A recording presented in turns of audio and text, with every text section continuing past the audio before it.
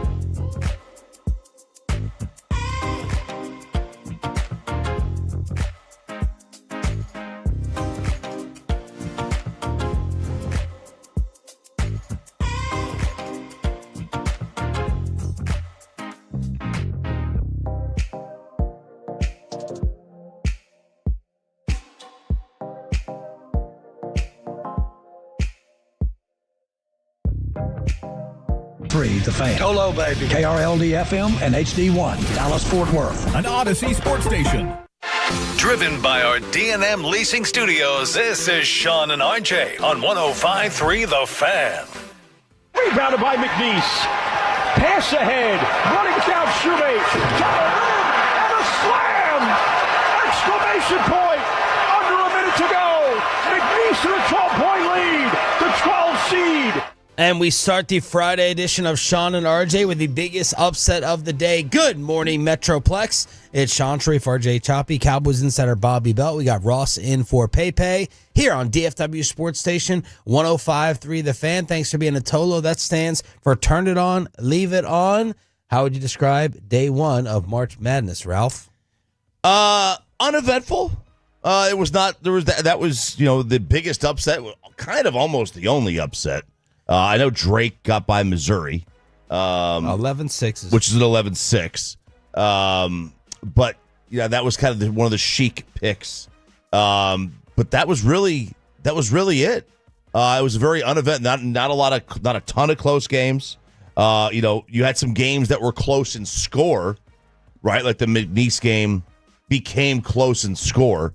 The Michigan game was close in score, but they were not tremendously eventful down the stretch where but maybe the best game down the stretch may have been the Arkansas-Kansas game late. Yes. That was pretty good. I totally agree with the summary of the day. I just kept sitting there like, where's the burst? Where's the energy? Where's the drama? Yeah, there was no like March feeling to it yesterday. I mean, obviously the game's going on, but there was no big like, oh my gosh, we're just in this feverish run of endings and this is going crazy and this is over here. But I mean, it was largely a boring day on the bracket, I'd say. It was just basketball was on.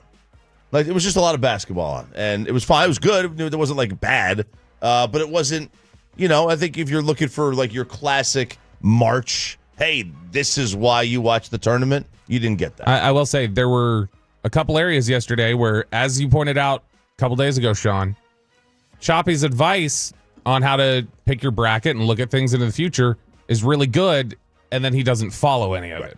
So, like, yesterday we see Michigan having to sweat something. He had said, I don't even remember why he said it, but he's like, Michigan is one of the teams you can't pick. First-time head coach. Yeah, and then he had also mentioned Clemson. He was like, Clemson, it's not a team you can really pick in this run, and I don't remember why. But Clemson was one of the ones he named. And then here we are. We're looking at Clemson bounced and Michigan almost getting bounced. We will update our individual brackets here in just a second. Let's just fly through the games and stop and start down. Houston destroyed SIU.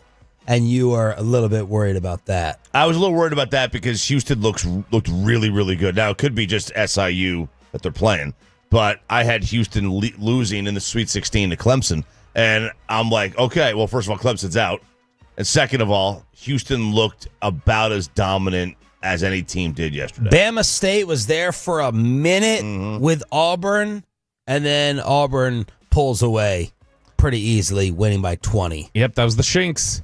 You were starting to feel Alabama State a little bit. I saw you tweet them, and then pretty quick, it's like, oh, all right, yeah, we are getting some contention, and then Auburn just starts pulling away. Yeah, if you have a 1 or 2 and you pick Florida like I did, I wanted Alabama State to win to take out those of you who picked Auburn. RJ Choppy's Tennessee Volunteers winning by 15 over Wofford. Yeah, it's just the kind of going through the motions kind of game. It was nothing that was tremendously exciting from them. Wofford is a team that they should have beaten probably by more. But, we get in, survive, and advance. I need St. John's. When I woke up, I just went right to St. John's, and I'm like, please, nothing scary and nothing shocking. They dominate Omaha by 30. I need Wisconsin to really go far in this thing. Maybe Wisconsin more than St. John's. Wisconsin handles Montana. St. John's, by the way, were you up watching that game, Chop? I watched the first half. That was looking a little scary for them early in that game. They didn't score for the first 5 minutes. They put up 83 points in this game. It was all in the last 35 minutes of the game. They did not look good in that first half. They came, it looked like they just went, all right, let's turn on a switch in the second half, but they looked really questionable in the first half. And they're not a great offensive team anyway.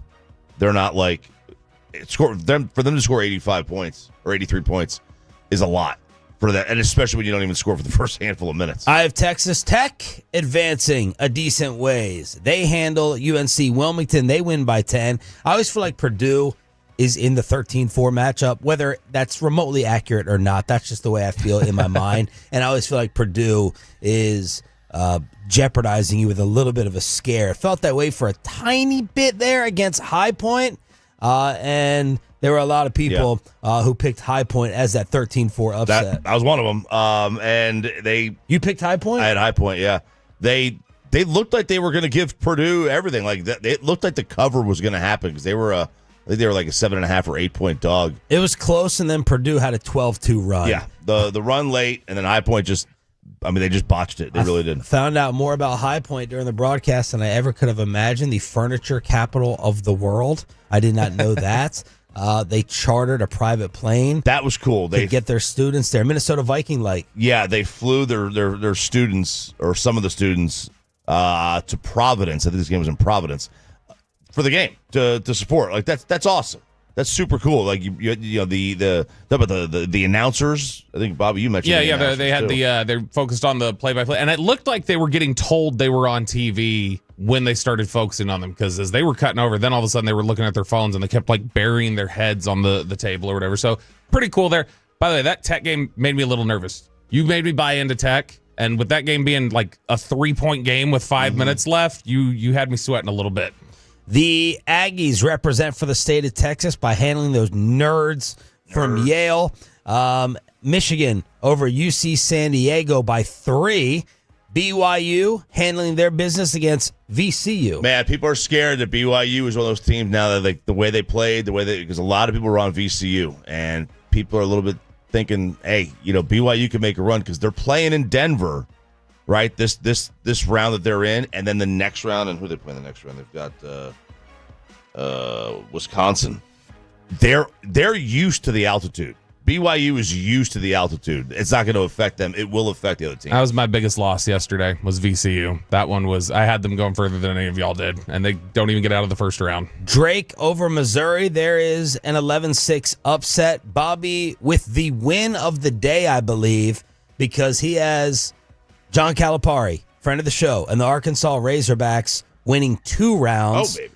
I think he has them taken out. Is it Wisconsin? Taking out St. John's. Yeah, Calipari versus Patino. That would be, yes, the Italians. And Arkansas, Kansas just did a mental thing in my brain, dug in. Kansas is going to melt down. They're going to choke at some point, and they were frazzled.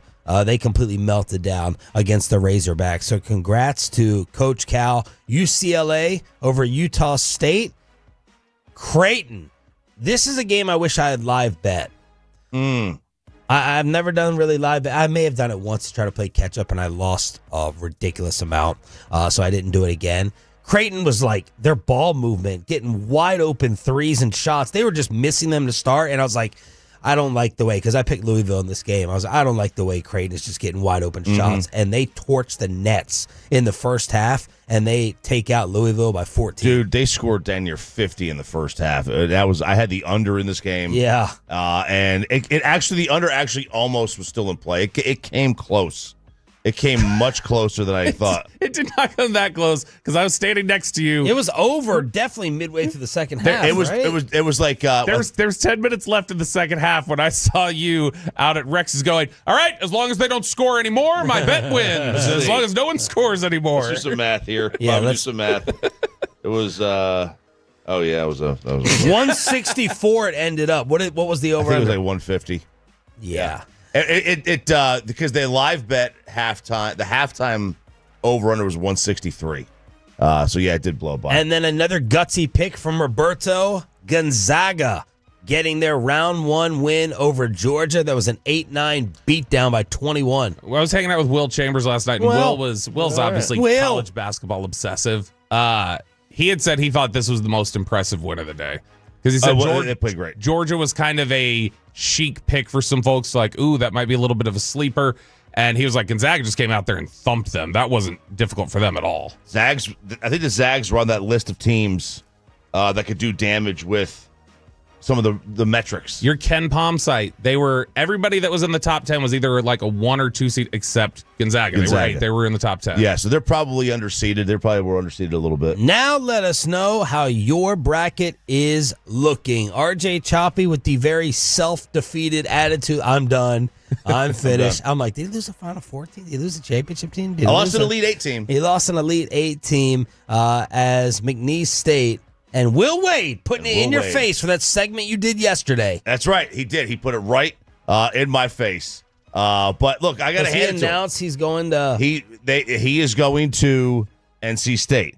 And he told his players, he was up front. I got to hand it to him. He did the absolute right thing. He told his players, and his players backed him. And after the game, they asked him a question about this, and I thought he gave a really good answer.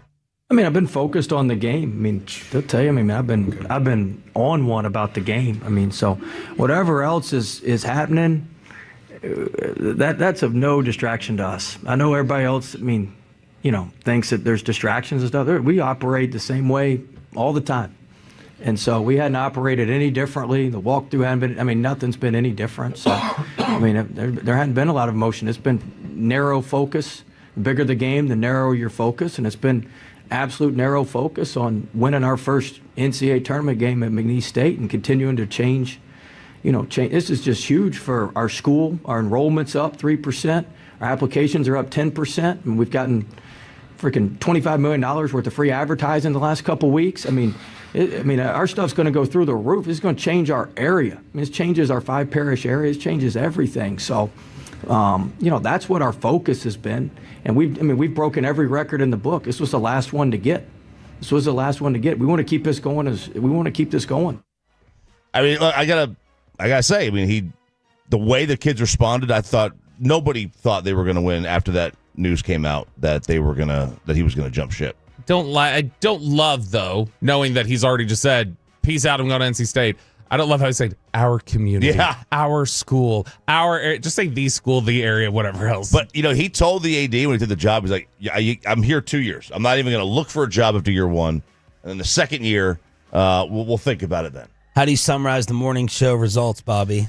All right, so in the lead right now, definitively, there's not a question about it because there are 2 ways you can look at it. Who has the most points right now and who has the most potential points left on the board. So Choppy's going to be hurting because he lost an Elite 8 team yesterday. Peyton is leading. In both categories, Peyton is leading. He has 13 points right now. You and I have 12. Choppy has 11. It was a little bit of a rough day for Choppy. He had some losses there. And then the maximum points left to gain, Peyton has 119. You have 118. So even though we're tied at 12, I only have a 116 because I lost VCU yesterday and Clemson. And then Choppy bringing up the rear, 114 potential points. But I'm really what's going to happen here is I'm either going to win the bracket or I'm going to lose. I will finish first or last. Yeah. Because Gonzaga and some of the little things all y'all's brackets are similar enough that I don't think there's enough margins for if I'm right or wrong for it to change it much. The problem is that Peyton just went 1 and 2s in the Elite 8. That's like a coward. He should actually lose points for that. Yeah. He should probably lose. He'll get half a point for getting that right. If you follow the Choppy formula, 5 first-round upsets. We got 4 yesterday. 3 if you're not counting the 9-8. Right, yeah, they don't count the 9-8. A lot of people took your 9-8 advice, and they got that Creighton-Louisville game correct. I started out the gates incorrect because I was like, okay, if it's 8-9, just go with the more favored team. So 3 upsets on day 1. You're probably going to get 2 today. So that would... There's your 5. There's your 5. Yeah, there's your average. The most that's ever happened in round 1 is 8. You would have to have a hell of a day to get to 8. You do need 2 upsets today. What do I need? Because you need Colorado State to win. Oh, yeah. Everybody's got that right now. But the big one you need is North Carolina. Because he has North Carolina in the Elite 8. So that is an 11-6. They need to win that game today. Kenny Smith had them win it. It's like, can we take it semi-serious? Win the whole thing? Clark Kellogg had Clemson in the Final Four, apparently. That forced Will Chambers. Will was like, he got the whole Final Four right last year, so I changed my pick late and put Clemson in the Elite 8. Just because of Clark Kellogg? You needed to go ahead and get one of the 10s. Bobby got it with Arkansas. If you need that 11-6, hopefully you got it with Drake. I picked Vanderbilt as my 10, so Homer. Because you got to pick that. You got to pick one of the 10-7s. It's not just like, oh, you got to pick a 10. Yeah. You got to pick the right one. You got to pick the right one. You got to pick one each of the 10, 11, 12, almost the 13. 13 is like 0.8 times per season. So you got to pick one of them. You just got to get the one right. Tolo Kevin chiming in early. Don't let me get hot. 14 out of 16 on day 1. Trip to Mars is dead, but that 100K is still mine. Now time for the best damn morning show out there. So shout out, Kevin. You're appreciated. Was that the angriest Pete DeBoer has been all season? And Michael Gallup is back in the NFC East. Next on Sean and RJ 105.3 The Fan. But...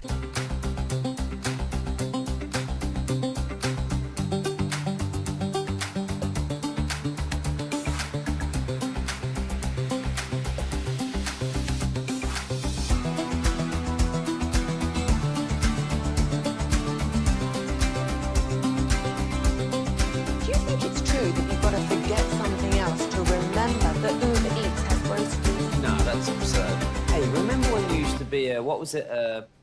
Pepper Lady. Pepper Lady? Not Maybelline's? No. Nothing made. I just said that. Was it Spice Girls? Doesn't sound right. What's it sometimes called?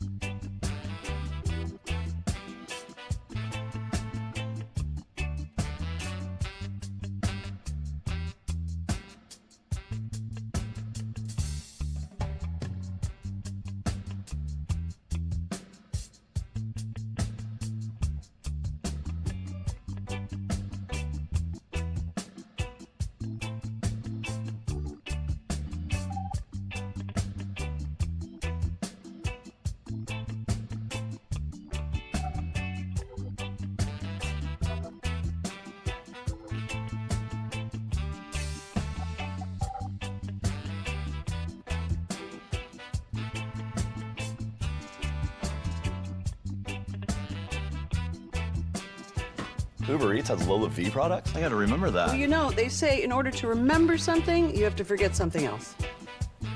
Okay, now that is a very cute haircut. That's like a little shag. I've never seen it before. Well, I mean, of course you have. It's the Rachel. Oh, is that your name? No, I mean, like, your name. No, I'm Jen. My name's Jen. Right, but I just mean, like, this is your haircut. But that's hair on your head. I'm not saying this is your hair. Okay, freaking me out a little bit.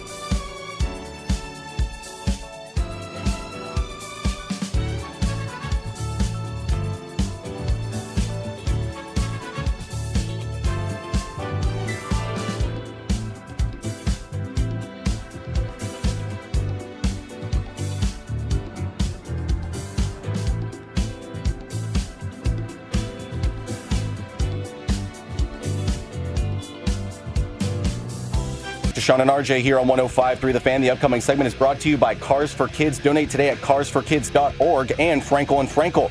If you've been injured in a car or truck wreck, call Frankel first. 214-817-333-3333. With Frankel & Frankel, there is never an out-of-pocket cost. They only get paid when you win. Frankel & Frankel, the go-to car and truck wreck attorneys in Dallas. Behind the net, Granlund for Duchesne. Quick shot, pinballs, and loose. Score! Marchment! If you listen to Pete DeBoer afterwards, Victory Plus with the audio, the Dallas Stars were lucky to get a point. Spittle said that's the most upset that he has seen or heard DeBoer. Not happy with the effort, says at this time of year it's inexcusable. I think we had to get to the fourth line being asked about in the press conference before he decided to give praise. He's like, I shouldn't trash everyone. We got some positives from the fourth line. Yep. He said, he also said, like, there's no bad points, but just overall disappointed with the effort. Smith was not, he wasn't the problem. He was not the problem in net. They've just hit a rough patch. And, it's not like they're playing bad teams. They're playing good teams. Yeah. He said we've been, well, you finish. Tampa's a good team. They got over 40 wins. I mean, they're basically the same record as the Stars. They've run into a rough patch of solid opponents. Now, this one was, different because it was a home game versus what they had when they went on that Western Canada and Colorado trip, which is always difficult. But, you lose 3 or 4 on that trip, and then you've split your 2 games since you've come home. They went 1 for 2 on the power play, have now scored a power play goal in 7 of their last 8, and they've scored 11 power play goals at home during that span. They just need to have reasonable expectations, Sean. 67% on the deserve to win meter for Tampa. Pete DeBoer can't be too upset about that. Stars are 3 points up on Colorado with 2 games in hand. 2 games. Over the Avalanche. This was DeBoer after.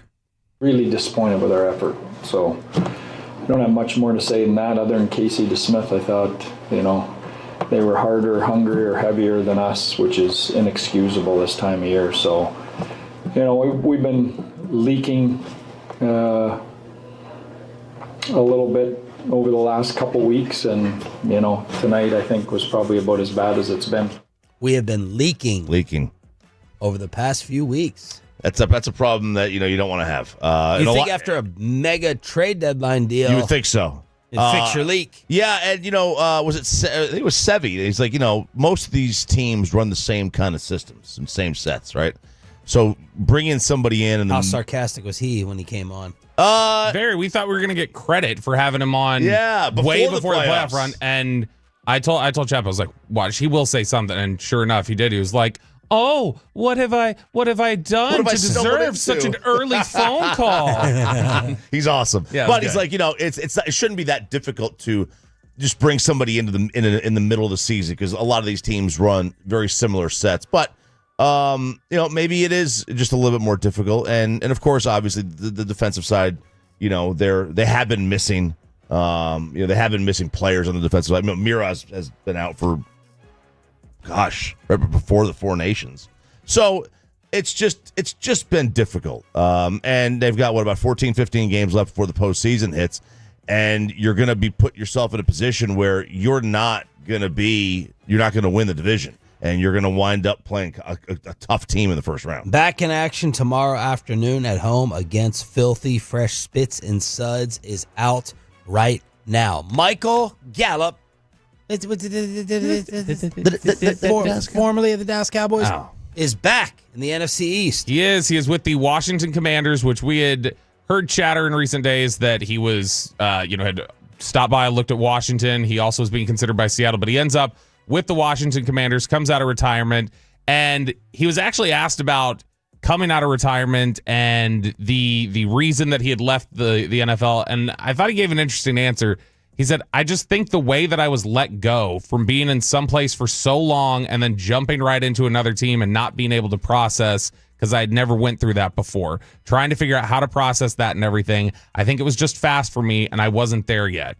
And they asked him, so how's your conditioning? How ready are you? He said, I'm good. I've stayed ready, stayed prepared to play, because I knew that this was going to be the goal at some point, was to come back, even the day I retired. And I'm looking at that, and if I'm the Raiders, I'm just going, okay, why didn't you just sit out then? Like, why are you retiring then? If you just needed some time and you always intended to play football again, why did you sign with us? And then why did you just not hang around? But good for Michael Gallup. This shows you, though, some of what we've talked about here on the show, which is Michael Gallup was just in a bad headspace the last couple of years. So hopefully that's something that he's cleaned up. If he has, then, I mean, he doesn't have a lot of wear and tear on his body. He's still under 30 and is a guy who, when he's been given some opportunities, can be productive. He's never going to be a legit standout two, but he can be productive. Man, it's a great situation for him. It really is, if he can get his headspace back. And he is now, though, the one problem. Like, I think a lot of Cowboy fans would have maybe, because knowing a lot of the mental block of the knee, had he gone to Cleveland, had he gone to Miami, Saints, whoever, right? Denver, and played well, a lot of Cowboy fans would be happy for him. Man, they are going to be merciless to him on social media if he puts up 63 catches, 15 a catch. He's the nicest guy, too. Will they be angry at him or the Cowboys? Because, whenever anyone leaves, no matter Cole Reagans, no matter how many opportunities they've been given, it's, you can't develop your training staff. Right. You guys don't know how to work with your players. Yeah. Well, I think there'll be some Cowboy anger. Yeah, especially Cowboys. Like for the Cowboys themselves, the people will say, I mean, Dante Fowler signed back here, but Dante Fowler had been here for 2 years, had never, one time in his career ever been a double-digit sack guy. Well, as soon as he leaves, and as soon as Dorrance Armstrong leaves, guys that Cowboys fans weren't clamoring to get back, well, they were mad as soon as they performed well. So, yeah, they're gonna turn it around, and they will blame management here if Michael Gallup plays well. Inside the Star on your official home of the Dallas Cowboys, in case you did not know, as part of the 6 a.m. club, Sean, RJ, and our Cowboys insider, Bobby Belt. Hold on tight, RJ Choppy. You're going to be excited. Okay. Because Jeremy Fowler, oh baby, ESPN, dropped the Dallas Cowboys in the teams to watch list for Joe Milton. Oh! New England Patriot backup quarterback and Tennessee Volunteer. Go Vols, baby. Let's go. Let's go. Let's go. You will never see more majestic, incomplete passes in your life. 6'5", 250? 6'5", 250. Just, I think he could. He has a better arm than Josh Allen. I mean, it's not the most absurd. It's at least a conversation. There's nobody that's typically able to say they're even in the conversation with him. It's at the very least a conversation. He can throw the ball 80 yards. Yeah, he just doesn't know where it's going. The problem is Josh Allen early. Right. The problem with Joe Milton is that he can throw the ball 80 yards. That's the good thing about Joe Milton is he can throw the ball 80 yards. The bad thing is that his 5-yard passes also go 80 yards. He's punt god. He's Matt Ariza. He really is. Everything is a 96-mile-an-hour fastball. There is no touch. He had the flash game last year against Buffalo. He was 22 of 29 for 241 and a touchdown, 10 rushes for only 16 yards. But, Bobby, this looks like a trait thing. I'm starting to develop and notice a pattern with them over the recent backup quarterback talk. Trey Lance, well, he's got number 3 overall traits. Joe Milton, this would be a trait thing. The other day, who were we talking about as a backup quarterback? I was talking about Levis. Yeah. That I would be interested in Will Levis. But yeah, I mean, look, they never seemed, no matter how well Cooper Rush performed, they always just seemed a little like, all right, I guess we'll bring Coop back. But like they were never gung-ho about it the way they were with Trey Lance, who Trey Lance never showed you anything. So yeah, I think you're right. I think traits is going to be a big thing for them when they're looking at grabbing that lotto ticket and like, this is going to be the one. This is going to be the one we'll hit. Milton is really interesting because if they like him, so much upside. If they were, traits. if they wanted him, if they were like, all right, let's go make him our backup quarterback. That's the guy we'll invest in. After traits were kind of off the charts, as somebody had told me last year when he was coming out, they went, I'll be honest with you, this may be seen as a dig at one guy as well as a compliment at Joe Milton, but I don't see a whole lot of difference between Joe Milton and Anthony Richardson when they were coming out. And so when you talk about then he played well in that game, you don't have a 4th-round pick. If you're genuinely interested in looking at Joe Milton, I don't think he's going from a 6th-round draft selection last year to only being given up for a 5th year. I would think 4th is more the territory. Really? Which makes me wonder if they were to go after him, would they be looking like, well, maybe a 3rd? And this, oh my gosh, that's a little too rich. Come on. Yeah. Now. But look, this is another example of why you throw darts if you're the Patriots. You got Drake, you draft Joe. You draft Joe in the 6th. I agree with Bobby. The price would be higher. I'm thinking a little bit more like 5th. But if you got a 4th-round pick It's a win. for Joe Milton, Yeah. you have a humongous 2-round win in a trade. You bought a house and flipped it. Yep. That's what you did, and Except for Bobby. right. Yeah, not me. But I mean, look, if the Cowboys were to get him, you're looking at upside. He is on the Dak Prescott. And by the way, I'm totally fine with the Cowboys using a 5th if they like him better than the quarterbacks they think will be there. Right. Yep, 100%. Draft a quarterback. He is on the Dak Prescott person level, like the type of guy he is. Oh. He came to Tennessee to be the starter. He lost his job to Hendon Hooker and moved in with Hendon, became his best friend, stayed back behind him for 2 years, and then started the next year. He's totally team first, kind of like Jalen Hurts at Alabama, right? Stayed. So there's a lot of positives about Joe Milton. The negative is the simple fact that he doesn't know where the football's going. And what type of runner? He's a horse, man. He's 6'5", 250. But he's got speed. Yeah, he's not he's not Lamar Jackson. Yeah. No, but the way, But Is he he can like run. Hurts? like Or more like explosiveness? More like Allen. Allen. That kind of how Allen's just A powerful he's runner. a horse. Yeah, he just he gallops across the. That's the same kind of athlete. I wouldn't say.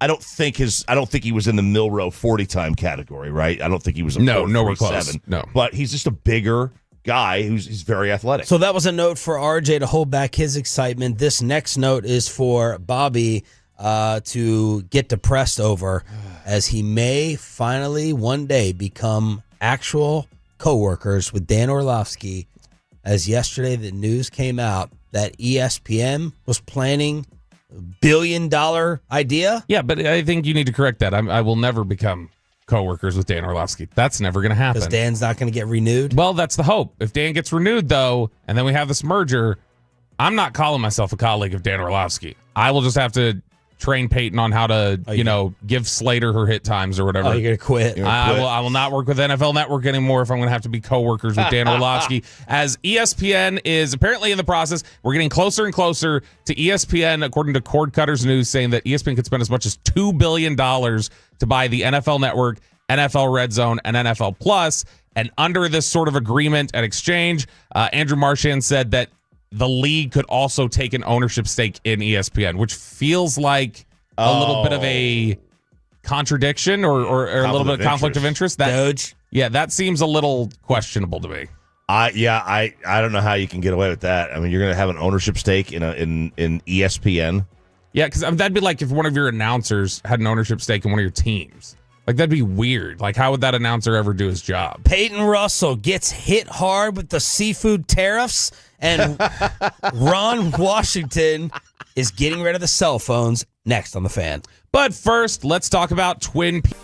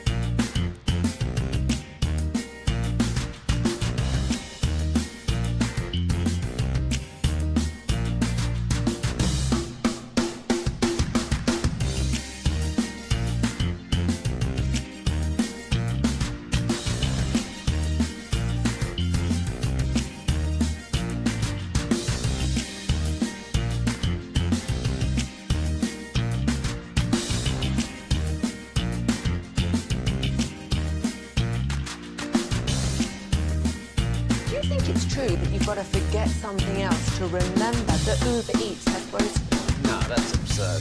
Hey, remember when you used to be what was it, Pepper Lady? Pepper Lady? Wasn't it Cinnamon Sisters? Basil Babes. Saffron Squad? Nutmeg Maidens? Pre-curb? No. Nutmeg Maidens. I just said that. Was it Spice Girls? Doesn't sound right. Was it Saffron Squad?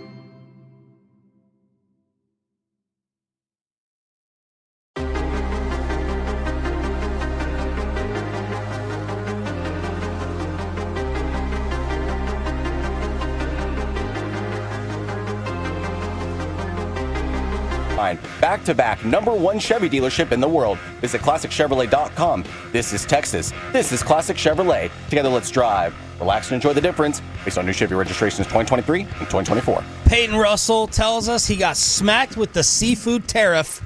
The sea tax. The sea tax on day 2 of the vacation in Boston. And I told him it was coming. You got to have it. You got to try it. But you don't do it again, I don't think, unless you're just totally blown away. The $40 lobster roll. Yeah, now that's just like shredded up lobster and mayonnaise, right? Or butter. Or butter? Yep. Okay, so you don't have to have mayonnaise. No. Okay. It's fantastic. I had it up there once when I went up there. You have to do it.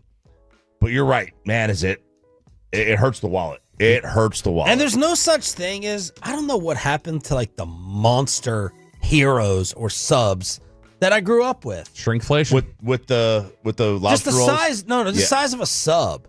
Yeah. Now they're not going to give you. I'm talking about like you're doing dumbbell curls with this thing. Yeah. You know what I mean? Now they give you a little hot dog bun. Yeah, it's a little hot dog bun. He was so upset with this. This is all we've gotten updates on is just, can you believe how expensive this is? How much money I had to pay? Yep. He is so bitter about that. He's about ready to start dumping lobster into the Boston Harbor as a protest. Well, look at that. Did you see anything else that he did while on the trip? I haven't seen a ton. No, I saw one picture that he shared. He is completely clean shaven. Mackenzie made him clean up for the trip, you can tell, because he's just baby faced right now. But otherwise, it's just been a bunch of complaints to us about how much he's spending. And he didn't write back if this lobster roll was spectacular or anything. He didn't mention it. He didn't say anything. No, that tells you he's bitter. Yeah, otherwise he'd be like, fantastic. It was great. You could legitimately say, how much of your enjoyment of the food is impacted by what you're paying for it. Yep. Like, you can't separate. It's hard to separate the two. Like, yeah, this is really good, but I'm still bitter about the $40 I just spent on a lobster roll. Literally, the only things I've heard from Peyton so far were, I had to pay tolls in my Uber. What a ripoff. I'm giving this person 1 star. Then it's, I can't believe I had to pay $40 for this. And I can't believe this guy took a picture of me on the airplane. Recognized me. Oh my gosh, it's so wild. And then he sent us a picture of some spices he found or something, some green monster. Green monster. And then yesterday when somebody was like, give Peyton respect for leading in the tournament picks right now, I said, no respect for the coward who puts all 1 versus 2 chalk in his Elite Eight. And he replied back and said, learn how to March Madness, loser. Oh, God. Texas losing really screwed us with him because he would have probably had the Longhorns going. And he was planning last night. The Texas game. The Texas game is at 9:15. That's right. The Texas game, yeah. Yeah, he was, he needs to take some losses here in this tournament. Our best hope right now to get Peyton hosting for a half hour is we need St. John's to lose. We need St. John's to lose early because that's really the only team he has way different than us going deep. Ron Washington is getting rid of the cell phones. The Angels instituted a new rule this year. Players are not allowed to be on their cell phones at their lockers. Wash said he wants everyone to interact more with each other and bond. And so far, Mike Trout has said it has worked out great. Man, the idea in principle is like, you know what? Good idea. Less time on your phone, get to know each other, team camaraderie, all that crap. It sounds refreshing, but it's also like, how different is this from like a facial hair policy? It's like just kind of parenting. Yeah. And like the Yankees could get away with it because they're the Yankees. Like the Angels can't really get away with anything. You know what I mean? Like it's like the Reds doing the facial hair policy, it was stupid. It was like, but you're the Reds. Like, what are you doing here? Like, you don't have that kind of clout within the sport. The Angels don't. Now, Wash does have clout. That's the difference. Wash himself has enough clout to be able to get away with this. Yeah, and if this is a first-year thing, it's probably a lot more difficult to receive. But now that he's actually been in there a little bit and made those relationships, but it does have the, like, Dolphins are taking the ping pong tables out, like, kind of feel to it. Think about the times when you're restricted or being asked not to use your cell phone. Do you do it? Does it have any effect? You have certain restaurants now that are like, hand over your phone or don't use your phone. The place I notice it most often is in a doctor's office. They tell you no cell phones, especially when you walk through the doors or you sit in the room. They mean on a call, right? Probably. Yeah. I get that. Like at a doctor's office. Don't be on a call. Well, why can't I be on a call while I'm waiting for you to be late by 15 minutes? That's interesting. Why can't I be in the waiting room by myself on a phone call? And if you're allowed to text, maybe texting is allowed, but could you like Sean does where he voice texts? Where are we with the guests? If they don't want the calls, could he do the voice text? I was like, I know these two are sitting there in Fort Worth getting slammed yesterday. I'm home, stuck with my daughter, homesick, watching these games. Bored to a degree, 11 to 6. I said, uh-oh. For RJ not to send an email on a day like this before 6 p.m. is very, very, very, very rare. Yeah, look at the hat he's wearing. He's got he's the local celebrity now. Where did that come from? Torres, who I think runs the local in Fort Worth, brought this hat to me. Did not get the sense he was a big fan of mine. As Choppy and I discussed right after that. What? So I can always tell when there's a listener who's not a fan of mine when they walk up. It's because they'll usually they won't say anything typically. And so like Kristen will always, several different Uber drivers she's had have said, they're listening to the fan and she'll say, oh, my husband works for the fan. They'll go, really, who?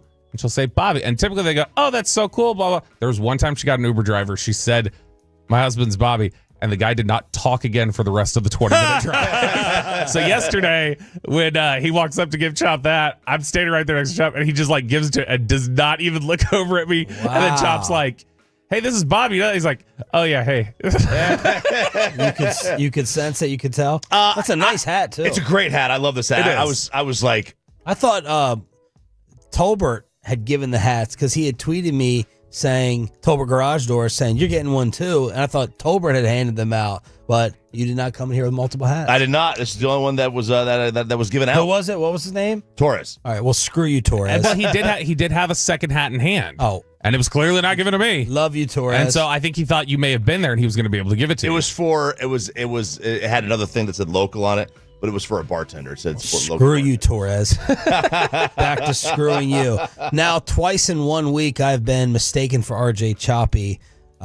Took Ollie to Bahama Bucks, like a slushy place. Oh, and this dude came up and he's RJ Choppy. And I had my father-in-law there, and it was like, normally I can puff my chest out when I'm recognized, and my family and in-laws are reminded that, you know, they have someone famous in their family. Yeah. And no, I put my head down. And I was like, I didn't even correct him, but I was embarrassed. And then yesterday after the show, we had a Tolo bring up these awesome car flags. Yeah. And I was the first one in there to go see them after the show. He said, RJ. But then the kick in the nuts was, and I didn't correct him again. Bobby walks in. He's like, Bobby. And Spittle had to stop the meeting. And he said, how do you know Bobby, the third wheel, and you don't know the first name on the show? So twice in 1 week, I've been mistaken for RJ Choppy. Third wheel is the most important one on a tricycle. I get it's fair.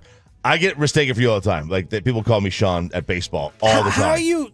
But like Choppy and Sharif, like you'd think that Sharif would play more. We have beards. Yeah, we have beards. You know. Yeah, I think some people who if they don't watch the fan cam, I think some people, if they just know, oh, that's one of them, would be surprised. They'd look at your complexion and they would say, that looks a little more Italian to me. Is that I could see them confusing that just right off of there. Okay, speaking of 5-year-olds, I have a question for the fan text. While I was attending and being stuck in traffic both ways in DeSoto, went to a 5-year-old birthday party, and I was told by the parents, everyone in the class was there in attendance. And I was like, wow, that's pretty cool. Your kid must be really social. And they said, no, it's actually a school regulation that everyone in the class, this had to be pre-Trump, everyone in the class had to be invited. Yeah.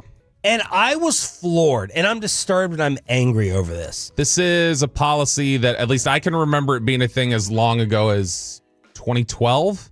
What? Like I remember that being the first time I heard about that, where if you want to hand out invitations at school, like obviously if you know the parents off to the side or something like that, you can talk to them individually.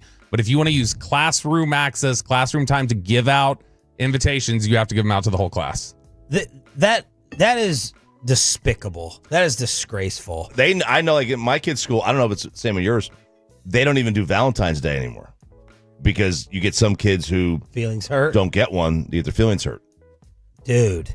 So I have to account for, first of all, I got to invite these random strangers I don't even know or maybe haven't even met. And then pay for them. And then that's the thing. Yeah. So I got to account for 30 people in that amount of pizzas, and half of them may show up. That's all I kept thinking about. That amount of pizzas, you got to, let's say you're doing an event at a trampoline park. I mean, that's 30 people you got to pay to get in. Yeah. Bunch of waivers. Yeah, I couldn't believe it. And I was like, so what is the school going to do? Let's say that you hand it out to half the class. What's the punishment? How do they crack down?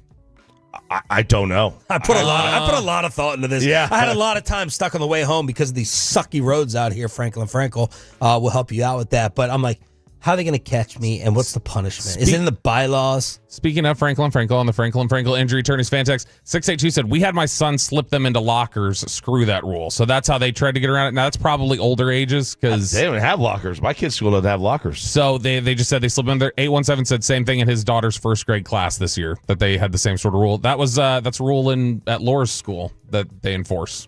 You're not wrong. It's the policing of it and like the enforcement of it. How are you gonna enforce? What are you gonna do? Kick them out? Right. Well, and see, then it's also weird too, because as somebody just points out on the 682, my sister's birthday party, she invited the whole kindergarten class and only one kid showed up. You also then get that where it's like you're forced to invite all these kids that then if they don't know you or whatever, then they don't show up. Then you also set up the kid who's having the birthday party to get hurt feelings for like, well, nobody came. What if someone's bullying my kid? Yeah. What if my kid's bullying them? I don't want that awkward friction there. No, but I'll tell you this, then you get a firsthand look at who's bullying them. Oh, because you think they'll do it at the party? Yeah. Well, then you got to see how big the parent is. That's right. 214, my daughter's school, you can pay the school to deliver Valentine's to any other student. It's a money grab. Oh, so the school's setting up this racket where if you pay us, we'll get it to the right person. My brother weighing in on the Odyssey app in Maryland. F that. You don't tell me who I can invite to my party. 877-881-1053 in order to hit us up. We are live on the Fan Cam, Twitch, and YouTube. RJ Choppy recaps day one of the madness with a college basketball kegger and our final PBR ticket giveaway of the week after this. And after this is Platinum Ford in Terrell. Let's get you on over there, boys.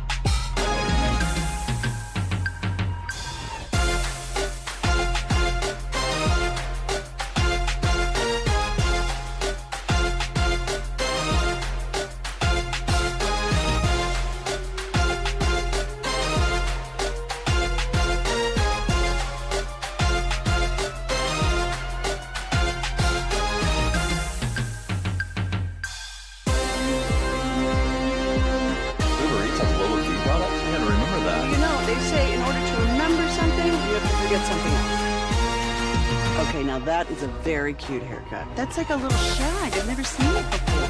Well, I mean, of course you have. It's the Rachel. Oh, is that your name? No, I mean, like your name. No, I'm Jen. My name's Jen. Right, but I just mean like this is your haircut. But that's hair on your head. I'm not saying this is your hair. Okay.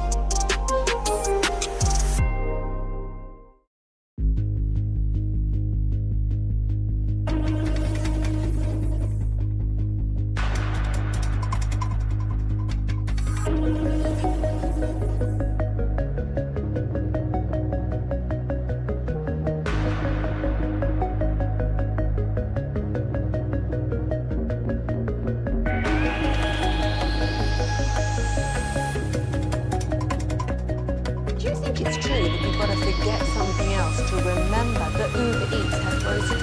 No, that's absurd. Hey, remember when you used to be a, what was it? Pepper lady. What's that with the Simmons sisters? Razor waves. Saffron Squad? Nutmeg maidens? Pre-curl? No. You just said that. Was it Spice Girls? Doesn't sound right. What's it, Saffron Squad?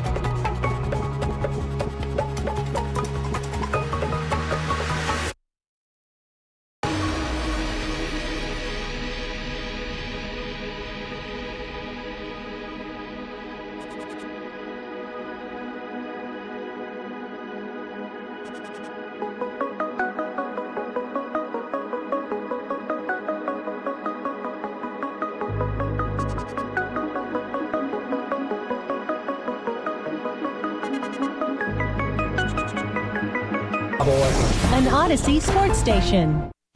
Driven by our D&M Leasing Studio, this is Sean and RJ on 105.3 The Fan. Hawkins jogs up the floor right to left. Off a screen from Williams. Good look for three. And Hawkins buries it. Did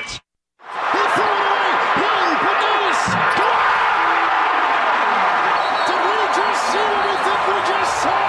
Wow! A decent first day, and not a exciting first day. It was just basketball. You had a couple of upsets. You had a lot of chalk that wound up winning. You had a few blowouts. And you really had maybe one really good game, the Kansas-Arkansas game, where everybody was like, there was a lot of drama down the stretch. Yeah. Other than that, it was just basketball on day one. Everybody's bracket pretty much is still intact except for mine. I lost Clemson. That's about it. But for the most part, a chalky day.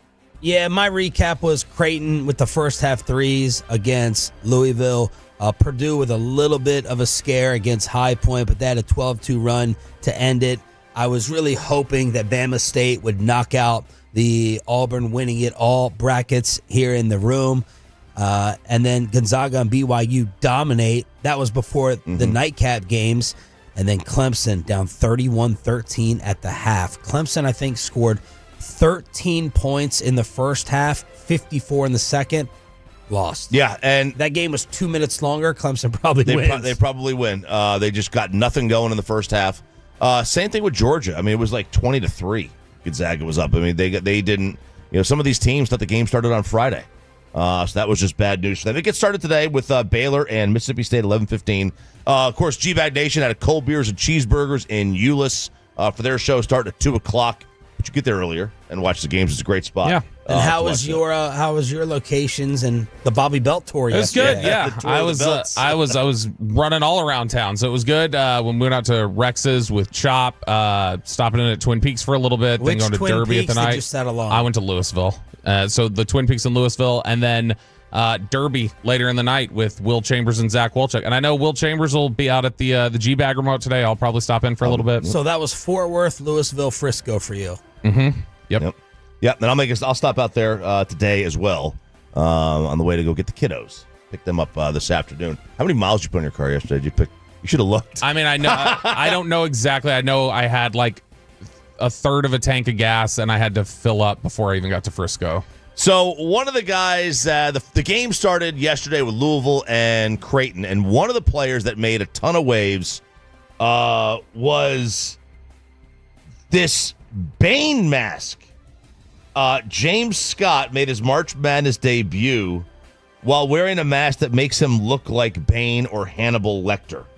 He had suffered a really gruesome injury, like he got his face smashed on the hardwood against Miami in early February, and blood was gushing out. Right, he couldn't close his mouth. It looked really bad. So, these students, he got both of his teeth knocked out. These students devised this sort of Bane mask. I didn't know what it was at first. I was like, did he break his jaw? Or is he just wearing one of those restricted airflow masks? He's just so good. He's trying to make the game more fair to everybody else.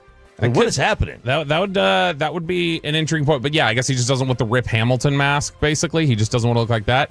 That is not what stood out to me about Creighton, though. What stood out to me about Creighton was that Louisville. But in the Creighton-Louisville game, yeah. Stephen Ashworth, that guard for them. Oh, yeah. This guy is apparently 24 years old. I don't buy that for a second. That is not a 24-year-old. He was hitting threes in the first half. Ashworth, that is a He's got a 10-year-old easy. That's a Little League World Series 24. Yeah. Where like you're clearly just forging some documents. That is not a 24-year-old. My fan of the day, because one of the best things about the tournament is watching the little kids and people cry in the stands when their team gets shattered. Calipari's daughter was a mess. She was sitting next to mom. Yeah. And she just hands over. I'm on the fan, can't do it. Cannot look up. No. Cannot do it. It's like the years past, you see that Northwestern kid that was always crying. He's always... You get band members. Yep. The band members are always the one. Remember the girl played for, I think she was with Villanova. She was like playing the flute or whatever. The flute, and she's like, her lips are just trembling, just trying to play the flute. Yes. And it happens. And it's part of what makes March, I love it about that. Barstool brought up a point that the scoreboards were not matching up early. Like it was ahead of time giving away. Yes, it was. Yeah. So what you're seeing, and I suppose this is the case with when they're doing things versus cable and network. Like some games are on CBS and the others are on TNT, True, and TBS. And if you're on the TBS feed, maybe the score on the top is ahead of it. I don't know how that works, but I did notice that. It kind of gives it away, and they're like, no, back it off 30 seconds. Yeah, delay it. Delay it. You should absolutely delay it a little bit, but they didn't, and they were a little bit too live with that one. College Kegger here. Too live. On 105.3 The Fan. So we had mentioned this from Rick Pitino. So this was at the end of the Big East tournament. Rick Pitino on the court saying what his plans were for the next, 12 hours. I'm going to drink a quart of Jameson's. St. Patty's Day. Good for you. A quart, huh? I've never heard of somebody drinking a quart of alcohol. Pints, yes. Liters, never a quart. But Jameson's has stepped up, and they said that, if the Johnnies reach the quart or finals, which is the Elite Eight, that they are going to send him a custom barrel. A custom barrel. I love when, companies find a way to market things and do something like this. Baseball should learn how to, hire the same marketing firm that Jameson's has. That's pretty cool. Yeah, does he need more, though? It sounds like he drinks plenty. It sounds like he's got more than enough. I don't know that he needs any more than that. Why do you think he drinks? Yeah. I don't know. Because he's... That's an old story. The Italian restaurant, was that him? Yeah. I think it was him. Oh, I don't know. I thought you were setting me up for another joke. I don't know that story at all.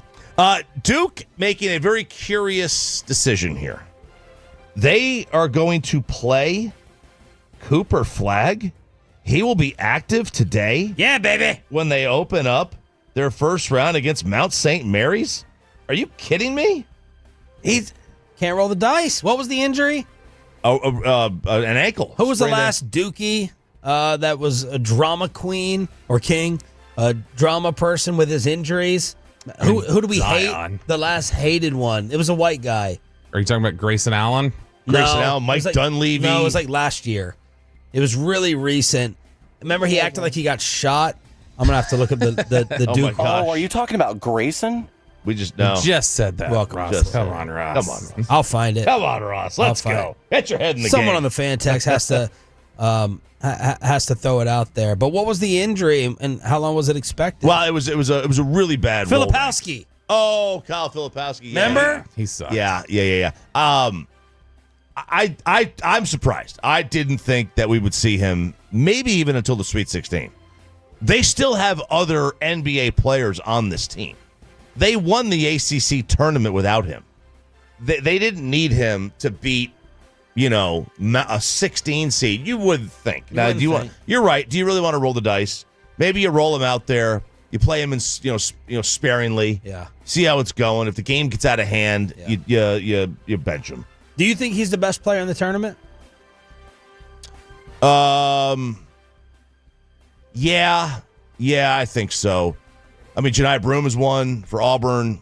Braden is one for Purdue. There's a handful of guys that are really, really good. But I think he is. I think he really is. But now that he's got an injury, I don't know that that's the case anymore. 682 is wanting to know, Sean, are we sure it isn't Grayson Allen? They want to know if that's. Hey, that's it. Ross has done a tremendous Good job. job. Done a good job. Don't let that get in your head. We expect your downfall at 8:45. Right. Not at 7:08. You're here on a Friday. That's already longer than Peyton goes. That's right. Yeah. College basketball kegger, recapping the madness with RJ Choppy on the Fan. The University of Texas is looking for a new head coach. They are parting ways with In Rodney. your face, Clarence Hill. They are parting ways with Rodney Terry after 3 years. They lose by 6. They really blew it. They were up by double digits.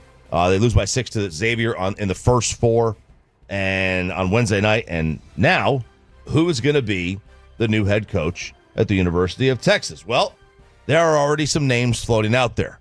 The guy that just beat them, Sean Miller, who was at Arizona before the Adidas scandal got to him. He's very good. I don't know if they're going to go that route.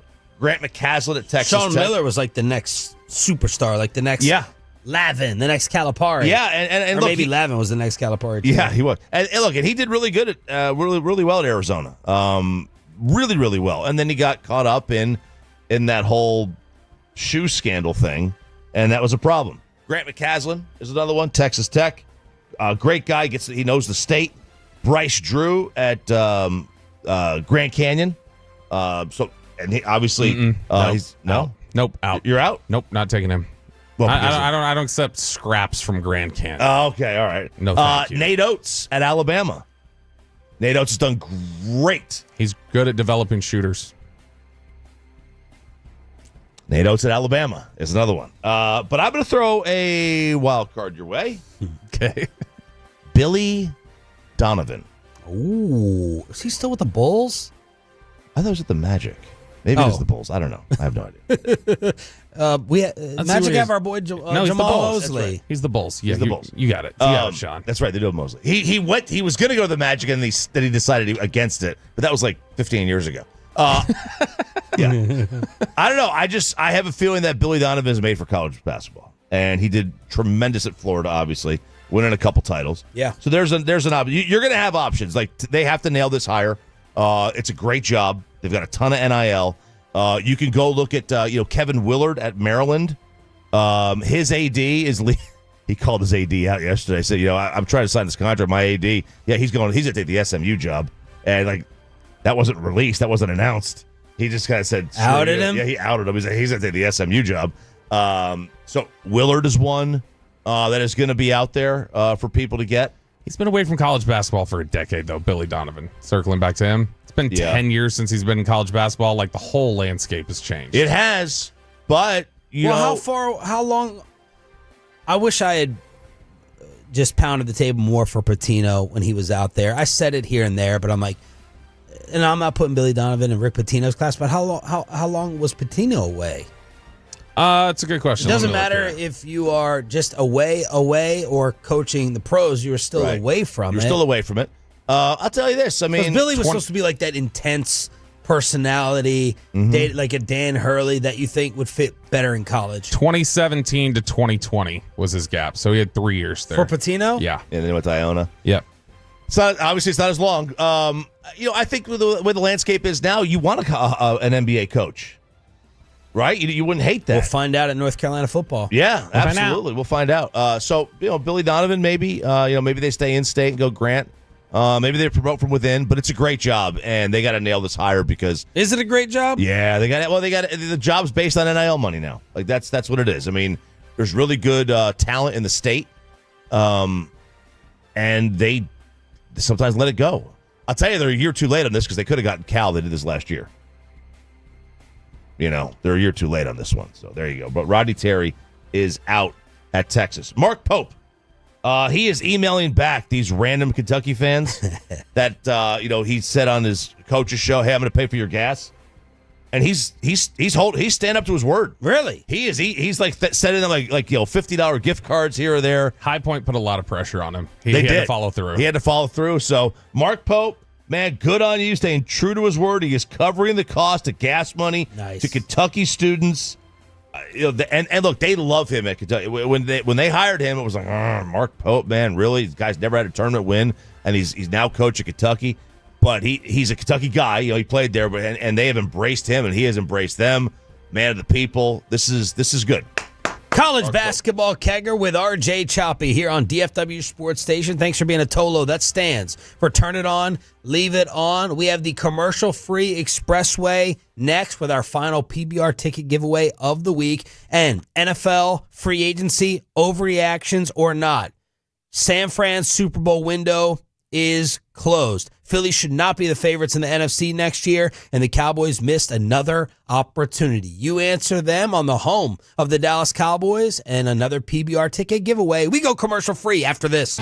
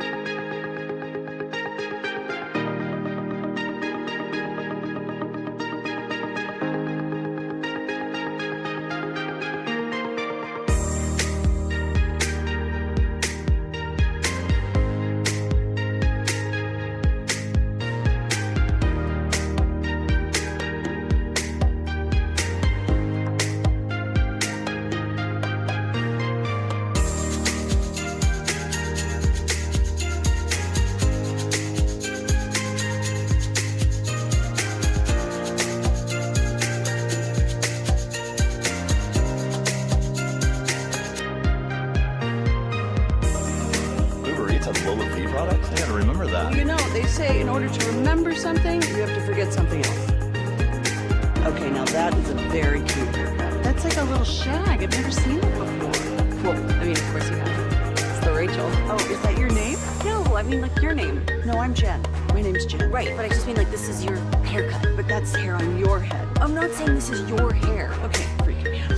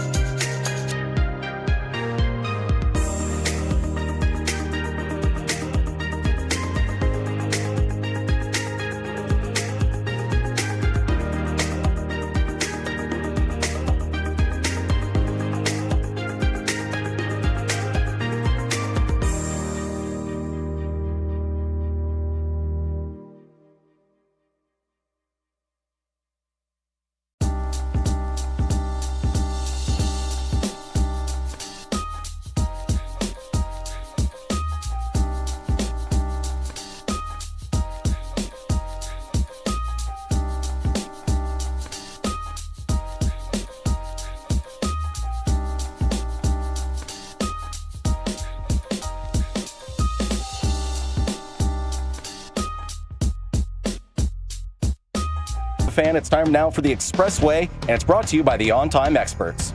Good morning, Metroplex. We're commercial free, as Ross just said, with Sean Sharif, RJ Choppy, and our Cowboys insider, Bobby Roberto Belt. We have our final PBR ticket giveaway of the week coming up at any moment when Ross gives you the cue to call. We are your official home of the Rangers and Cowboys. RJ Choppy with some NFL offseason overreactions or not. All right, boys and girls, overreactions or not, the Dallas Cowboys missed their opportunity. Another opportunity, I should say. 2? Like make up ground, catch someone? Yeah, because San Fran is taking a step back. Yeah. You know, they had free agency. They didn't do anything in free agency. No one's going crazy over the Packers. It still feels like, they're screaming for a receiver over there. They missed another opportunity in free agency basically to improve their team, get better for next year, and plug holes pre-draft. Yeah, probably, yeah. I mean, the biggest, there's just a couple. Dre Greenlaw, I was interested in. They were interested in. They didn't get that done. I wish they would have been interested in Cooper Kupp. I think I would have probably paid the 15. I know there are a lot of people that wouldn't. I know you wouldn't. I don't know if you would have. No. So I don't know how much it's kind of the expectation. So I guess I've just resigned myself to the fact that I know they're not going to be active enough to where I would feel that way. I'm going to really feel like they missed an opportunity if they do something wild in the draft and prioritize like a running back at 12 or something like that. So I'll say overreaction for now because I need to see what that draft looks like. It's a difficult question. Like, missed an opportunity, I feel like we should follow that up with a list like Bobby of 3 players where we're like, you should have done that. Derrick Henry, even though we were all against that last year. Did the Cowboys do more this offseason than last offseason? Like, has this been a more productive offseason? Yes, of course it has. It's been a lot of volume. Are they better than the team that ended last year? How would you answer that question? Are the Cowboys better right now? In fact, make them healthy last year. Yes, they're better than they were at the end of last year. Yeah, they are. Missed an opportunity. I'll say it's not an overreaction because, to my knowledge, you still have like $40 to $50 million, and you could have taken a bigger swing somewhere. Like, would I do like a Tyreek Hill deal? Would I have done the Cooper Kupp deal? Would I have traded that and given DK the money? No. But if you do it, then you are going for it. Right. That you are. And my most disappointing thing about covering this team right now, like, I wanted to do national TV or national radio. Oh. Well. And then when you come here, you're like, okay, this is basically national. Mm-hmm. And when I'm coming to work on the home of the Dallas Cowboys, never did I think that I would have this feeling of going into a year and you're just middling.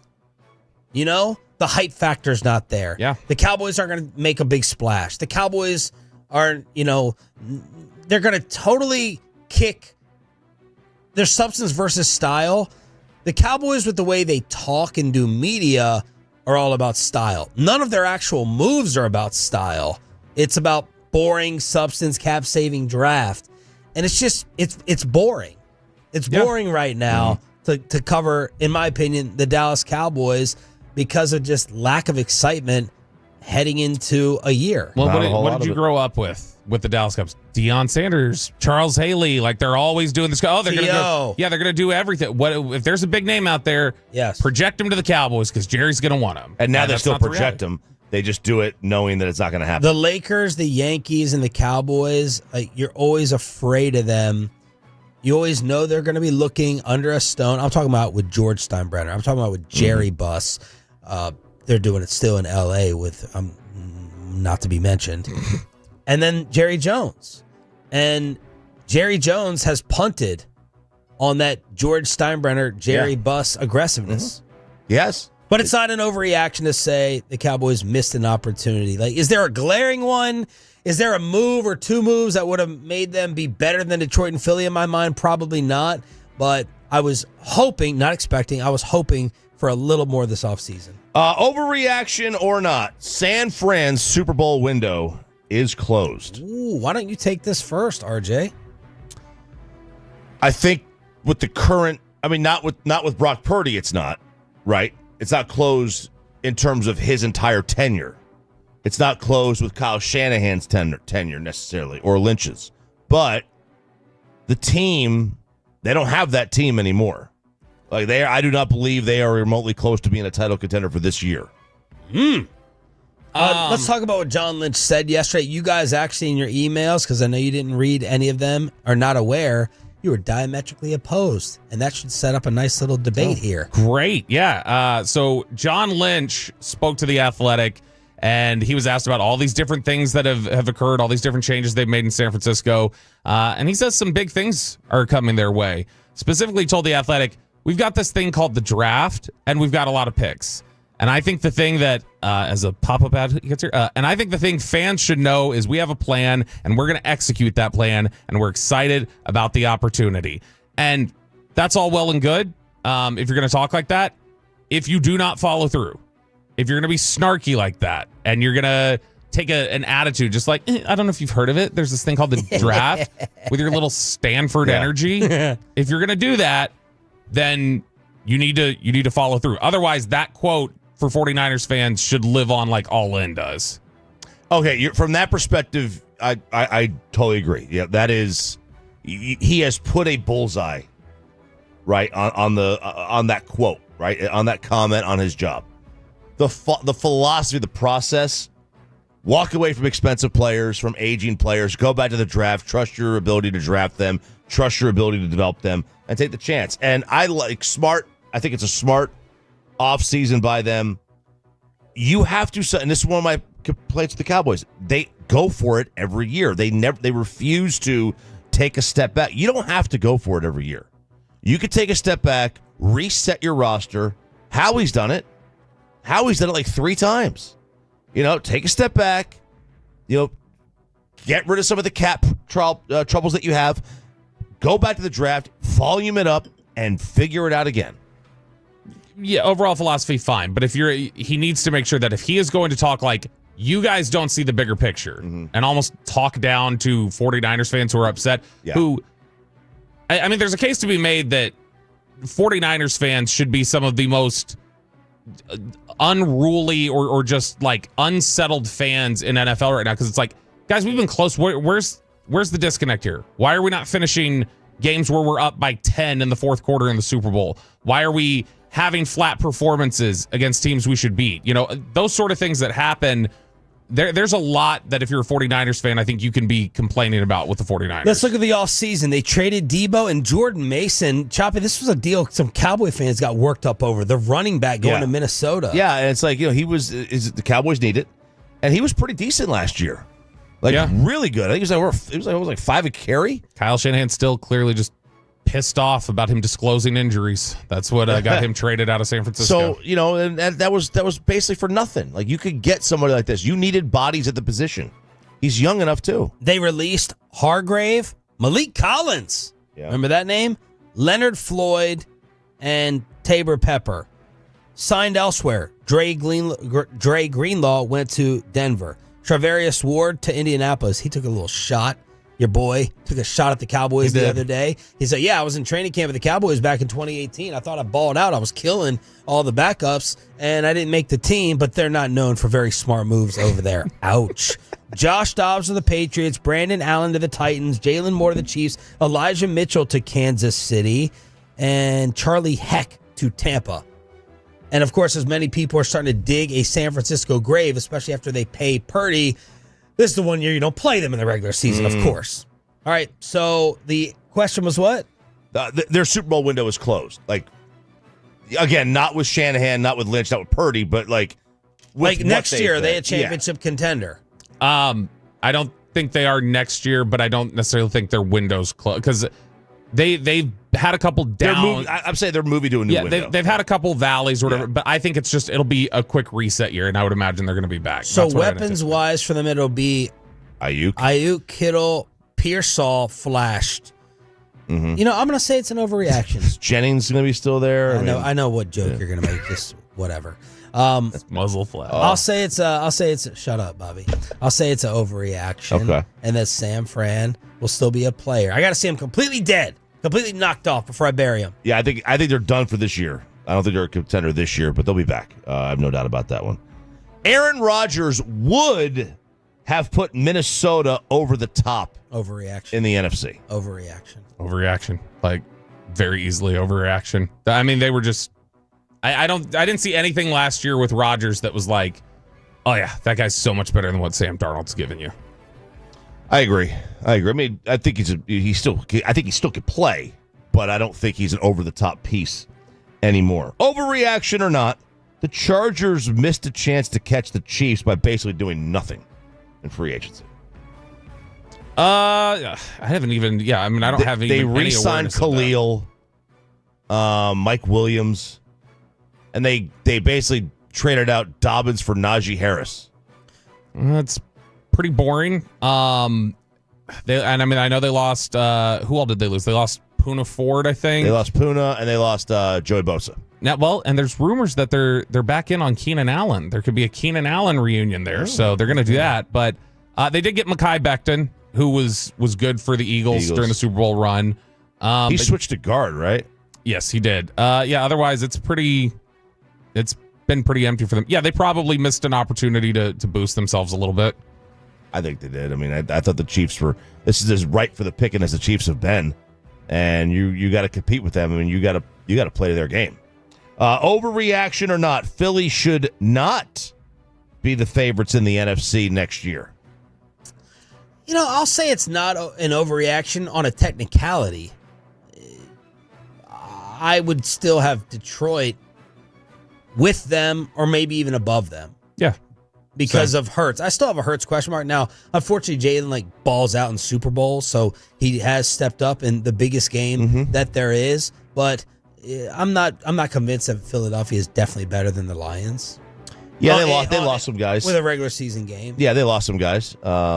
Yeah, I mean, I would, if I had to make a betting favorite. And the Lions lost coordinators. Yeah, if I had to make a betting favorite right now in the NFC, I would say the Lions. I still think the Lions are going to be a better team next year. How big of a deal do you think losing the coordinators actually is?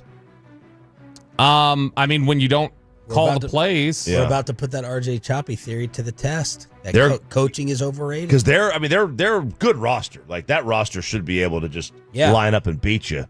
But yeah, you get to those big games, then is it just clear cut 1-2 in the NFC and then a plummet off the cliff? How much is Washington actually improving with Debo and different things like that? How much does Jaden Daniels take a second-year leap?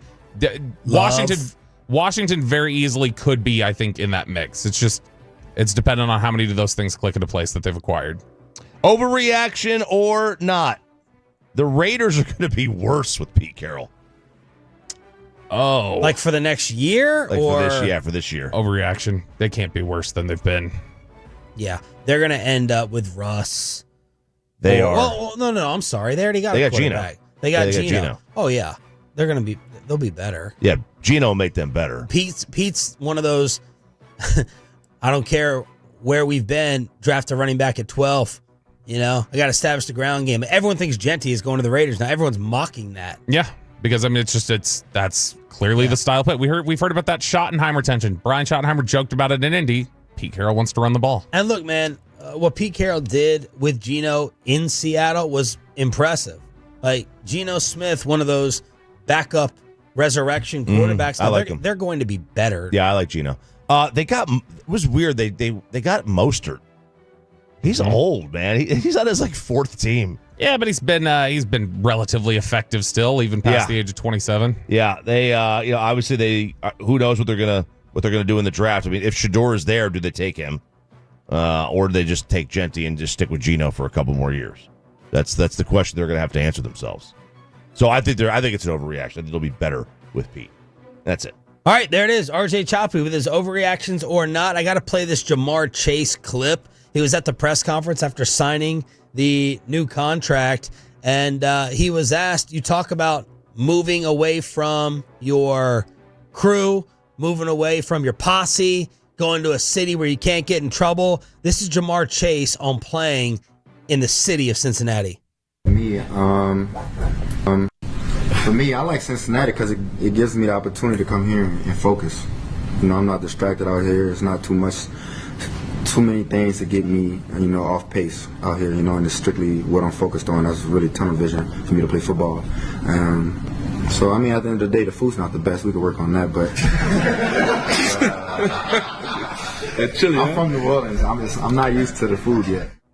From New Orleans, we weren't impressed by it, Jamar. So, but then again, it is also Skyline Chili out there, and that's something that now.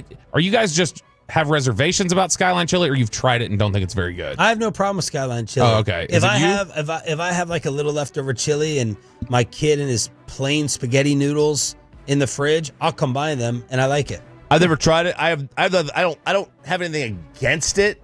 I'm a technical guy, right? I don't call it chili. Oh, okay. All right, that's the technicality. Yeah, I'm that guy. Yeah. I'm a chili snob. About that. I'm sure it tastes great. Noodles, meat, and sauce. Like, what's not good about it? Yeah. Noodle, it's just a vessel. It's a vessel. It's a plain vessel. You're you can put chili Fritos. on baked potato. Yep. You put chili on rice. It's a vessel. It's just, can your mind get over that hump? Man, exactly. You know what? The rice. I don't do that enough. You said you love rice. I do love rice. I don't do that enough for, like, if I'm making chili, just get a bowl of rice. Yeah. You get a little bit of leftover rice, you mix it them in. together. Yeah. The rice soaks it all up. You leave it overnight. Yep. It becomes basically risotto. I don't think I've ever done the chili and the rice. I've done all the other combos, including the spaghetti. I grew up with the spaghetti because my dad was from Cincinnati. Wow. So, and did you like it? Yeah, I wouldn't always put it in there, but we definitely. I thought that was common growing up to call it chili 2 ways, 3 ways, 4 ways. I thought that was common. I had no idea. Let's hook you up for the final time this week for turning it on, leaving it on commercial free in the expressway. That's right, Tolos. Right now, 877-881-1053 wins 4 tickets to see the PBR World Finals at AT&T Stadium from May 16th through the 18th. That's caller number 10, 877-881-1053. Again, Tolos, right now, 877-881-1053 wins 4 tickets to see the PBR World Finals at AT&T Stadium from May 16th through the 18th. That's caller number 10, 877-881-1053. We have... Oh, go ahead. You're good. You're good. I'll take the E on that. Was that the junk drawer intro? All right, you know what? Let's play it from its beginning. Let's go ahead and do it. It's not Ross's fault. He went right into it. Bam. I'm used to have to have a little gap there for Peyton to reset. Ross is more on it. Did you know that Benjamin Franklin invented the junk drawer? Junkin! All right, this is the junk drawer where we clean everything up left over from the week on DFW Sports Station. Many times it's what's going on in our personal lives. Do you want the birthday battle with my wife or my trip to San Antonio? Oh, San Antonio. Okay. When is this taking place? I'm going next Thursday morning. Okay. I'm taking the entire family to San Antonio. And when was the last time? Was it with me? The last time you were in San Antonio? Yes. 2012, probably? Yeah. I want to take Ollie to SeaWorld. Oh, yeah. I want to take him to SeaWorld. He's been very good lately. Yesterday, passing his first dentist, except for the cavities.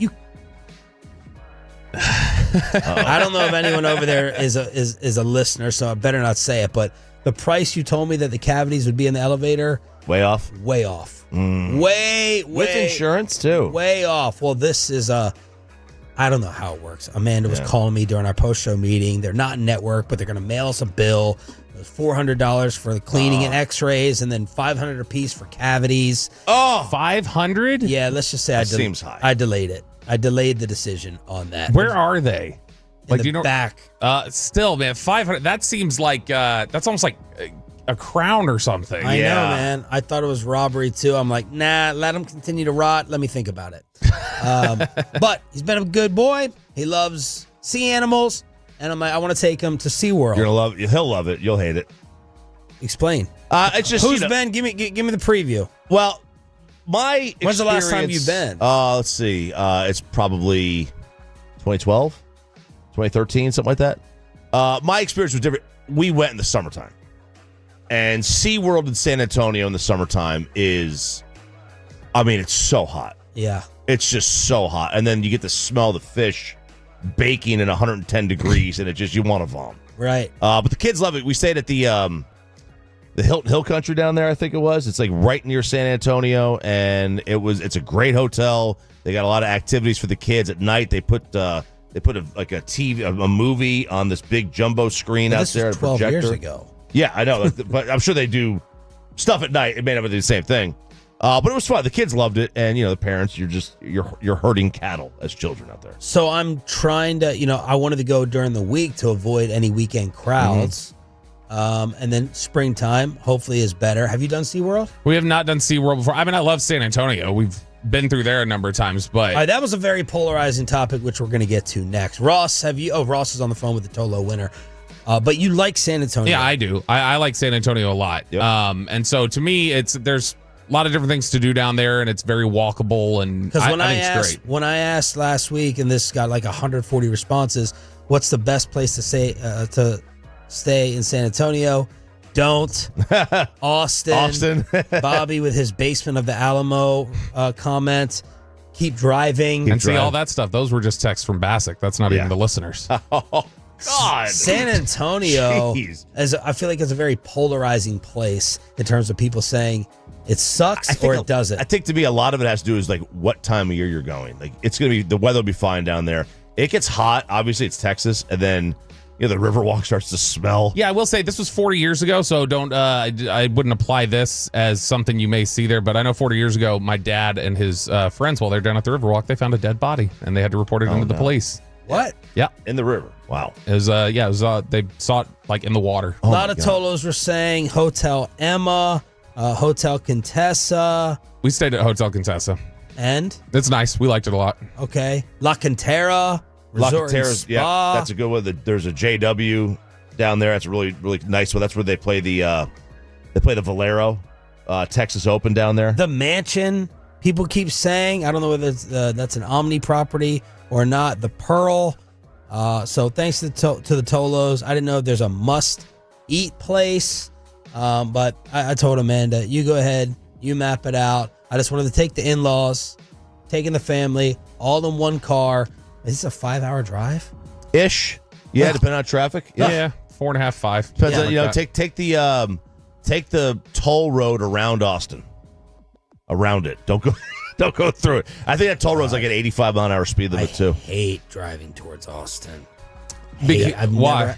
It's just always traffic. It's always something. It's a miserable experience. Yeah, you get on the perimeter of Austin and start slowing down. But I feel like Austin's I feel like you can get to Austin in under 3 hours. I just feel like it's. You got to take the loop. Wasn't there a story about driving to Austin? Yeah, there is a story. This is big news. It's there is a lawmaker that is trying to rename a portion of I-35 in Austin President Donald John Trump in Austin Highway. They're exactly what I was thinking, in Austin of all places. Which, can you imagine? Like, you're calling somebody in Austin and be like, "Isn't that the home of Elon though? Now is Elon it? there? Yeah, and Rogan. They're both down there. It's still Portland, Texas. Yeah, it really is. That's what Austin is. So, like, I mean, if you're on the phone and you're just like, hey, now imagine what they're doing to Teslas now, what people would do to interrupt the construction when they start doing redoing the sign. That sign wouldn't last for an hour. Yeah, I saw a meme yesterday, like 3 years ago, like they were buying Teslas to stick it to Republicans, and now they're burning Teslas to stick it to Republicans. I don't know. You might get a better you might get a better approval rating renaming 75 Nico Harrison Highway than you can in Austin naming it Donald John Trump Highway. Nico Harrison Highway. You go you want to rename it that, you go like Crowley down to Hillsborough. Yeah. This is 35W down there. This is just another instance of pathetic ass kissing by all those terrified of him. That's the thing. I'm like, well, Trump has done a tremendous job of having everyone shiver and quake. So all these these people who have money and power and status, they all just bow down. It's hilarious. It's impressive. It's impressive to watch them bow down and shine his shoes. Let's rename the steak to New York Strip, Texas Strip. Let's do the highway. Rename it everything. The dollar bill. You have a backbone. Be a little bit of a man. Have a little bit of a spine. Like you can show your support without totally just bending over. It's just if you did that, it just feels very counter. Like I could very easily see directions in Austin that go from like, All right, you're going to turn off of Che Guevara Boulevard onto President Donald Trump Highway. Speaking of driving, Bobby, you got a radar issue in the neighborhood? I'm genuinely angry about this. It's similar to, I think, your feeling about the birthday party invitations. So I'm like, all right, how are you going to enforce this? What are you going to do? We get a letter yesterday. We get an email from the apartment complex. And as you know, in apartment complex, parking lots, everything else, they do have their little speed limit signs or they want you to go a certain speed in there. Ours is 10 miles per hour. And this was a note they sent to us yesterday. Dear residents, we hope you're having a great week. They're trying to soften it early. We want to take a moment to remind everyone that the speed limit throughout the community is 10 miles per hour. Okay, fair enough. Lately, we've noticed an increase in vehicles exceeding the speed limit, and we want to ensure the safety of all residents, especially children who play and run around the property. Please be mindful of your speed and drive cautiously at all times. That should have been the end of it. It should have been the end of the email and then said, thank you, the management team. Nothing wrong with that. Instead, please note, if we observe you speeding within the community, a $50 violation fee will be applied. Your cooperation in keeping blah, blah, a safe and welcoming place for everyone is greatly appreciated. How are you going to tell if I'm going over 10 miles per hour? And how are you going to apply this? Am I going to get ticketed, or am I just going to open up my rent one month and it's like, oh, I have 3 different $50 penalties for going 12 miles per hour based off of the eye test of Karen in the front office? Do you find that people are definitely whizzing by and going too fast in that area, especially as I imagine kids walking or running around? They can't. They go faster than 10. There are definitely some times where people are going too quick through there. But there's also speed bumps, I feel like, every 25 feet. They can't go that fast. Yeah. And so speed bumps will take care of it all. Oh, yeah. I did see somebody from the office leaving yesterday, though. And they sure as hell were not going 10. Well, so ticket them. Oh, yeah. I was about to make a citizen's arrest. But you don't have any... when's the last person who's executed a citizen's arrest? But they don't have any radar equipment in technology that I know of in the neighborhood. Well, you would see it if you were driving around. Right? Yeah, I mean, I would say, but yeah, there's nothing in there. I don't know how. Like again, so now knowing you, you are going. Oh, you're gonna fight this tooth and nail. Double the speed and hit someone probably just to make a point, and you'll be happy with yourself even if you hit someone. Yeah, probably just to go out of my way. Or so here's what I'll do: I'll either drive much faster, or I will make sure to find somebody to hit going 10 miles per hour. I'm going to go, see, look, this can happen at 10 miles per hour too, guys. Or just crawl someone from the office is behind you and just go 2 miles. We're right by the front office. So I can do that. I can just sit there parked, waiting every day at 6 o'clock. Junk drawer continuing on 105.3 The Fan. Man, how good of a tipper are you? I'm pretty good. Yeah? It depends on your service. A lot of the times it does. You got to perform. Yeah. I'm not just going to give it to you. Service, performance, tip, they all go together. The tips, let's just say they're not booming. Oh.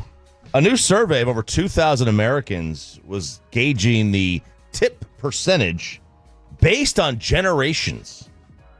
I would guess the worst generation for tipping would be the youngest generation because they probably have the least amount of money. Oh, no. My dad, whatever his age group is called, that's going to be the 15%ers. What year was he born? Well, he's 89. Oh. So he's like silent generation. Yeah. He's about to be silent. Oh, my gosh. I would assume, like Sean, that the people who are not going to tip well are the ones who are like, oh, you pull yourself up by your bootstraps. I would have been happy to have a $1 tip. Or they're in the 15% days. Or they're older and they're on a fixed income because they're retired and they're saving money. But right? they're stuck in the 15%. So the I remember the first time trying to convince my dad, I'm sure everyone has this conversation, telling the old school member of your family at the table, no, it's minimum 18 now. It's minimum 18. 20 really is what you should do. And you'd have thought that you made them get a cell phone. A lot of those now, like you say, a lot of them, the defaults are 20, 22, 25. They are. Yeah. They really are. So the national average is 18.55%. Baby boomers, born between 1946 and 1964, have the lowest tip percentage at 16.40%. And then the silent generation was like mid-20s to the 46. They're also lumped in with that. There's just not there's not a ton of them that are around still picking up the phone. They have the landlines. That generation has the landlines. Millennials tip the most, an average of 19.49%. Gen Z at 19.31%. So that's very, very good. Delaware, they have no sales tax, low taxes overall. They are the best tipping state, 21.25% on average. That is higher than anyone else. In Texas, we are at 18.68% as a state. That is our average tip right there. The only other ones over 20, other than Delaware, you're looking at New Hampshire at 20.07, West Virginia, and Indiana. Again, I'm executing this with like my grocery deliveries. If I order 2 big time expensive items, I'm tipping you less than when I order 12 little small items. You're doing more work. You're going in the store. I'm not giving you more money because I ordered a Wagyu ribeye. If you go and get 12 different things in the store, you did a lot more work. That's a lot more baggage carried to the door. Probably 2 trips, a lot more bags. Straining your wrist a little bit with the plastic burn. I'm giving you more money. But which are you going to be more upset with if they fail to deliver it properly? It would be the expensive Wagyu. If you can't deliver the 2 things I asked for, you're a moron. I'm just saying you should want to protect that with your life. They don't know. They don't know until I tip afterwards. Well, I mean, but they don't that's see it until afterwards. I would think that you would be like, I need to make sure this arrives here. Well, I will pay you handsomely. They don't know until after. That's true. That's what I'm telling you. They don't see the tip till the job is done. So it's not like I can entice them ahead of time. The tip is given after. Let me ask some of these things. Do you tip? You wouldn't know because Kristen's your Uber Eats. I was going to say it usually comes first. Do you tip Insta-wife at a barber? Yes. Yes. Okay. Especially my barber. I found some barbers, East Dallas, that aren't rip-off specialists like everywhere else where it's minimum $50 for a cut. And because they're a nice, reasonable range, shout out Barber's Edge, I pay, so it's not plug-ola, payola, Gavin. I pay. I give an even nicer tip because I'm like, you guys have decent prices still. Yeah, 87% tip at a barber. Takeout. Takeout, like I go and pick it up? When you're picking it up. No. Yep, only 45% do. About half the time. And then, like, you know, out of guilt. Do you tip furniture delivery people or delivery? Like they deliver a TV, furniture? No, but, you know, movers get tipped. Movers get tipped, yeah. Shout out Eddie. I don't because I don't have a place big enough to move furniture into. So. No. And then taxi rideshare. Yes, right? Yeah. Yes. Unless it's like... Yeah, unless it's terrible. Unless the guy told me, don't even look at that sandwich in the car. Or if you take tolls. God forbid. Yeah, this is a no eating and a no drinking. Don't even look at it. And the amount of ride shares that don't have a working radio or air conditioning is blowing my mind. You were blowing me away in New Orleans, though. Like, I got to see, like, backseat driver Sean in the Uber. What? Where you were telling Chop. I don't remember that first night you wanted the radio up. You liked the music. And you're like using that voice like you're trying to be playful. Like, can we turn the radio up? Can we get the tunes up? Yeah. And then you're like, Chop, turn up the radio. And Chop's like, I'm not going to touch a man's radio. He goes, you're up there. Touch it. Turn it up. It is a little less than it's right below touching the grill. It's the grill. Yeah, it's just like that. Yeah, you can't remote control. I'm not going to walk into your house or change the channel. Yeah. That's an interesting question. Do you feel like if it's dead quiet in the car and you're up front, can you touch the radio? I mean, first, I guess you ask. Yeah, I think you got to ask. But you have the option on here. I think people, when you select the ride share and say no conversation, they are taking that as no music too. So I never get in a car and the music is playing anymore. It's just dead quiet. I can't. I need the music. Yeah. I need it. I'm too cowardly to put no conversation. I just always leave it as no preference because I'm like, I don't want to like make them feel like. Yeah, you can say no preference, I say no but preference I on even feel like no preference is no music. That could be it, yeah. The only thing I really care about is like the temperature. Like that's that could music I could get away with but it. But there's a lot that don't even have AC.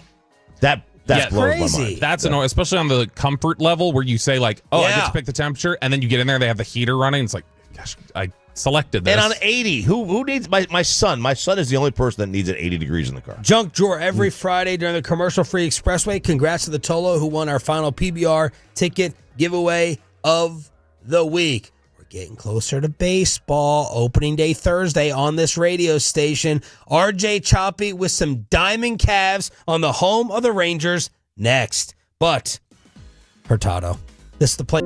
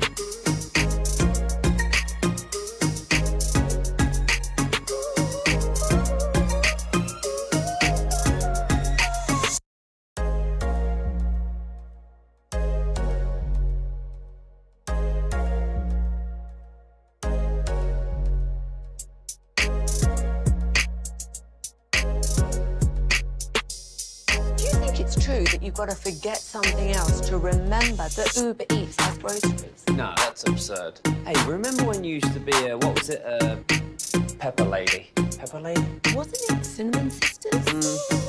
Basil Babes. Saffron Squad? Nutmeg Maidens? Paprika? No. Nutmeg Maidens. I just said that. Was it Spice Girls? Doesn't sound right. Was it Saffron Squad?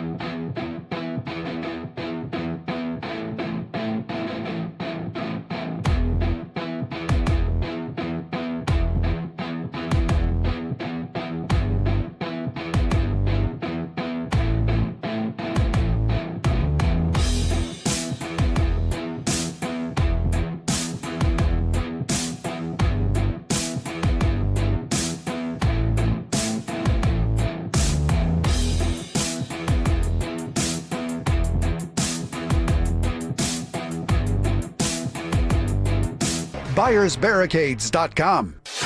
This is your skipper, Bruce Bochy. Rangers coverage like nobody else, right here on The Fan. KRLD-FM and HD1, Dallas, Fort Worth, an Odyssey sports station.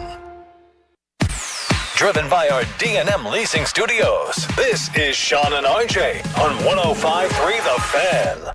8 o'clock hour here on your home of the Texas Rangers. Opening day on Thursday on this radio station. Before every first pitch, it is a 30-minute pregame with our guy, Jared Sandler, Sean Sharif, RJ Choppy, and Cowboys insider Bobby Roberto Belt. We got Ross in for Pepe and Aiden in the back here on DFW Sports Station 105.3 The Fan. I do have some over-unders from Bet Online. That's going to be a great sports day next Thursday. Ranger game, then right into the Sweet 16. It's going to be fun. It's going to be solid. Man, it's next Thursday. Because I was like, I always want to try to, I get FOMO on opening day at home. Really with the tailgating outside. Just walking around to the different parking lots. We got this 2 or 3 week weather window of, this is always when I'm like, oh, I wish I had a screen door. Wish I had a screen door. It doesn't cost $5,000 for me to just keep open, but then you're worried about the dust hitting you in the face. The car wash business this last week, around the corner. Oh, it was insane. Like I went to one and it was literally there was like 20 cars deep. I was like, "Yep, coming back." Corey Seager over unders. Okay. If you have a garage, you park in your garage, you don't have to worry about that. Yeah, it's a storage center right now. Batting average for Corey this year over under 280. Over. I think over, but slightly up to 283. Something like that. Okay. Last year, he was at 278. The year before that, 327. Oh. The year before that, 245. The year before that, 306. And 307 the year before that. Okay, so he's due for a... Yeah, he's due. I'm going to go over. Total home runs for Seager, 28.5. Over. Yeah, this is one that is health. Solely about health. Yeah. So I'll say over. His last 3 years, 30, 33, and 33. Yeah. So I would take the over on that as well. Total runs batted in, 82.5. That better be an over. That if that's not an over, that means people are obviously not getting on base in front of him. Well, last year was 74 in 123 games. The year before, 96 in 119 games. And then when he played in 151 games his first year in Arlington, 83 runs batted in. I'm going to take the over on that. I'll take the over too. I'm over on all these. Total hits, 130.5. I don't have a good feel. I have a good feel on that. That's a games played thing. Too. Let's move on to Simeon. Dangerous to get into some of these next ones. Over under for Simeon's home runs, 23.5. Under. Why, Bob? Because it's just he has not looked like he's got the same power in the last couple of years. He's regressed in that front. We knew when they signed him that their window with him as a prime player was about 3 years, and that's about what it was. His 3 years here, power-wise, after hitting 45 in Toronto the year before, 26, 29, 23. Has the Simeon deal been worth it? Yeah, he's been a good player. He's been a good player, but we knew that the end of the deal was going to age a little bit poorly. Like, look, the Mets signed Juan Soto. They got him 15 years. Yeah.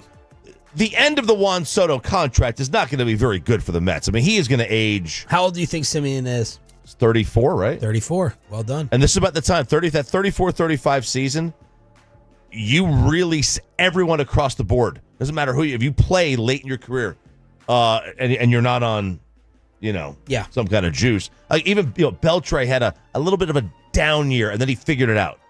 All these guys, they all do it from Cal Ripken to Derek Jeter to A-Rod, every single one of them. You hit 35, and something happens, and then you figure it out.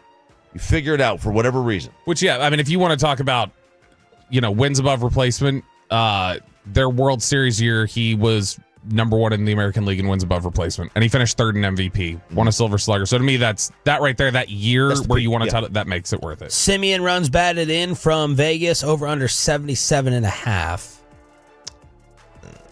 Man, his is so close to Seager's. Last year, he was at 74 runs batted in. The year before, 100. The year before, 83. The good thing in calculating Marcus's numbers, you usually know he's going to play all the games. Yeah, I'll take the over. He's going to play enough games.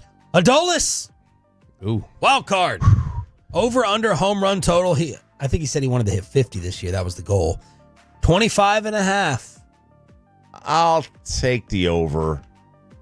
I think he's going to have a lot of his other peripheral numbers, like his OPS stuff. I think they might be a little bit. They are what they are at this point. Yeah, but he's gonna run into 28. Yeah, I'll say over on the home runs. So the last 3 years, he's played in a minimum of 148 games. That surprised me. He's out there. I feel like it would be a little less. And that 148 is sandwiched in between 156 games and 154 games played. The home run totals the last 3 years, 27, 39, and 25. He is 32 years old. I would take the over on that. Runs batted in, 84.5. Under. I'll take under on that one. Under. Runs batted in last year, 85. Year before, he was at 107 and 101. Wyatt Langford. Over. Oh, baby. Over all of it. Yeah. Over everything. 18.5 home runs. Yeah. Oh, God. Over. He'll hit that by June. 78.5 runs batted in. He'll hit that by end of July. Over. Runs scored is in here. Why are you so quick and positive on Wyatt? I think that because the end of his season, we should have had that same result with Evan Carter 2.0. We should have. We really should have. The end of his season gave me so much boost coming in. I think that is he the best player on the team? Right? Like at the end of this year, he will be the best player on this team. He's not going to be better than Corey Seager. Yeah, I don't think he'll be better. He'll be well. He may not have a better year than Seager, but by the end of this year, it will be his team. Woo! Okay, write it on the wall. Because Seager is starting to get towards he's about to leave his prime. He can see the end of his prime. If you just take his September numbers, Wyatt Seager's Langford 30. Yeah, I mean that's You just said it was the end at 34. 30. Your prime is technically they say 26 to 31. That's how the nerds break it down. So he can but that's when you're still at your peak. So I'm very high on Wyatt. If you just take his September numbers, Wyatt Langford, and obviously Danger, you extrapolate it out over a full season. But we're talking about a 26-game sample in September. 162-game pace with that is 50 home runs, 125 RBIs, and 44 doubles with 156 runs scored. Okay. Yeah, I'm just saying he had a crazy month to end the season. That's encouraging. Jake Berger's total home run over-under is 25.5. I got Evaldi, but let's get to DeGrom. Ooh. Total wins. The over-under is 8.5. Look, with DeGrom under. Ooh. Yeah. To get 8 wins in today's baseball with first of all, coming off Tommy John, they're not going to push him. You still have to get 5 innings minimum to get a win. I don't know how many wins he's actually going to qualify for because they're not going to push him. That's kind of what I was thinking. I don't know about the qualification, and then obviously he could get hurt and miss time. He might pitch well enough to win 8 games. Right. I just don't know that they're going to push him to get beyond 5 innings enough. The over-under DeGrom ERA is 2.99. I think I'll take the under. I think he'll pitch well. Again, I just think it's the innings. I'll take under. Total strikeouts, 155.5. Under. There it is. Your over-unders from Bet Online on your Rangers season in Diamond Cavs. CBS Sports came out with their top 100 baseball players in the sport for this year. And the first thing I wanted to see, I was like, all right, where are the outliers? How many Rangers are on the list? There are 3 members of the Texas Rangers on this list. By the way, where does Mike Trout land? Top 100? 50. Because he's been away too long. 75 or below. 91.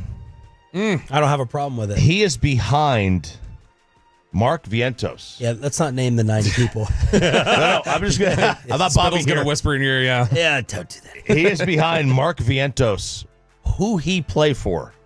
Oh, no. No shit. Toronto. Close, Mets. Yeah.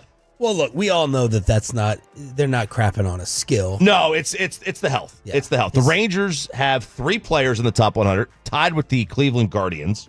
Directly behind teams with 4 players, Giants, Orioles, Mets, Red Sox, Yankees. The Dodgers have the most. They have 9. Braves and Cubs have 7.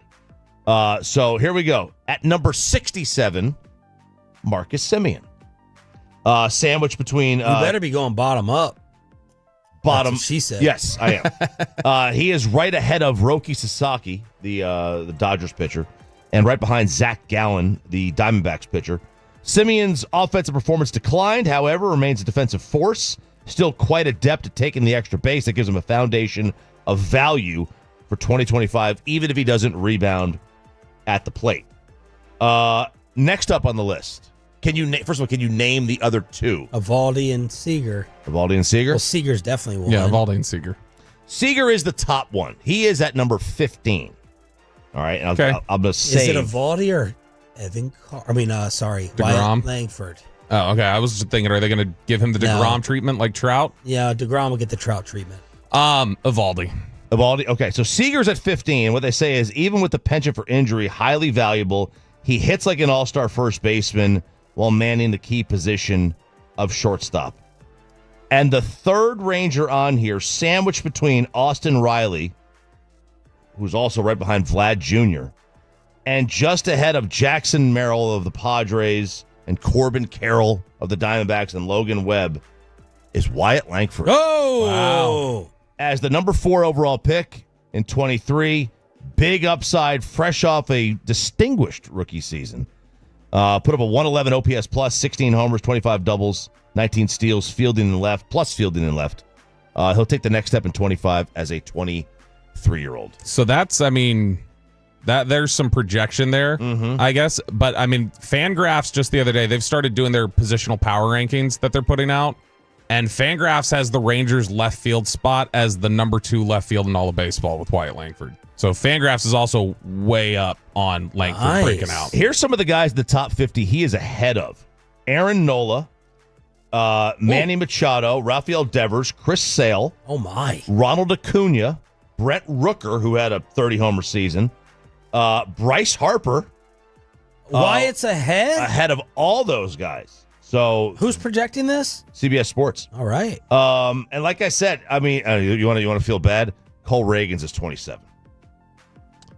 That sucks, but it sucked. You won a World Series. We got over that last year when ESPN told us he was left-handed DeGrom. So opening Freeman day at 25, and then your top is obviously Shohei, Bobby Jr., Aaron Judge, Gunnar, and then Soto at 5. Opening day happening Thursday here on your home of Rangers baseball. As always, Jared Sandler with your 30-minute pregame. The Hall of Famer Eric Nadell, along with our boy Hixie, with the call on DFW Sports Station. Pete DeBoer is not happy at all with his hockey team. And should the Dallas Mavericks be on the contending or rebuild list in the offseason? That's next on Sean and RJ 105.3 The Fan.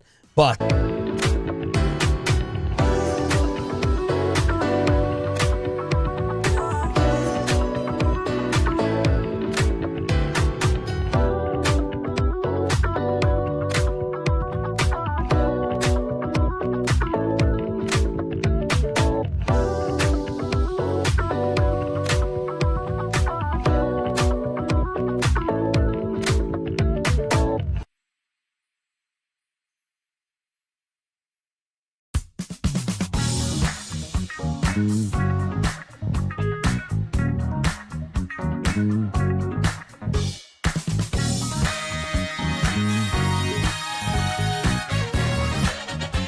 Uber Eats has low fee products? I gotta remember that. Well, they say in order to remember something, you have to forget something else. Okay, now that is a very cute haircut. That's like a little shag. I've never seen it before. Well, of course you have. It's the Rachel. Oh, is that your name? No, I mean like your name. No, I'm Jen. My name's Jen. Right, but I just mean like this is your haircut. But that's hair on your head. I'm not saying this is your hair. Okay, bring it down a little bit.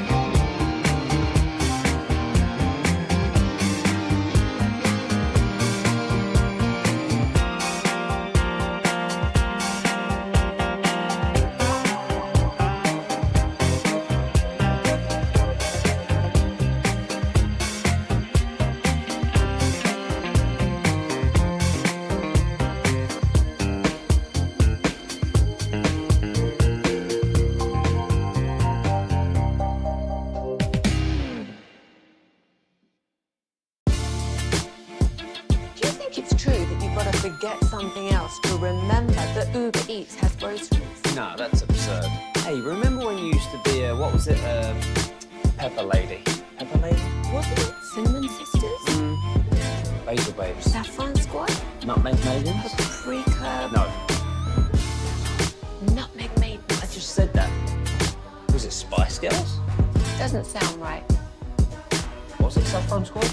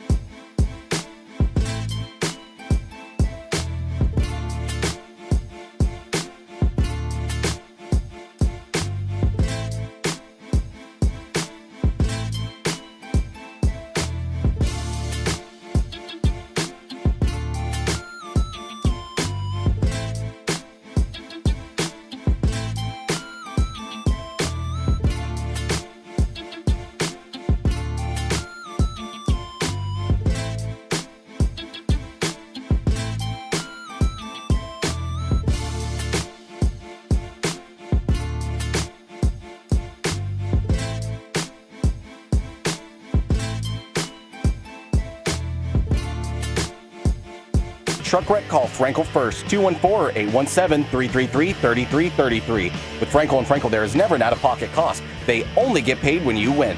Frankel and Frankel, the go-to car and truck wreck attorneys in Dallas. Behind the net, Granlund for Duchesne, quick shot, pinballs, and loose, score! Marchment! Victory Plus with the call.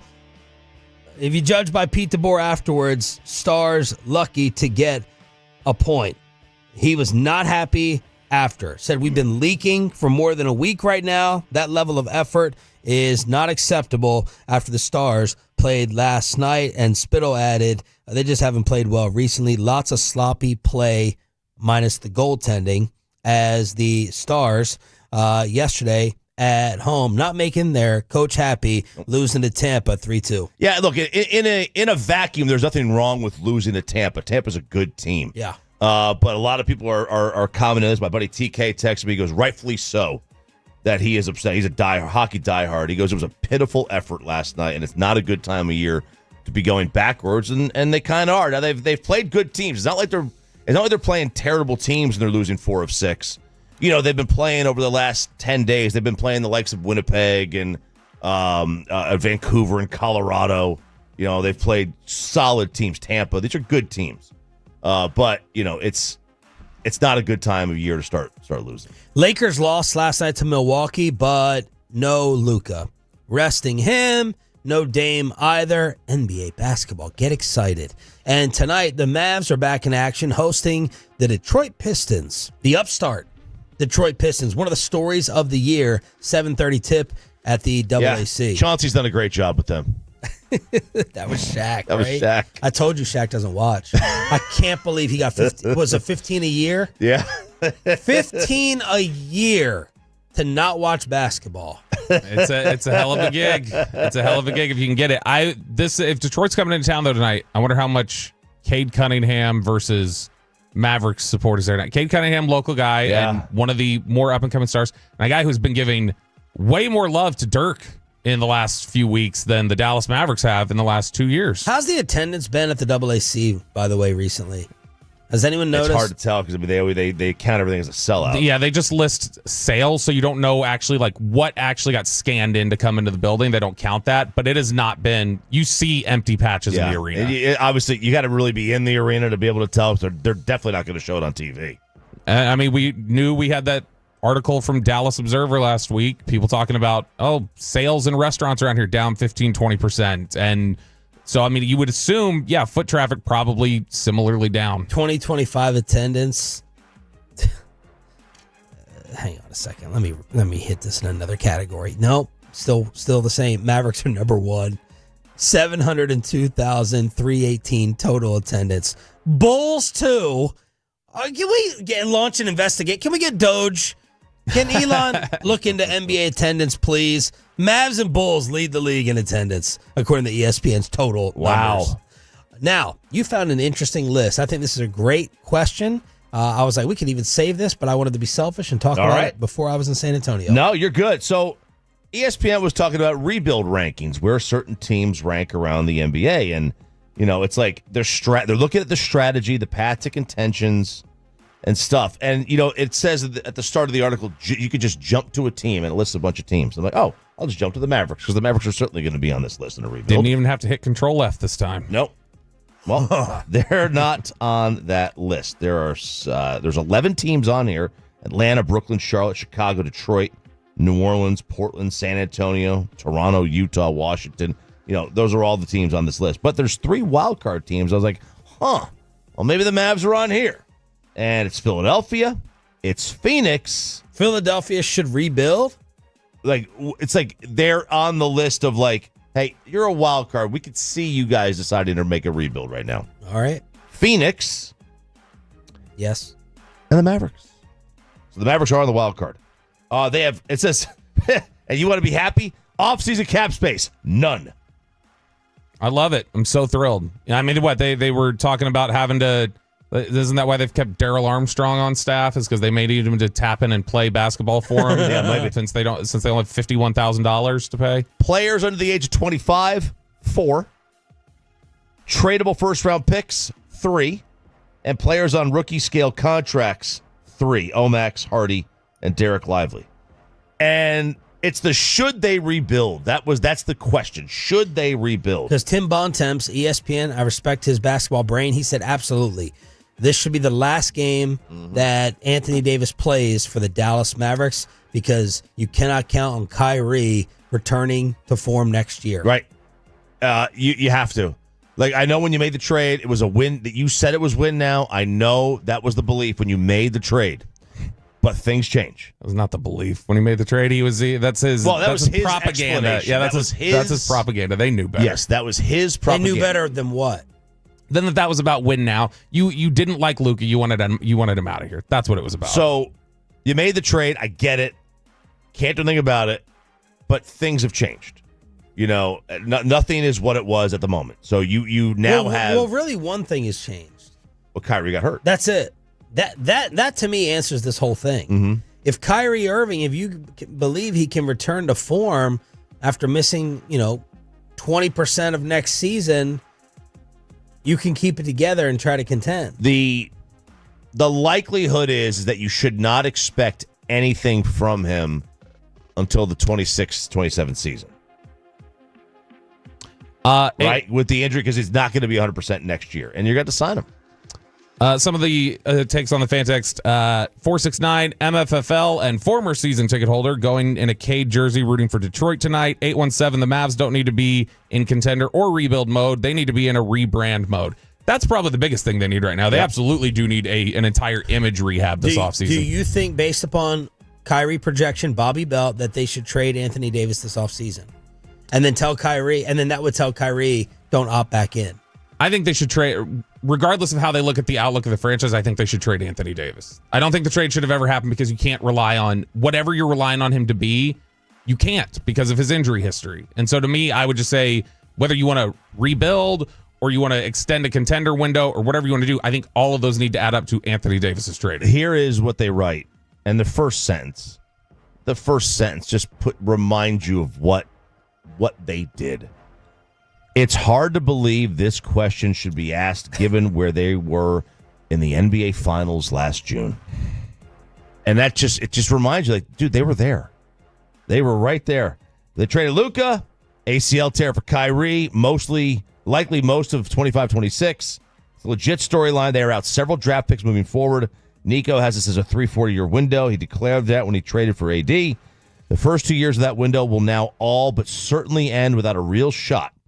If they turned around and moved Davis this summer, it would get a ton of return.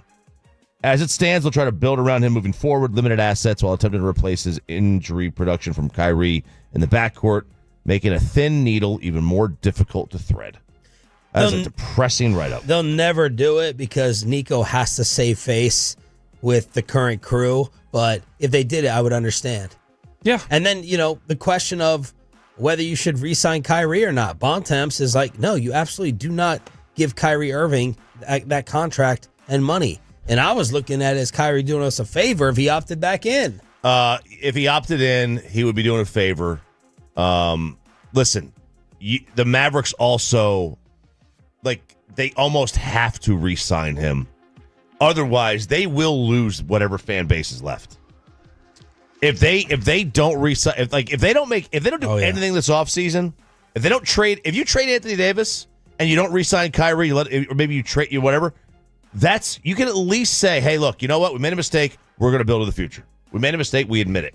But if you keep AD, right, and you don't re-sign Kyrie, you've lost your fan base.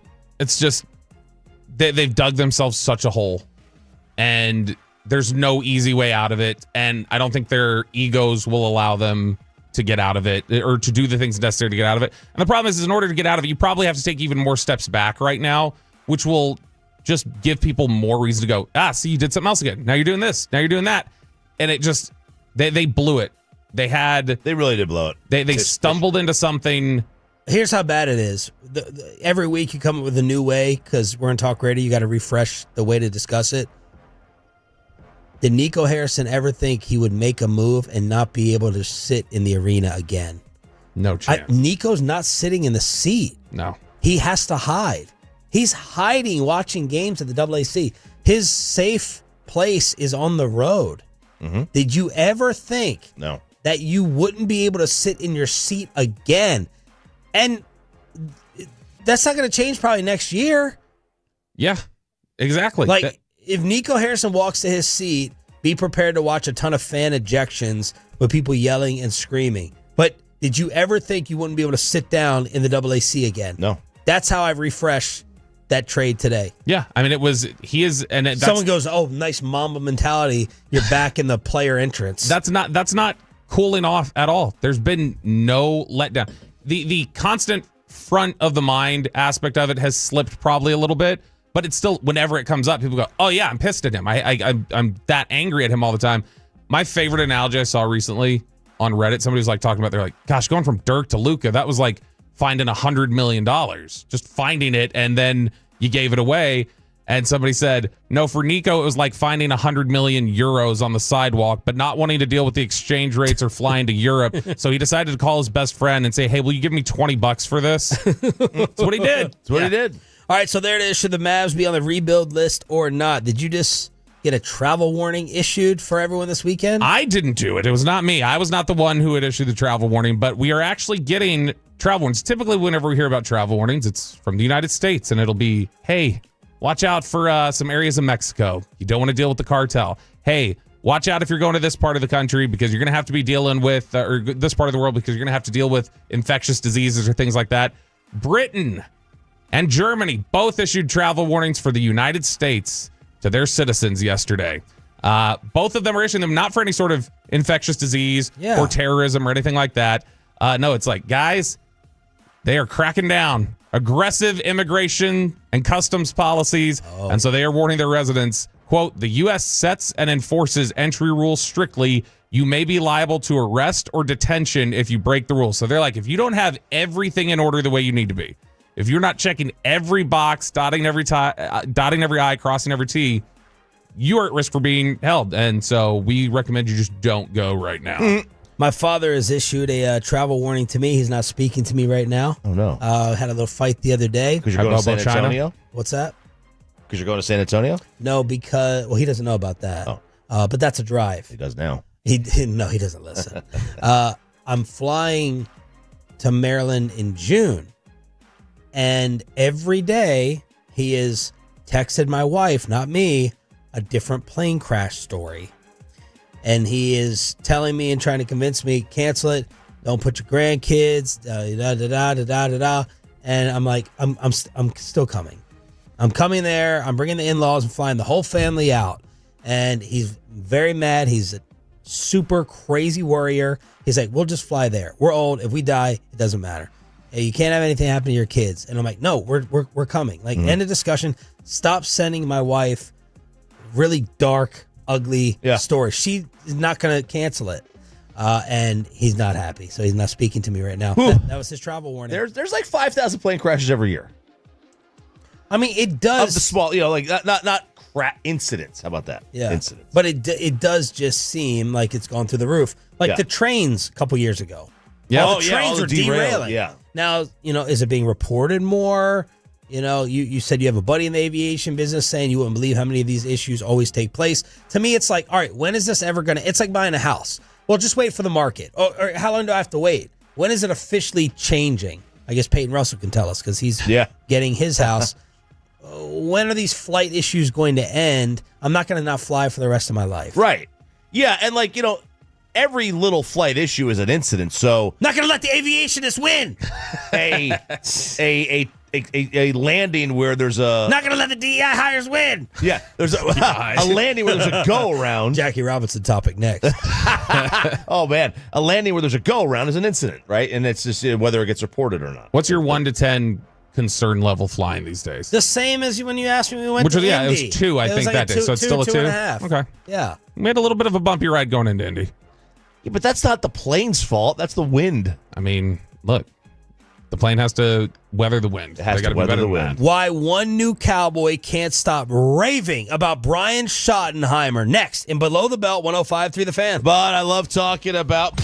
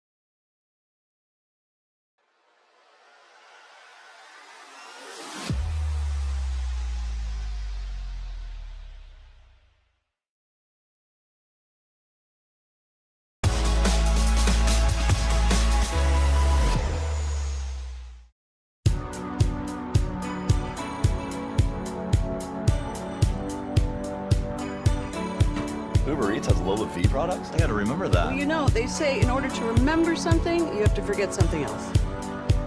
Okay, now that is a very cute haircut. That's like a little shag. I've never seen it before. Well, of course you have. For Rachel. Oh, is that your name? No, I mean like your name. No, I'm Jen. My name's Jen. Right, but I just mean like this is your haircut. But that's hair on your head. I'm not saying this is your hair. Okay.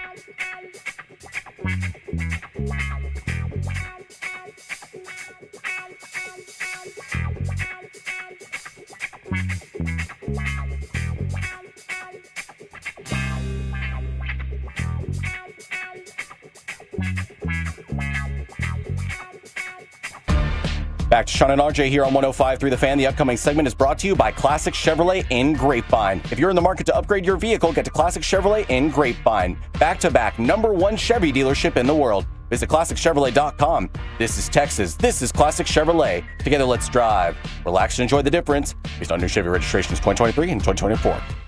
The great Bobby Belt. Bobby Belt is an idiot. Don't make me take off my belt. Don't make me take off my belt. We're not. Over to you, Bobby. Oh, there is one new Cowboys player who loves Brian Schottenheimer.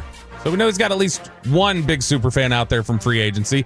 We'll talk about that here in just a second on Below the Belt, which is brought to you by Mercedes-Benz of Plano, a first-class buying experience. Before we get into the player that loves Brian Schottenheimer, who was talking to the media yesterday, you had said something earlier today, Sean, that triggered my memory. We were talking about the Joe Milton trade, potentially. Jeremy Fowler saying the Cowboys could be interested in the Patriots backup. And Joe Milton is a guy who he started gaining some momentum as they may have found a diamond in the rough there in New England. And it made me think back to, Belichick had always seemed like had some backup quarterback that he was going to hold hostage for the rest of the league. Like Ryan Mallett or Brian Hoyer. And I was Garoppolo. Garoppolo. And I was trying to think, is that just the norm for them? So I was going back through their draft history. Bill Belichick has, I know nobody remembers Brady, but he has one of the most unique runs of drafting quarterbacks I've ever seen. 2000, they picked Tom Brady in the 6th round. Tom Brady. Obviously. Greatest quarterback of all time. That was a hit, right? Big time hit. Did he win? He won a He did. Bowl. He won or two. Definitely not 3. No. 2002, Rohan Davey from LSU. That didn't do anything. But then he goes right after that, and the run of quarterbacks he takes in the draft. Cliff Kingsbury in 2003. Goes on to be a head coach. One of the top offensive coordinators in the NFL now. 2005, he picks Matt Castle in the 7th round. Matt Castle goes on to be a Pro Bowler in Kansas City. Won 11 games for the Patriots. Good player. 2008, Kevin O'Connell. Arguably, top 3 head coach in the NFL right now? Then he goes ahead and he picks Zach Robinson in the 7th round of 2010. The star offensive coordinator for the Atlanta Falcons. Then the next quarterback he takes is Jimmy Garoppolo in 2014, who makes Super Bowls, gets held hostage for the rest of the league. I don't know that there's anybody who's had a run of just basically 6 straight quarterbacks they picked that they were that was either an above average or pretty good player at the position, or they became one of the top coaches in the NFL. And he's always thought of as such a dinosaur offensively. Yeah, but none of that is impressive to me for the Patriots' purposes. Oh, yeah. For their purposes, no. Whoop-de-doo. They all went on to become coaches. Literally just about Belichick is all I'm saying. Is that Belichick... no credit to him for picking the next coach. No, but he was, just in general, as such a dinosaur offensively, the fact that apparently he picked all of the next new wave of bright minds or guys who were playing well in the modern era. Yeah, it doesn't mean anything, but it is interesting that they did run into that 6 or 7... that they had that little QBs. run of it. Yeah, that little absolutely. Dante Fowler and... I have a bell, too. Yeah, I know. That one, though, when you hit it, it then breaks, and you have to... Yep, now you can't hit it again. It won't let you. Oh, damn it. They fixed it. Man up. Crap. Yesterday, Paris Campbell, the new wide receiver for the Cowboys, who they signed, and Dante Fowler in his return to Dallas, they spoke with the media yesterday, and there were some of the quotes that came out of it, and Paris Campbell, my goodness, just absolutely loves Brian Schottenheimer. He said that when he got signed or when he came to the Cowboys, he said, quote, I didn't know who was going to call or any of that, but I get a call, and it's from the head coach, Brian Schottenheimer. We had a conversation probably for about 30, 35 minutes, just talking about life, talking about ball, talking about opportunity. Clayton Adams, who's the offensive coordinator, I was with him in Indianapolis all 4 years, so I had a relationship there. That's a big reason why I decided to come to Dallas. It was a great conversation that got me excited. And then he followed back up on the Brian Schottenheimer part, and he said, it's rare during free agency to have a head coach call you, so that stood out to me. I think the big thing is the speed that I bring. I was talking to Shotty and Clayton Adams, and some of the stuff they're trying to add this year to the offense definitely suits my abilities, like runaways and crossers, speed routes. So a couple different interesting things there. One, I don't think Mike McCarthy or Jason Garrett, for that matter, or a lot of head coaches like Paris Campbell says, I don't think a lot of them are typically will reach out and be proactive with a free agent they're trying to sign and just say, hey, I just want to chat with you, tell you we really like you and we have a vision for you, and it'd be great if you would come here. And so that stood out to Paris Campbell. That's the kind of thing about people connections and the way that he connects with players and shows them like, hey, I care for you and I've got a plan for you. That's the kind of stuff that he clearly made a big item for himself when he talked to the Joneses and when he was in the press conference. Look, this much I can guarantee. I'll be severely disappointed if this comes up short. Brian Schottenheimer will blow away Mike McCarthy and Jason Garrett every single week with his radio show interview on this program. Yeah. And Mike was pretty good. Jason was boring, robotic. Mike was much better. Brian Schottenheimer, I think, is going to be incredible. Yeah. For whatever that's worth. Again, that could be like your Belichick coaching stat. Doesn't mean anything. But for our screw you, it was a great stat. I'm sure Rex Ryan was great on the radio. Yeah. You know, all-time great. Yeah, and I mean he had his moments. And he had a good run with the Jets. Yeah. He was not very good with Buffalo. He had his moments, but yeah, I'm sure there's great interview. Mike McDaniel. Bill's a terrible interview. And he's a great head coach. Was. You know, so there are plenty of guys. You know, Pete Carroll is probably both. Great head coach, great interview. Well, no, and I will say this, is that you mentioned Rex had his run there and it was good. Brian's just going to be real. Yeah. I think he's just going to be really real and authentic. Yeah, I think and the other big thing here is I think he's going to... When's our lunch, by the way? We need to find that out. I need to reach out. I think that another big part of this is he has a thick skin. I think he realized, yeah, I mean, whatever you want to. How do you know that? Because he dealt with the media the last 2 years on Mondays, and he was very Brian. Yeah, okay. There were a lot of times where he would be more critical than the question was. So he may be like, somebody would ask him a question, he'll be like, "Yeah, we sucked yesterday. You can say it. We did. We sucked." And he's different getting as a coordinator. It is, but I also think that he spent so much time around the NFL, and again, he came from the Jets. His dad, everything else. I think he's got enough of an idea of what's reasonable to expect in this job that at the very least, I don't think anything is going to surprise him necessarily about it. I think there were things that surprised Mike McCarthy about being here. I think he adjusted, to be honest, pretty well by year 5 to what it meant to be here in Dallas, but I still don't think he came all the way around. I think it's very difficult to truly know what it's like in any place. You'll never know what it's like to be the Lakers head coach or the manager of the Yankees or the head coach of the Cowboys until you're there. You know, until you're there. I don't think you know what it's like to be the head coach of Kentucky basketball until you're the head coach of Kentucky basketball. Sure, yeah. So I think a lot of that plays into it. And, you know, coming from Green Bay, and it's not like Mike was only in Green Bay. I mean, he was in San Fran, he was in New Orleans, he was elsewhere. Yeah. But he was just in Green Bay for 15 years. That's a long time to change your expectations. It's a long time. Yeah. But the other thing I like that he mentions here, Paris Campbell, he talks about crossers and speed routes and different things. So you're talking about 10 to 12 yard speed outs, the deep crossers where you get guys going in different directions. That's something where the deep crossers were out of the playbook with McCarthy when Kellen Moore left. That was something that the offense really liked. Dak liked that a lot. The receivers hit on a lot of those plays frequently. Kellen Moore still consistently uses those, or did use those in Philadelphia. I imagine he'll keep using them in New Orleans. And that's something that felt like it was a glaring, like a glaring omission from the Cowboys offense the last 2 years. Even when they had success, it was like, where did that go? Everybody seemed pretty comfortable with that. So the fact that Paris Campbell's saying, hey, part of my conversation with Clayton Adams and Brian Schottenheimer is that's coming back, that's encouraging. What would be the philosophical reason for not having a deep crossing route? Deep crossing routes. The reason why you may not, especially within McCarthy's system, is because it's so takes time. Because it's so timing based with the footwork and everything else. It's just slower developing, especially if you don't trust the offensive line. It can cause a problem there. Dante Fowler had also spoke to the media. He said that he's gotten a chance to speak with Matt Eberflus. Said he was excited to talk to him. He said from what Eberflus told him, this is going to be a fast, physical defense. That's going to be the big hallmarks. Which, if you remember when Eberflus was here and a couple years after that, when Marinelli was getting near the end, which Rod Marinelli is Matt Eberflus's biggest influence. That was a big thing that we always talked about them, was they were really fast. They did emphasize a lot of speed and aggressiveness and charge at the ball. The problems you cause there at times are over pursuit. If you're a little reckless and you're playing a little out of control, that can cause a problem. But He said, I'm a hybrid. I can adjust to anything. I've got experience with Aaron Whitecotton. He was my first defensive line coach when I was with the Jacksonville Jaguars. Whatever the scheme is, I'll adjust and adapt to it and be ready to go. I think that he's somebody who Dante Fowler is going to be used largely as a situational pass rusher, but given the way he's talking, I wonder if they have more 3-down purposes for him a little bit more consistently. Situational. Yeah. So that's typically been his MO the last 5 years, is just, hey, 3rd-down pass rushing situations or maybe obvious passing situations, given score, time of the game, different things like that. That's why he's kind of always been a rotational player rather than one that's in there 80% of the snaps.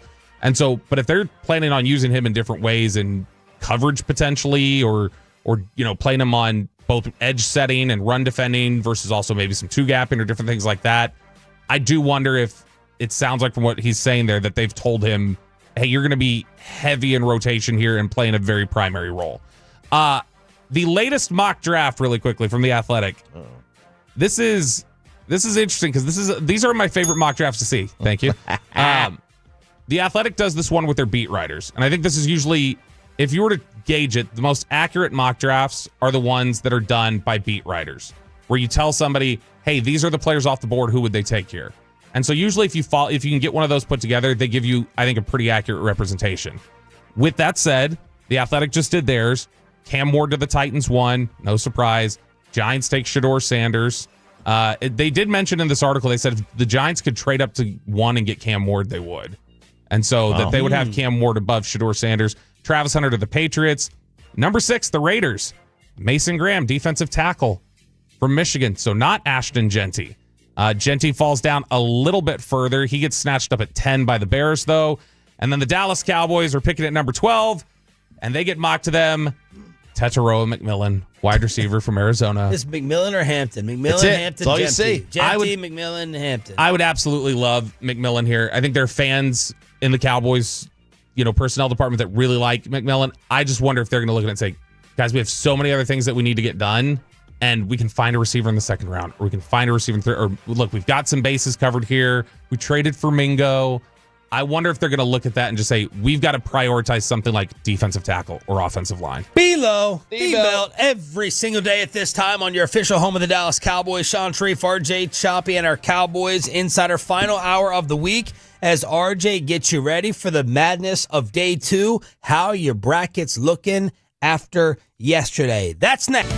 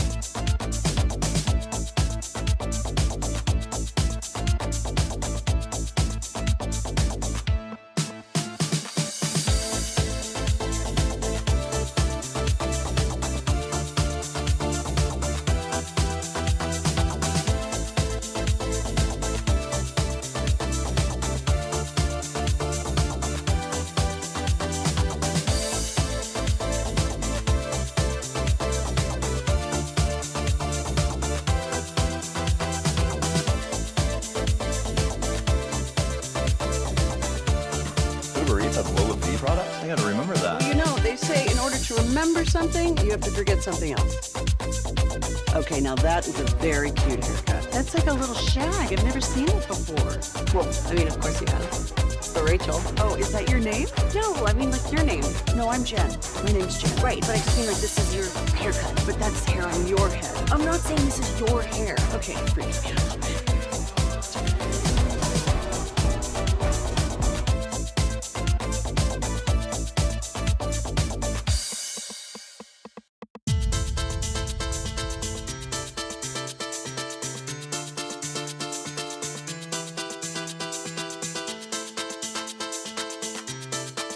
Football. KRLD-FM and HD1, Dallas, Fort Worth. Let's go, Cowboys. An Odyssey sports station. Driven by our D&M Leasing Studios, this is Sean and RJ on 105.3 The Fan. Wagner left to Flan, back to Wagner, back to Flan, back to Wagner. Out along the right, Davis a three. Timeout, Kansas. Kansas was the preseason number one? Yeah, they were solid to start the year. That's what happens in the new era of the transfer portal. It happened to Memphis last year. Memphis was a team everybody loved. They got the guys together. They had a really good transfer class, and they put them on the court together. And it's like, well, this isn't going to work. And you figure that out in the summer. ESPN had the note about a week ago that the last 3 preseason number ones, which are all transfer portal era, the last 3 preseason number ones have the most losses in a season for a preseason number one in history. Yeah, like Carolina didn't even make the tournament. They were one year and they were like the preseason number one. They really fell off. They were just not a great year for them, and this happens. Probably the best game of the day as you get the audio from Westwood 1. How are your brackets looking after last night? Sean, RJ, and Bobby with you on DFW Sports Station 105.3 The Fan. Arkansas and friend of the show, John Calipari, giving it to Bill Self. 5th time Kansas starts the season ranked preseason number 1. 5th time it is finished by failing to make it to the Sweet 16. Wow. 5th time that it's happened. And Bobby Belt probably with the pick of the day as he rolled the dice and had Arkansas win 2 rounds. So Bobby coming up big yesterday in his bracket. Good for you. Well, I mean, yeah, I need the next round. That's going to be a big one for me. That would help John's, me. Yeah, right? if I could get Arkansas taking out St. John's, that'd be fantastic. In fact, I have on our bracket right now, I was looking it up during the break. I have our biggest liabilities for each of us that remain in the bracket. So RJ, you took a big risk. You already got Clemson knocked out of the Elite Eight. You have UNC in the Elite Eight, and me and Sean have them out in the second round. Peyton doesn't even have them winning today. So we're talking about that's a potential 15 points that you could lose if they lose early. So you guys have them winning today. I have them winning today. Sean has them winning today. We have them out in the second round. Okay. Peyton has them losing today. And yesterday, even before the night games, you were conceding defeat. I'm done. Morning show challenge. I've already started prepping. No, you should see my 5:30 prep email that I've got here. Sean, yours is Wisconsin in the Elite Eight. That's one of your bigger liabilities that you have left. Me and Peyton have them out in the second round. Choppy has them losing in the Sweet 16, so could create a gap there. Peyton's biggest one, so this is the one we all need to root for. Which 2 seed? Yeah. Peyton's biggest one that we all need to root for if we want to hear him have to talk for 30 minutes straight. That's what I want. I want Peyton to host solo. Then we have to root really hard for St. John's to lose in the second round of the Sweet 16. So we all have them out in the Sweet 16. Me, you, Chop, we all have St. John's out in the Sweet 16. He has them in the Final Four. So that's like if we're right, he gets that could swing him 10 points. For those that don't know, we all have Texas Tech beating St. John's, all 3 of us. For those that don't know, whoever comes in last place has to host solo for 30 minutes, 5:30 to 6. If it's Peyton, I could see us replaying both segments at like 9 and 9:15 the morning he does it. Absolutely. And would we get in trouble for this? No. Why would we? Letting Peyton, first off, we're blowing out Maggie and Perloff, or Perloff and Maggie and Perloff. No. We wouldn't blow them out. We'd blow Snacks out. Oh, Snacks Instead of a repeat, it would just be. But then giving Peyton 30 minutes of airtime. When's the last time he's hosted on a weekend? It was with Chris Arnold when I wanted to play some audio, and you were like, nope, we can't play that. He's like the Billy Donovan of fan host. Hasn't been been a around that game for a while, but that's what I'm rooting for big time. But he still wants it. You saw him at that dinner when he was talking to Justin and Emily. You can see he's got that fire. He wants to host a little bit. The biggest liability that exists, unfortunately, is mine. I'm either going to win this or I'm finishing first or last. That's all that's happening here.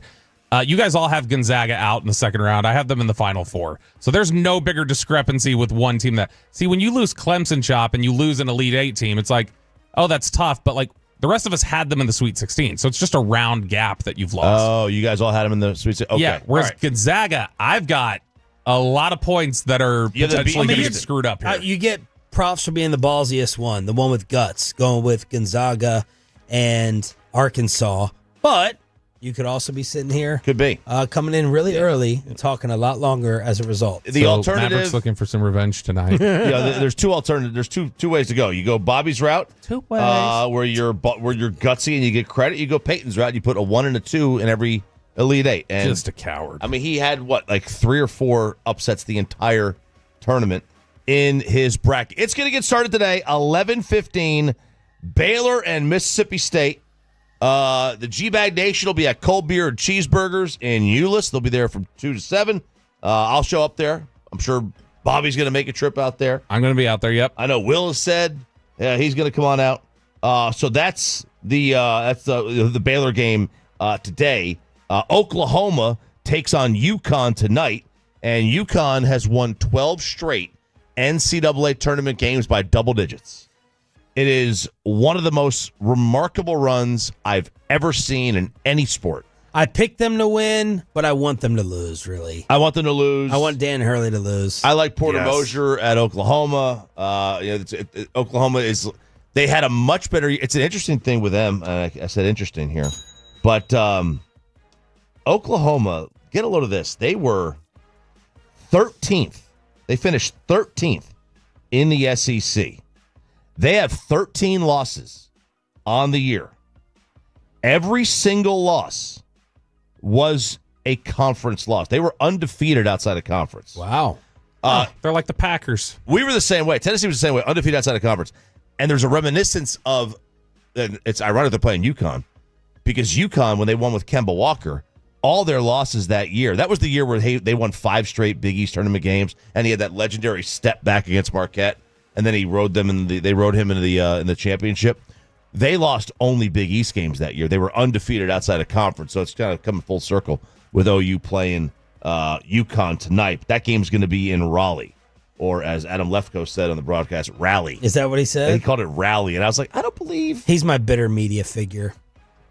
I mean, he took a good gimmick and he made it right. He did he was one of the first ones that went viral over the throwing wrestler names into a sportscast. Like you're bitter about just his success. Yeah, like his platform, like how high up he's gotten. That's surprising because I know there are a lot of people on that list for you. So for him to be number one, well, there's one other one. There's not. You can't name any.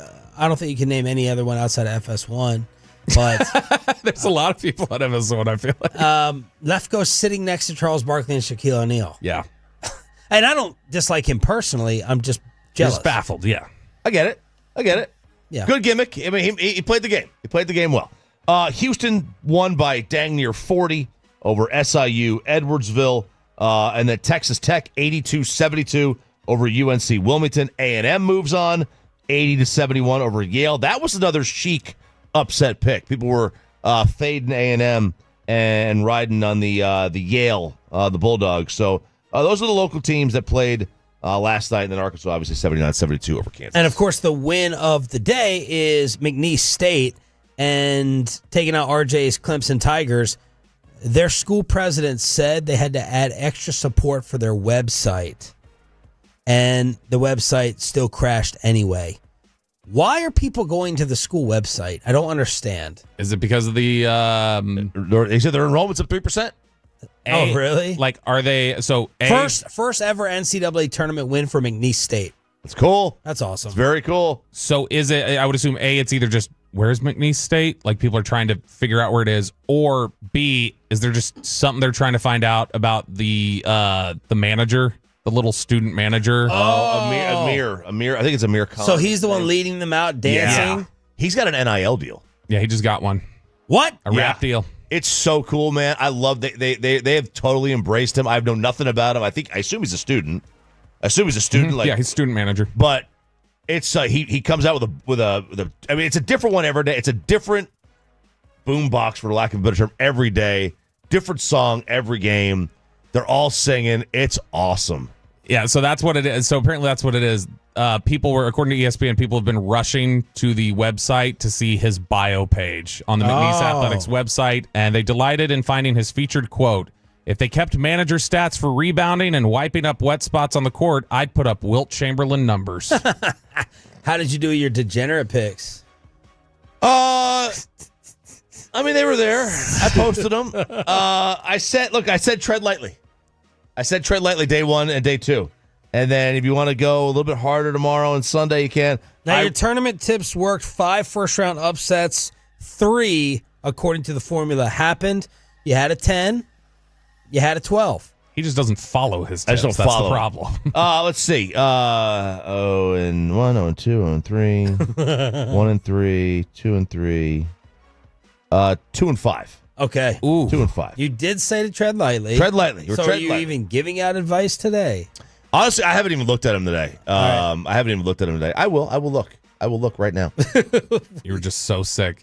I'm so sick. And real quick, when you are betting, Did you put any money down yourself? Oh yeah, I did. Okay. Yeah, I bet on all of them. I bet all the picks. But so we were talking about this yesterday at the bar, and when Louisville and Creighton, it was clear they were going to go over the number, and I bet the under. Tolo J. Ochoa was like, do you do the live bet? And I'm like, dude, don't chase wins. Just take your loss and move on. Really? That I don't chase wins. I take the loss, because that's what happens is now you're going to try to chase, and now you're going to be you can lose again. You're doubly in the hole. I just take my loss and I move on to the next game. Yeah, Jay was really trying to get him to hedge. He was looking out for him. He's like, come on, like bet the live, bet the over, whatever. Like, let's adjust. Let's salvage this bet. Yeah, but how much would you have had to bet to say it's going over? They would have accounted for that with the adjustment. You're not going to get any value on that. Yeah, that's right, because there's no value, because the over-under was like 145.5, and the halftime bet was 163. But I guess the idea is you're losing the one you already have. So you just might have a chance to be able to adjust, even if it's not great value. Right. You might be able to salvage it. You might be able to salvage it. I just take my loss. I just take my lump and I move on. I'm like, screw this. I'm not gonna chase. That's how you get in trouble, at least in my opinion. Could you guys feel the different energies out at the bars and the restaurants for this? Like, how many people were out? How many people do you think were getting out of work?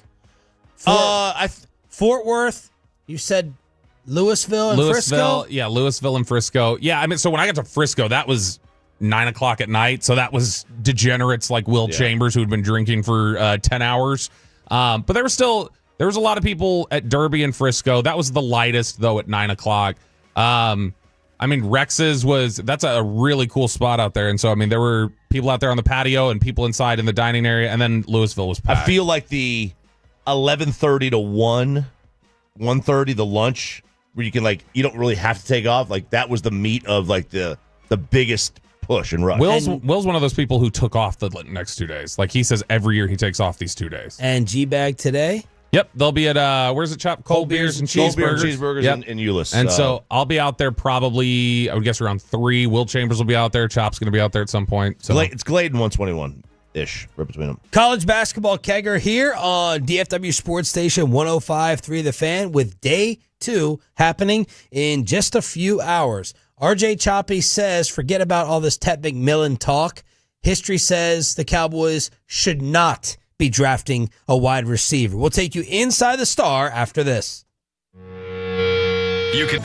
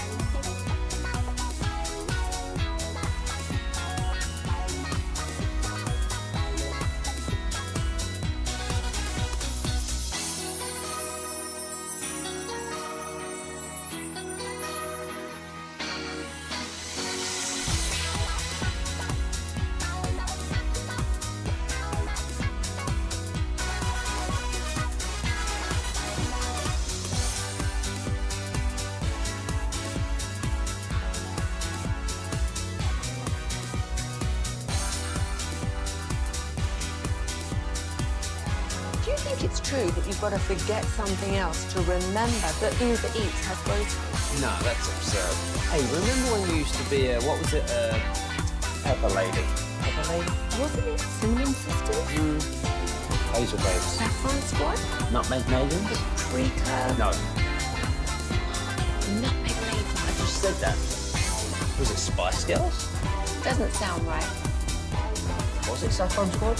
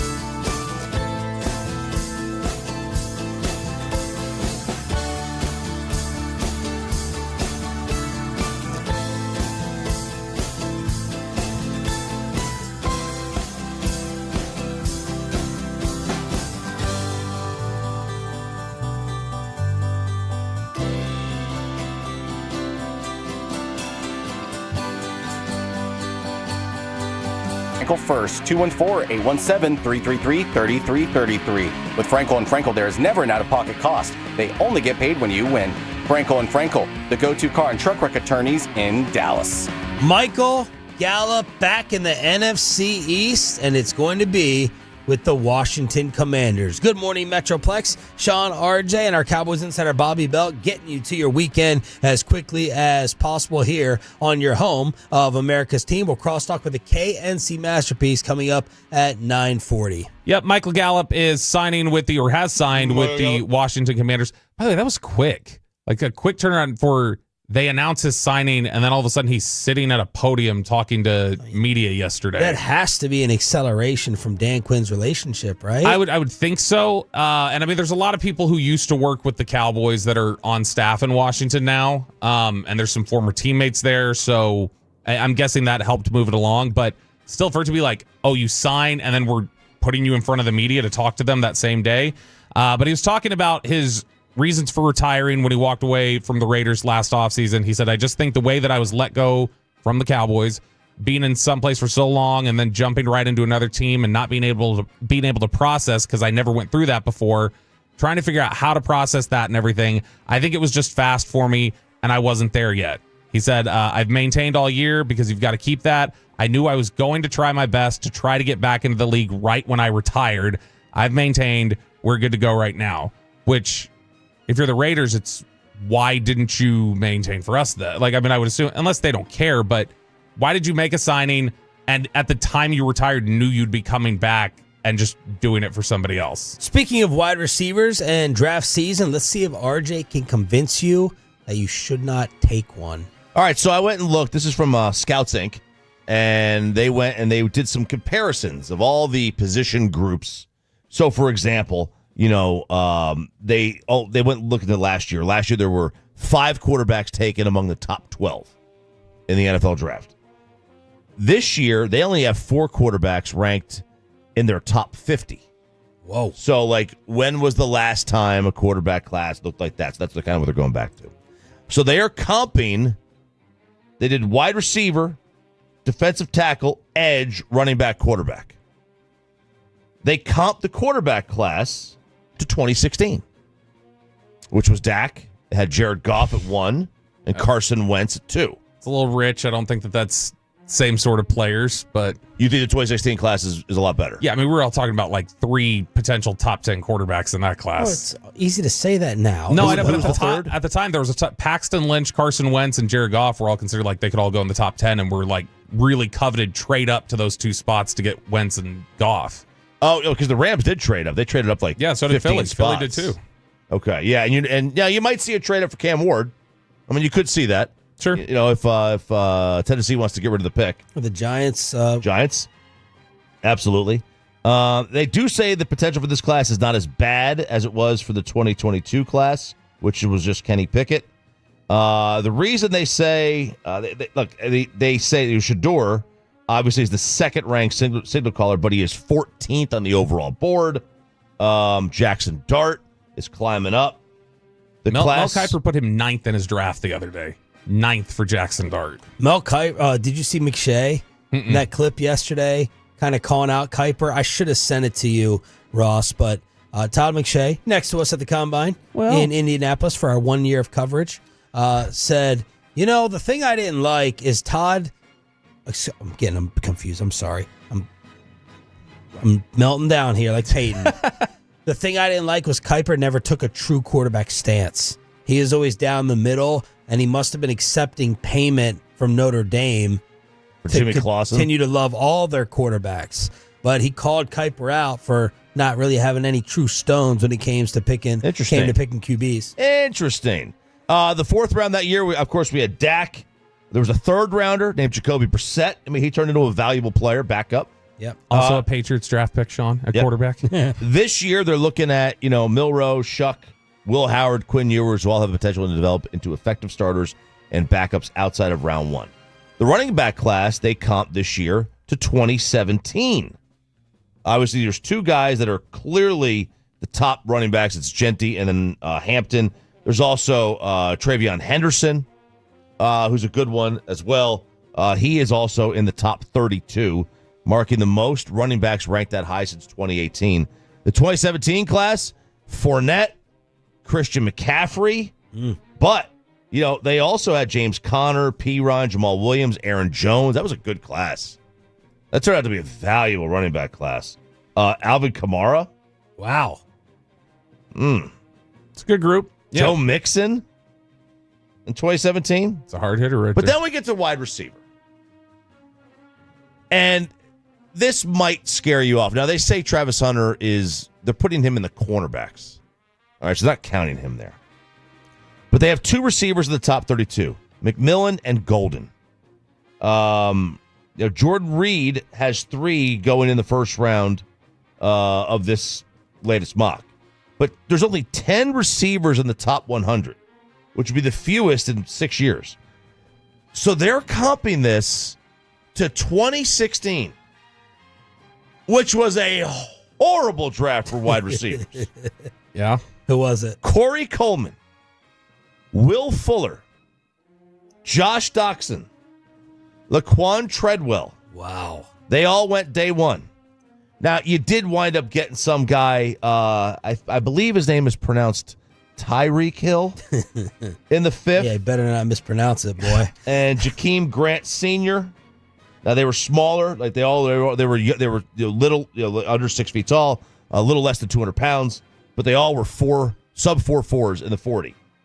So there is some speed, obviously, with those 2. But Bobby, that would be a terrible comp. Look, yeah, I mean, it wouldn't be the best. That would be a little upsetting, obviously, if you ended up getting a class like that with this group. But I don't know. I think that I think McMillan is specifically really, really impressive. I don't love Luther Burden out of Missouri. I do think Matthew Golden from Texas can be a top tier potential receiver, but that's a projection, and you got to hope that he kind of clicks into place. But yeah, I mean, there's questions about everybody in this draft. This is not a slam. There's not like a bunch of slam dunks in this draft class. There's Who not like is your McMillan comp? Brandon Marshall. Oh, I like that. So I really like Tet McMillan. I think that he's really good. Now, the NFL went through an awful stretch of picking receivers from about 20. And I think I had heard Drake London comps as well. Yeah, a lot of people said Drake London's another one that's similar to him. The fear is when you're talking about a guy this big, are you going to create separation?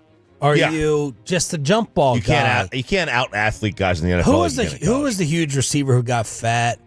Kelvin Benjamin. Yeah. There's a Kelvin Benjamin fear. Mike Williams, USC. Is there going to be separation, and for how long? That's what I think of with these prospects. Because the Lions, they went 3 straight years drafting a wide receiver.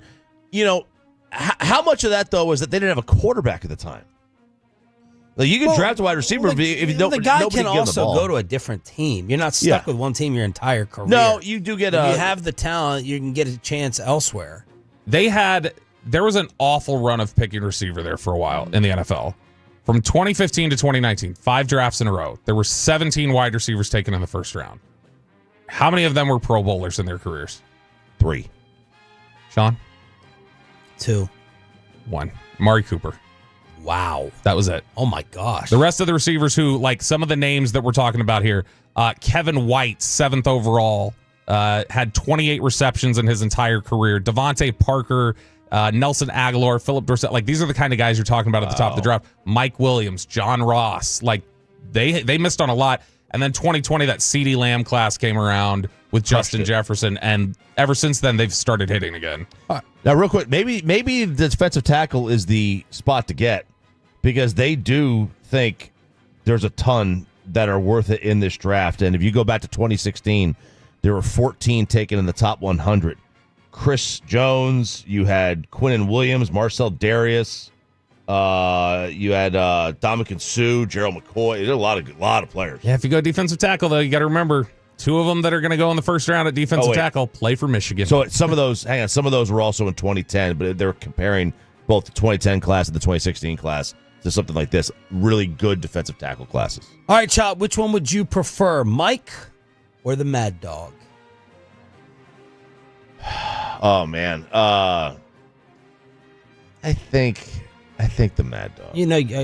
Why did it take you so long? You're obsessed with Russo. Well, I do like him. I don't like his beard. I think his beard he's got going. All right, set it up. Chris Russo, 1 time a week on First Take. And is it Sirius or XM? Mad Dog Radio. What is it? I think it's the same. Sirius XM. Sirius XM. Yeah. Okay. So he went on a rant, and it was very. His kid is a radio host in Florida. Wow. And his kid went to Mets spring training. Tried to get a guest on. The Bronny James of radio.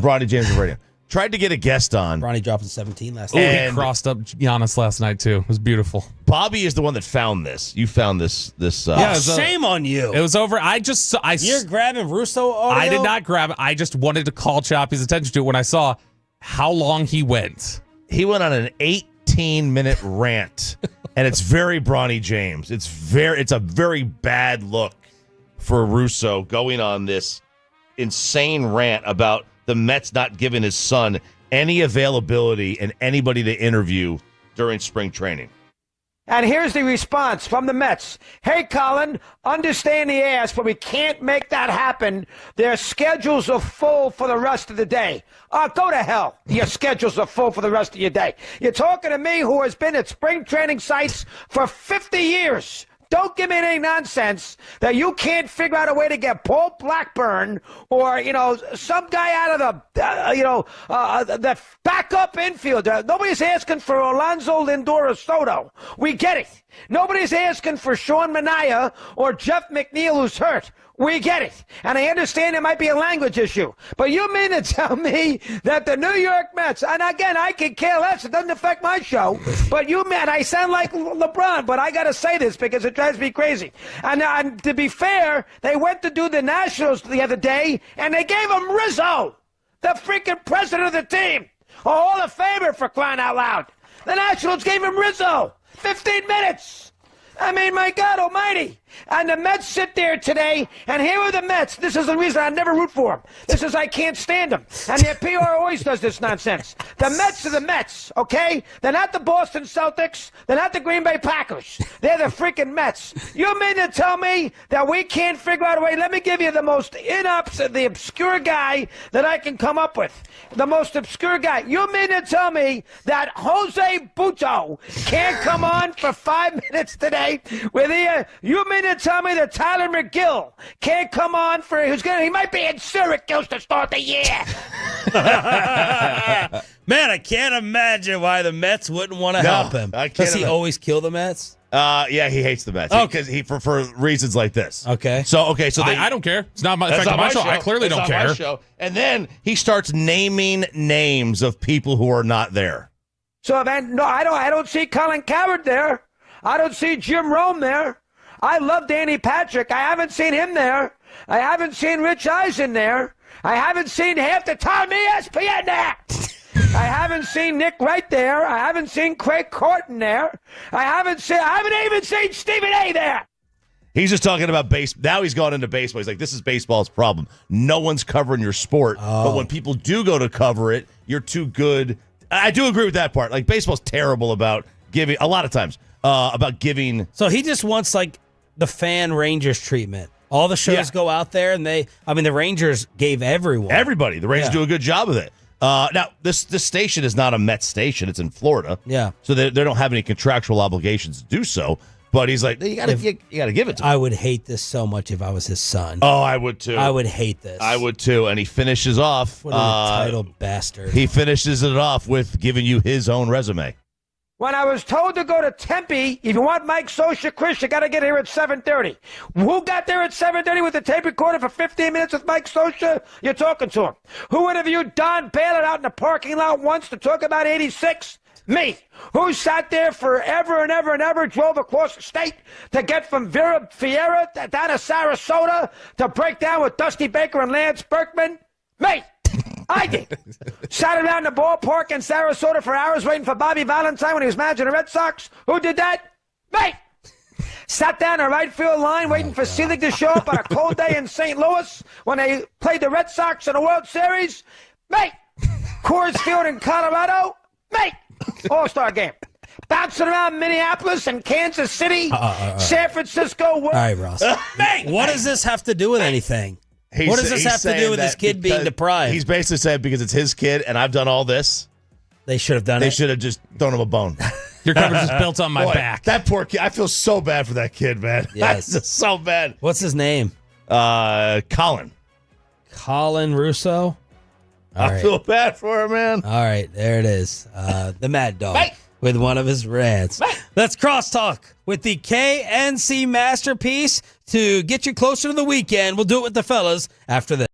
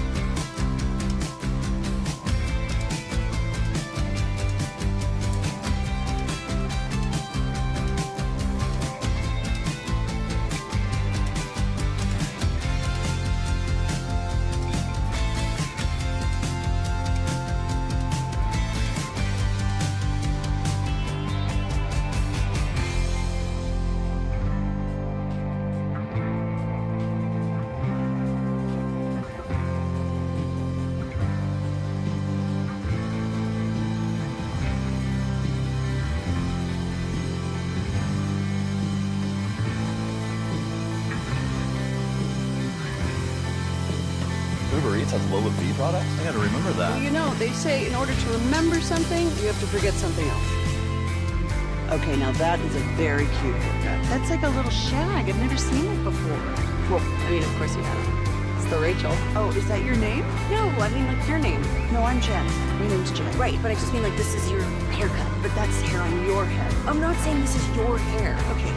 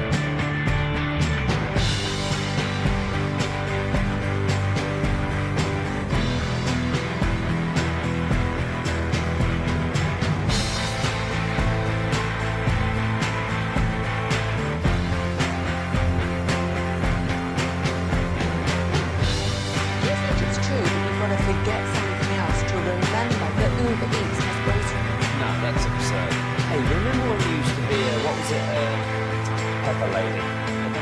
Was it Cinnamon Sisters? Hazel Babes. Saffron Squad? Nutmeg Maidens? Paprika? No. Nutmeg Maidens. I just said that. Was it Spice Girls? Doesn't sound right. Was it Saffron Squad?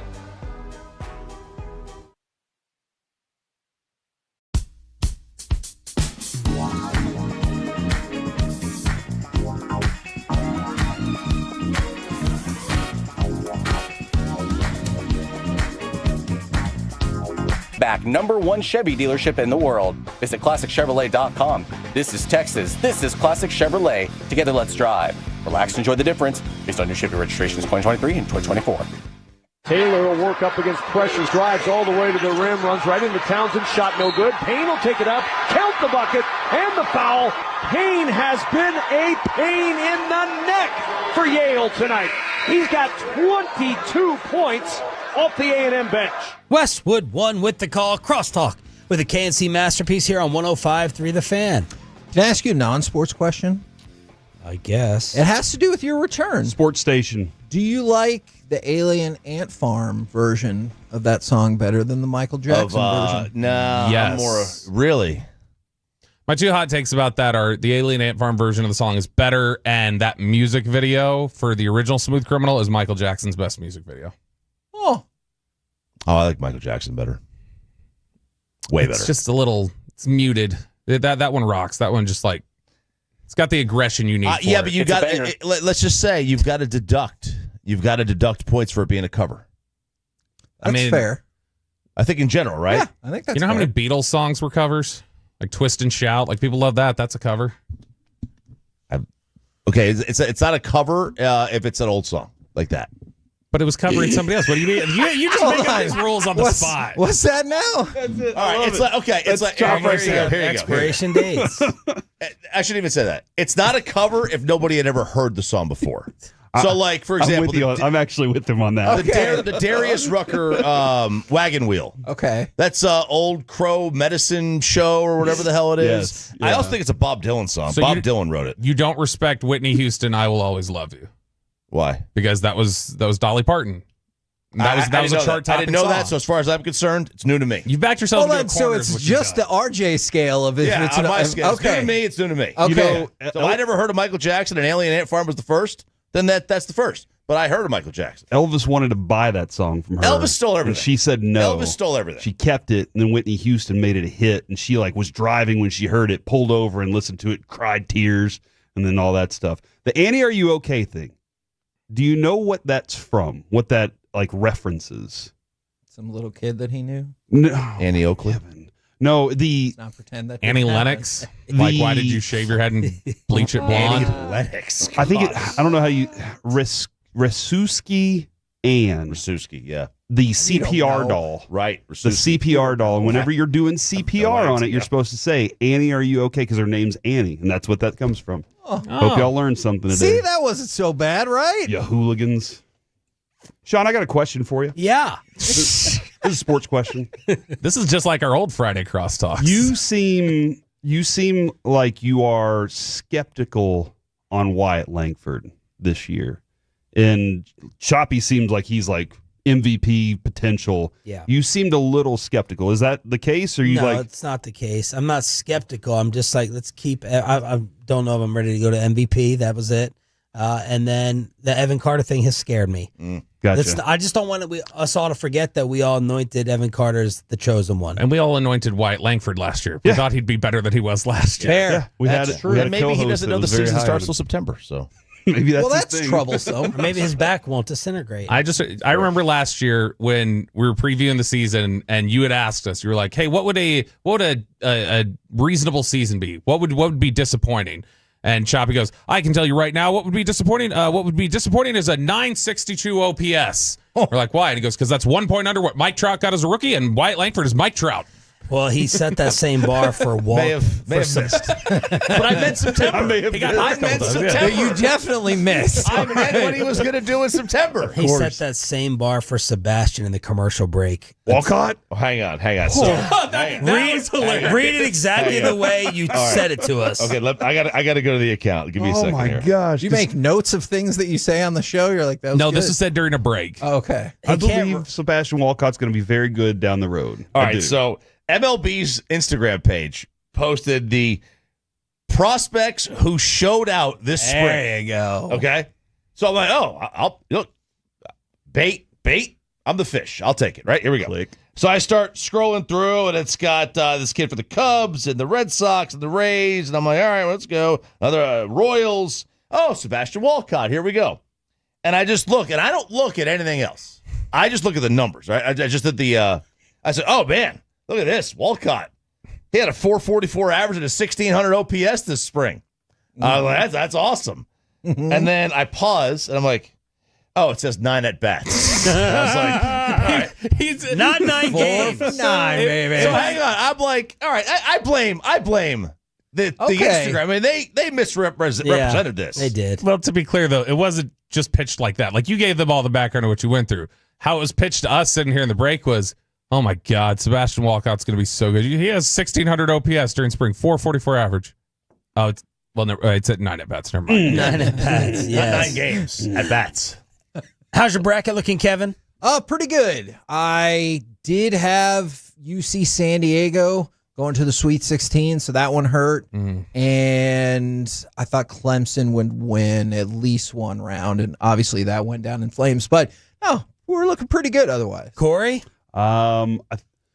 So I auto-filled, Sean. I did the autofill yesterday, and let's go take a look real quick at Corey's bracket, because Clemson did screw most of the country, except for the dude that just tweeted us, and he is still at 100% right now. Wow. So congratulations. Really? To that solo. Yeah. Holy moly, that's awesome. Clemson screwed me over, and then for some reason, I did not look, I had Tennessee losing in the second round, so and I had who? Utah State. There you go. I don't know why they picked that, but Utah State was supposed to move on. One way or another, you're getting 0 points. Yeah. For that, Corey Other than that, I'm doing all right. 1 point ahead of Gavin Spittle. Oh, no. Yeah. He's got 12 total points in the CBS bracket.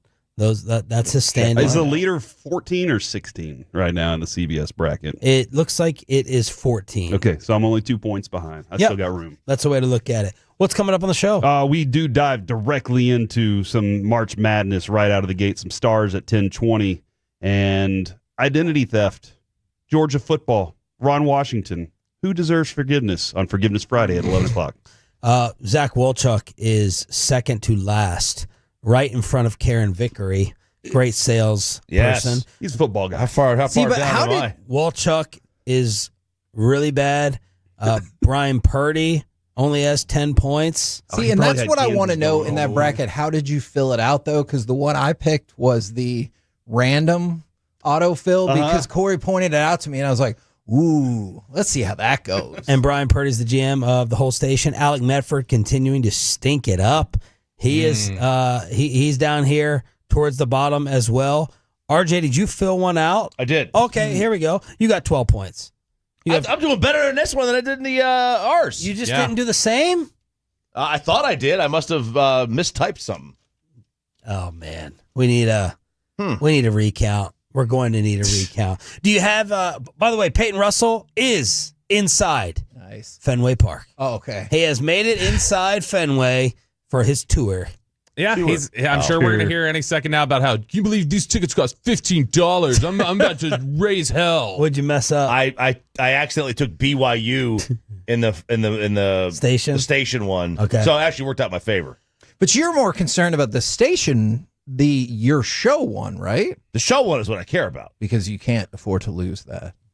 There's no way I could do 30 minutes. You don't think so? Not sober. Oh.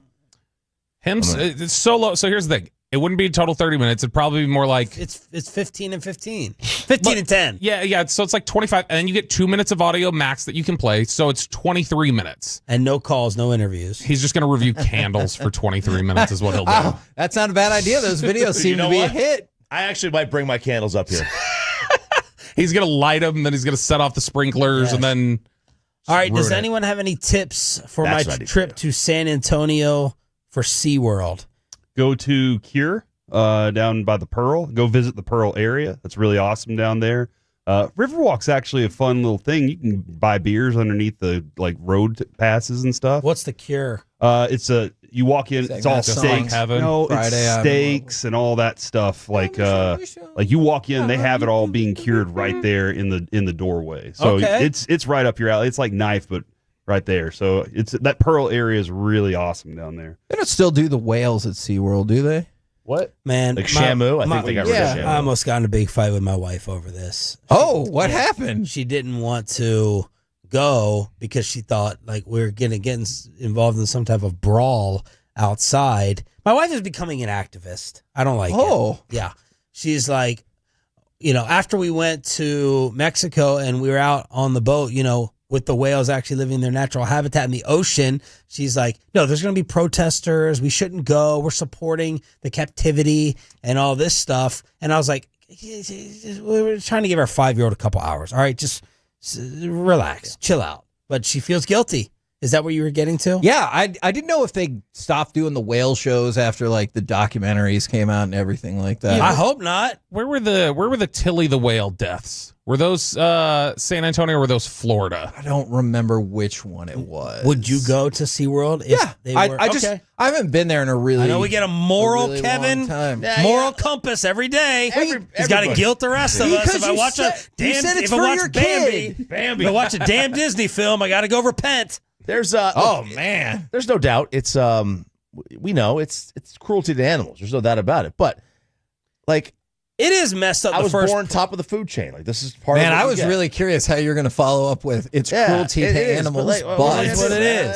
I mean, we won the lottery. So if aliens travel here from somewhere else and destroy us, you'll be like, good for them. They won.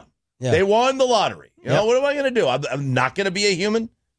Tilly the whale did kill 3 trainers in her lifetime. Holy I mean, so is that getting even a little? Yeah, and I don't have a problem with that. I don't know. You know, maybe they deserved it. Yeah, you don't know what those trainers were doing. They could have been doing stuff to their They could have been blowhole. really bad people. They could have been great, and now they shouldn't have been. But they could have been torturing the hell out of the animal. Yeah, and that's when animals strike back.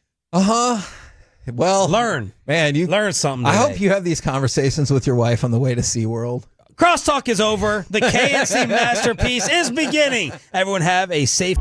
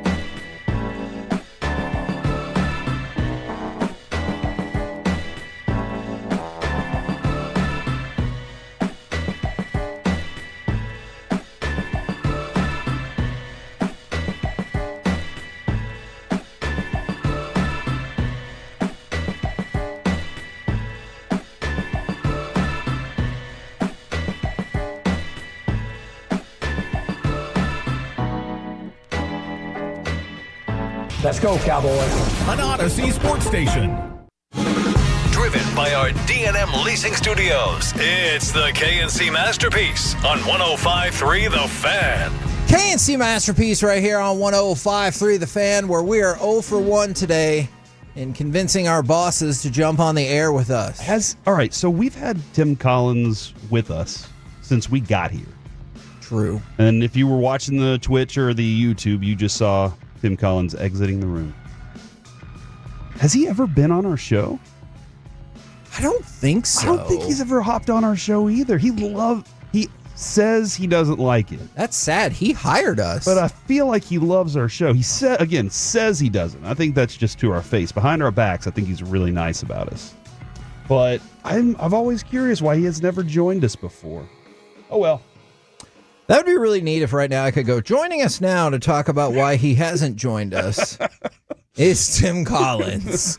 And he just walks right on by. Yeah, but nope, that is not what is going to happen, unfortunately. 877-881-1053. Corey, I'm going to tell you something. All right. I think for a little bit, maybe we have not done the best job in the world with the shout-outs. Okay. So it's Friday, Shout-Out Friday. Let's hear your freaking shout-outs, man, and we'll do the best we can to get them going. Does that sound like a good plan? That sounds great, because last week we were busy, right? We were out at the card show and everybody was talking to us and we were kind of confused about things. And then Mike showed up out of nowhere after telling us he'd never talk to us again. And then he was there to say words to us and we were really shocked about that. So it's been an experience. But you didn't do any shout outs during the week while I was gone, did you? Nope, because I did not want to run afoul of you. Right. I like it. All right. So Send in your I shout stayed outs. away from that. Shout out to the sea mammals in San Antonio because they're there for Sean this weekend, it seems like. Okay. That's just not what that's right. There is no illegitimate shout out. I just wasn't prepared for The that. 214 from Jagon and Terrell. Hey, shout out to me. Landed a new job watching the tournament in the meantime. Boom! With that in mind, give me cut number 1 because I want to talk about the NCAA tournament. Wagner left to Flan, back to Wagner, back to Flan, back to Wagner. And along the right, Davis a three. Timeout, Kansas. All right, so we can start with that game, or we can just overview the entire tournament. Did you have Arkansas beating Kansas in the first round? I did, Kevin. I did have Arkansas beating Kansas. That's nice. In the first round, and I think Arkansas will lose to St. John's. So, okay. But yeah, again, autofill did help on that one. Are you guys enjoying the tournament thus far? Is your bracket doing pretty well? Yes, my bracket's doing pretty well. I'm only 2 points behind in our CBS tour right now, or our Odyssey bracket. I had a hard time watching multiple games yesterday because on the way my setup is with Fubo, I don't have any TNT, TBS, True. I have none of that. Oh. So I have to watch all that on Amazon Prime. Okay. And then I was like, all right, got to get the laptop Max? out. I do have Max. Okay. That's through my Amazon Prime. Okay. So I have it through that. And so I got to go over there. And then I was like, so bouncing around to a lot of stuff is just kind of not as easy as it was with DirecTV. DirecTV's perfect for this, man. DirecTV is perfect for today. It really is. And I will say I was glad that I had DirecTV for this scenario. I don't know if we want to dive into it straight away or if you want to talk about some of the more specific games yesterday. I thought yesterday was kind of a run-of-the-mill March Madness day. There were some really exciting games. There were a lot of clunkers. Houston tried to top the spread for biggest win of the tournament straight away that we talked about yesterday. But I thought it was a fine day, and that's about it. But you sent me something that has really intrigued me because I disagree with that a lot. Oh. And it's the idea, is it Barstool Sports who threw out the idea of getting rid of the bug? Yeah. The score bug that has all the scores at the top of the screen, because they say that it's the game's 30 seconds behind and the bug is on time. Okay. So it's like it's altering, you're seeing the score, but you're also watching the game over here and the score's changed, but the game on the other TV has not changed yet. Okay, so a couple of questions about that. How do you watch it and stare at the bug? I feel like I can usually tune the bug out or just not pay attention. I only look at the bug whenever I need exactly. to check the score. Exactly. And so I like the bug being up there because then I know when it's time to ditch out on the game I'm watching. Like, oh, you're right. You know, and so like if you're there and you're like, hey, I'm really locked into this game, but it's like I did that yesterday. Yep. I did that yesterday with the Texas A&M game. I was there and focused to watch the Texas A&M game. But down the stretch, when you saw that the Arkansas game was really, really tight and it was going under 2 minutes, I was like, okay, we're looking pretty comfortable here. There's 8 minutes to go. It's about a 10-point game, so it's not over by any means, but I can afford to change it over. And so then I watched the rest of Arkansas, Kansas before I bounced back over to Texas A&M and Yale. So I actually think the score bug is super duper helpful. I think it's always been helpful with the bracket. Now, obviously, are you a print bracket guy, or do you keep track of you're analog about a lot of stuff? Well, and that's the thing. It's helpful because we have like our family bracket. You know, that's where I put in my real bracket as opposed to the. Oh, you really want to own the family? Yeah, I do. But that's where we have our real bracket. How's Noah doing on his bracket right now? Yeah, we had to give him some help right now because right now, like a lot of kids his age, he's obsessed with dinosaurs. And so when Texas A&M beat Yale, we were trying to get him to say Gig'em, and he goes, no, it's Giganotosaurus. And we're like, no, we're not talking about dinosaurs. Also, it's Giganotosaurus. I thought for the longest time it was the Gigantosaurus. Dohecadedron. And so, yeah, he knows a lot about dinosaurs, but we couldn't get him invested in college basketball. It's all right. Yesterday. That one day, man, one day. There you go. From the 817, shout out to the Aggies for beating Yale. Whoop. From the another 817, shout out to Jim. He's a cool dude. He is a cool dude. He's sending us food today because I think he misses us. Dude, I miss Jim already from the show. Do you think he's sending food up via himself? And then he's going to be like, guys, I'm here. That would be amazing. That would be kind of cool. You know what? I'd tell him to pop that microphone on. For sure. From the 254, Tim Collins here. Playing Talkie Talk on radio is beneath my pay grade. I'm going to go to my office and listen to Foreigner. Oh, man. Okay. First of all, that does kind of sound. That person knows Tim Collins. Like Tim. Also, I don't know if he loves Foreigner totally, though. But from the 214, Tim Collins here. I'll never hop on your show. Shout that out. Man, that felt more aggressive than Tim usually is. I will say this from the 817. If this is what you're doing today, you're fine. Shout out to me for McNeese being my only loss. If you went 15-1 yesterday, you're cruising, man. Yeah, I got a Tolo that tweeted, I think it was me and Sean this morning. And me, Sean, Choppy, you, and the G-Bag Nation, Bobby. He is perfect right now. All of his risky upset picks landed yesterday. So I'm very interested to continue following this dude's. And that's one of the things about yesterday that I think kind of made it a run-of-the-mill NCAA tournament day. There wasn't any game yesterday that you're like, how the hell did that happen? Like, I know there were upsets, but like you heard plenty of people who were like, I think Drake can do it. You heard plenty of people who were like, I think McNeese State can do it. Or maybe somebody continually told you how much the ACC sucks, and that helped make your decision for you. But there weren't any games that you're like, nobody picked that, right? Yeah. Like if Florida or Duke lost today, and you're like, what the hell? Yeah. And so I could see how you'd be perfect. That is impressive, though. I think the one thing that has stood out the most is the question you've been asking all along. And that was, we're going to find out if Duke is really good, or if the ACC really stinks. I'm not going to lie. Yesterday's games did not instill a lot of faith in the SEC. So Louisville lost, and Clemson, don't be fooled by the final score, where it was like a 2-point game.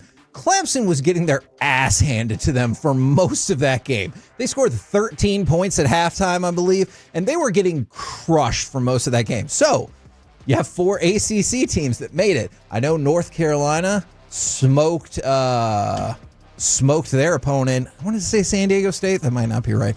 In the first 4 game. And so obviously they're in the actual tournament, but we'll see how they do against Ole Miss. Louisville lost. Clemson lost. I'm not concerned for Duke as much today, though we'll see. But Man, you can find out really quick that like they beat the crap out of people in the ACC, and the ACC was garbage all along, and that's why it was less impressive. From the 940, shout out to the veterans. I've got Iowa and Duke in the finals, with Duke winning 11-5 right now. So. I would love that. And by the way, for the Tula who went 16-0, I have never, ever gone 16-0 on any day of the tournament in the history. I think the best I've done is 14-2. And I felt really stoked about that. Maybe, I don't know if I've ever even gotten to 15, but I've never had a perfect 16-0 day in the tournament. I've gone 16-0 twice. That's one amazing. time for real. The other time was last year when I had the perfect bracket. So, okay. So one time for real. Gotcha. From the 682, if anyone is kind of in this state of their life, shout out to my wife, Catherine, who delivered 12 viable eggs this week in our IVF retrieval. Stoked with that number. That is a really high number. We went through IVF twice. It's a hard procedure, and congratulations to you guys. That's a big first step, a huge first step. Yeah, no, absolutely it is. Kevin, there was a lot of fun yesterday, but yesterday was an action-packed sports day. True. And that's why it was kind of like, which one do I want to like focus all my attention on? That is the kind of day where when I was growing up and Dad was like, bring all the TVs to the living room, please. Yeah. You go get your TV. I'm going to go get mine out of the bedroom. Your sister, that little one we have in the kitchen. Like, all the TVs needed to be in the living room for yesterday. And I don't know what year this happened. I really don't remember where they were like, hey, showing one game is stupid. Let's show all of them. Because I used to get so mad at CBS for being the arbiter of the game needing to change. And I'm like, come on. Yes, I hated it. There's 6 minutes left. It's a 14-point game. That other game has 2 minutes left and it's tied. What are we even doing? Yeah, whoever the director was stunk at what he was doing. I totally agree with you. So I'm glad that we have all the options. Then the other thing, and Alec, it happened last night. I don't know if you ever felt this way.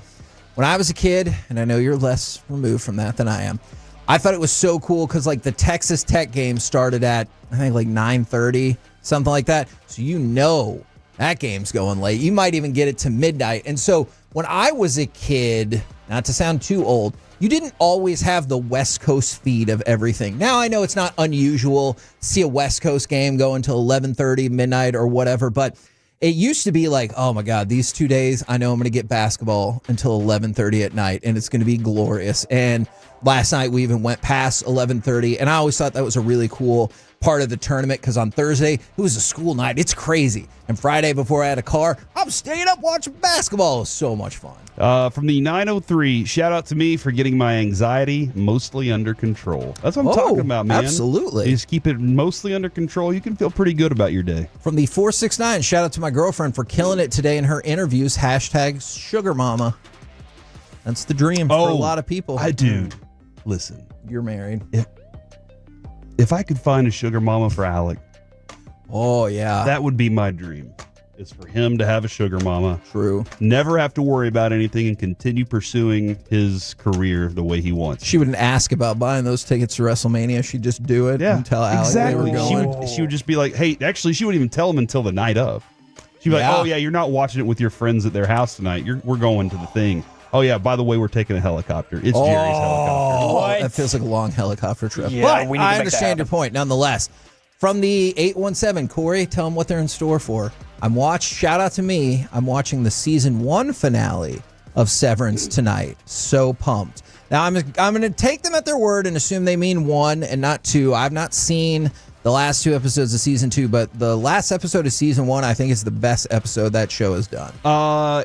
And I think there might be another one that's like lines up in season 2 with it. I've enjoyed season 2 so far. There was a clunker. My wife has not. There was a real clunker.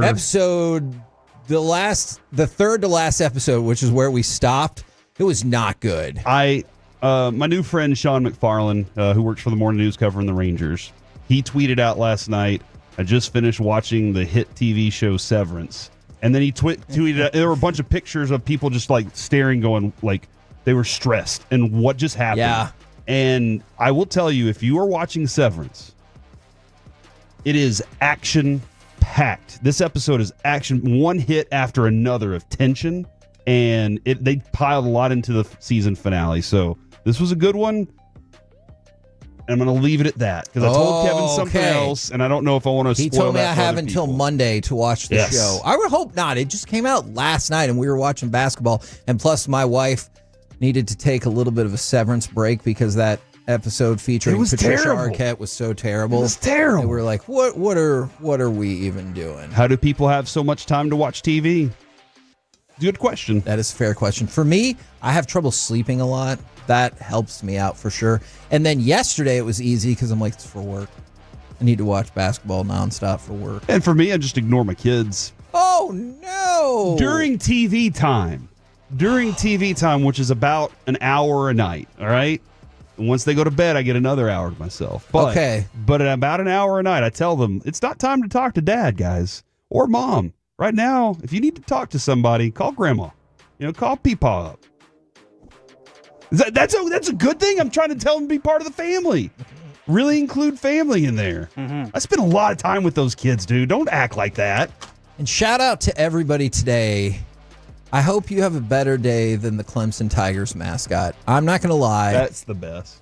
I laughed and rewound it and watched multiple times because whoever's in that suit, they're doing a great job because it's the big fur head with the dead eyes and stuff. But you could feel the emotion just by the head tilts. It's like old school Kane. If you're watching wrestling, you're like, I could feel what he meant in that head tilt. And so when the Clemson mascot just put his head down, you're like, I get it, buddy. I'm sorry for you.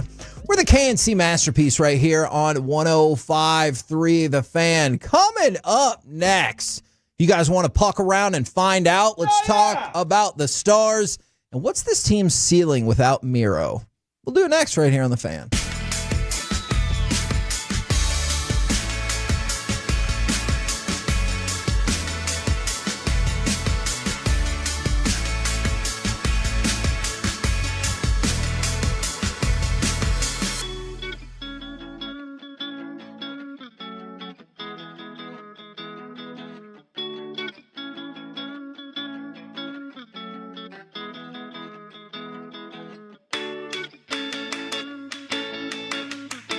Do you think it's true that you've got to forget something else to remember that Uber Eats has groceries? No, that's absurd. Hey, remember when you used to be Pepper Lady? Pepper Lady? Wasn't it Seaman Sisters? Angel Baby. Saffron Squad? Nutmeg Maiden? Tree Club? No.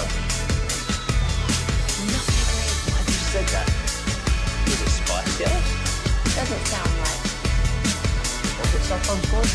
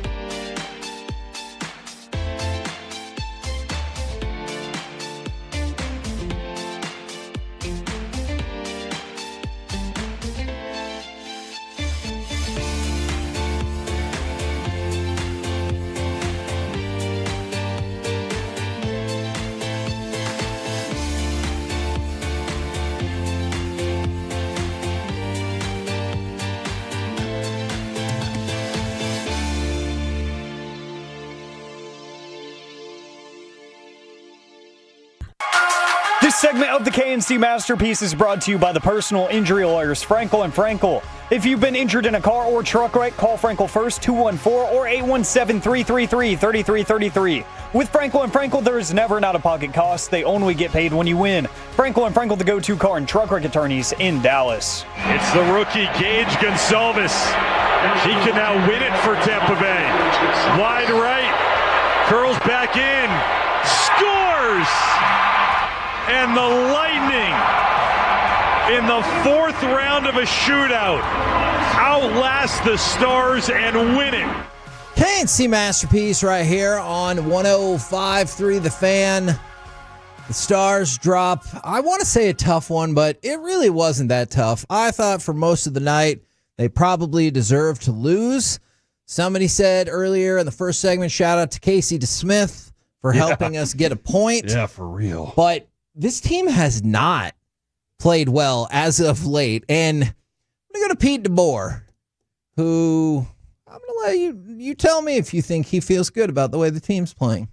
Quote, there are no bad points, but I'm just really disappointed with our effort. So I don't have much more to say other than that. Other than Casey DeSmith, I thought they were harder, hungrier, heavier than us, which is inexcusable at this time of year. We've been leaking a little bit over the last couple weeks, and tonight was probably as bad as it's been. Sounds like he wants to trade Wyatt and Robertson. And well, trade deadline's over, buddy. During the offseason. Miro might be out round one, is what DeBoer said. Yes. And so when it comes to him missing, they've been leaky this entire time. Agreed. Defensively. Every once in a while they have a good night where you're like, okay, that was quality defense. But that shows you just how much he has missed in this. I did love Bishop was trying to get people riled up last night. He was being physical, he was punching, he was getting after it last night. And I really appreciated that because he's a big physical dude. And you kind of need it, right? You Because definitely need that. This team does not have a lot of physicalness to it, but Liam Bishop is the type of player that you'd be like, on a real physical team, you'd be like, oh yeah, he's one of our most physical players. On the Stars, you're like, oh yeah, he's by far the most physical player that we have. I will say after the second goal by Tampa last night, because Tampa did look, it was chippy. They looked like they really wanted to win. And like they were the better team, They right? definitely were last night. The Stars didn't have the energy that you needed from the get. And you could hear that Brian Ray, you could even hear in the intermissions, they were discussing that. But it was after the second goal, and I was like, man, this might be time to be done with this game tonight. And then, bam, they scored. And I was like, oh, here we go. And they were right back in that thing. And that's the thing about this team is they're not a team I can just ever say they're really counted out. I know that 5-4 game and Rantanen's opener was kind of was that really prevent defense more than it was anything else. But they're the kind of team that no matter what, you can't count them out. I hope Heiskanen's not out for round one because this team needs his defense so bad. All right. So he's a calming presence, dude. Let's talk about that. And honestly, I can't say enough about Casey DeSmith. What a great addition to what they're doing. He got you the point yesterday. Like, with all due respect to everybody else out there, I think he got you the point. Somebody is very adamant, hey, got to mention that kick save. Absolutely. Yes. I thought he did a really good job. The key right now is you're still going to find yourself in a position where, look, I'll say this again. It's not impossible, but it feels highly unlikely that you would catch Winnipeg. And so maybe Minnesota moves up into the group and overtakes Colorado. But the key is, at least to me, given how well the Stars had been playing at home, that you need to stay ahead of Colorado for that C2, C3 matchup. Yes, that was kind of what I was looking at this morning, and I was like, all right, so it looks like it's just out of reach for that, but staying ahead of Colorado so that you have your best. Are they really going to consider readjusting that at some point? Is that a different time? Oh, we'll talk about it right now. Do you want to know what he said? Before we do, I was just looking at shots against last night, shots on goal. We got worked. 38 is what How many Casey did the Stars DeSmith have? 24. I'm telling DeSmith, man, if you get outshot by 14 and make it to overtime, good for your keeper. And again, that goes to it did feel like at times Tampa Bay was just running at the net, just free. And then you were like, why do they feel so confident about what they're doing? They just looked so confident, like, we don't even care. We're going right at it. And that was the moment last night where I was like, this might not be the one. But who is are we changing up the playoff? Is that the plan? I'm going to just get right to the point from Gary Bettman. He said that's a big fat N-O. More specifically, he went on. He didn't just leave it at that. That feels like that would be kind of a jerk move. He said, I'm pretty dug in on this. I like exactly what we have. And if you look at the races that we're having for the regular season, playoffs have started already. We're in our play-in tournament. That's interesting. Before you go any further there, because DeBoer said something along those lines last night with his quote, right? When he was like, at this point in the season, we need to have all these, you need to be in that mindset of, and when I was listening to that and reading it this morning, Kevin, I was like, isn't it still, like, can't you just wait until playoffs to really ramp that up? And I guess not. I guess, like, this is that time. I thought this is the time of season where if you're in a pretty decent position, you can kind of coast. But he doesn't want this team to coast. He doesn't want them to have that kind of mentality at all. Because and then if you were the Stars, then you would switch focus to not only Colorado, but Vegas as well. Yeah. And you'd be like, hey, we want to hold on to, like, if you didn't give an automatic seed for the division winners, then you're like, hey, maybe we could get the number 2 seed. Maybe you would get like St. Louis in the opening round of the playoffs. But that's not going to happen. And right now, you can look at it and it's almost... It's not almost 100%. It's a very, very, very high probability that you will play Colorado or Minnesota in the opening round of the playoffs as C2. I think the thing that people dislike more than anything is the way it's structured. Yes. And it's so confusing. You went from 1 to 8, which you've seen it in all playoff sports, that kind of like 1 through whatever. Now here it's like, well, Winnipeg has got the advantage to be C1, and Las Vegas, they've got the inside track to take P1. Both of them will play one of the wild card teams. Oh, which one? Well, whichever one, blah, and we go into that. C2 is going to play C3 because they're in the Central Division. Same thing with P2, blah, blah, blah. So I think I think the numerical breakdown of it is what kind of throws some people off, but Gary Bettman doubled down and said, having great matchups in the first round, that's not a problem. That's a great thing. So if you're hoping that they change it, not going to happen anytime soon. It is kind of, don't you feel like you would be bullish too if you just threw this Four Nations thing out there and it was so wildly successful? You're like, hey, any decisions we make right now, we're awesome. Hockey actually is like really gaining traction, I think, at the moment, especially around here because of what's going on with the Mavs. But because of what they did with that Four Nations thing, people are far more interested right now. See, but there, Corey, lies the challenge of changing the playoffs. Because, you know, like, hey, I need you to do all these things. And you're like, what if I do some of these things? So that's what Gary Bettman has agreed. Here's what I'm going to do. We're going to reevaluate what we're doing for the next All-Star game. All right, so I don't know exactly what they look like, but he talked about how high Four Nations raised the bar. And so he was like, look, so we need to change up what we're doing for the All-Star game and kind of reevaluate some different stuff. All right, so that's a change. Okay. So then he can kind of lean back on, but playoffs, I'm good, man. I'm leaving it the way that it is. From the 903, this may sound ludicrous, but it feels like DeSmith is playing better than Ottinger of late.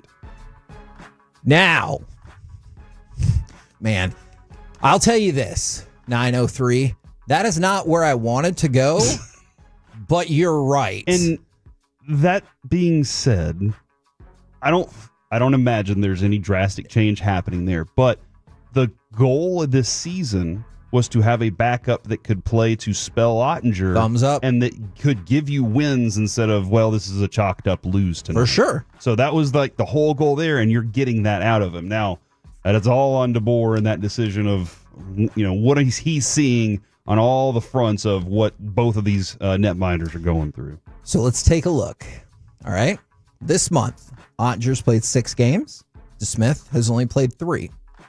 DeSmith's save percentage, this is 933. It's pretty damn good. It is pretty damn good. Ottinger's save percentage, 883. First of all, if your save, no, it's not. If your save percentage starts with an 8, you're doing poorly.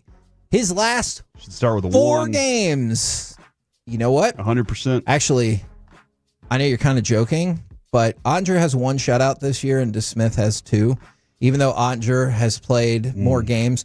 But I want to take you to a couple of different things. Goals against average, 3.45 for Ottinger this month as opposed to 1.95 for DeSmith. Just think about that. Think about a hockey game in which you could magically take away 1.5 goals. That is going to make a difference almost every single time. Now, if you want to just take one more step back to the month before that, it's tough because obviously DeSmith will play fewer games. So he's played 3 this month, Ottinger 6. He played 3 last month, Ottinger 6, because obviously they had the 4 nations in the middle of it, everything like that. DeSmith, save percentage, 911. Ottinger, 901. Goals against, 2.68 for DeSmith. Ottinger, 3.21. That's a half a goal higher. All right, and it's a goal and a half higher this month. I like Ottinger a lot, but I know he has critics when it comes to the playoffs. And this down the stretch, where you can make an argument DeSmith was better last month, but you can make a very fact-filled case that DeSmith has been better than Ottinger this month. That's not what you want. Yeah, I think the last couple of years now, my biggest comment about Ottinger's playoff run is I haven't seen that exceptional stand on your head through the entire thing. For sure. Where you're just like, there was nobody like him. And I don't know if he's got that in him. I really don't.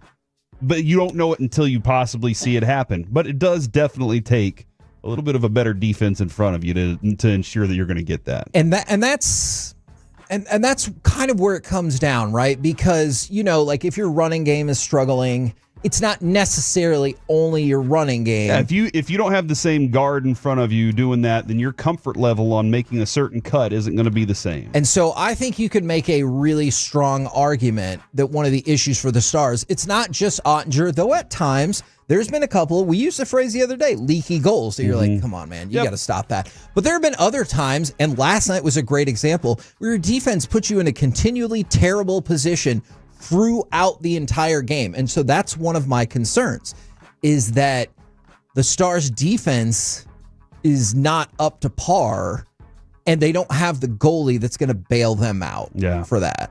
And that's why I wanted to ask, how far does the Stars team go without Miro? Because there's a really good shot, whether it's Colorado, whether it's Minnesota, that you go into that first series without Miro. Yeah, and the other significant thing about Miro is the amount of minutes that he plays. Like the amount of time that he's on the ice and your calming presence is there to do what he's supposed to do. And that can allow other players, other guys, to get out there and be more physical if they can or need to be or want to be. That's because of what he does to secure the puck and make you feel good in those corners and get the puck up the ice well. I feel like you need some positive news. Hey, look, man, I feel like we're on our way to positivity. Tyler Seguin skated with the team yesterday morning.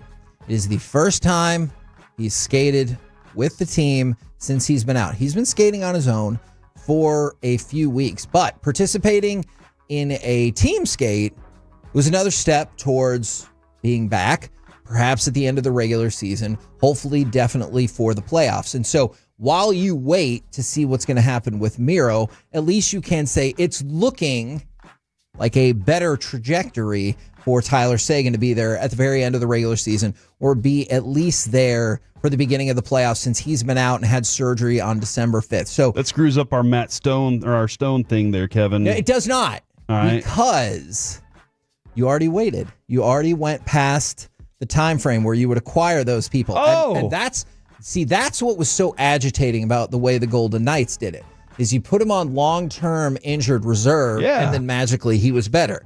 For the Stars, they put both of those players on long-term injured reserve with the idea that maybe they would be there for the playoffs. So I hated it when Vegas did it. Classic sports fan hypocrite. I'm going to love it if the Stars can get it done and both Seguin and Miro are back for the start of the playoffs. I guess, and I know we got to go, but my big question and concern is when Miro gets back, will he be back or will he be pushing himself to be back? Because it's that time and he's not quite the same guy and he's not quite the same thing. I'm going to lean to that one. Crap. But all right, man, we're going to win the cup. We're going to go win the damn cup, Kevin. There you go. We're the KNC Masterpiece right here on 105.3 The Fan. Coming up next, it's time for baseball nuggets. Can Paul Skeens be even better in his sophomore season? Next on The Fan. Coming up in the next G-Bag Nation of Friday show in Euless at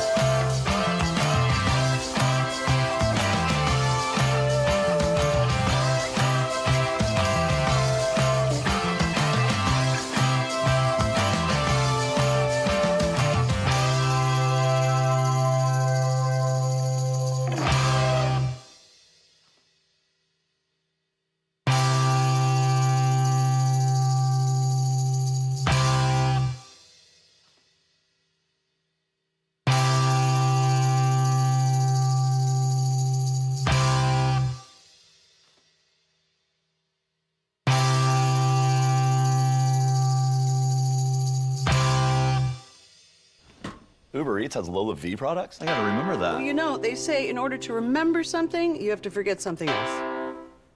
Okay, now that is a very cute haircut. That's like a little shag. I've never seen it before.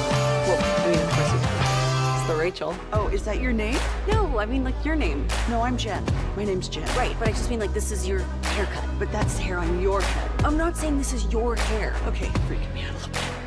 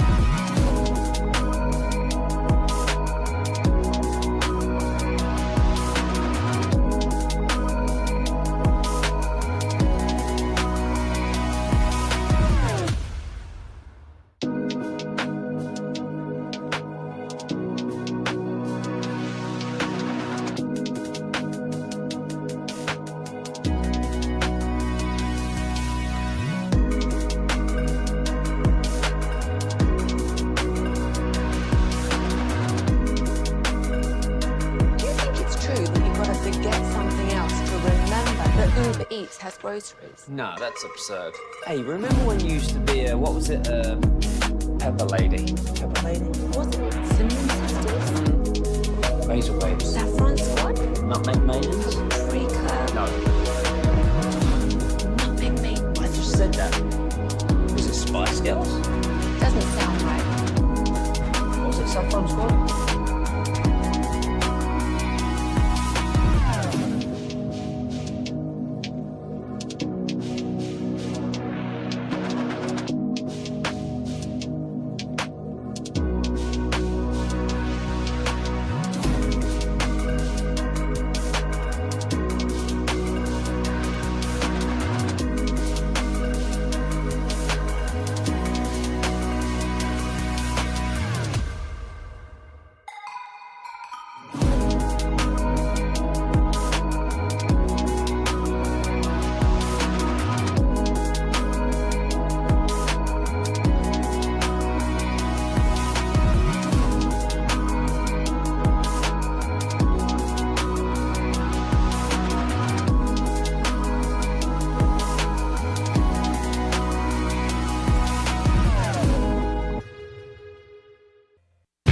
This segment is brought to you by Classic Chevrolet. If you're in the market to upgrade your vehicle, get to Classic Chevrolet in Grapevine. Back-to-back #1 Chevy dealership in the world. They've got more new Chevys than anyone, all priced to sell. Visit ClassicChevrolet.com. This is Texas. This is Classic Chevrolet. Together, let's drive. Based on new Chevy registrations 2023 and 2024. There's strike three, and that's 7 in a row, and there's a fastball. That was the first fastball he threw in that at-bat to Madrigal. 7 up, 7 down, all via the strikeout for Skeens. K&C Masterpiece back here on 105.3 The Fan right now. Brought to you by Reliant Air Conditioning. Gimmick-free AC repair and replacement. It's time for Baseball Nuggets. Now, I feel like we need to start. I do want to have some discussions about Paul Skeens in here, but I want to give you Kumar Rocker update. Yesterday, he did have a pair of walks, and he gave up a 2-run home run. Those are the bad parts. Good part, Rocker threw 4 2/3, struck out 8.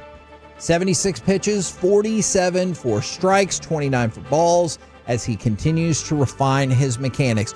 It felt like a good step forward. I know we talked about with the addition earlier in the week. Now it kind of feels like there's only room right now for Rocker or Leiter in the starting rotation as opposed to both of them, which is what it felt like it was going to be. Yeah, and across the league, Kevin, MLB.com has a list up of players, prospects that might get their shot because of injuries. And that's where Rocker and Leiter are. Because of injuries, they might get that opportunity to go do that. What I'm interested in on Rocker, you said 2 home runs? Yeah, 1 home run for 2 runs. 1 home run for 2 runs. I would love to know if that was a miss or a challenge pitch.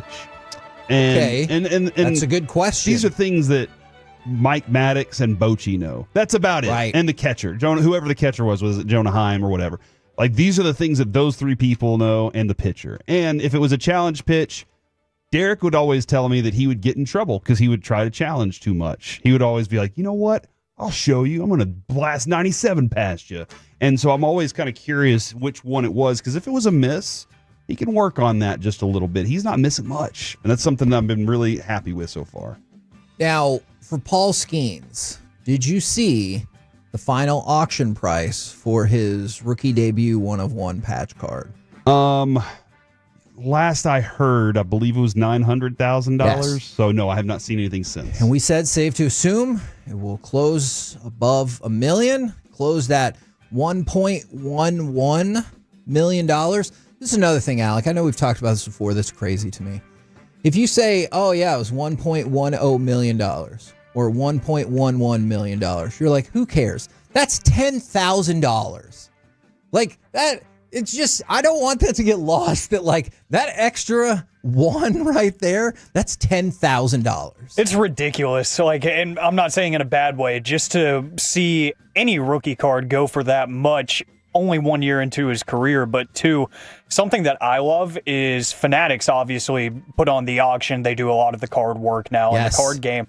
they've been putting out like targeted ads on social media, like Fanatics Collect, download the app, start auctioning. And I love that up until yesterday, the picture on those targeted ads, it would say, start your collection today. And it's the Skeens 1-of-1 patch. And it's like, you really think I'm going to start my collection by dropping $1 million? $1 million. And that would still have you $110,000 short. Now, what's astonishing about this is the previous record for the most expensive Paul Skeens card, $123,000. So we beat that by a good amount. Now, here's the craziest part. Go ahead. I think this is a good question. I don't think your brain is ready to comprehend this. Because when I read it, my brain was not either. Why are sports cards worth more than things like jerseys and bats at times? Okay. Is that a completely different conversation? No, I mean, it probably is. That is a really good question. Because, like, wouldn't you think the Paul Skeens, like, let's just say we auctioned off his entire jersey and his pants and stuff right now. I feel like that's going for less than the card. Yeah. I think it's just because there's such a bigger continuous market for the cards. And what I mean by that is, like, there are plenty of people who collect the pants and the jersey and everything like that. But like we talked about the Dallas Card Show, you saw it. There was like 10,000 people there who are like, let's buy, let's sell it. Cards have become like the stock market where you're just like, hey, that's the currency in which we trade. Here's the thing that blows my mind, though. Paul Skeens, the card went for $1.11 million. Do you know how much money Paul Skeens is going to make pitching this year? $500,000. $875,000. So they just sold the card of Paul Skeens for more than Paul Skeens will make pitching this year when he might win the Cy Young. Which is why he wanted that card so damn bad. Hell yeah. He was like, Livy, tell them that they can hang out in your suite with you. Yes. All right? I mean, I need some money. I'm only making $875,000. How am I supposed to live off that? In this day and age. I mean, Livy's like, don't worry about it. I got way more money He's like, than that. My TikTok makes that. Don't in 2 days. even worry about it. From the 940, and I disagree with this. We talked about it yesterday. Getting under $900,000 after auctions fees, Pirates' offer would have worked out better.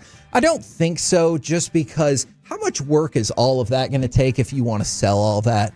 Like, if you were from Pittsburgh, I get it. Like, how awesome would it be, Corey, if all of a sudden, I mean, and I know you're in media, so it's a little different, but if you weren't in media and you got something where you're like 30 years of Rangers season tickets. Yeah. That would be amazing. It would be amazing. But if you got Mets season tickets, you'd be like, oh, that's nice. I would probably move to Arlington if I had 30 years. That's probably a good idea. I mean, Plano's still too far at that point. For sure. And so maybe they could have sold all of those. Maybe they could have sold all of those season tickets and that would have been fine, but that would have taken a really long time. And just to have one auction, that is a lot nicer. Somebody did mention, I just wanted to put this out there. They mentioned that Rocker's pitch that was hit for a home run was right down the pipe low, and he was behind in the count, and it was a fastball. That all makes sense. He needed a strike. A lot of times they're like, just get your strike. The batter was hunting fastball. Sure. He knew he needed a strike, and he was like, I'm taking this 1 yard, kid. Which, I'm all right with that. That's not the end of the world. I'm perfectly okay with that. Paul Skeens came in number 3 in top 10 predicted best starting pitchers this season for Major League Baseball per CBS. Tarek Skubal, Zach Wheeler were the only two ahead of him. And then it goes Skeens, Burns, Crochet, Sale is at 6, Logan Webb, Blake Snell, there we go, Logan Gilbert, and then number 10 they put on the list, Jacob deGrom. So we've obviously talked quite a bit about Jacob deGrom, so I just wanted to throw out there that they are like, hey, he could be 10. An 8-win Cy Young season for him is on the way. If Jacob deGrom is the 10th best pitcher in Major League Baseball this year, then Evaldi better be 11. Thumbs up? Oh, for him? For us. Oh, yeah. I mean, for him too. Yeah. No, you're feeling really good. Mostly for us, right? Because for him, and if that's the case, he's 10th. It's because the Rangers have shortened however many innings he's pitching per game. And maybe they even were able to skip a couple games here and there for him because of the way the schedule lines up. And so he's not dominating and pitching 30 games, but he's dominating in the time that he's doing it, and that's where 10 would be for him. I like it. From the 817, 6 days till opening day, baby. Woo! We'll be there. We'll be there. We will be there doing the show live from Globe Life Field. Right around the corner from Hurtado and Whataburger in that stadium. You think we could, I know Brandon's going to be really busy that day. Do you think we could convince him to? I think we got some friends we can call and reach out to. Also, what we've learned is on that show on Thursday, sitting down with us will be MJF, the wrestler for All Elite Wrestling, who's apparently going to throw out one of the first pitches or the first pitch. Oh, are they going to have multiple people up there? Yeah, you know how sometimes they do that. Him and Megan Fox? Maybe. That is going to be really fun, even though I heard he's really mean in interviews. So I'm a little bit concerned about that. Alec, is that true? Yeah, I the first thing I did was I texted Ruben and I texted KG. I was like, over under how many times we're going to hit the dump button. Oh, really? Yeah. He's that kind of guy. Yeah. All right. He's not the nicest. So if he does it too many times, do I get to suplex him or something, put him in a Willie Nelson? Okay, that's a full Nelson, you jerk, All right. or a half Nelson. I would love nothing more than to watch you try to suplex MJF. It's going to go like that time Bader almost broke his wrist again. Mm-hmm.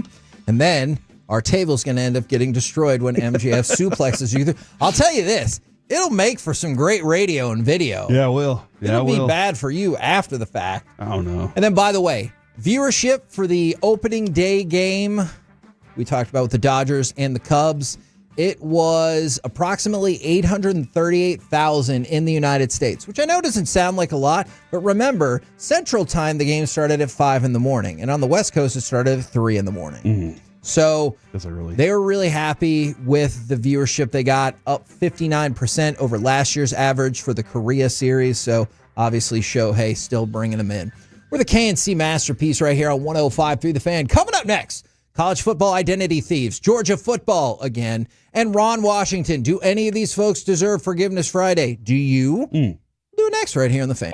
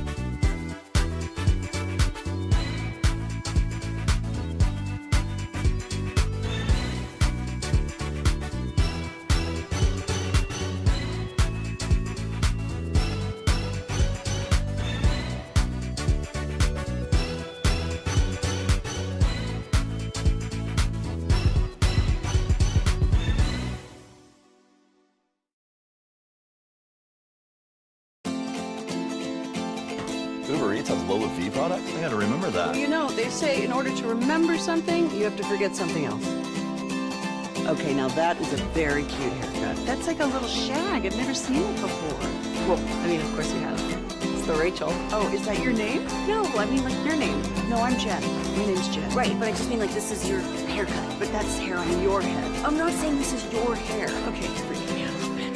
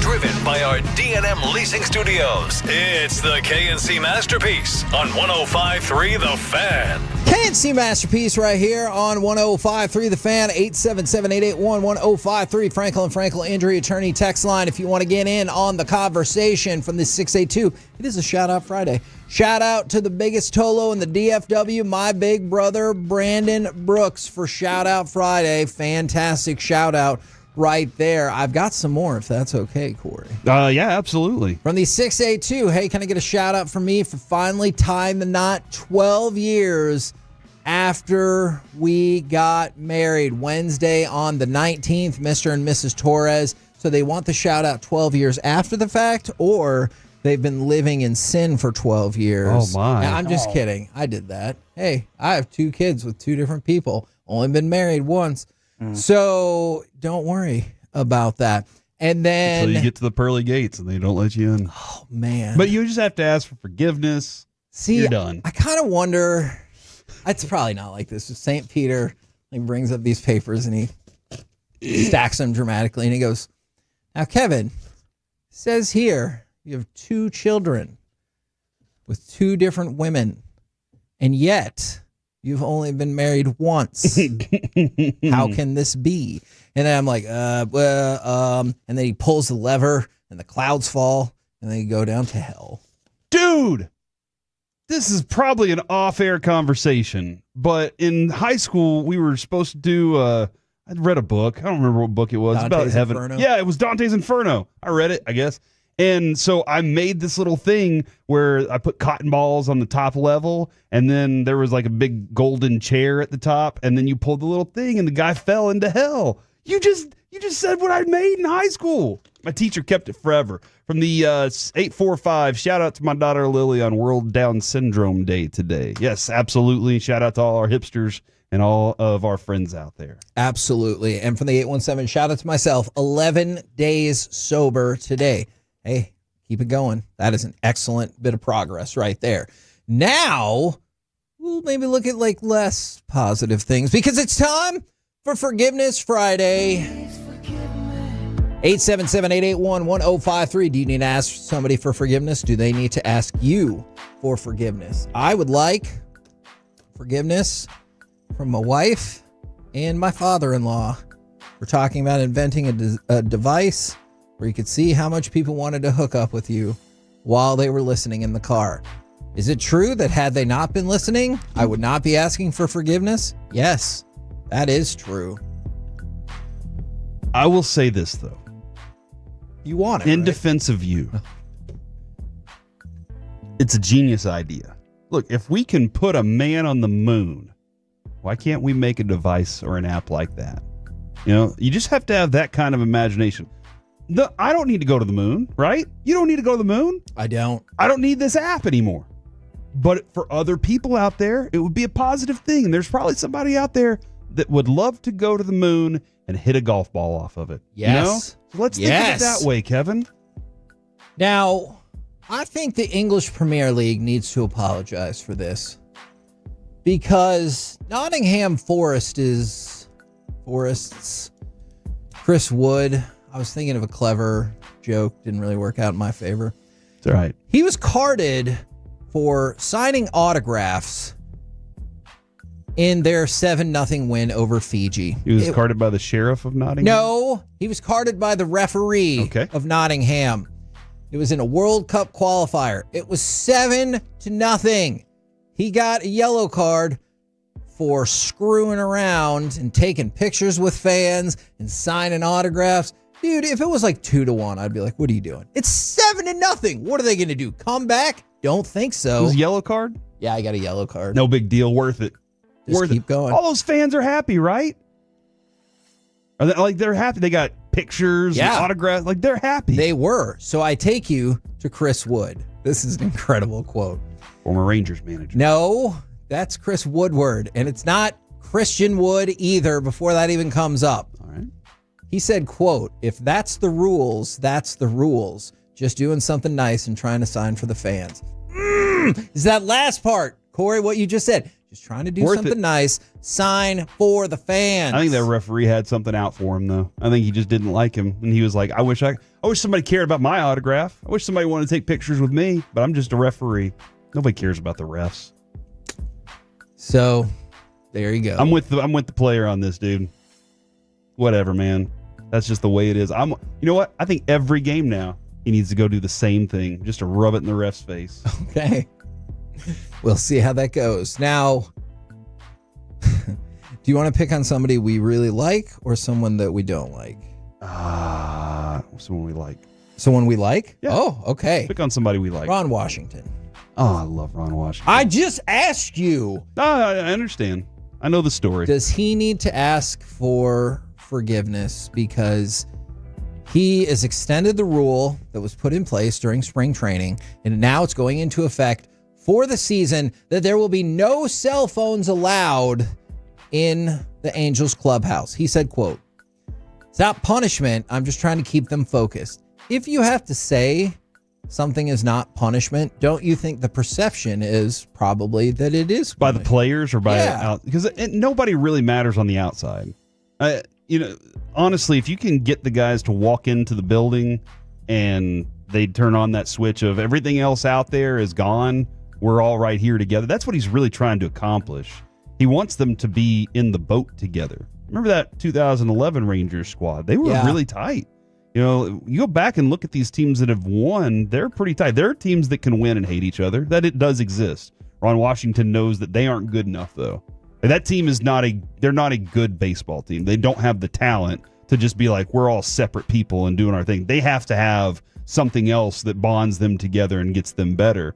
And whenever you're sitting around, we walk in that clubhouse all the time. There's Jacob deGrom's playing Call of Duty on his phone, and so-and-so's doing. They're all on their phones. Well, what if they weren't on their phones? What would they be doing? Probably out there doing drills with Wash. Probably getting a couple extra cuts in the batting cage. And they're a team, because of their lack of talent, other than Mike Trout, who's injured all the time, but because of their lack of talent, they have to get the extra work in. They have to do those things to get an edge on their opponents. Now, multiple players, including Mike Trout and Zach, I really wish his last name was pronounced Neto, said... Is it Neto? Yeah. Okay. Said the rule has worked out great so far, and Neto even said everyone's talking to each other and having a conversation. I think it's pretty special. So maybe he does not need to ask for forgiveness. There you go. From the 817, I think my daughter needs forgiveness. My daughter got sick Thursday. She's 2. Then my son got sick Friday. The wife and I got sick Saturday. Father-in-law got sick on Sunday. My father on Monday. Son got sick again on Tuesday. My daughter took down the whole family. Oh, no. She does. You know what, though? It's not like she went out there and bought the sickness and then said, I'll show these people, So I think we can forgive her for that. Okay. If you buy the sickness, then it's on you. Okay. You can get down with the sickness. Okay. I was wondering if that was the route that we were going. I'm disturbed. Okay. Did you see they caught some stuff on fire recently? We talked about that earlier this week. I wasn't here. So it didn't happen. I thought it would be Rammstein that would do it. Have you ever seen a Rammstein concert? The dude comes out with the gun that shoots the arrows over the things and whoo, everything goes on fire. It's awesome. I should have pegged you for a Rammstein fan. Let's go to cut number 15. That's not an insult. Why did you look at him like that's an insult? He likes heavy music. Mm-hmm. That is not an insult. Okay.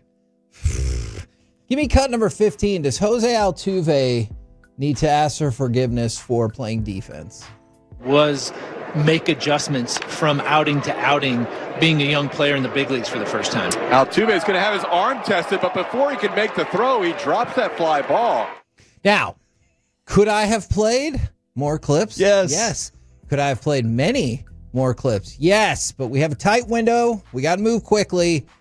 Are you excited to see Jose Altuve play defense again this year? Yes. He's going to cost them 7 games this year, and that's good for the Wow. Rangers. I really think he's going to make 7 errors in the outfield that are going to cost them games. He's going to make more errors than 7. They're going to be. I'm going to list him at 16. All right. Okay. And he's not good at that out there. He doesn't know how to track the ball. He doesn't know how to come in on it. There are a lot of things that he's still trying to figure out about the outfield. And I get it. When you've played a certain position your whole life and now you're being thrust into a place where it's a completely different thing, it's going to be very different. But he's going to cost them, and I like it, Kevin. I like it for the Rangers. For sure. Now, this one's a little bit more serious than maybe the defense or the World Cup qualifier that we talked about. Ex-Michigan offensive coordinator Matt Weiss, he has been charged. There was a 24-count indictment against Weiss that was put out yesterday in the Eastern District of Michigan. It alleges between 2015 and 2023, which... That's 8 years. I know. That's not necessarily saying that he's guilty, but it doesn't look good. Like, if you were like, hey, I did crime for 2 weeks, maybe you could figure out a way to be like, that wasn't me. But 8 years? So the charges are that he gained access to third-party databases within Michigan and used more than 100 college and universities and other students' personal information, which he used to hack emails, social media, cloud storage, belonging to more than 2,000 athletes. And you're like, wow, that's pretty bad. And another 1,300 other students and university alumni. So he's like, I got all of these email addresses, information, social media logins, everything. Hack. And then I'm just going to go wild. Hacking is bad. That's true. Do not hack unless that's your job. If you're like paid to hack, I mean, I guess that you got to live something. Paid by who? Dark web.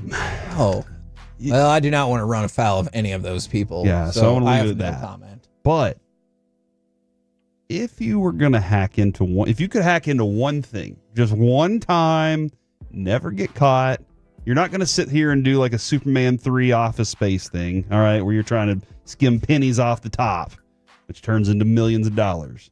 But you get one thing that you can just hack into. What's it going to be? 877-881-1053. For me, my mortgage company. I'm just going to eliminate the mortgage altogether, get rid of that, because once we've gotten rid of the mortgage, I think we're doing really well. Okay. That payment's tough, bro. So they'll never be like, hey, where'd that one guy's mortgage go? Nope. The house is just, there it is. It's mine. Okay. I have the deed, indeed. Weiss, by the way, faces 14 counts of unauthorized access to computers and 10 counts of aggravated identity theft. Can he ever touch a computer again then? Like, is it like, hey, dude, you're done with computers? And So he's like like, what about my smartphone? Instead of an alcohol monitor, he has like this thing on his wrist that like shorts out. That feels problematic. So you could be like, touch, and mess up all these people's computers. From the 817, those damn hackers are ruining Call of Duty. That is true. There are too many hackers on that game right now. Can't wait for the new one to drop. All right. Verdansk is back. Corey, people say math doesn't come into effect in the real world. Yes, it does. Here we go. It's a word problem for you. Weiss is charged with 14 counts of unauthorized access to computers. All right. And 10 counts of aggravated identity theft. The maximum sentence includes 5 years for each charge of unauthorized access and 2 years for identity theft. What is the maximum amount of prison time he could face? I got to 70, and then you added something to it. And then the last part's 20, so the answer is 90. He could face 90 years. I do think it's kind of odd that it's 5 years if you access someone else's stuff, but if you steal their identity, 2 years. Don't you think also that if you die in that 90-year period, like let's say you die at year 40, that your kids should serve the next 50 years? No! For all the crap they put you through. Obviously, they're the reason that you had to hack into something to steal money. What if you're estranged from your kids? Then that's that's tough for them. You got to find them. Just go send the agents out there and bring them in. Every once in a while they do that, right? Where the marshals will just go do a roundup and they'll just go get everybody. I saw that in Plano back when we were working at the newspaper. Okay. I'm done talking about this now, though. I'm stopping.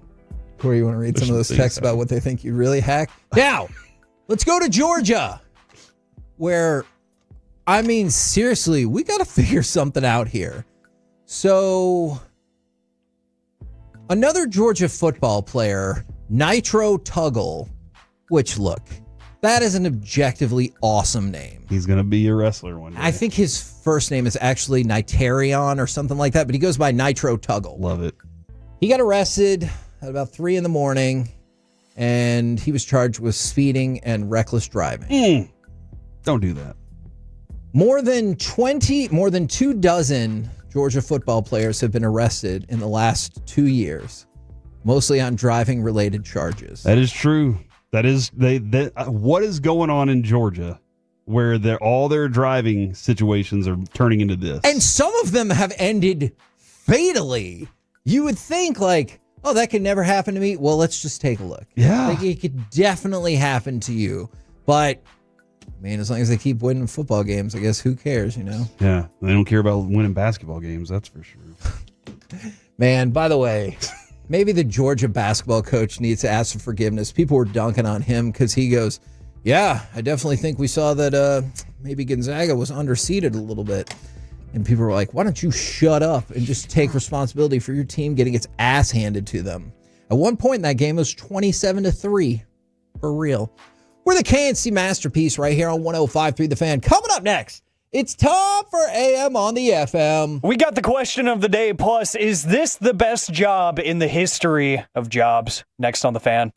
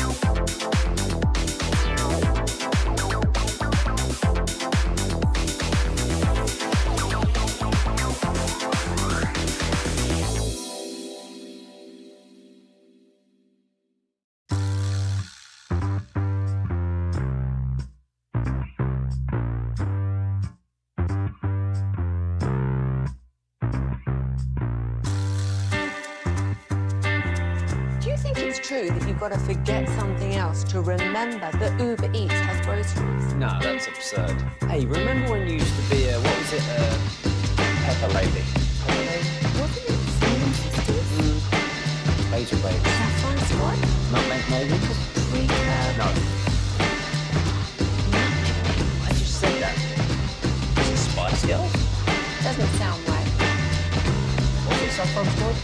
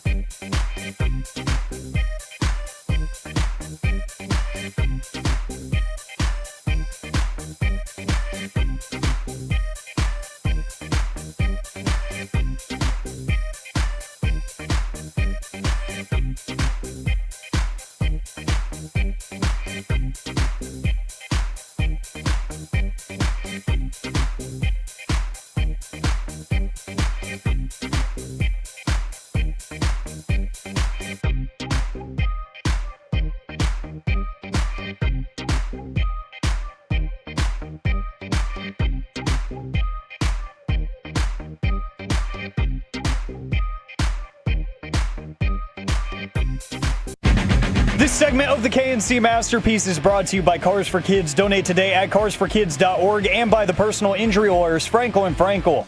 If you've been injured in a car or truck wreck, call Frankel first, 214 or 817-333-3333. With Frankel & Frankel, there is never an out-of-pocket cost. They only get paid when you win.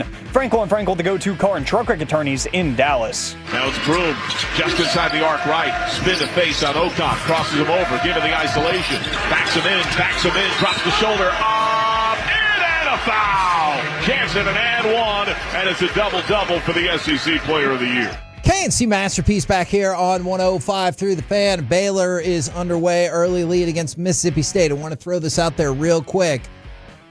The Olympics in 2028 scheduled to be in Los Angeles, and one of the things that the committee chairman said yesterday, the rebirth, the rebuild, maybe reimagining LA 2.0 in the Olympics will be the catalyst for all of those things. And also they said Kendrick Lamar will be there.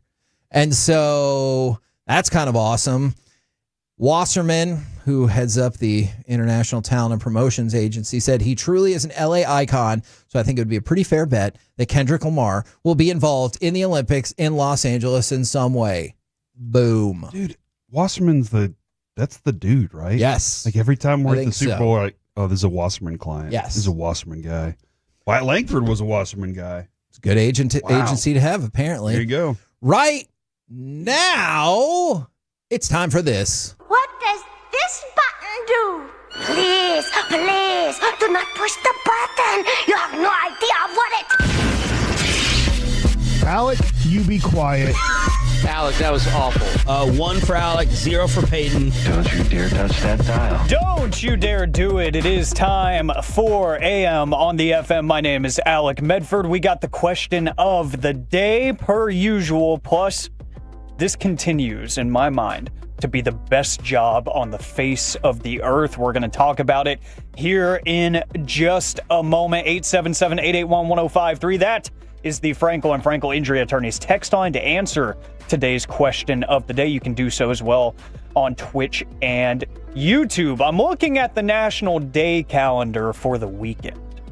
And not only is tomorrow wedding day for our buddy Zero. I will be there. But tomorrow is also National Goof Off Day. So I ask you, the Tolo, 877-881-1053. What is your most unproductive way to kill time? What do you enjoy doing that absolutely gets you nowhere, but you love to do it to kill time? Hey, Alec, do you know what my answer is after the last several days? Yeah, I think I know. I like to get trapped in a nonsensical vortex of YouTube. We've been playing things. I've been playing things. I'll take sole responsibility for you bet. irritating Alec most of this week. Besides the Kazoo National Anthem, we've been playing all kinds of nonsense. Sit down! It's been making... I'm new to What are you this. I'm doing? still learning when I'm supposed to stand and sit. And it's been making Alex so very, very mad. So ridiculous YouTube loop. I'll cop to that. Yeah, that doesn't make me happy. Sorry. So No, you're not. my favorite thing to do, Alec, is be in the pool. But I can't be in the pool all the time because it's cold and I haven't fixed my heater part of it. No. It's expensive. So I think my favorite way to waste time now has been jumped back into Clash of Clans and another game called Brawl Stars and doing a lot of crossword puzzles on my phone. So that's been my favorite way to goof off and waste time because I don't feel like if I'm hanging out with my kids, I'm wasting time. That's good quality time. Do you ever look at the crosswords, and you're like, what you gonna do? Bum, bum, bum, bum, bum, bum. He tried to do Crossroads by Bone Thugs and Harmony. I think I did not try to do anything. I think I executed that exactly how I wanted. Text in 877-881-1053 if you disagree with Kevin's words. What time are we done here, too? You got a lot of time left, Alec. Yeah, I get to ruin your day at 1:30, though. I can't wait for that. Grab a sandwich. Relax. Yeah, Jim sent sandwiches up to us. Jim was amazing yesterday, and then he sent us food. Jim might be my favorite on-air cohort to ever, if we're being honest. He said to ever and just left it at that. Yeah. That's awesome. Yeah, so take that, Kevin, after this week's antics. Burn. Yeah. And everybody I ever worked with on the weekend, I guess. But keep those coming in, 877-881-1053. Your favorite pastime to kill time that is totally unproductive. Mine goes down the YouTube route, but not Kazoo's real music. I like going down the random wormholes of watching people react to different albums and stuff just to make sure I'm not crazy in my thinking about certain songs or certain albums, you know, because I'm not going to say I'm like shock jock hot take guy when it comes to music, but I'm very opinionated and I'm very like rooted in those opinions. It takes a lot to get me to change my mind about music. Like Ruben's been bullying me about a Playboi Carti album for the past week, and I still stand on the fact that it's trash. But and I know he heard that because he's driving to Cold Beers and Cheeseburgers today to hang out with the G-Bag Nation. Which everybody should do that right now. Everybody should, because cheeseburgers are awesome. So is cold beer. and so is basketball. So, yeah, I pretty much every night at this point, whether it's a really old album from like the 80s, like I was telling Carter and James the other day, I went down a random George Michael wormhole where I was just watching old, like some reactions to his music, but more like actual live performances that he did, just because I was like, I don't know. Did this most popped people up in my suggested? Did most people have faith in his performances? Yes. Yes. Because you got to have faith. You gotta have faith. Yep. I gotta have faith. Yes, we know. Dan, Alec, I do that a lot of times too, where like Friday nights, if I'm just kind of sitting around, I like live music. Yeah. So I'll go be like, oh, what band have I not seen? And I'll go on YouTube and then watch one of their concerts. And I think that's a really fun way to get that opportunity. I'll do it like with performances that I haven't seen yet and ones that I've already seen before, but I just kind of want that little boost of nostalgia because, I mean, whether we admit it or not, we all live off of nostalgia, like in some capacity, whether it's your music, your entertainment value, whatever you do, there's something in life that is rooted in nostalgia for you. And for me, it is going back and watching performers that I have seen live, just because mentally it takes me back to that, probably 3 hours out of a random night in the middle of the summer where I'm like, yeah, that was awesome. Yeah. I was like I was in pure bliss for 3 hours, and then I went back to reality because I had to wake up the next morning, So that's usually how it goes for me. But I do like watching some of the artists that you just can't watch anymore. Like George Michael, some of those people that either A, retired, or B, aren't here anymore. So watching some of those that were just out of my era is kind of fun, so I can try to appreciate, because, I'll talk about my dad's like, oh, where are you going tonight? I'm going to see this performer. He's like, back in my day, we had real music, and I saw these people. I'm like, yeah, I've watched a bunch of their performances. They were awesome. I'm not denying that that's really good music. It's just not current music. Yeah. That's fine.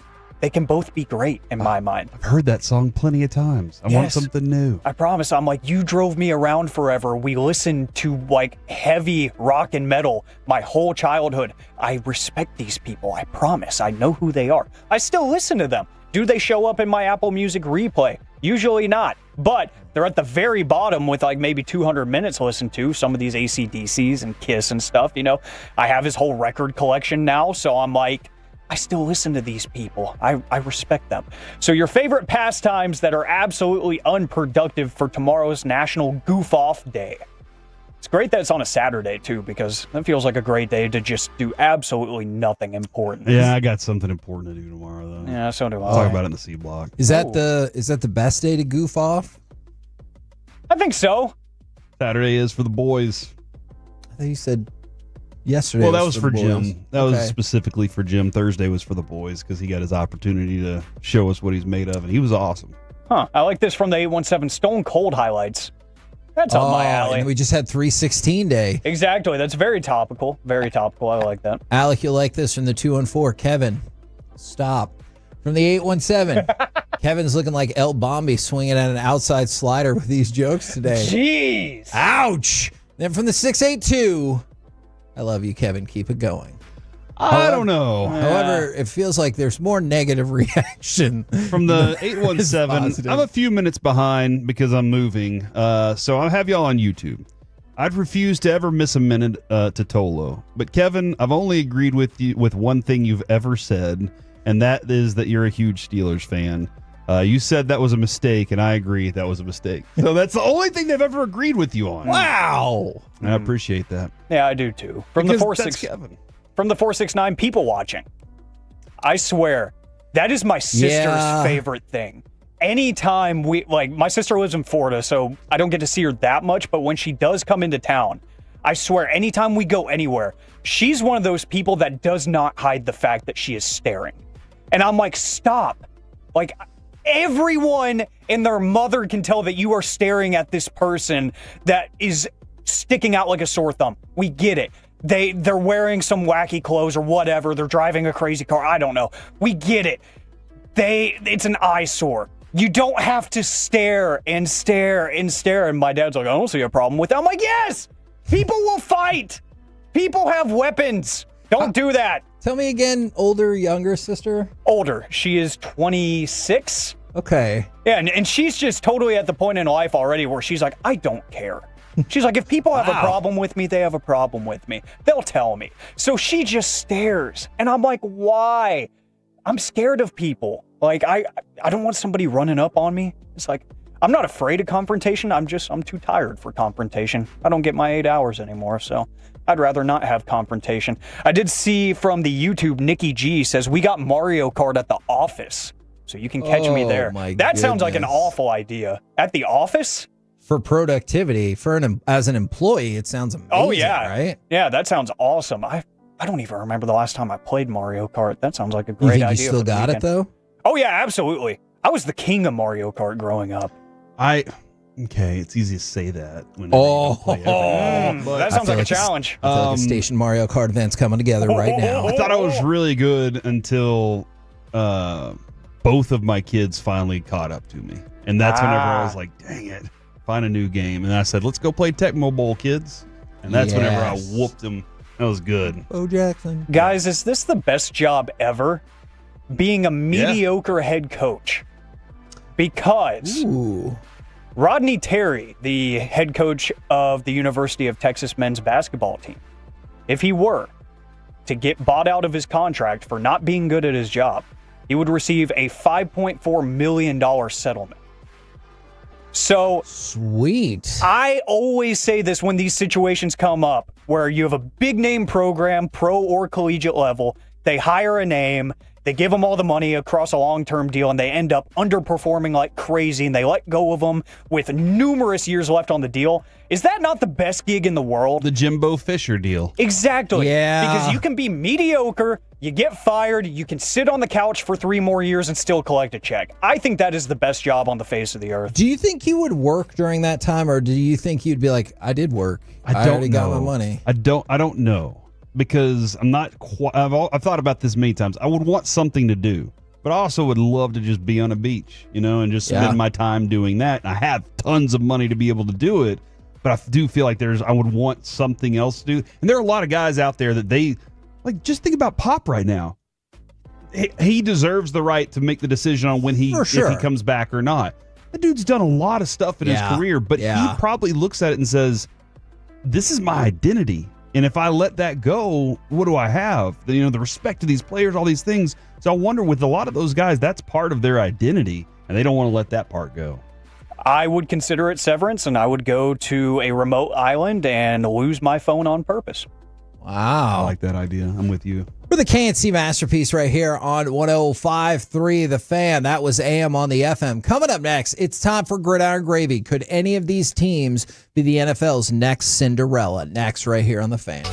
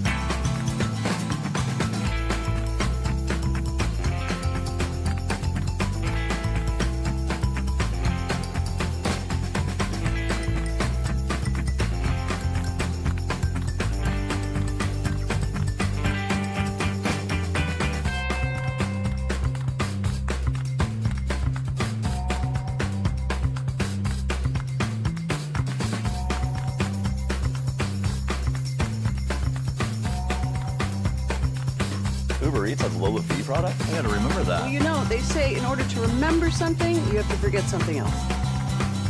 Okay, now that is a very cute haircut. That's like a little shag. I've never seen it before. Well, I mean, of course you have. It's the Rachel. Oh, is that your name? No, I mean, what's your name? No, I'm Jen. My name's Jen. Right, but I just mean like this is your haircut. But that's hair on your head. I'm not saying this is your hair. Okay.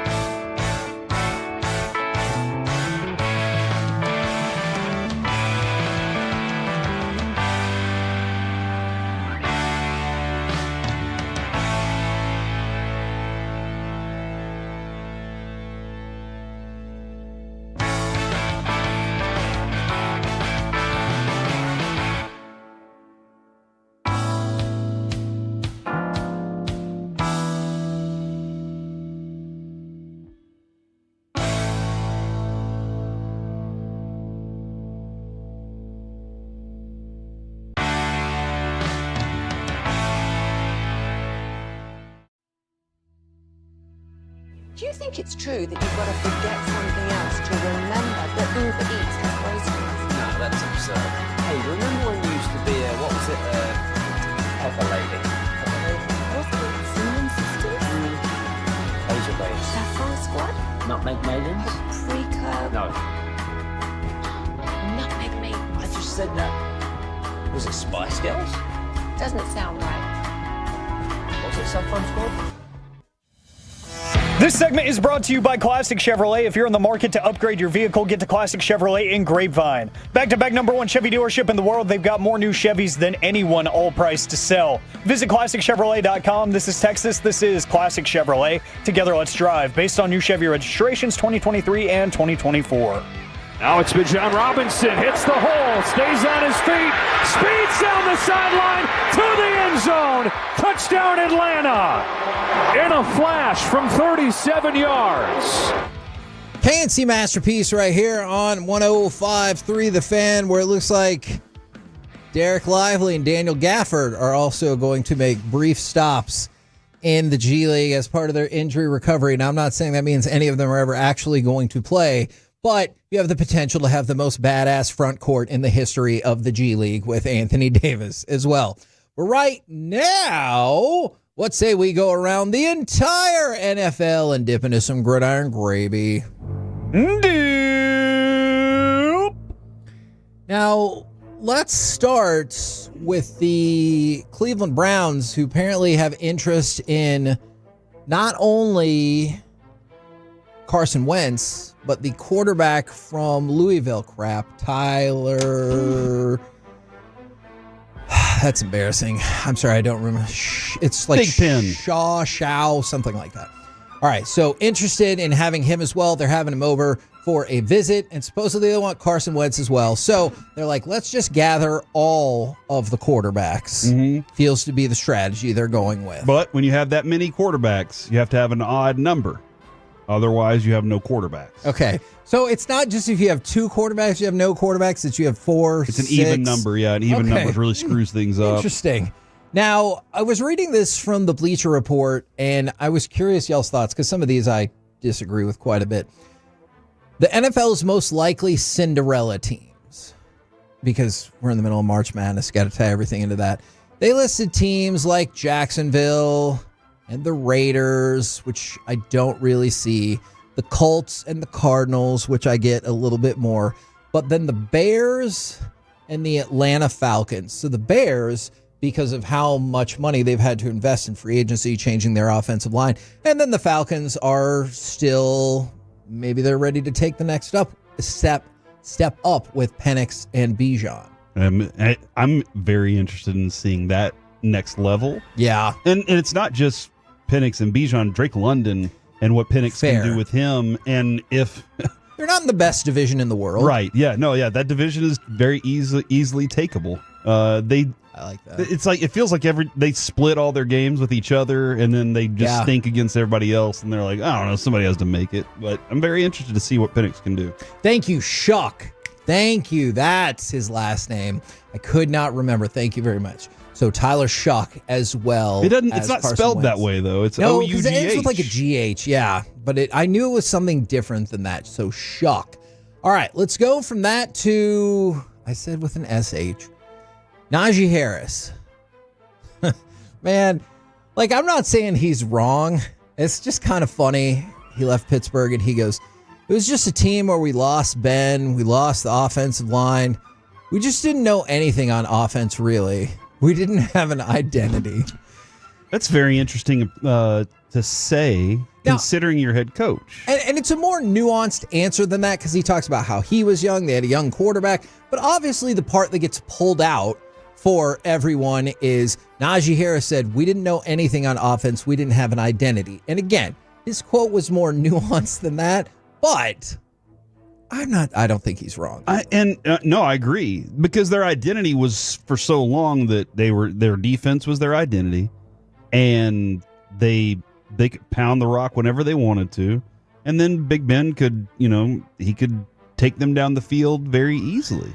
So for a long time they had that, and with that lack of leadership offensively, and you're hoping that your offensive coordinator can be the guy that kind of sets all that up, but they've run through offensive coordinators of late, so it's been tough for them. Now, would getting a handwritten letter, does that move the needle for you? Because the the Tennessee governor, Bill Lee, has written a letter to Roger Goodell because they want the 2029 Super Bowl. Now, you've already had the next 3 Super Bowls awarded to San Francisco, LA, and Atlanta.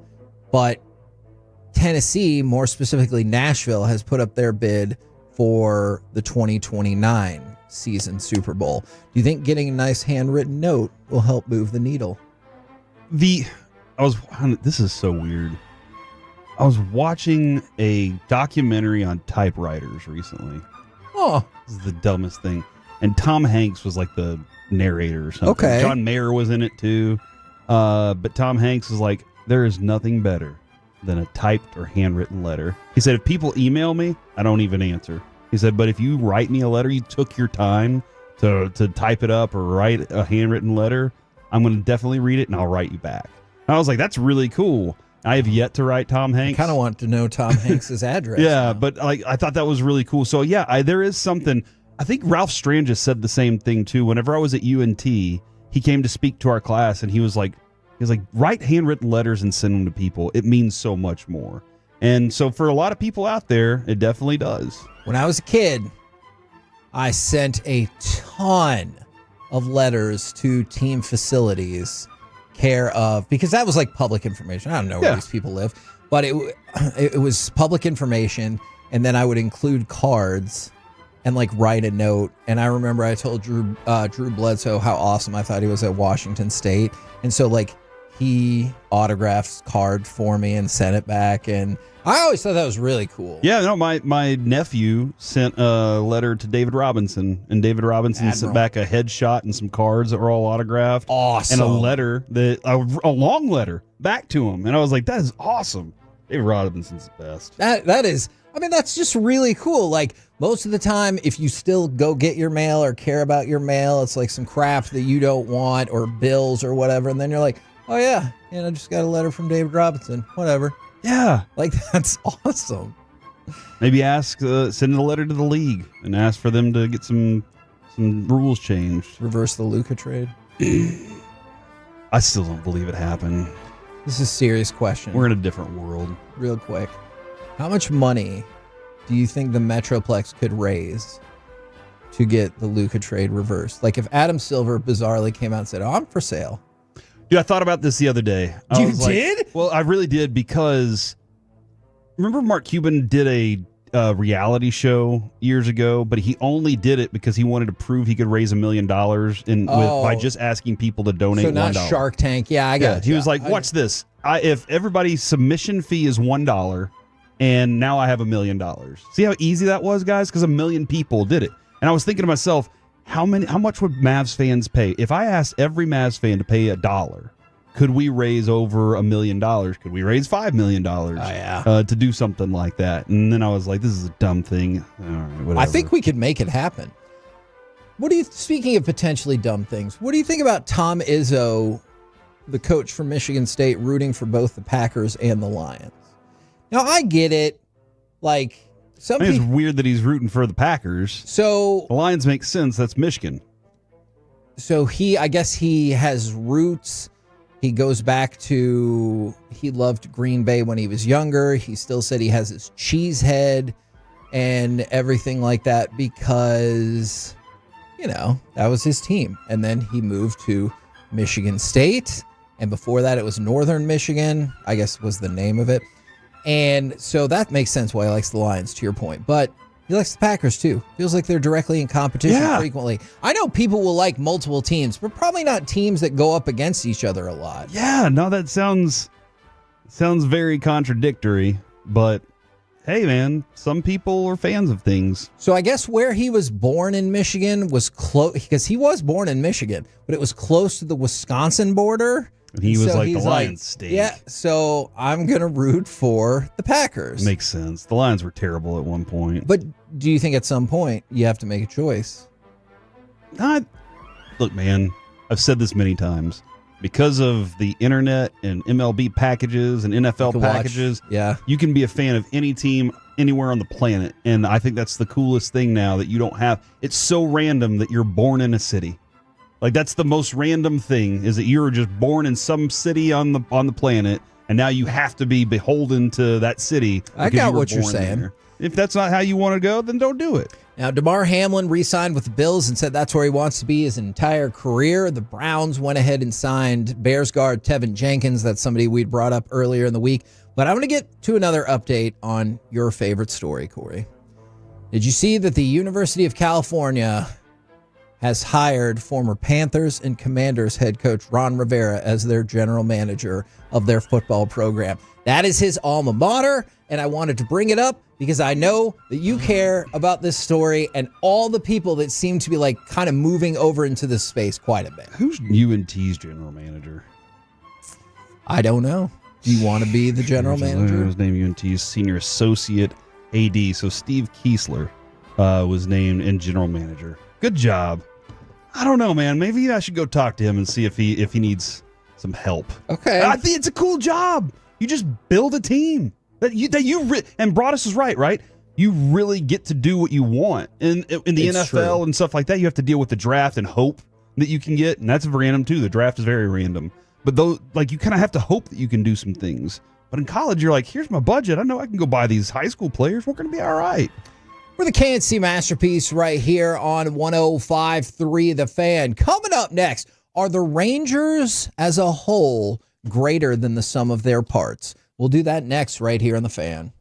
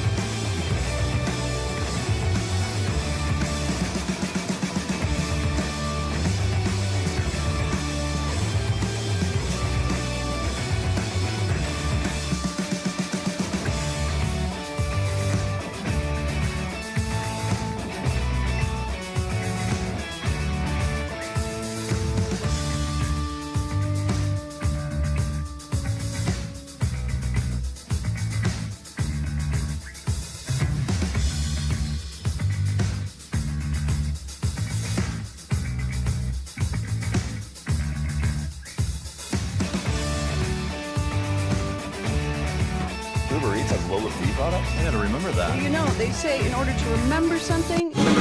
Driven by our D&M Leasing Studios, it's the KNC Masterpiece on 105.3 The Fan. KNC Masterpiece right here on 105.3 The Fan. Are the Rangers as a whole greater than the sum of their parts? 877-881-1053. You want to get involved in the conversation. It is also a shout-out Friday from the 972. Gentlemen, this is Ricardo, a.k.a. your friendly math tutor, the original napkin thank you or shout-out note writer. My grandma, Sharon, and I had a rough month, but we're still here, pushing together. Shout-out to you, Grandma. Every day I'm in your life is the best day of my life. Cheers to you guys for continuously being part of our family. Can't wait for the next round of Buffalo Wild Wings. There you go. Love it, love it, love it. And then this is super cool from the 817. I like to shout out a fellow Tolo I met at GameStop that won the Wyatt Langford signed jersey. Okay. That is freaking awesome. One of the Artolos went to the card show and got one of those Wyatt Langford jerseys that Paul Worth had, by the way. Yeah. That's dope. That is very cool. I'm so glad that... No, it's dope, Kevin. Say okay, dope. It is dope. Good job. Old man saying dope. It was crazy. All right. So for this one, I'm going to combine a couple of different stories from MLB.com and The Athletic. Okay. Because this is what got me wondering about this. So let's start with the position players first. So on The Athletic, they ranked the top 100 position players. I believe the Rangers only have 3 in the top 100. And I believe DeGrom's not on that list. Because he's not a position player. Right, because he's not a position player. Makes sense to me. Take Evaldi off that list, too. That's true. No Rocker, Leiter. Well, they're not there yet, Okay. Kevin. Okay. So this is a different reason they didn't make it. Gotcha. So tier 2, Corey Seager. He is essentially ranked by The Athletic as the 17th best position player out there. And that's considered an MVP caliber player still. Yes. But just not like the guy. But it feels a little disrespectful. It does. I know last year was a rough year for him. The only thing keeping him from MVPs are injury. And sure. He can win World Series and ALCS MVP easy because he's there for those. But injury keeps him from being in, that's what kept him from getting the year that Ohtani won in him when he was second. I actually agree. I think he could have overtaken Ohtani. Now, Alec, I want to get your thoughts because Corey Seager's in tier 2. But I told you only 2 other Rangers position players are in the top 100. And they're both in tier 4, steady and solid. Who would you pick? Marcus Semien has to be in there, right? Marcus Semien is 54th. And he is in tier 4 below this other player from the Rangers. Is it a young player? Can't say. They are a position player. That means they're old then. Oh, I didn't say that either. I'm going to go Wyatt Langford. Wyatt Langford is correct. Now, we can circle back to Wyatt Langford in just 1 second. But the point is, on the list, all your position players. 17 for Corey Seager, 48 for Wyatt Langford. Marcus Semien is 54. So you only have 3.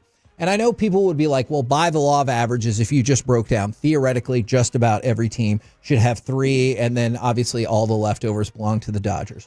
But what I want to also talk about, and this is where it feels like a big disconnect, tiers of contending teams for the 2025 MLB season.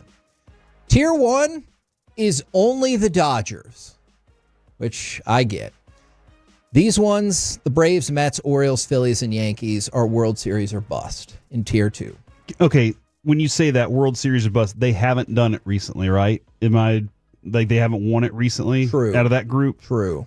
And so their fan base is probably sitting there going, we got to do it now. And it feels like the expectations can be met. Like, I'm sure there's a lot of fan bases like, we need to win the damn World Series. And then you look at the team and you're like, probably not. And like you said, the Orioles, right? Yes. That's a team that the last few years now you've been sitting there going, all right, they're ready, and they haven't shown up in playoffs. I agree with that 1,000,000%. And then the next group is the better than you might think they'll be. The Cubs, Diamondbacks, Rangers, and Red Sox. And the reason why I bring this up is because it says none of these teams made the playoffs last year. We'd be stunned if at least one, if not several, didn't make the playoffs this year. So if you went off just a strictly like a ranking basis, that's teams 7 through 10.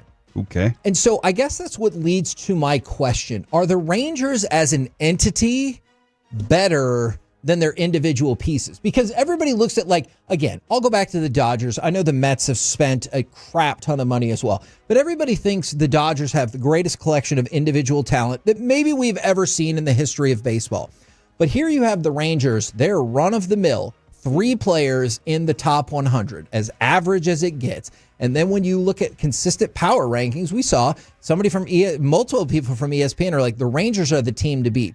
There's things from, I think, Fangraphs that have the Rangers as the highest projected wins. And then here's MLB.com that has them in the group of 7 to 10. It feels like the Rangers as a unit are significantly better than like just plucking out the individual talent. They're the Justice League, right? Like maybe Superman and Batman are good, but as a team, they're better. Okay. They're kind of like the Stars. See, I could see that. Like Rantanen is an elite player. DeGrom is an elite player. Seager is an elite player too. But the rest of that group, like their lineup, you're scared of. The whole lineup, you're like, oh man, if they're on, this thing could just put up 20 runs a game. They're that good. Their pitching, health is their biggest weakness. Agreed. And that's the only You've already seen that, yeah. Yeah, that's the only. Everybody that's looking at the Rangers this year is concerning themselves with health on multiple fronts. Evan Carter, DeGrom, Evaldi. Even like how long can he keep it up? Seager, obviously.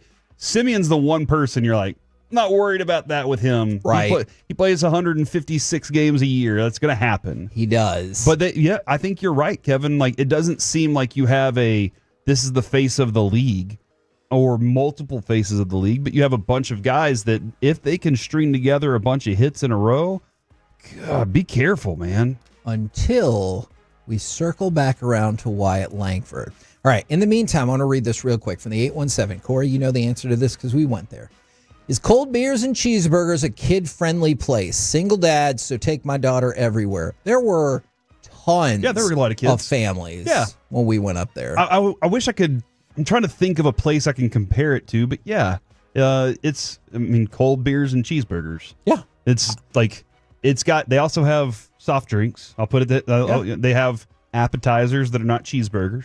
They have desserts. We did not sample any of the desserts. Dadgummit, why didn't we do that? I did get the buffalo mozzarella sticks, and I thought they were solid. They have lots of stuff, and they can set up big tables for you and the family. So let's go back to The Athletic. Wyatt Langford. Now, this question is posed by The Athletic, not by me, so I don't want to hear any bias. How great could Wyatt Langford be? That is the question that is posed. And I'm going to read you the blurb, and this is some hefty praise or potential praise. Last September, Wyatt Langford was on fire, combining his great power with contact and patience at the plate, strong work in the field, and excellent base running to put up more wins above replacement of any baseball player not named Shohei Ohtani. Wow. Could he reach his ceiling so quickly that this ranking will seem silly at the end of the year? So I told you they have Wyatt Langford at 48 on their list of best position players. And then the question that The Athletic brought up, and I know it's just 1 month of September, we talked about he was the AL Player of the Year. But The Athletic is even asking the question, could he get to that ceiling so fast that you'll look back at this and be like, that's stupid. You're stupid for putting him at 48. And I don't think that's a clickbait thing either. Or silly. They said silly. I don't think that's a clickbait line on that because... And I know the hype for us is a lot. I mean, we're really excited about the player, but around the country, you're starting to see like, man, you guys have something special. Like around the country, they recognize that.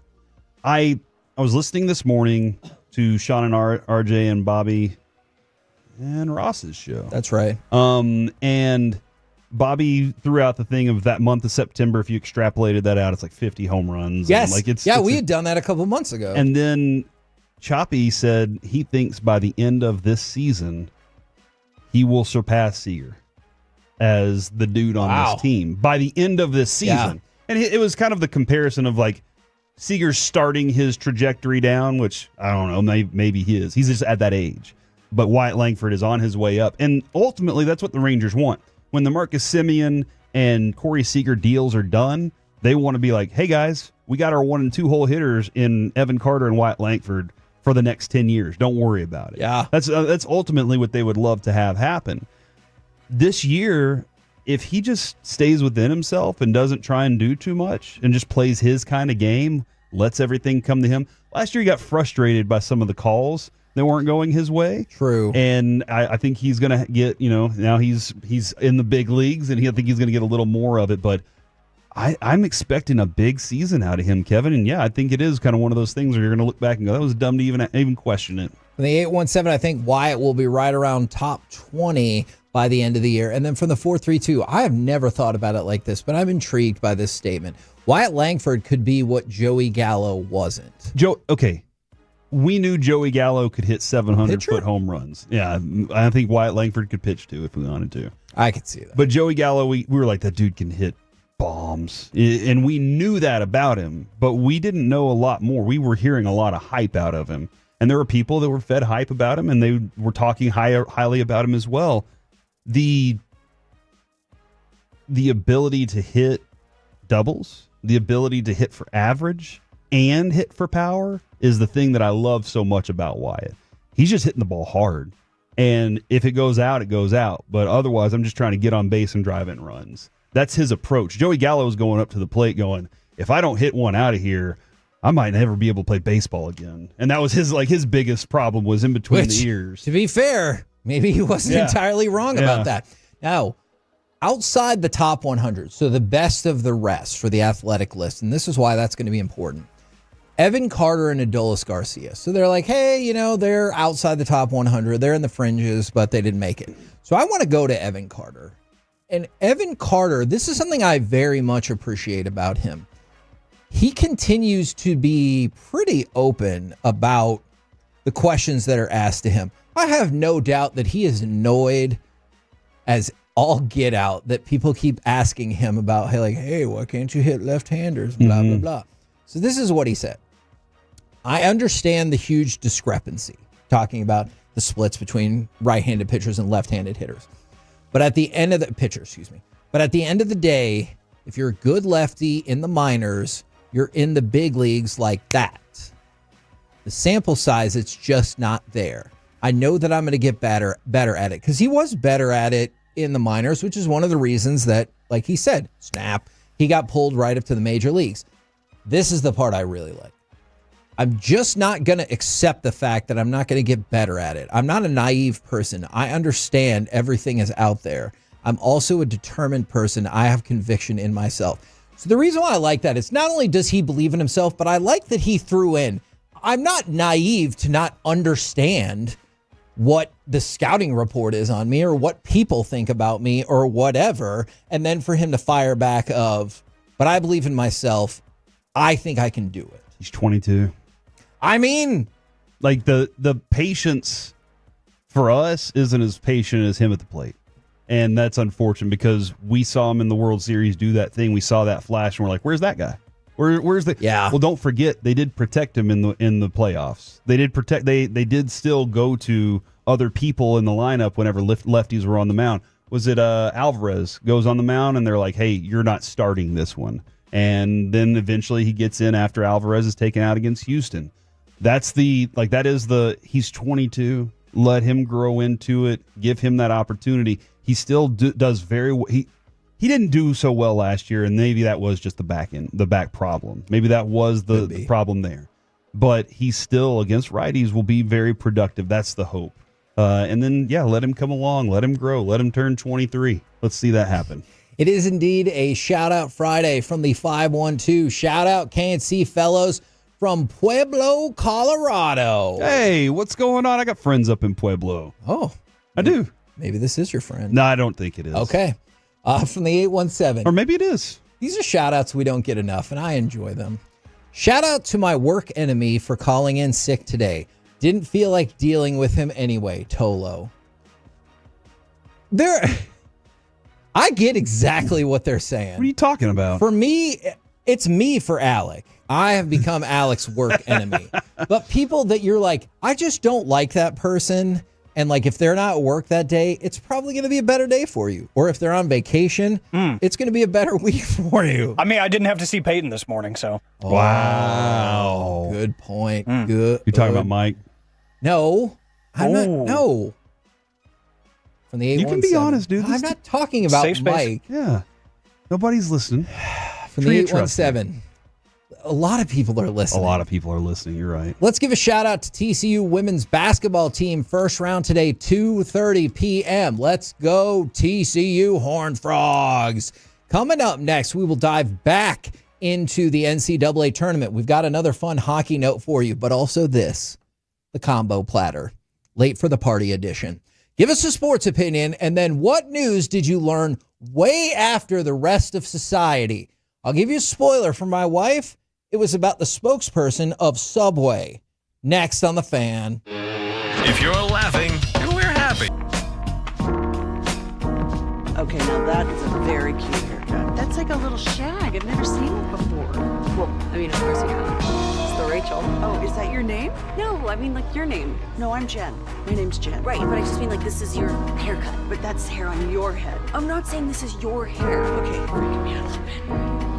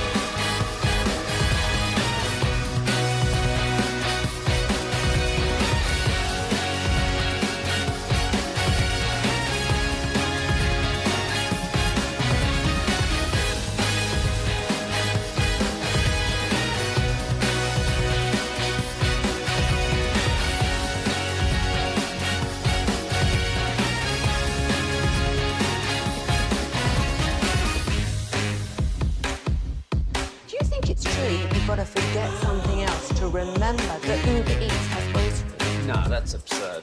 Hey, remember when you used to be a, what was it, Pepper Lady? Pepper Lady? Those are babies. Saffron Squad? Nutmeg Maiden? No. Nutmeg Maiden. I just said that. Is it Spice Girls? Doesn't sound right. Was it Saffron Squad?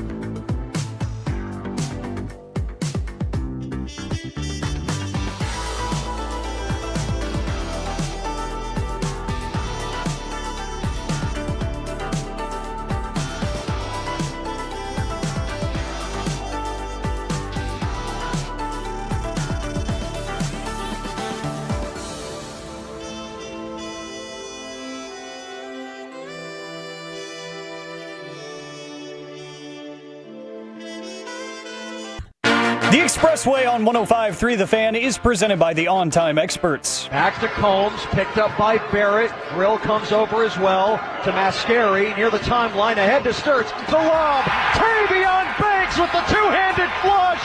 He beats his chest. Drake can feel it now. Fancy masterpiece right here on 105.3 The Fan. It's time for the combo platter. It is also a shout-out Friday, though, and I love this one from the 214. Can I get a shout-out Friday from the North Garland yearbook staff for finishing the yearbook? Props to you guys. I actually won a yearbook award at North Garland, even though I was never on the yearbook committee. Huh? Yeah. So what I found out, didn't know at the time, found out they had taken one of my stories from the newspaper, adjusted it for the yearbook, and they're like, you got second place in something or other. And I was like, how's that now? And I just thought it was neat. A contest I didn't even know I was in. There was like, here's your certificate for finishing in second place. Not good enough, but considering I had written it for the newspaper, I was like, I felt kind of good about that. Don't you see Alec, don't you see Kevin, though, seeing that second place thing that he was never even knew he was going to be in the running for and going, not good enough. I got to be first. Yeah. I did look up the story that was first place, and then I kind of felt like, hey, guys, if you'd just asked me for a story, I could have done a different story, and it would have been, but whatever. Nice. Whatever. He strikes me as the kind of guy that's like, if I was going to win second place the whole time, why enter me in this contest? Yeah. Like, this is pointless. If I knew I was just going to rate it to $80,000 instead of $100,000, why would I even have done it? Come on, man. Look, I have had this discussion with my talking doctor many times. If you're trying to get from point A to point B, I look at all of the progress you made from point A to point B without getting there as irrelevant. And all that matters is what you're still missing to get to point B. And talking doctors like, whoa. Well, he didn't say it like Mike would. That's how Mike would go. He was like, that's a lot of progress. You can't just throw that away. And I was like, and that's why I'm here talking to you. Mm-hmm. All right. I am the basis for the combo platter today. So the combo platter is late for the party edition. Give us a sports opinion. And then what news did you learn way after the rest of society? So what I apparently learned way after the rest of society, because multiple people have texted us about it, is that Werner von Braun, who was a former Nazi, along with many other Nazis, had a huge impact on U.S. space travel and the organization and launch of NASA. I didn't know that at all. But when we brought it up, people were like, oh, yeah, look this up. Look up Operation Paperclip. Our buddy Eric, he sent me, not Chiafalo, he sent me a 4-part podcast that I've been listening to about the involvement of German former Nazis in it. And so I was like, blew my mind. So that is the thing I was way late about. I'm going to stick with the sports opinion, even though they've been leaky, is the Dallas Stars are still going to win the Stanley Cup. And whatever news you're going to tell us, just remember this. I was sitting with my wife one day. We were on Peacock or I don't know, wherever.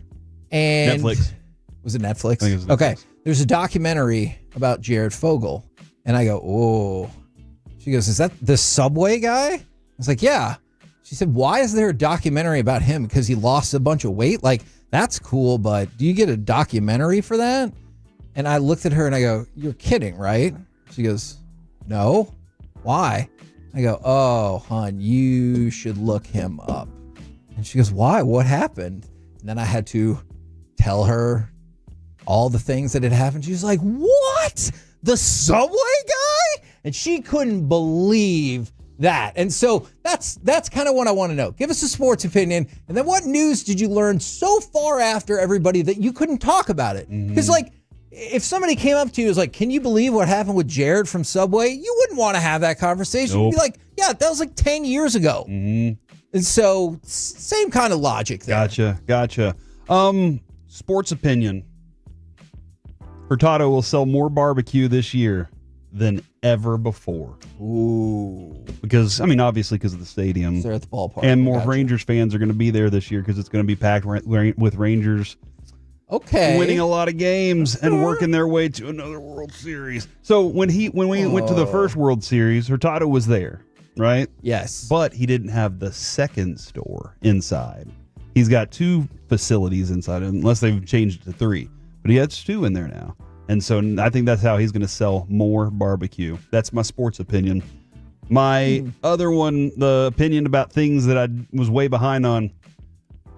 Obi Toppin's little brother is not JT Toppin. And that really blew my mind yesterday. And thank you for all the Tolos that knew that already and let me know about that. I appreciate all of your help. Now, can Mavericks trade Kyrie for Obi Toppin? That's the question. Or Anthony Davis. My gosh. Would you? No. Right now? No, I wouldn't. He'll come back. Kyrie or Anthony? Yeah. You think Anthony Davis will ever play another game for the Mavs? Yes. This season. Why?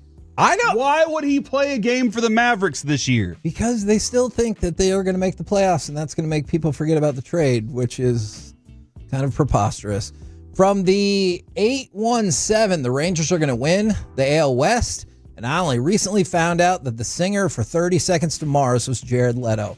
See, that's wild. That's a perfect example of that's an interesting fact. Yeah. But who are you going to talk about that with? Because you're like, yeah. Everybody's like, yeah, we know. Like, I listened to the band 12 years ago or whatever the case is. But yes, that is factually accurate. Did you know the drummer's his little brother?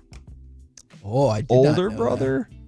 Brother. It's his brother. Yep. They both look like they're like 12, though. They haven't aged whatsoever. Vampires. It's weird. From the Paul Rudd and them are vampires. Oh, Paul Rudd doesn't age. You know who else doesn't age? Joel McHale. Yeah. Like, check him out. He's in his early 50s, and he still looks pretty sharp. Look, dude. I thought he was funny in Community. I thought he was funny on The Soup or whatever that he did back then. But he was brilliant in The Bear. Absolutely He was. brilliant in The Bear. Like, I've never hated somebody, and that you're supposed to. You're supposed to hate the character.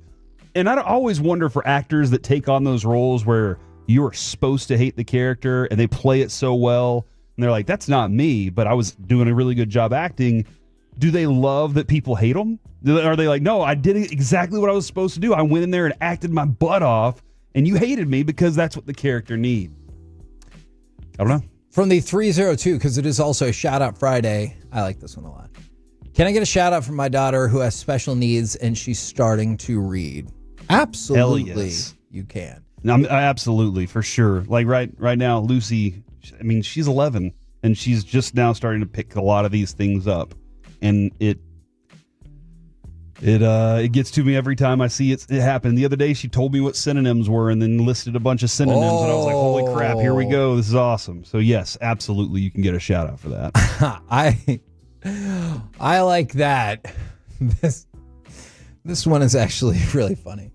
From the 817, the Astros will miss out on the playoffs this season. And I just recently found out that pickles are cucumbers. I thought pickles were like their own thing. Like every other product is pickled eggs, pickled okra, but pickled cucumbers are just pickles. Makes no sense. That's true. That's very good. That's a great point. But like, I don't, who are you going to talk to about that? Well, you could talk to us about it. Talk to us about whatever. 972 Sports Opinion. Rangers return to the World Series this year. Love it. Stuff I didn't know recently. Christopher Columbus was an awful human being to the natives in the Caribbean.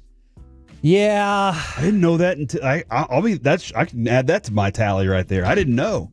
I think one day you mentioned it, and I was like, "The hell are you talking about?" Yeah, I think once we trended towards Indigenous People Day, you're like, "Hey, here's some stuff." And the Walt Disney thing. Okay, you're the first person to ever say that. And I was like, "What are you talking about?" But have you found out in the ensuing time that I'm not wrong about that? So when Werner von Braun went on the wide world of Disney with Walt Disney, I was like, "That feels about right."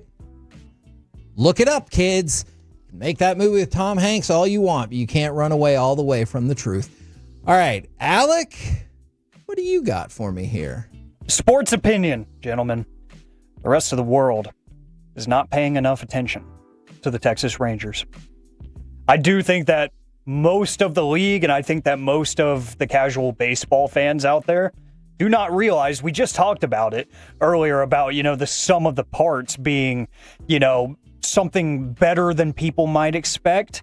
I really do think that's something. We just talked about it before the trade deadline in the NHL with the Stars. It was like, do they have top 10 players all over their roster? No, but they have a bunch of guys in the 15, 25 range, and all added up together, it makes a great power play unit. It makes a great this and that. I think the Rangers as a whole, people are too focused on what isn't there, and they're knocking them for that instead of paying attention to what is there, which is possibly, if not already on paper, the best lineup in the American League. Yeah. And then just as the ebbs and flows of the season goes on, you could start talking about in Major League Baseball too at different points in the season, more than likely. You can make that argument and people would listen to it. So I think people just as a whole are sleeping on the Texas Rangers right now. And it makes me happy because then when we get to show up and talk about them every day, we get to sound like the smart ones and say, hey, we've been telling you since they traded for Jake Berger that this team is a lot better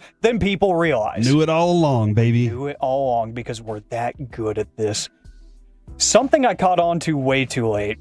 And Kevin, you're going to be really disappointed in me specifically. No. I think it was about 2 years ago when you guys had Billy Corgan on the show. Yeah. Didn't realize that Smashing Pumpkins Billy Corgan and National Wrestling Alliance We're Billy the same Corgan Billy Corgan? were the same person. Really? I didn't realize that awesome. until y'all had him on the show to promote an NWA show. Kevin's asking him all these wrestling questions. Yes. I'm asking all these guitar questions. And I was like, wait, because Did you think one of us had the wrong guest that was on? And Yes. you're like, man, good for him for answering all these questions unrelated to him as a human. Yes, because I think it was in one of the group chats or maybe on social media, it got promoted, and it was like Billy Corgan's going to be on the show at this time, and it was a picture of him on stage. So I texted my dad. I wasn't working that day. I was like, hey, Billy Corgan's going to be on KNC. He's a big Smashing Pumpkins fan. So I was like, that's cool. Kind of random, but cool. Yeah. And then I hear y'all talking about NWA is going to be in DFW. I'm like, hold on. What? And it made me love him that much more because I knew him growing up as a Smashing Pumpkins fan. So I was like, holy crap, this is awesome. I'm glad we could do that for you, Alex. Thank you for helping me make that revelation. That took way too long. I think Kevin knows, like, meeting Kay Adams and interviewing Billy Corgan are right there at the top of my list. He saw me that day, I was giddy all day. He had to call him by awesome. his whole name. Hello, Billy Corgan. Hi, Billy Corgan. How's it going? Next question for Billy Corgan. I think Billy Corgan respected it. I too. did. I do too. From the 817 Sports Opinion, Aggies are going to the Final Four. That would be badass. By the way, Alabama is only ahead by 4 points on Robert Morris at halftime. There's one man. If Robert Morris wins, we need to play that Flula thing again about how good they're going to be. 400 kilos. Aggies are going to the Final Four, and I told my wife that Dave Grohl was the drummer from Nirvana, and it blew her mind. Didn't want to blow her mind even more. Have her listen to the Queens of the Stone Age song and tell her that Dave Grohl was the drummer on that one. It seems like all of TikTok is just now learning that he was, because Dave Grohl goes hard on that song. Okay. It's awesome. I'm going to project what show I think this is. I might have double-checked and looked something up to make sure. From the 469, Miko Rantanen will not work out for the Stars, sad face, and Marissa dies. Now, I believe that is on the television show The OC, because I have watched that digital short with the What You Say song making fun of the OC like a million times. And so I think that's the show they're talking about. And that's the good and bad about watching a show from a long time ago. Like, I remember the first time I watched West Wing was way after the fact, but I knew I would never get any spoilers on Twitter. Yeah. And like, I could and nobody would be like, oh my God, President Bartlett is sick. And like, that wasn't going to happen. And I could just go at my own pace. I could be on Twitter. No one's going to spoil anything for me. And that was nice. But at the same time, Corey, you know this, when something happens, all you want to do is be like, oh my gosh, the season 5 finale is crazy. That's true. Who am I supposed to talk to about that? Kevin was the only yeah. person I could talk to. And Tim wouldn't talk to me until I was done with the series. That's kind of like me and Colby with John Wick. From the 972, the Mavs are going to... Mavericks are going to win back-to-back rings in 2026 and 27. That would be awesome. That is tough, but I would love it. And I learned Walter Payton died the same day Ben Rogers did on air. Now, Walter Payton died back in 1999, but sometimes you find out people that you thought were alive or dead have been dead for a long time. And you're like, what? Yeah. So I could see that. It happens to the best of us. 214, is Robert Morris the son of Zach Morris? I think you're right about that. Do you think he still has that big block cell phone? Have you ever watched Zach Morris's Trash or whatever? Or Zach Morris's, yeah, I think it's Zach Morris's Trash. No. It goes back and it points that? out all the times that he was a real jerk. Oh, yeah. Throughout the entire show. Like especially to screech over Lisa? The time that he was dating the girl in the wheelchair and he would tell all his friends, hey, this is Amy. She's in a wheelchair. Can you believe she just did that? Even though she's in a wheelchair? And then it looked like they were going to start dating. Never did. And then he didn't date that wrestling girl because he thought she was too tough. She was tougher than him. Yeah. And he just couldn't handle I'm going to look it up. I'm going to send peer you the link. pressure. Zach Morris is Trash. Okay. Well, I mean, I kind of thought there was a time maybe the human was kind of a trash because he was really mean to Jeff Kavanaugh. And he was like, you need to grow up. And then what happened when Zach Morris ran out of career options? He made a Saved by the Bell podcast. So maybe you should have come back around. You know who was always the best from that cast? Mr. Belding. Hell yeah. We had him on, Mr. Belding. He was wonderful. He even told me to chill out about the Showgirls comment. He was like, have some respect, all right? I was like, you're right. You know what? She's the one that jumped up on that screen. Fun fact, he's in the Young, Dumb, and Broke music video. If you ever wanted to check that out. Is he really? Yeah, at the very beginning. He is. If you wanted another thing that might know this. That might blow your mind about something. From the 925. Oh my gosh. I just Googled Jared Fogle. I had no idea either. Gross. And those are shocking things that maybe you find out way, way after the fact. Yeah, sometimes that happens. From the 214. Oh, I hope this isn't true. The Astros will win the West, and I legitimately had no idea Mike had stopped working there. I just thought he was being quiet, like in crosstalk. Or like during Jerry interviews. Or Mickey. Or Steven. Man! Or any Cowboys conversation. Or whenever they traded the basketball player that we no longer speak of, he stopped talking about that basketball team too. He was so mad. He's still so mad about it. From the 817, I think the Cowboys will miss the playoffs next season, and I just found out what a heel is in wrestling. Heel's the bad guy. Mm-hmm. And the back part of your foot. Achilles. Mm-hmm. That's true. That's a great point that you've made right there. Thank you very much, Corey. From the 817, the Rangers will throw a no-hitter this year. They didn't know our governor, Greg Abbott, was in a wheelchair until recently. Look, man, I can get it. I understand that. That's sometimes you're not looking at the governor. Like, you just hear things about the governor. You don't see him. You know, I didn't know who the governor was until Perry. That was the first governor of Texas that I think I knew at the time.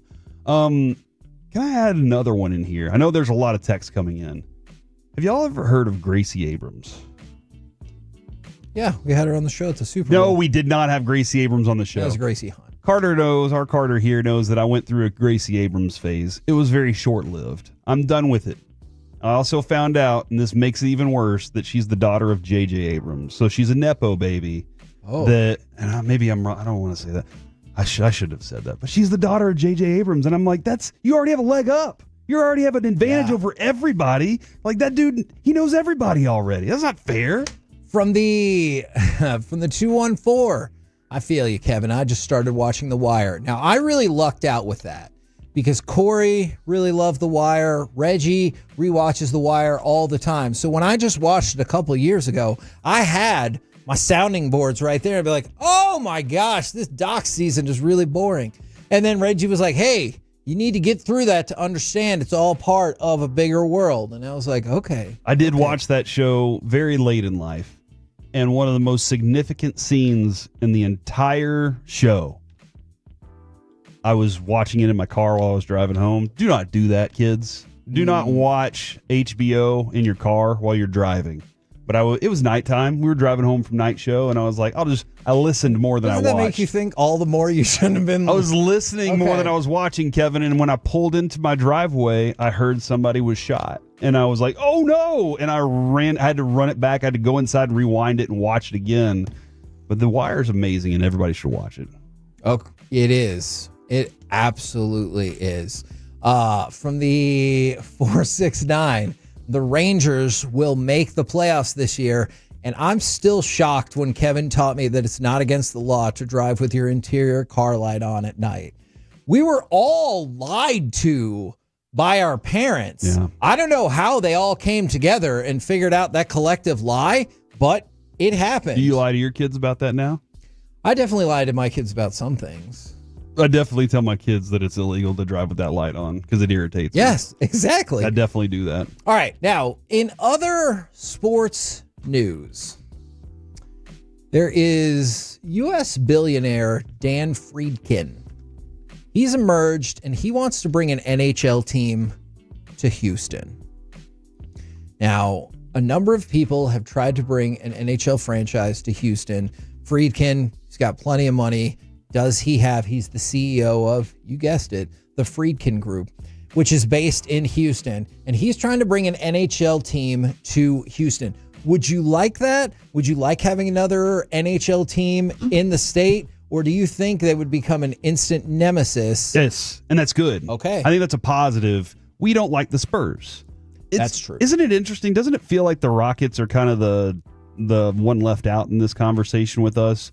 Maybe it's because Houston always feels like we're their big brother, and the Spurs are just the ones that were like, okay, we battle them. And because you think about it, when Houston won the championships, the Mavericks were the worst organization in all of sports. And then when the Mavericks really ascended, Houston wasn't necessarily always right there as much as the Spurs were. Yeah. What? Were? There you go. Was. Yeah. But the San Antonio doesn't have a baseball team, so guess what? We hate the Astros. The fact that the Texans aren't in the NFC is kind of like, that's a natural rivalry. That's perfect. And they just like, no, because I bet Jerry didn't want it. I bet he was like, I don't want to have them in my division. If I lose twice to them in a year, you know what that's going to do to me? So I think that having another hockey team in Texas is important because I think it brings more people, like more community to the game anyway. And now Houston's involved in it. The whole area is excited about it. So I like the idea. It creates a natural rivalry and it brings more interest to the sport. Okay. In Texas, where we don't have a lot of ice, unless it's like that 6 days of winter. That is true, I suppose. All right, so you're in support of expansion to Houston for the NHL. I am. Now, story I'm not in support of, but guess what, Alec? It's never going to end.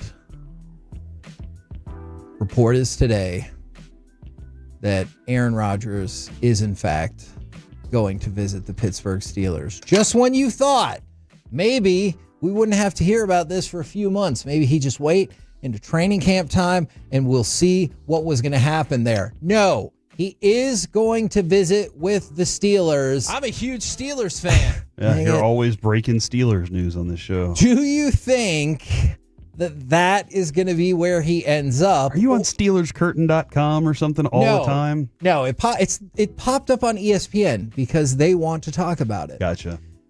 So my question then, do you think he'll just sign with the Steelers and we could be done with this? Or do you think he's like, yeah, now I think maybe I should visit with the Giants, and it's just going to go on and on and on? I think he's going to tour a lot of different places. And I completely understand the idea of him waiting till later in the season and then plucking one and saying, look, you got an injury, I'm here for your services. The Steelers, though, what are they doing at quarterback, right? Like, who else is there? Nothing. Yeah, so, and it's been what was the term they used about their offseason, unconventional offseason for them. So this would make sense. They need it. They need the position. They got some good receivers there. They just got to be able to block for him. That's the the biggest problem was the Jets couldn't block for him, and he thought he was still who he used to be, and he's not. And if they can keep him standing up, then they're going to be fine.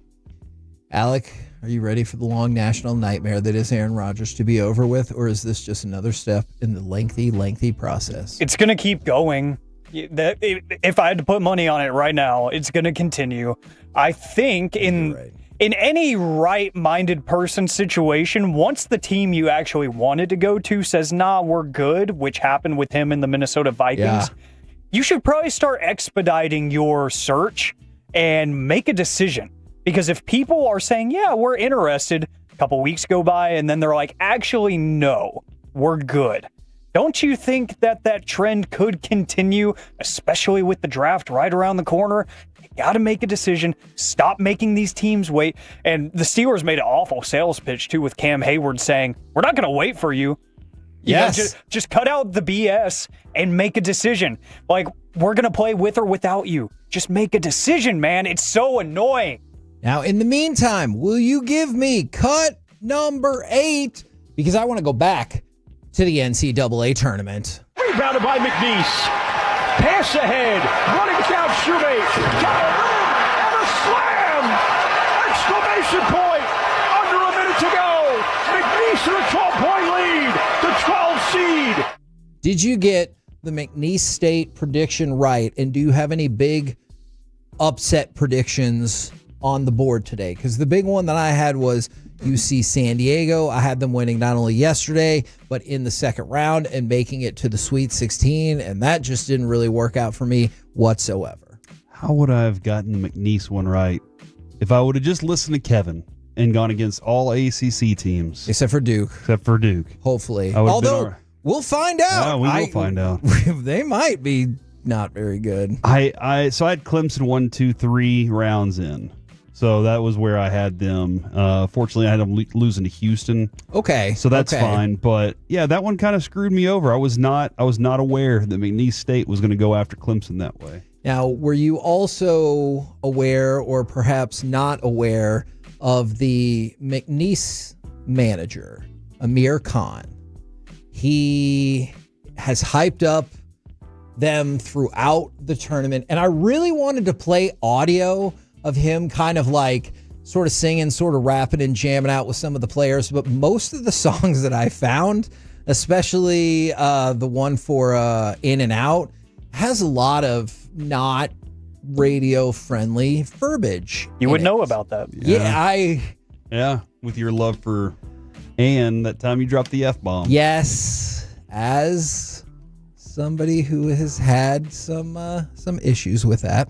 So, nicknamed Aura, Khan has got not one, not two, but 3 NIL endorsement deals because he's become like a social media sensation. He walks with the men's basketball team. He's holding a boombox. He's rapping. I don't know if you saw in the pregame package that they were doing, they were showing a lot of people wanted to take pictures with him. I think some of the players, or maybe it was the cheerleaders, had socks with his face all over it. Awesome. And so he's got endorsement deals with Buffalo Wild Wings, Insomnia Cookies, Tick Pick. He's selling his own t-shirts and stuff.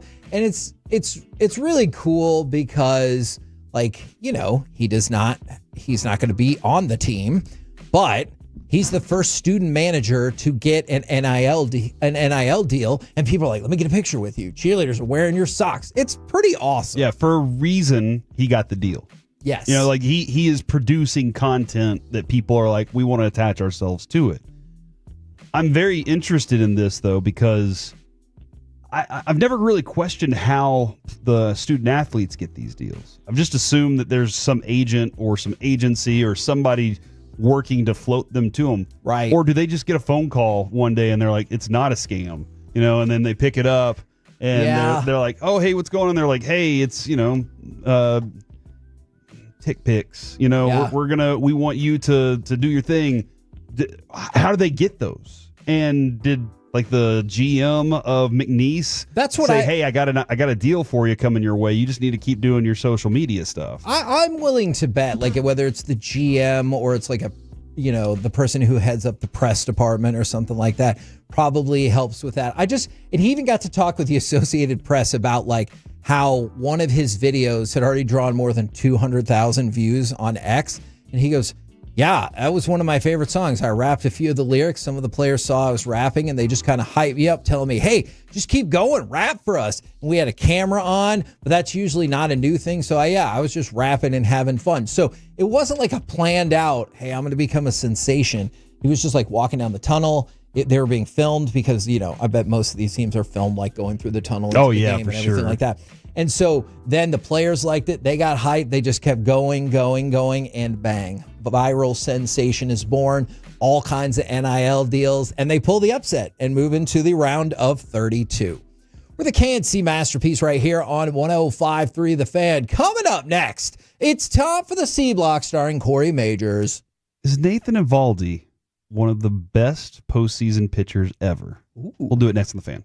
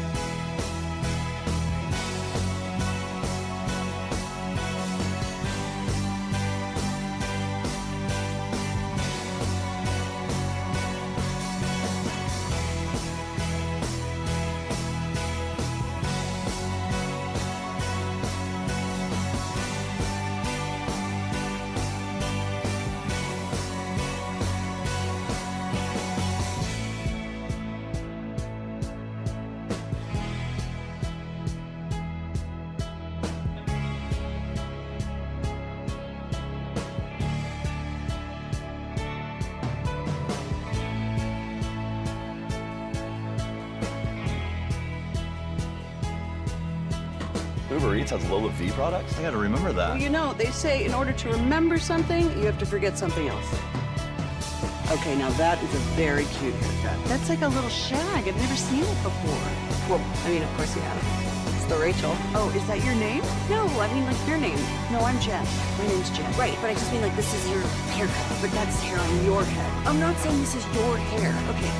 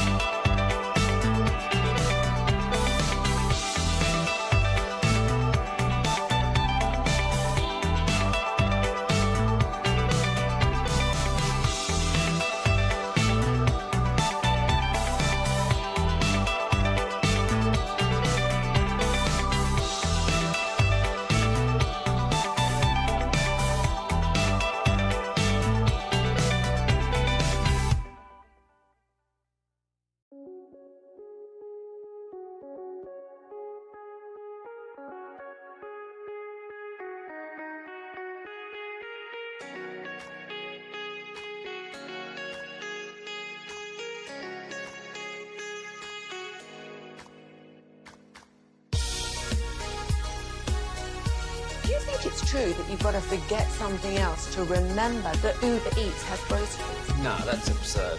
Hey, remember when you used to be a, what was it, Pepper Lady? Pepper Lady? Wasn't it Cinnamon Sisters? Basil Babes. Saffron Squad? Nutmeg Maidens? Pre-curb? No. Nutmeg Maidens? I just said that. Was it Spice Girls? Doesn't sound right. Was it Saffron Squad?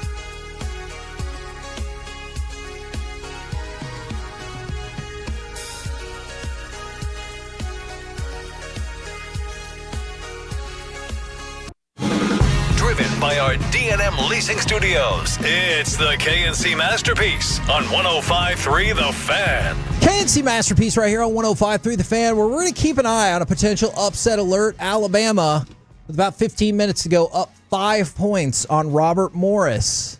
Hey, look, I told you, usually a 1 through 4, one of those seeds loses a first-round game. And also, Brandon Cooks is signing with the Saints, so hopefully they'll know how to use him right. He's played there before. He's played a lot with of places Drew Brees. Before. Ooh, that was a long time ago. Now it's a big downgrade.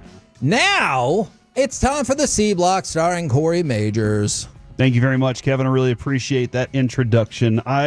Speaking of introductions, yesterday they started what is the most unproductive time of Kevin's life, the NCAA tournament. Have I been better than you anticipated these last 2 days? Yeah, I'm pretty proud of you. I didn't say good. The opening of it, though, and we have the audio here, Alec? I hope you do. The Ernie audio. It's not on the list. Greg Gumbel passed away from cancer. And obviously, everybody kind of has a connection there. And Kevin, for you, that connection's got to be very deep because you've loved this tournament forever. It was really weird this past Sunday when they were doing the bracket selection and reveal and everything like that, because he is legitimately the face of March Madness. Ernie Johnson, this was his introduction to the big tournament. Good afternoon, everybody. I'm Ernie Johnson. Nobody loved the Stones more than Greg Gumbel. And a year ago at this time, we were waiting on a friend to return. We knew he was missing March Madness, an event for which his name is synonymous, for personal reasons. Just after Christmas, we learned that cancer had taken his life. And we were crushed. A void was left that will never be filled. We wear his pin on our jackets, and we carry his memory in our hearts. Here with Charles Barkley and Kenny Smith, Clark Kellogg. It's heavy in here. Yeah, sure is. And it's sad and surreal that he's not in that chair. Now, that was Clark Kellogg, who is a wonderful man, by the way. And Clark Kellogg is a big part of what you think of for March Madness as well. I got to go to one of the breakfasts that they have. Okay. And it is I believe a religious-based breakfast they always have. And I think it started with John Wooden. I'm not sure. Okay. Del Harris was the speaker. Clark Kellogg was there. He sat at my table. Oh, cool. And he was just the nicest man. That's awesome. And so like, you could see, Kevin, that's a man that knows Greg very well. Ernie knows him well. And that line of "it's heavy in here" and the silence that came after it of you're used to seeing that guy there. Yeah. I do. I think that Ernie's one of the best at what he does. And I really appreciate that moment to kick off the thing. Kevin, did you say there was another one? Did we get the other one too, or did you want to use that?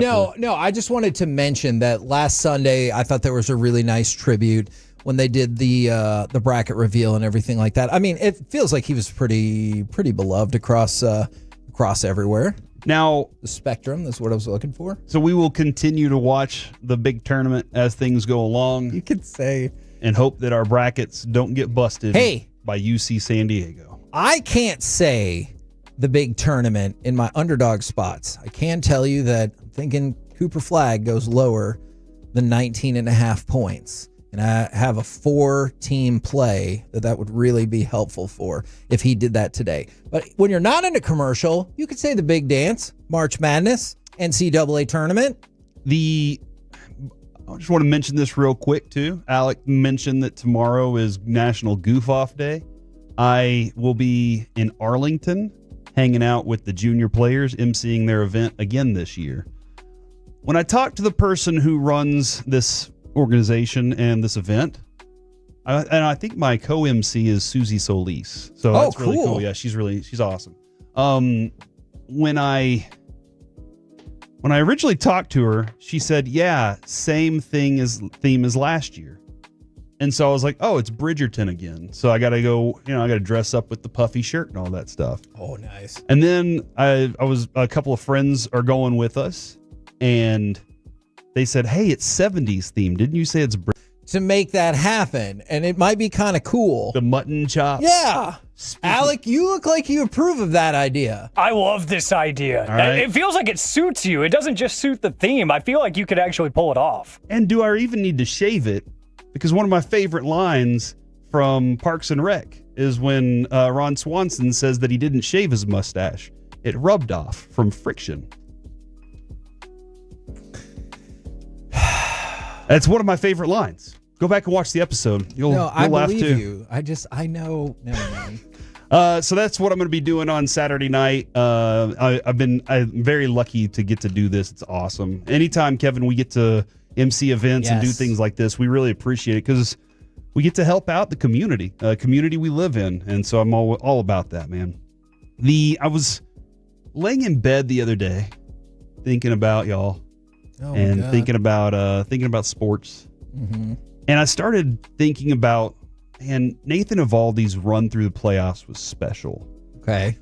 And I was like, was that an extremely special run, or are we just romanticizing it because he won us our first World Series? Yeah. Or was he really that great of a World Series pitcher? Now, we go back and look at his first run in the World Series with Boston. 22 innings pitched, 15 hits, 3 runs, 16 strikeouts, and 3 walks. Wow. With the Rangers, Pretty darn good. 36.2 innings pitched, 31 hits given up, 12 runs, 10 walks, 41 strikeouts. Woo! 41 strikeouts. That is impressive. So That I is was like, very impressive. I was like, all right. So Kevin, I asked you, like, who can you think of? Who's the best postseason pitcher of all time? And I wanted to go with kind of like one run, not their entirety of what they've done, but that one run they went on.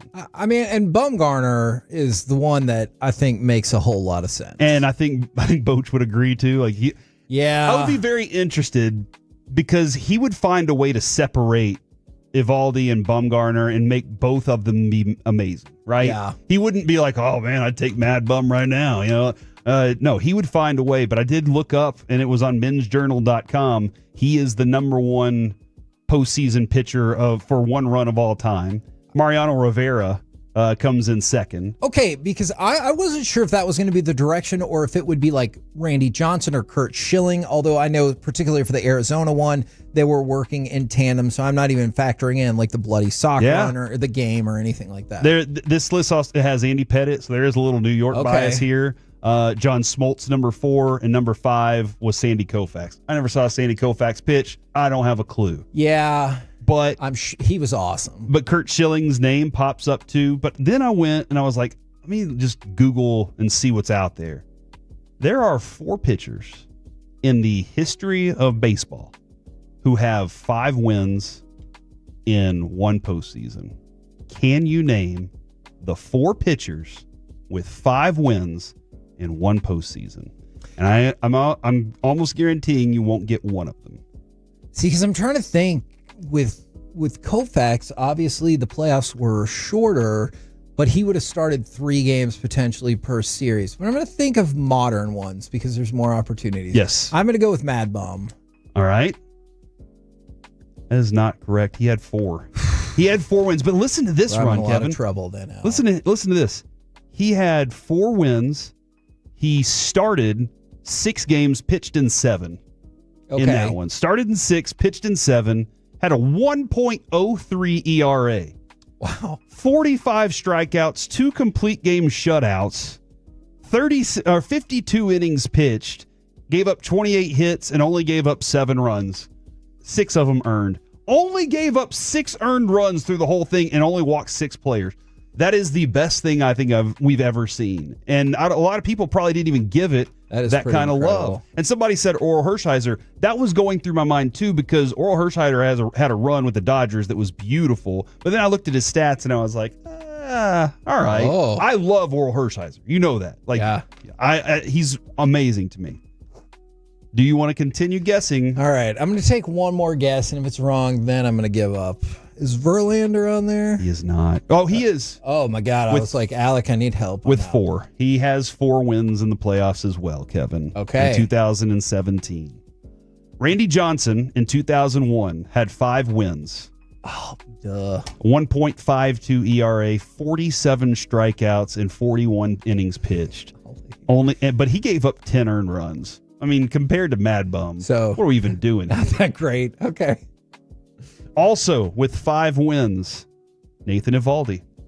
Okay. Who we just went through his numbers, 2.95 ERA. Also with 5 wins, Steven Strasburg.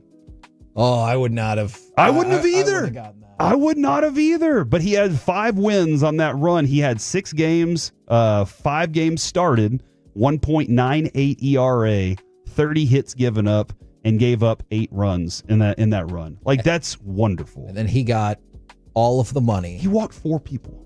Wow. In 5 wins. Look, and I know we'll kind of go after Strasburg, but he got all of the money because he looked like he was going to be the best pitcher in baseball multiple times. It's just in that big contract at the end, it didn't work out at all. From the 817, is Steve DeBerg on there? No, Steve DeBerg is not on there. Oh. The last pitcher with 5 wins in the playoffs, Francisco Rodriguez.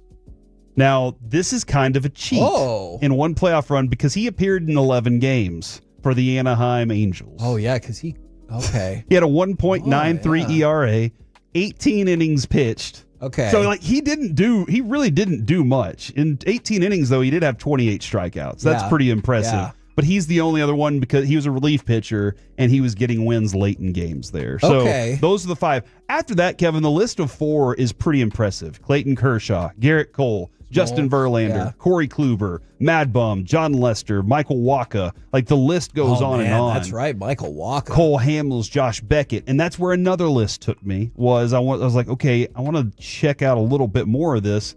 And that's when I started seeing the 25 best pitching performances in playoff history. Number 1 of all, Don Larson. I wouldn't have a clue. It was 1956. But he threw a perfect game. He threw a perfect makes game. Sense. Congratulations, Mr. Perfect Game, in a time when I wasn't alive. Okay, but why are you antagonistic towards Don Larson? He didn't make the list. He just threw a perfect game. Good point. Number 2 on that list, Jack Morris for the Twins. Game 1991. 7. 91. 10 innings, 126 pitches, 0 runs. And you'll probably never see something like that again, right? No. Where you're pitching 10 innings that's not No, nobody's letting anybody do that. There's we'll save you for game 7. Yeah. Roy Halladay, game 1 of the NLDS with a no-hitter. Bob Gibson, game 1 of 1968. I didn't see that one either. 9 innings, 0 runs, 17 strikeouts. That's why I had to change the mound. They're like, Bob Gibson. I'm serious, Bob Gibson. They're like, you're too damn good. Number 6, Josh Beckett with the Marlins, 9 innings, no runs given up. Was that 03? That was 03, okay. yeah, against the Yankees. Seaver in 1969, nice. 10 innings, 1 earned run. And then Jacob Arrieta, Plano East product. That's right. Who, I mean, did you see that guy? That dude was jacked. He was really for a nice, pitcher. too. He was a strong pitcher. Yeah, that one really great year. Okay, 9 innings, 0 runs, 11 strikeouts. The list goes on, but those are like the top 8 right there. That's pretty impressive. But then that puts me in the conversation of bringing back Eovaldi. That's a special moment in Rangers history, for one, because he put the team on his back and said, we only have 2 pitchers. I guess I got to do it all, guys. Me and Jordan Montgomery are going to take this thing on, and I think Eovaldi goes down in history as one of the best postseason pitchers of all time after he gets this next World Series championship. See, and I think you're right. But let's even take like objectively correct out of it. He'll always be up there for Rangers fans. Like Derek Holland's amazing start in the World Series, but the fact that we finished this World Series, like he'll always be right at the top of the list. Yeah, and so like I said, I was just kind of looking around at things and I saw that. And I saw that list, and I didn't know that he was one of 5 pitchers, or one of 4 pitchers with 5 wins in the postseason. We're the KNC Masterpiece right here on 105.3 The Fan. Coming up next, I want to throw in another Ranger story for you. Plus, I got some prop bets for March Madness and Masterpiece of the Week. It is a jam-packed segment. Good news for you. It's up next right here on The Fan.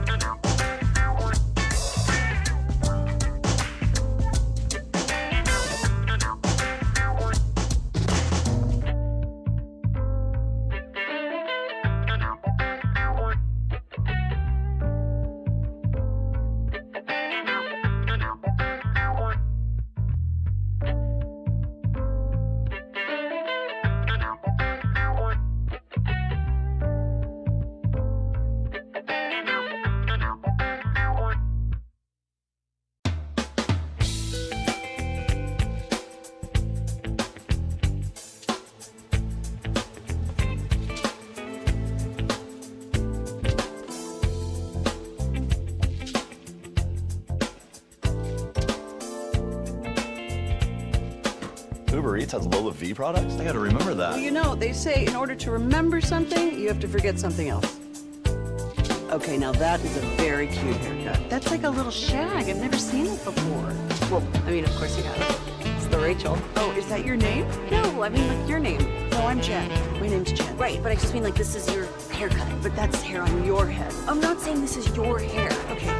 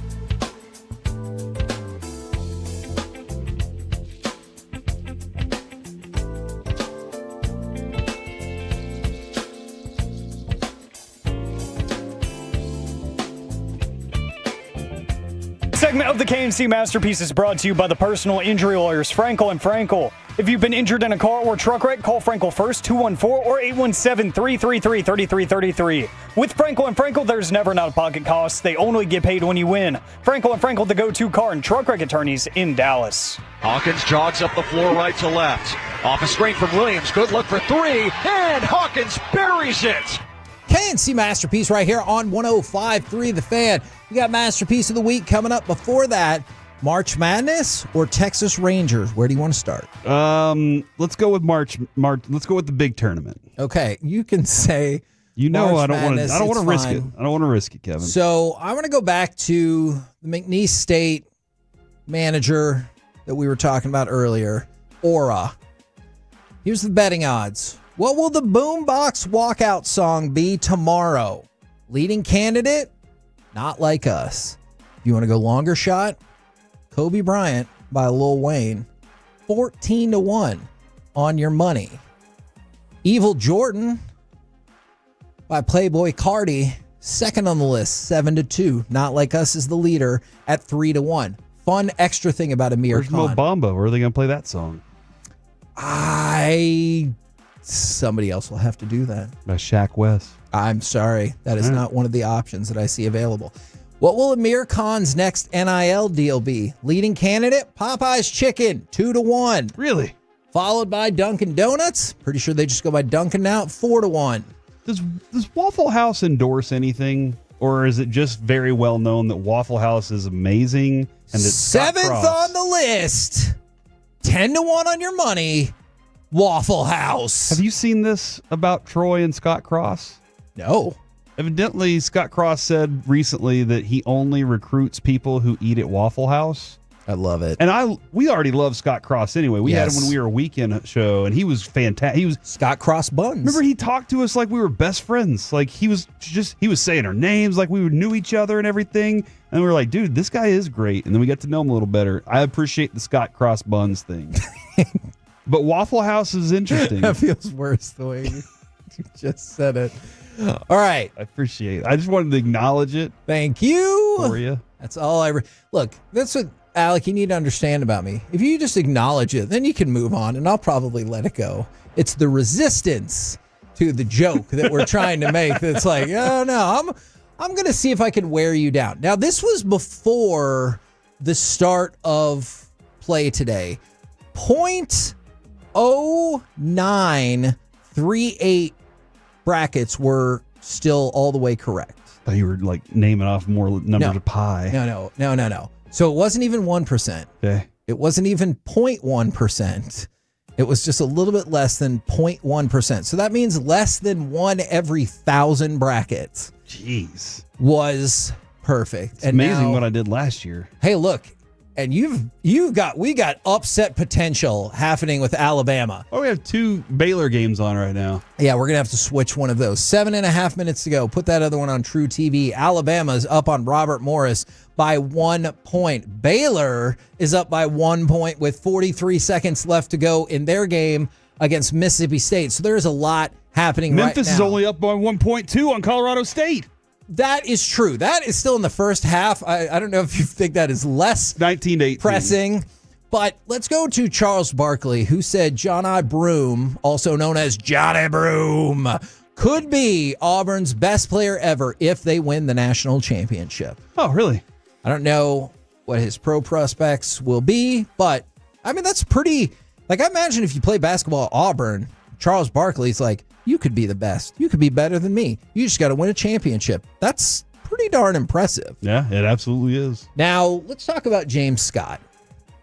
Did you have nightmares about the Louisville player, James Scott, yesterday? I didn't, because I don't have nightmares about Oh, yes, I did. Man, I really feel like you undercut that. Sorry, I was thinking. My apologies. I just remembered who he is. Sorry. So I did have nightmares about a guy. By the way, less than 7 minutes to go. Robert Morris has taken the lead. I repeat, number 15 seed Robert Morris has one guy taken the lead. So he was wearing this black face mask, but it's kind of patterned after the Hannibal Lecter mask. Yeah. Now, I would want to say, did it strike fear into his opponents? And I guess the answer is not really, because they lost. Yeah, good point. But on an individual matchup, if somebody is walking up to you with a Hannibal Lecter mask and they have changed the color of it as well to make it even more intimidating, would that psych you out? It would. And I mean, if he started talking like Bane too to go on top of it, I would be like, oh my gosh. Now is not the time to worry. That will come later. 1 fish, 2 fish, red fish, blue fish. I always thought that he sounded like the way Dr. Seuss sounded in my mind, but that would be wild. My question to you, Kevin, what's the most intimidating accessory that you could possibly go at in any sport? So when I played youth football, we went up against this team, and I didn't find out until after the fact that they had put Alka-Seltzer in their mouths, and it looked like they were all frothing at the mouth. And you're talking about the movie Little Giants. Oh, yeah. What I love the most about this is Kevin would even put himself on the Giants in this scenario. He put himself on the Cowboys team because he could not bear to put himself on the Cowboys, baby! Ed O'Neill. I know that they ended up losing. Now, one more March Madness note for you. Norfolk State is angry, I say. Angry! Because they have been put in position as nearly 30-point underdogs against Florida. They're 28.5-point underdogs. Keep an eye out on that game today. Because they're like, the team's mad, the coach is mad, we're mad. And then if they get blown out, then you might be like, well, that's probably why you were gigantic underdogs, just like that. Alabama's retaking the lead, Kevin. With 5 minutes to go. That's a long time in this thing. And this Baylor-Mississippi State game is coming down to the wire. One more quick thing. We've talked about how we're going to be there opening day on Thursday at Globe Life Field. Wanted to throw this out there as well. The Texas Rangers, they're unveiling an exhibit honoring Elvis Andrus and the 2010 World Series team at Globe Life Field. Think about this if you want to feel old. That's the 15th. This is the 15th anniversary of that team. What are you doing that for? Why are you trying to make people feel old? That's a long time ago, man. But we only won the World Series 2 years ago. Not even 2 full years ago. But yeah, so they're going to have an exhibit honoring Elvis Andrus and that 2010 World Series team. So not that you needed another reason, in addition to Hurtado and us, to go out to Globe Life Field for opening day, but there you go. There is another reason. For the KNC Masterpiece right here on 105.3 The Fan. Right now, it's time for Masterpiece of the Week. She said, list this. Gentlemen, long time no speak. Hey, Alec. How's it going? How are we doing today? How are you? Doing wonderful, because I get to pick on y'all. It's time for Masterpiece of the Week. Going to revisit the wild, wacky, and oftentimes very concerning things said on this program. And Corey, you only have 2 entrants this week. I wasn't even here for most of the week. Exactly, compared to your 18 that you had last week. I'm not even making that number up. You literally had 16 or 18 last week. Oh, that might have been a record. I need to go For back. me, and yeah, I think it is. Yeah, I need to go check the record books there. But, guys, we know we have a tradition here. We pick on people who are not here to defend themselves. So I give you two options. Do you want to pick on Zach Wolchuk, who spent 3 days with us? Or do you want to pick on Eric Chiafalo? Thanks, Zach, for contributing and helping out while I was out. Does Eric only have one? He has two. Okay, I know one of them. I want to go with Eric. Okay.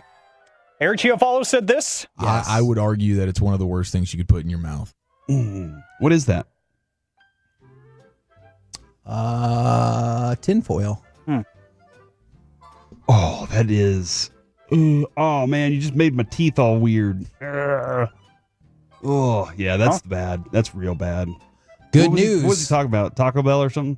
I'm not sure. I think it was Fruit Loops. Oh, yeah. Good news.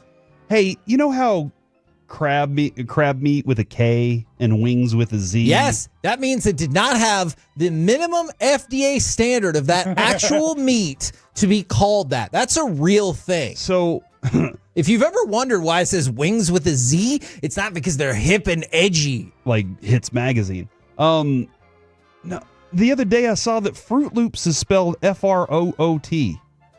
So because they don't have fruit in them, is that why? That's not regular Fruit Loops. Am I wrong about this? I don't know. Oh my gosh. Oh, look at this. Oh, look at this. The Manila effect is hit again, Kevin. Mandela, Kevin. I saw your face. You just thought that it was spelled fruit. I really like a fruit. did. But there's no fruit in it then, right? Now, that's a good point. Will they argue it's so they can put the loop shapes there? Sure. But the FDA would probably argue no. Not a drop of fruit in there. Interesting. It's just like cheese product. Okay, but that's a parent's fault. If you bought Fruit Loops and you're like, hey, you'll get some fruit supplement in here, that's your own fault for thinking that. Yeah, that's true. I asked Adrienne the other day, what's the difference between American cheese and cheddar? Because they're both yellow cheeses. She said that American cheese is processed more. Is that the truth? Let me know, America. I wouldn't ask another country because they probably don't have that cheese. That's fair. That makes sense. Like the one time I went to Wendy's in Seattle and I asked for the Texas double cheeseburger, and they were like, "I'm sorry, what?" I just assumed that the the Texas bacon cheeseburger was everywhere, and it was not. Because Texas is America. Yeah. Zach Wolchuk said this, and Kevin's kind of involved in a weird way. Get that leg on the table. I know you can do it. I can. Did you say you can? Yeah, I can. Were you bragging or no? Because we were talking about flexibility, and he wanted me to show it off. Are you still very flexible? Pretty flexible. How often does being bendy come in handy for you, though? Good question. Like, how often do you use that? More often than you think. All right. Maybe in this situation? She said no, and then he rebounded and then put it back in, or not. What? Okay. I had the appropriate response. That again. You did. was supposed to be a joke about Angel Reese stat padding, and it turned out to kind of sound like James Bond a little bit, especially those older James Bonds. Like, take a look. No, James. And then eventually, okay. And he's like, oh, that means yes. You ever think that if you carried around a get out of free jail card in your wallet, that the cops would be like, you know what? Today's your lucky day. No, because I have a friend who instructed me, and this is probably not fair, that he didn't think that cops would enjoy bits. Because one time I got pulled over and we had Krispy Kreme in the car. Oh, no. And no. This is awful. I asked, like, if we could roll down the window and be like, And like he goes, I think you're going to end up in jail if that's what you do. So I'm sure there's plenty of cops that like bits, but I don't know if you want to try that out. Hey, cops out there, let us know. Okay, but do you want to try material with them? And you're like, hey, I've been workshopping this. No, I just tell them the cops told me on my fan text. Okay. See how far that gets you. Yeah. Well, Corey, you like to make confessions as well. And yes, Kevin, I confess, always wanted to hook up with you. With who? With you. Oh, my God. Yeah. I thought. Was this me reading a fan text? Maybe. I think Maybe not. I'm not here to give context. I'm here I've to always play kind of this out. wondered. I've always kind of wondered. Don't you think of all the trips that we've been on? We roomed together multiple times. But you're a gentleman. That is true. I wouldn't make the you're first married. move, and I am appreciate married. That is important. See, if they're Tolo cops, I'm sure they'll love bits. All right, if somehow you get pulled over and the cop goes, "Hello, I'm Officer Swanson, Tolo," then maybe That's how we should all introduce ourselves. You could try it out. If not, I don't know if I would just try that out. I think this is a thing that needs to start happening more in your regular life. As you meet people, you should say your name and then throw Tolo at the end. And if they know, and now you're in. It's kind of like how people on their Twitter and LinkedIn, like names, they put like Corey Majors MD or PhD. Yeah. You know, you just put Tolo next to it. Okay. Yeah. I could get behind that. Or Tolo Go. Ooh. Yes. Well, speaking of that, Zach Wolchuk. Right, yeah, You know. he's like coaching her through Look it. at what Daddy's doing, and maybe she'll do it too. Look, kids do learn from their parents. Thanks, Corey. What? I thought there was going to be more. From Constable I was looking Scott. at the end of the Baylor game, and he's like, "Nope, I'm done." From Constable Scott, bring on the bits, guys. We all need to laugh the way I do during Masterpiece of the Week. If you know, don't just assume all cops are Tolos. And you're like, better. And they're going to be like, you better shut your mouth. Or else, like, don't try that out. Oh, man. 903. I'm not here to give context. Best line ever. Pretty much this show. Yeah, pretty much. And let's just continue that theme. Eric Chiafalo said this. And so you wouldn't have to really put your fingers, maybe just like your tips slightly, but otherwise, boom. We were all here for that moment yesterday. Because I saw Kevin lean in and go, "Oh, you know what to do."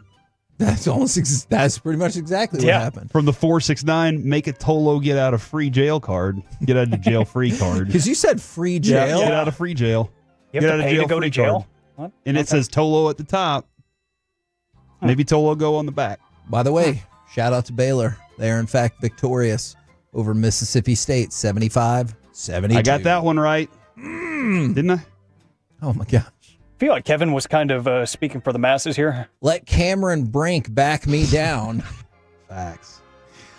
Okay. I completely agree with you, bro. She's getting married, right?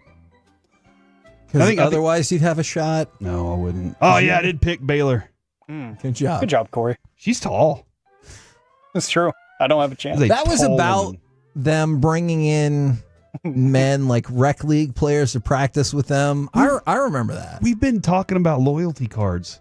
Let's create get out of jail free cards for the Tolos. I want free jail first. That's what I want. Yes, I'm here for the free jail, please. What are y'all's amenities? Yeah. Let's see. We had 3 squares a day. I once saw a seagull moment from Zach Wolchuk. I mean, I've never seen a receiver. And that's a dude that scouts. He loves scouting. He's Man. never seen a receiver before. Feels like a What a guy. pretty glaring hole in your scouting. Offensive line, Yeah. running back, D line, quarterback. I got it all taken care of, guys. Receiver. Well, what? Where's that? He had another declaration, too, that was kind of frightening. Let me just fight old people. Old people deserve it. What? Dude, you ever go to the gym and those old people are like just wanting to talk to you about how empty the gym is? And you're like, this is why I come here, because it's usually empty. Yeah. And you're talking to me, old man. Yeah. About how empty this gym is. I'm trying to get my workout in. Yeah. All right, I got 2 more, and they both scare me. Wolchuk said this. Ooh, you pegged me as a sexy nurse, huh? Did he have to dress up for that then? It was a weird Tuesday. It really was. You said that a few times here, Kevin. It was the weirdest for Alec, though. Yeah. I don't know how I made it through the week, especially after this happened and Kevin immediately looked at me after this happened. I'm kind of scared to play this one. Jim asked a good question, and he said, how do y'all know when you come? He's already asking the best questions here. How do y'all know when you come back? Because at first, you're like, well, Corey. You're tired. See, but I don't want to say because I feel like that violates all drink kinds water and of a sandwich. FCC. Bobby needs a bowl of cereal. I was about to say when the cereal bowl comes down from the shelf. Hey, hold on. There should be one more. Can we play it? We just heard it in the break. Oh, I'll have to pull that one up. Okay, all right. No, Do we I need to can stall grab for it. time? Okay, look. Here's the deal. This is my winner. I love this already. We do. I do commercials for Underdog. By the way, I really do like Underdog. It's awesome. I am really close. Just need Cooper Flag to go lower on 19.5 points to hit 9 times on one of my plays. But if you've heard the disclaimer at the end, it is rather lengthy. So last week I asked, are we allowed to speed up the disclaimer? And the ad ref's like, oh yeah, you can definitely do that. So we were playing around with a new commercial for baseball next week, and this is one of the versions we got. This probably won't be the one we use. Must be 18 over in Alabama, Nebraska, 19 over in Colorado for some games. 21 over in Massachusetts and Arizona, and present in a state where Underdog Fantasy operates. Void where prohibited. Terms apply. Concerned with their play, call 1-800-GAMBLER or visit ncpgambling.org. In Arizona, call 1-800-NEXT-STEP or text NEXT-STEP to 53342. In New York, call the 24/7 helpline at 1-877-8-HOPE-NY or text HOPE-NY. That was off of Kevin's math. He was like, let's go for 50 seconds and 10 seconds on the disclaimer. I was like, 10 seconds is bold. Let's try it. And we tried, and that's the outcome. I will also tell you, that was probably recording that spot the best I've ever read that whole thing. And so when I heard it sped up, I was like, man, if I'd have been stumbling a little bit like usual, like maybe it would have been okay. So that's what you're gonna. That's my winner. I heard it earlier. That's my masterpiece of the week right there. I'm gonna vote for Eric Chiafalo in Crosstalk yesterday when he took just the tip to the next level. And you know what? I'm going to vote for it too. So our champion this week. And so you wouldn't have to really put your fingers, maybe just like your tips slightly, but otherwise, boom. Boom. Happy house, happy spouse. We're the K&C Masterpiece right here on 105 through the Fan. Coming up next, we will catch up with those fellas from the G-Bag Nation as they are live at Cold Beers and Cheeseburgers in Euless. We'll talk with them next right here on the Fan.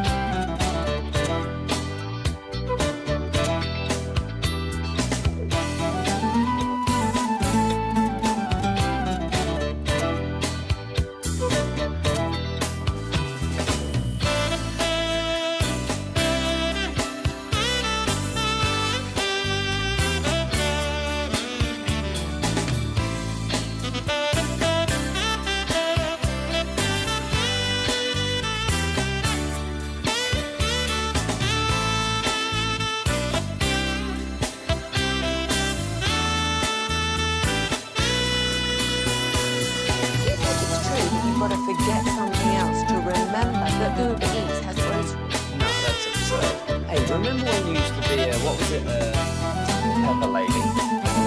Wasn't it Seaman Sisters? Laser Babes. Saffron Squad? Nutmeg Maiden? Green Curve? No. Nutmeg Maiden. I just said that. Was it Spice Girls? Doesn't sound right. Was it Saffron Squad?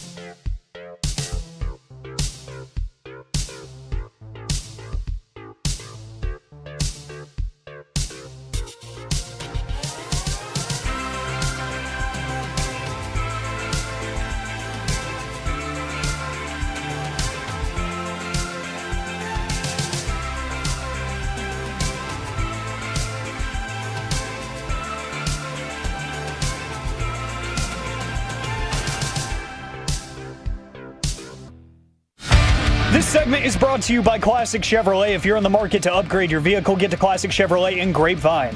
Back-to-back #1 Chevy dealership in the world. They've got more new Chevys than anyone, all priced to sell. Visit ClassicChevrolet.com. This is Texas. This is Classic Chevrolet. Together, let's drive. Based on new Chevy registrations 2023 and 2024. Toronto misses the three from the deep left corner. Wilson the hit ahead. Jefferson to the rim. Layup plus a foul.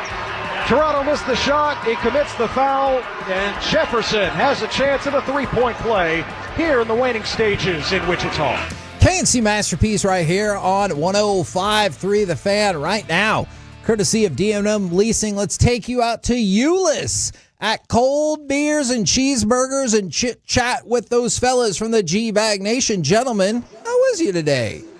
Terrific. Hagee, how are you? We're doing very well. Now, my question for all of you guys, I'm a creature of habit. Are you going to order what you've had before from Cold Beers and Cheeseburgers, or are you switching it up because there's a lot of things you want to try? Well, I'm going with an alternate strategy. I'll take option C. I'm just going to order something different every hour and see how much of the menu I can get through. Yeah.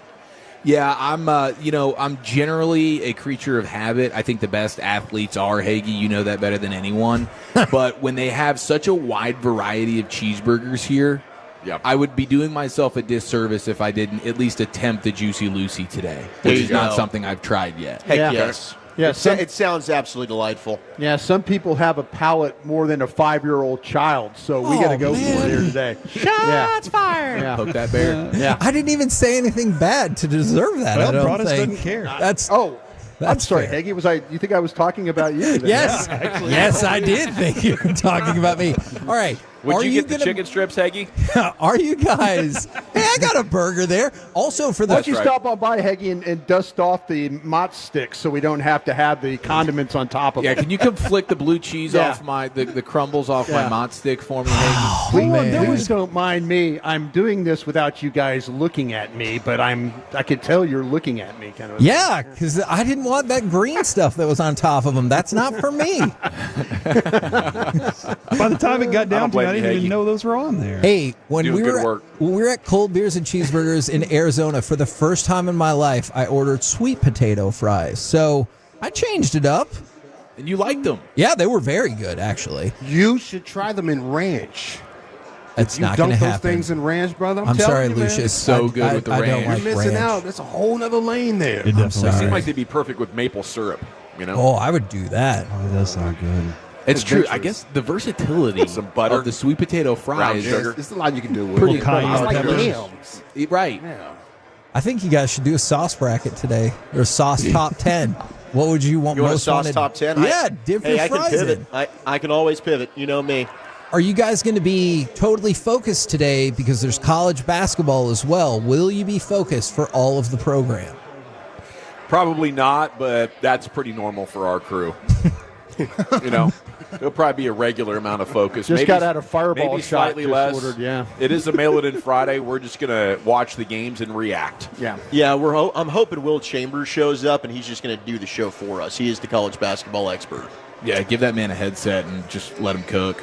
Okay. Bobby Belt is here, so we could pull that off. I have laid down the gauntlet to Wolchuk there at the break. I said, if you get super hammered here again like last time, you at least have to make a scene, you know?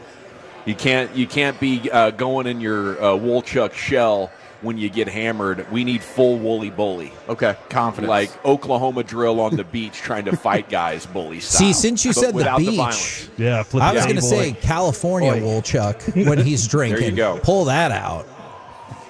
We have California And like- Wolchuk and all right. Mardi Gras Broadus You here. insisted. I'll pull it out, Hagee. Yeah, make sure, though, you're eating off other people's plates as you're walking to the restroom, Yeah, too. That yeah. would be kind of fun, too. Yeah, you totally own this place. Yeah, just like, Once you hey, get 4 drinks in. You see a guy like Hagee. This place is my You bitch. see a guy like Hagee sitting there enjoying the sweet potato fries. Just take a couple off his plate as you're going to the men's room. Just do it like See how Broadus that did. goes. Just walk up and take the pizza right out of somebody's hand.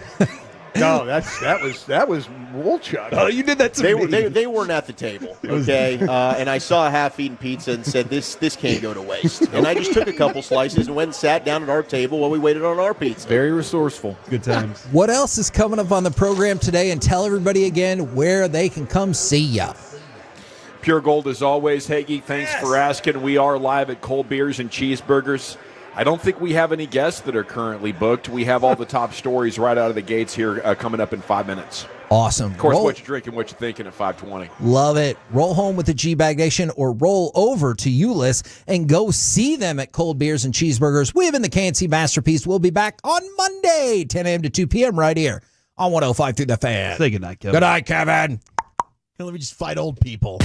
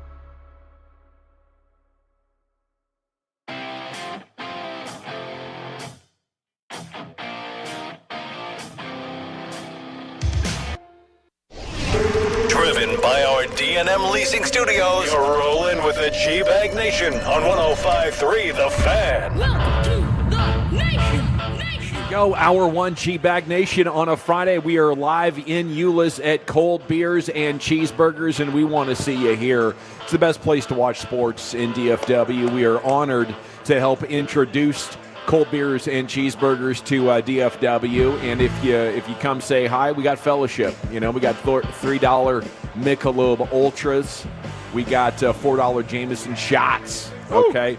And the liquor's already flowing. So let's have ourselves a time here over the next 5 hours talking sports, watching sports. It's a great tournament destination right here at Cold Beers and Cheeseburgers. And you just got my second Diet Coke delivered. Okay. Nice. So things are trending in a great direction. General at your service. If you see me, beer me. NA. There's Broadus, the former Cowboys scout, Super Bowl champion. Here he's scouting them up live on the show. Of course, you have Lucius Alexander, and he is in attendance with us. A good afternoon to you, sir. Hoorah. Thanks for joining us. Yeah, man. Wolchuk and Chia Follower in the house. Carter Freeman's coordinating your video. You can watch us, 105thethefan.com, Twitch, and YouTube. Ruben Portillo, remote engineering. So salute to Ruben. Always good to have him on the scene with us. Okay, now speaking of being on the scene, behind Chia Follow at his 6 is Clubber Lang and Rocky Balboa. Incredible. The combatants in maybe the greatest sports bout of all time. Yeah. You know? Absolutely. Rocky 3 is a favorite.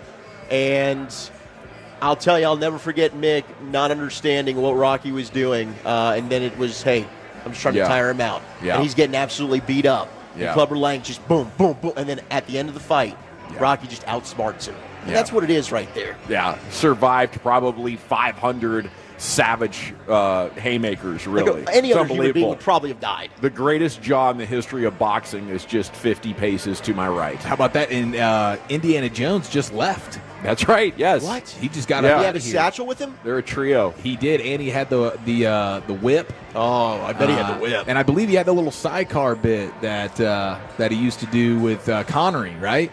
Sean Connery? Sean Connery. Sean Connery. Huh. Dude, actually, Brian and I driving in, and we saw the Red Bull car. And it made me think of when we were talking about the Wienermobiles and how small they are. This Red Bull car was also very, very tiny. I think that's just a thing for these cars. They're just tiny just to show everybody, hey, we're driving around, we're cruising, good advertisement. I thought the Peanut Mobile had some length. It does. The Oscar Mayer Wiener car is very long. The Wiener. Yeah. Small, That specific though. vehicle. Yeah. One of them okay. was very tiny. Yeah. I could see him making a smaller version, though. You know? Mini fits Wiener. in parking spots a little bit better, more of a comfortable fit. Yeah, that's that kind true. of deal. More of a There's a lot daily of- driver. Hey, shout out to Sylvester Stallone, though, down there. He's doing his curls. Yeah. Is he? He's doing got his curls. he's He's ripped up, bro. He's trying to play the part. They're just nailing it. Yeah. They are. Yeah, the guns are out. You know? And I was checking Indiana Jones for a flask. And I was looking, bro. I was like, are you really him? Indiana Jones was a great franchise. I was more of a Rocky guy, and I do think Rocky 3 might have been the best. It definitely had the best line when, I think it must have been round 5 or round 6 when Balboa finally bowed back up to him. And as the round ends, the battling continues, and then they go nose to nose, and Rocky's like, you ain't so bad. You ain't so bad. You ain't so bad. You ain't so bad. And that was the turning point of the fight. Okay, Duke's playing this afternoon. Cooper Flagg, the star attraction of the tournament so far. So great opportunity to come in here and watch the NBA's #1 overall pick here. Try to get it done in college. Should be fun. Congrats are in order for the Aggies who avoid the first-round upset against Yale last night, much to Blake Elliott's chagrin. But He can give his girlfriend back her T-shirt. yeah, he likes that, man. I guess that's the style, wearing your girlfriend's stuff. He does. A little mid. It's usually opposite. for Usually you. you That's have the to. style. Yeah. Usually you lose your hoodies or shirts to females, but not Blake. He just takes them from his girlfriend. He goes on that side of her closet and just takes them out. I think he likes it because it shows the midriff. Yeah. He's in his Zeke era. He got it, flaunt it. Just out of college. Nothing like seeing a random hoodie popping up in your old lady's wardrobe, right? Just a random hoodie. Who's this? Where'd you get that one? Oversized. What is that? Yeah, just got this out of storage, huh? Congrats to Tech. Kerwin Walton pouring in 27. They hold off UNC Wilmington. Tech attempting an NCAA tournament record 46 trays. They didn't make a lot of them, but they made enough of them, and when it counted, But they were throwing some bricks there for a while, and Wilmington went ahead briefly with 14 minutes to play. So it was a little bit nervy there. And they'll take on Drake tomorrow. Yeah. Salute to you guys. We got a crew coming with fan shirts on. This is awesome. This is awesome. The party is on. Salute to you, sir. Thanks for Toloing. Houston rolled up SIU Edwardsville. I don't know. When I saw SIU, I thought this might have been Southern Illinois University. Yeah. The Salukis. But I believe they were Cougars. I believe they were something else, and they had Edwardsville on them, but they got whacked by Houston, nearly doubled them up, 78-40. They'll face Gonzaga tomorrow. Bulldogs have reached a 9 straight Sweet 16s there, so Mark Few has the boys playing well again, but not one of their finer outfits. So Houston's going to be significantly favored. Baylor beat Mississippi State this afternoon. We were watching this thing wrap up about 25 minutes ago. They got them 75-72. Big 12 over the SEC. I mean, that's what everybody's looking at right now. Just SEC teams falling by the wayside after having a record-setting 14 teams in the tournament. So I know everybody was taking pride in that. My bracket, that stings mine, though, because I was leaning SEC. I heard for you, man. I'm so sick of this SEC inflation. Yeah, everybody this pretending SEC like they're stuff. So amazing. Overhyped as hell. Only means two more. teams didn't make it. Just means more. Yeah, hold that L. I think the L should mean more, too. No, it just means more. Ryan. Stars take a loss in a shootout against Tampa 3-2 the Should final. have lost that thing last night. Unbelievable. The Smith played his ass off. He sure did. Had a chance to win that thing if you could just found a way to, the overtime period was kind of not really what we've seen like electric.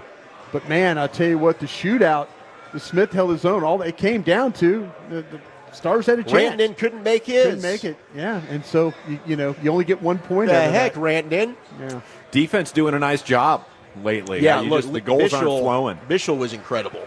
And that's exactly what ticked off Pete DeBoer. It's like, hey, where's everybody else? Why are we relying on Leon Bishel, who's a rookie, and we've got our backup goalie who's having to stand on his head? Like, guys, where are you, Matt Duchesne? Where are you, Mason Marchman? That's Gillespie made some saves there, too. Well, he's fantastic, but let's go. I mean, guys. That was, we're lucky the to get time out of is that now. one Start point. playing your best hockey. Thank you. That's a good take there from Woolchuck, coming in hot as the Stars have lost 3 of 4. And, yes, you're right. Coach DeBoer is frustrated with how these guys are playing. There's no bad points, but I'm really disappointed with our effort. So I don't have much more to say than that other than Casey DeSmith. I thought, they were harder, hungrier, heavier than us, which is inexcusable this time of year. So, we've been leaking a little bit over the last couple weeks, and, tonight I think was probably about as bad as it's been. Right, you never want your competition to be harder, hungrier, and heavier than you. That's a bad combination. You can't give up all 3 of those in the battle, and you can just hear it in his voice how annoyed he is. Well, and DeBoer will pick his spots when he really wants to go after the team. So hopefully they take notice of this and they can turn it around. Because, look, they're still in good position. I think, obviously, it's a collision course with the Avs in the first round. They're not going to catch up with Winnipeg, but they need to start ascending going into the postseason. As you mentioned, they're leaking here in the last couple of weeks. They got to find a way to get this thing going. Is this smelling yourself too much after the trade kind of deal? Because you were the talk of the town. Everybody's like, oh, Stars are a wagon. Here they come. Watch out west. Mm-hmm. And then they start slipping a little bit. Could be, could be your shift in the lines. Could just be you've had a great year and you're primed for a letdown here. I think part of me wants to say maybe this is good that you are going through this at this point, allowing you to get sharp maybe for the final 2 weeks of the regular season, have this letdown to really remind you of, where your weaknesses are and what you need to be focused on. But you could end up easily losing home ice advantage to the Avs in the first round as a result of this. They could catch you. Yeah. Okay, afternoon spring hockey tomorrow, 1 o'clock versus Philadelphia there at the AAC. Detroit Pistons rolling into the AAC tonight. They are 39-31, led by Arlington's Cade Cunningham. They're a credible playoff team. Could be one of the most under-the-radar stars in this league, Cunningham. He reminds me of D-Wade. That's what I think we're looking at here with Cunningham. That's how good this guy is. Had the triple-double with the game-winning 3 the other night in a win against Miami. Yep. So he's the real deal. I look forward to watching him tonight, and hopefully he can do enough to make sure the Mavs take the L. Here comes Bronny, 17 points in a Laker loss last night. Lakers missing half their players because of injuries, so he had to play a lot. At one point he cooked Giannis. He did lose the ball when he got into the paint, but he was 7 of 10 with 5 assists, 3 rebounds. Before this game, he was shooting 26% from the floor on 21 appearances, so maybe this is a turning point in this rookie year. He did shoot 43% from the floor in the G League, so maybe just an adjustment. That would be a cool story if he could figure out a way to have a credible NBA career. Okay, Kamar Rocker was good enough last night apparently to overcome everything that went wrong for him in his previous 3 outings. He did give up 2 runs in 4 2/3, so close to a quality start. Did give up a Bombski. That was the 2 runs. Had a couple of walks, but 8 strikeouts. So they liked it a lot better, and apparently they're talking about it's Vandy time here in the starting rotation. Hey, let's get excited. They need somebody to step up here, and I hope that it is Rocker. He looked good in his few starts at the end of last season. So I guess this is like what they talk about with spring training. The highs, don't ride them too much. The lows, let's not overreact. But 8 Ks, I'll take that. Dude, 8 Ks in 4 That's 2/3. You are missing bats at that point in a big-time way, and that's the quality. What is that pitch that he's got, the slider? Like one of the most unhittable pitches in all of baseball. He's got wicked movement. Pastry Chef Eric. Pastry Chef Eric with his Baltimore shirt on. I heard the voice. Guys. I don't even have to look. I heard the voice. I heard him before he even walked Put in. your laptops up. Yeah. What's up, Dick? Good to see you. Good to see All right, you. we are live at Cold Beers and Cheeseburgers here in Euless. All right, so I guess the only other thing to say about that story is if they underperform, Patrick Corbin is getting ready. You know, Patrick Corbin is preparing. He's ramping up. If Leiter or Rocker kind of fail there in that first couple of times through the rotation, you're going to have the veteran coming through that can give you a nice, steady 5.5 ERA. Yeah, just innings eater. That's really what he is right now. And then hopefully you just score all the runs, and it won't be an issue that he gives up 6. Evan Grant and the Rangers writers were asking Bruce Bochy about this being the final year of his contract. He said, you know, my focus is on the team here, and I love this group of guys. That's been his vibe this go-around, as Will Chambers has now entered the building, and his Kentucky Wildcats. I think Will 3/4 zip, looking sharp there. Will might not change his. Bobby's in the back over there over the course of the 3 days. Swimming in whiskey. Yeah. I think Thursday, Friday, Saturday, Sunday, he just wears the same thing. That's his uniform right there. He is ready to rock and watch some college basketball with you. Come fellowship with Will Chambers. Okay, but yeah, Bochy said the focus is on the team, and he loves this group of guys and all of this, which is notable because in 2020 he was the final year of his contract, and he let it be known in the press, and he talked with his guys and the Giants like, hey, this is my last go-around. So he doesn't know, I think, is where we're at right now with Bochy. But I read this article last week of last time he tried to retire. He was just like, he was literally the guy that was kind of antsy and didn't know what to do with himself and really missed it. So as soon as the Rangers came sniffing, his wife knew, oh, Bruce is going to go manage again.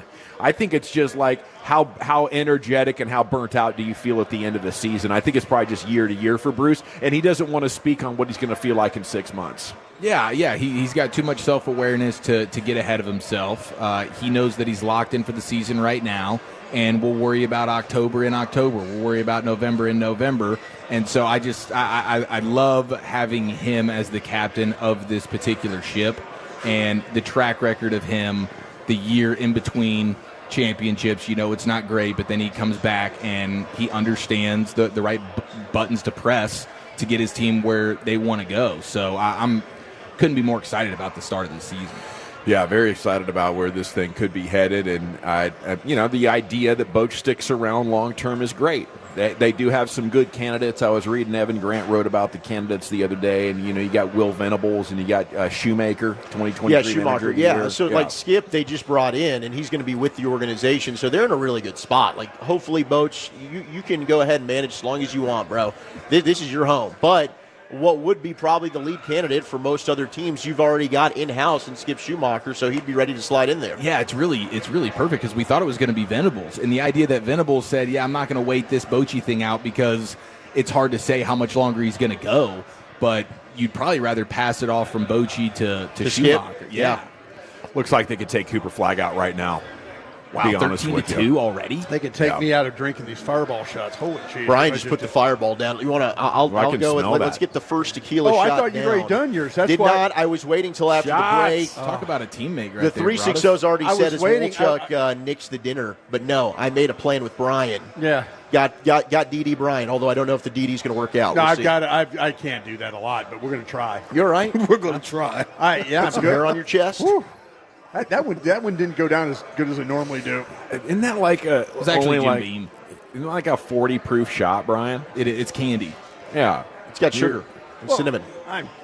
Okay. Acting like you're drinking Everclear over there. Do you want me to try and not drink, or do you want to drink? No, I do. Yeah, honestly, let's be encouraging for Brian. Yeah, nice job, Brian. I think way to work. Way to fight through that Fireball shot. Brian. I'm usually the guy watchdogging everybody else. Yeah, my bad I got for a watchdog you. there. No, you're right. No, you're just warming up right now. You're going to be on fire. Are you pacing yourself, Lucius, or are you just waiting on the fancy tequila? Probably waiting on the fancy stuff. I'll sip it slow, too, by the way. I'm not going to rush it. That's probably the right way to do this. That's what I tell myself. That's when you first sit down at the bar, that's what you tell yourself. 4 shots later, you're like, oh, man, what happened? I am my own worst enemy. I rushed it. It's $3 Michelob Ultra pints on special here at Cold Beers and Cheeseburger. It's $4 Jameson shots on special as we're watching the tournament and hanging out with you, fellowshipping on a Friday. Wolchuk's headset's already jacked up. Big board report, 3 players that could be surprise first rounders for your Cowboys. Coming up next, the nation.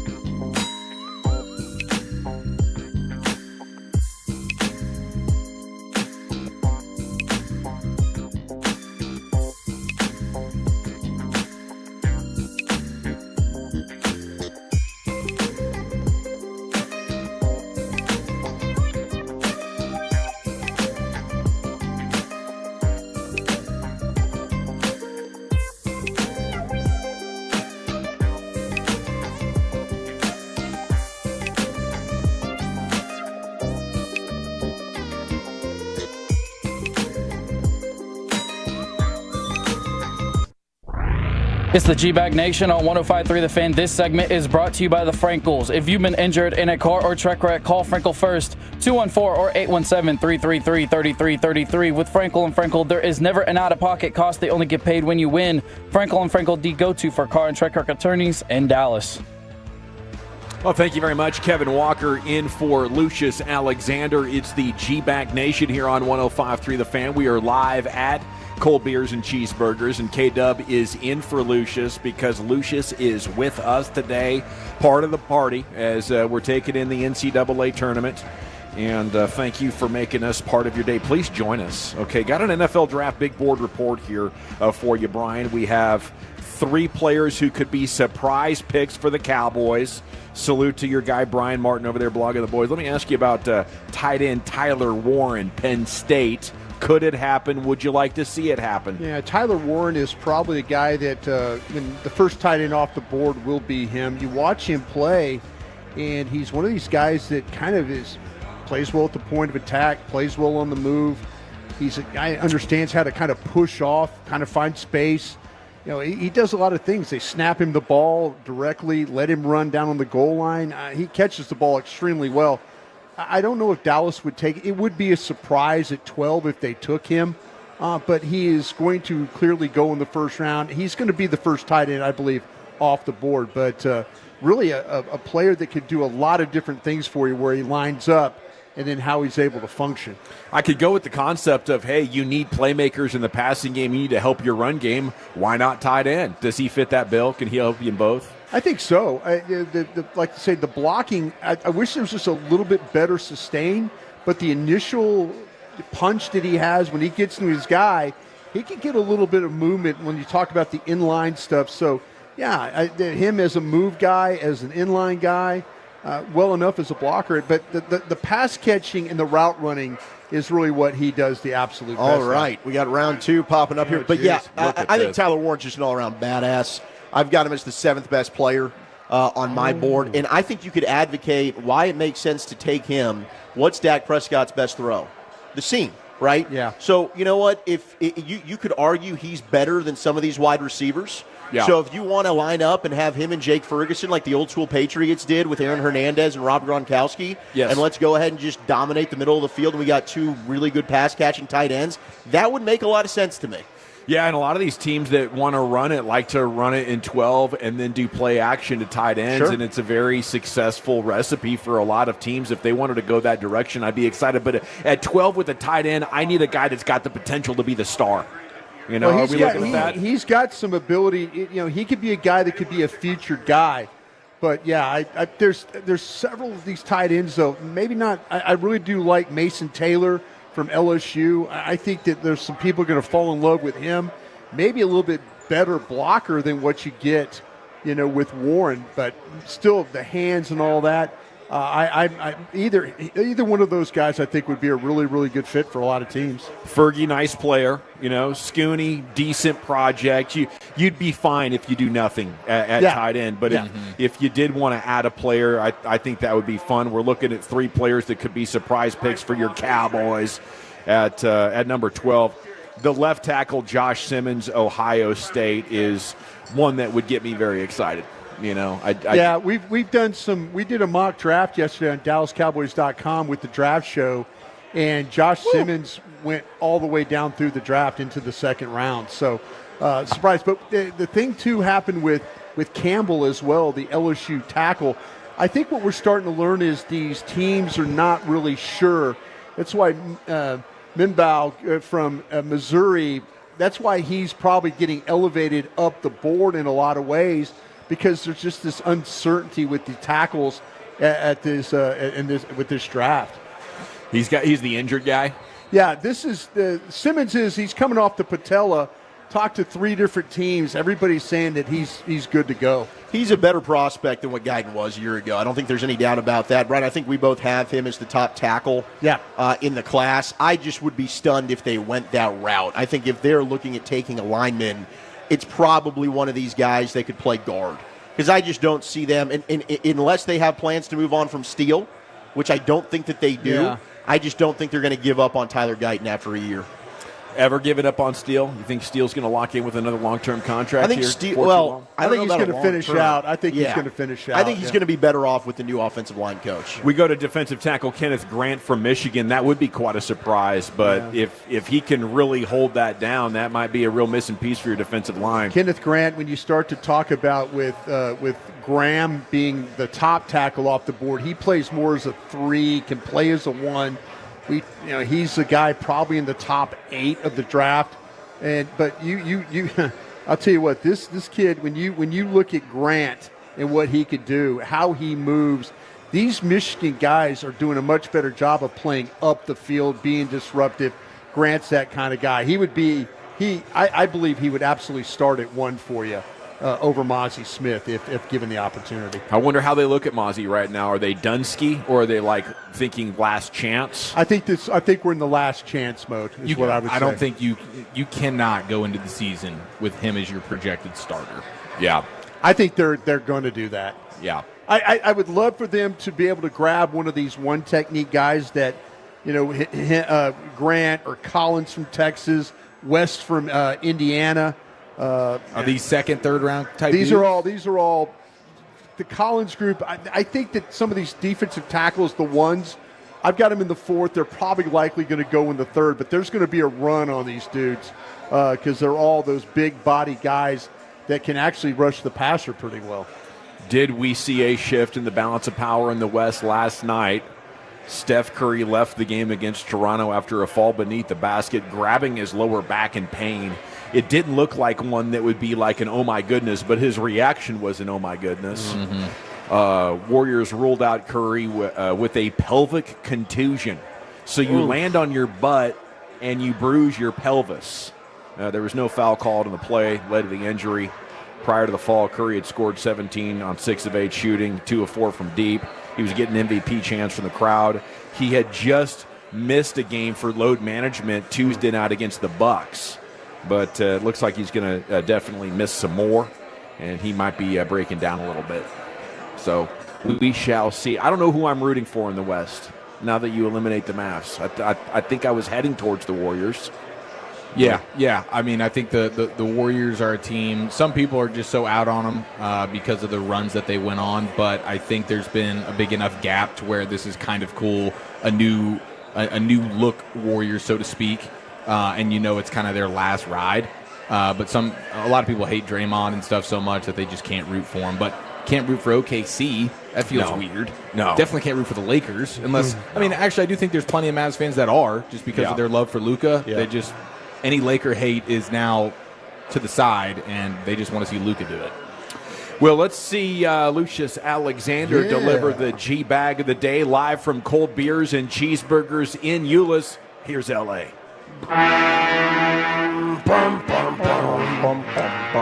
Yeah, Dawson, you might not be a fan of this, what I'm about to say, but I wouldn't mind seeing the Lakers do it, especially with the Luka drama now.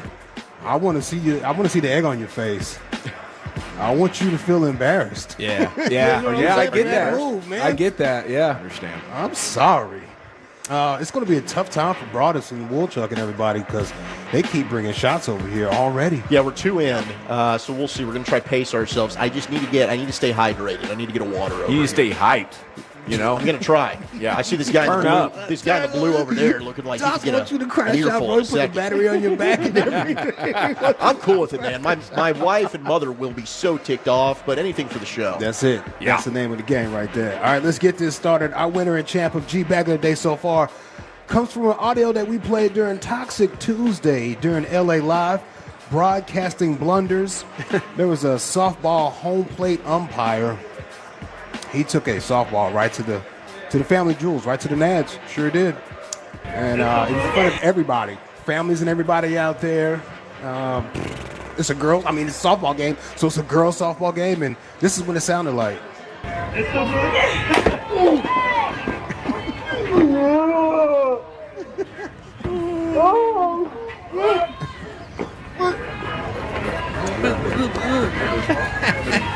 just called somebody. Man up.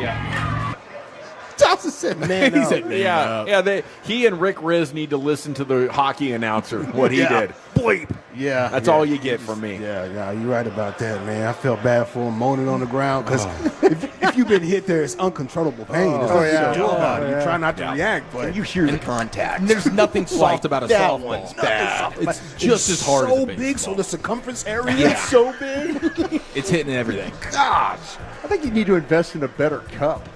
Absolutely. Yeah. What are we doing there? Are we not wearing one though? Yeah. It some sounded pain like tolerance. I don't know, but come on, man. Bad. Sound like a so whale. Much trust on that. Yeah, definitely. Not so much trust on the catcher too. No, either. but Don't trust him. it was a ladies' game too, which makes it probably even worse. All these all these ladies, they're like, oh my god, he got hit there. I don't think I'm ever umping a game again after that. I'm retiring on the spot. I'm hanging up the cup. I'm standing up and walking off to the car. And I'm just. You ain't walking. You might be crawling. You might be waddling. And he waddled away. Waddle. Tracy Morgan with the wheelchair, bro. Yeah. All right, let's see here. You guys were talking about the Dallas Stars. We're pretty down on them right now, but I have a Spanish call. Ooh, okay. I have a goal. Is that Miro Heiskanen? You're looking at it. Miro Heiskanen. I'm talking about teamwork right there. Got you. Yeah, he scored a goal, and we got a Spanish call. You know, they always put the good sauce on it. They do. We be in. Ahora está Rope Hintz. ¡Ali! ¡Ahí está Lico Suárez!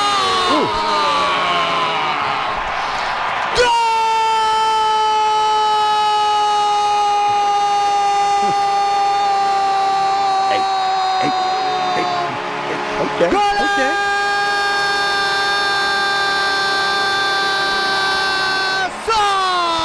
Yeah, bro, what? Michael Granlund, segundo gol en el partido.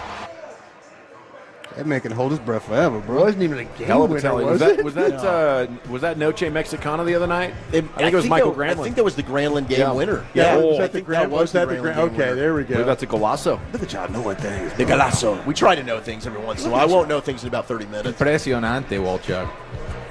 Gracias, mi amigo. That'd be Miguel Granlund. Miguel. Yeah. Oh, Miguel Very Granlund. appropriate. Yeah. Let's see here. What else I got? Glad you feeling like talking, Dawson, because I got something for you. Bring it. Eric was talking about Fit Fred. Fit Fred is from the Fan After Dark show. Dawson got Working out. distracted because I like to watch a little college women's basketball. Oh, yeah. Iowa State was getting ready to start their thing out there, and they got a player named Audie Crooks. Audie Crooks, huh? Audie Crooks. Look her I on up. noticed you watching those D3 games yesterday. I'll be watching all the That's time. the honey hole right there, dude. Yeah. D3. It's just a bunch of shorties running around. You know, That's where the talent is. like here in D1, it's no disrespect, it's 6'3", 195. Amazon. You know, Everybody's down got there a in wagon in D3, D3. it's like, whoa, okay, Not you calling me out, bro. different kind of spectating going on here. Not you Got that knowing Scout's what I'm eye. doing. It is a starting 5.5. Not you know what I'm doing. All right, yeah, Eric was talking about Fit Fred. Dawson got distracted by Iowa State's Audie Crooks, and Dawson crashed on out, bro. And his sleep schedule has to be out of whack. He's on roofs by day. He's at the mic by night. He's flying home, probably getting a second helping at McDonald's after the initial 6 o'clock run through the drive-through, Crushing it. and still, looking respectable. How about this gal? It all at goes to Iowa- his head. Yeah, it does. How about this gal at Iowa State though? How many McDonald's meals a day you think she's getting?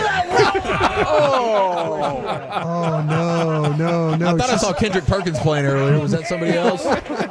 No, she's a good player.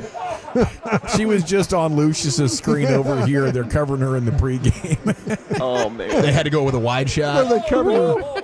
There's some big girls out here that got skills and fancy feet. Her and the gal at Washington, bro. Dawson crashed out. Yeah, my bad. Skills and fancy feet. Turn the wheel. Don't they can turn. They're No, like they got moved, They're bro. like Zach And she's Randolph's putting out in there. Work. She puts in work, bro. Little dancing bear. Dancing Soft bears touch. Dancing bear. Let's see. Your man Mahmoud down there in San Antonio. Yeah. He was having his way last night. Now I don't expect you to know this guy. He's on the bench all the time. No idea who Mamu is. You don't know who Mamu is? That guy Say his gets full buckets. last name. Oh, I can't. That's Mamu. That's what they were saying on the announcement thing. That's all I'm saying. We're going with Mamu. I heard him waiting try for- a few times when they stumbled. I said, I know I can't do it. Nope. And they've got a pronouncer. Yes, and I'm saying, bro. Yeah, he had a career high last night. 34 points on 13 of 14 shooting. Dang, That man dude. was having his way. 7 of 7 from the three. That type of stuff right there will make teams fall out with each other. Yeah. Even in a pickup game. If there's another dude over there taking that many shots and making them, you hear that. Hey, let's switch up. Yeah. You got him? You take sure? it. No, you take it. Thought you said you had him, bro. I thought you said No, I don't got him. I don't got him. You got him. No, please, you take him. I insist. Whole teams could fall apart with somebody shooting like that. I don't need him. And he only did it in 19 minutes. Wow. So he had It's like David Irving. I don't know if it's his first time he was interviewed after the game, not sure. Wow. But Flavor Flav pops up anywhere like Chris Arnold. He popped up there on Mamu's on the court interview. The way that you were shooting tonight, could you have shot it with your eyes closed and it still would have gone in? Probably not, but it felt amazing.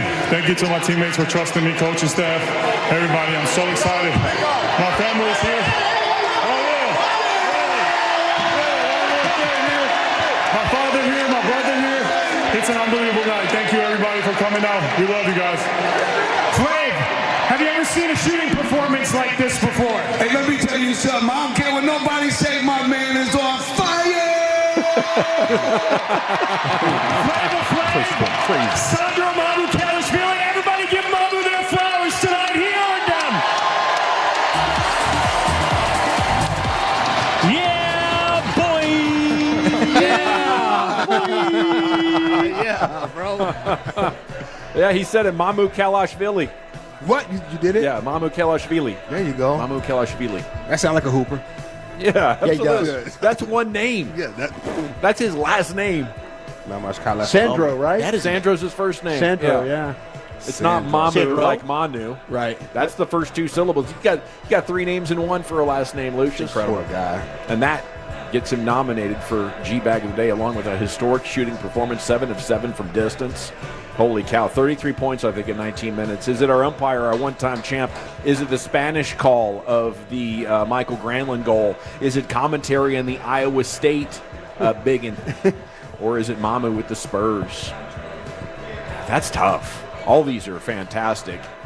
Let me go with the Spanish call there, Chief. How about you? I'm going with you, Dawson. I'm going with you. Iowa State. Okay. Lucius? Yeah, I'm definitely going to leave you with that. All right. Wolchuk? I'm going to go with the champ here. Brand? Dawson. By a score of 3-1. And your new G-Bag of the Day champion. It's our commentary of the Iowa State Post. Don't get in trouble for that, bro.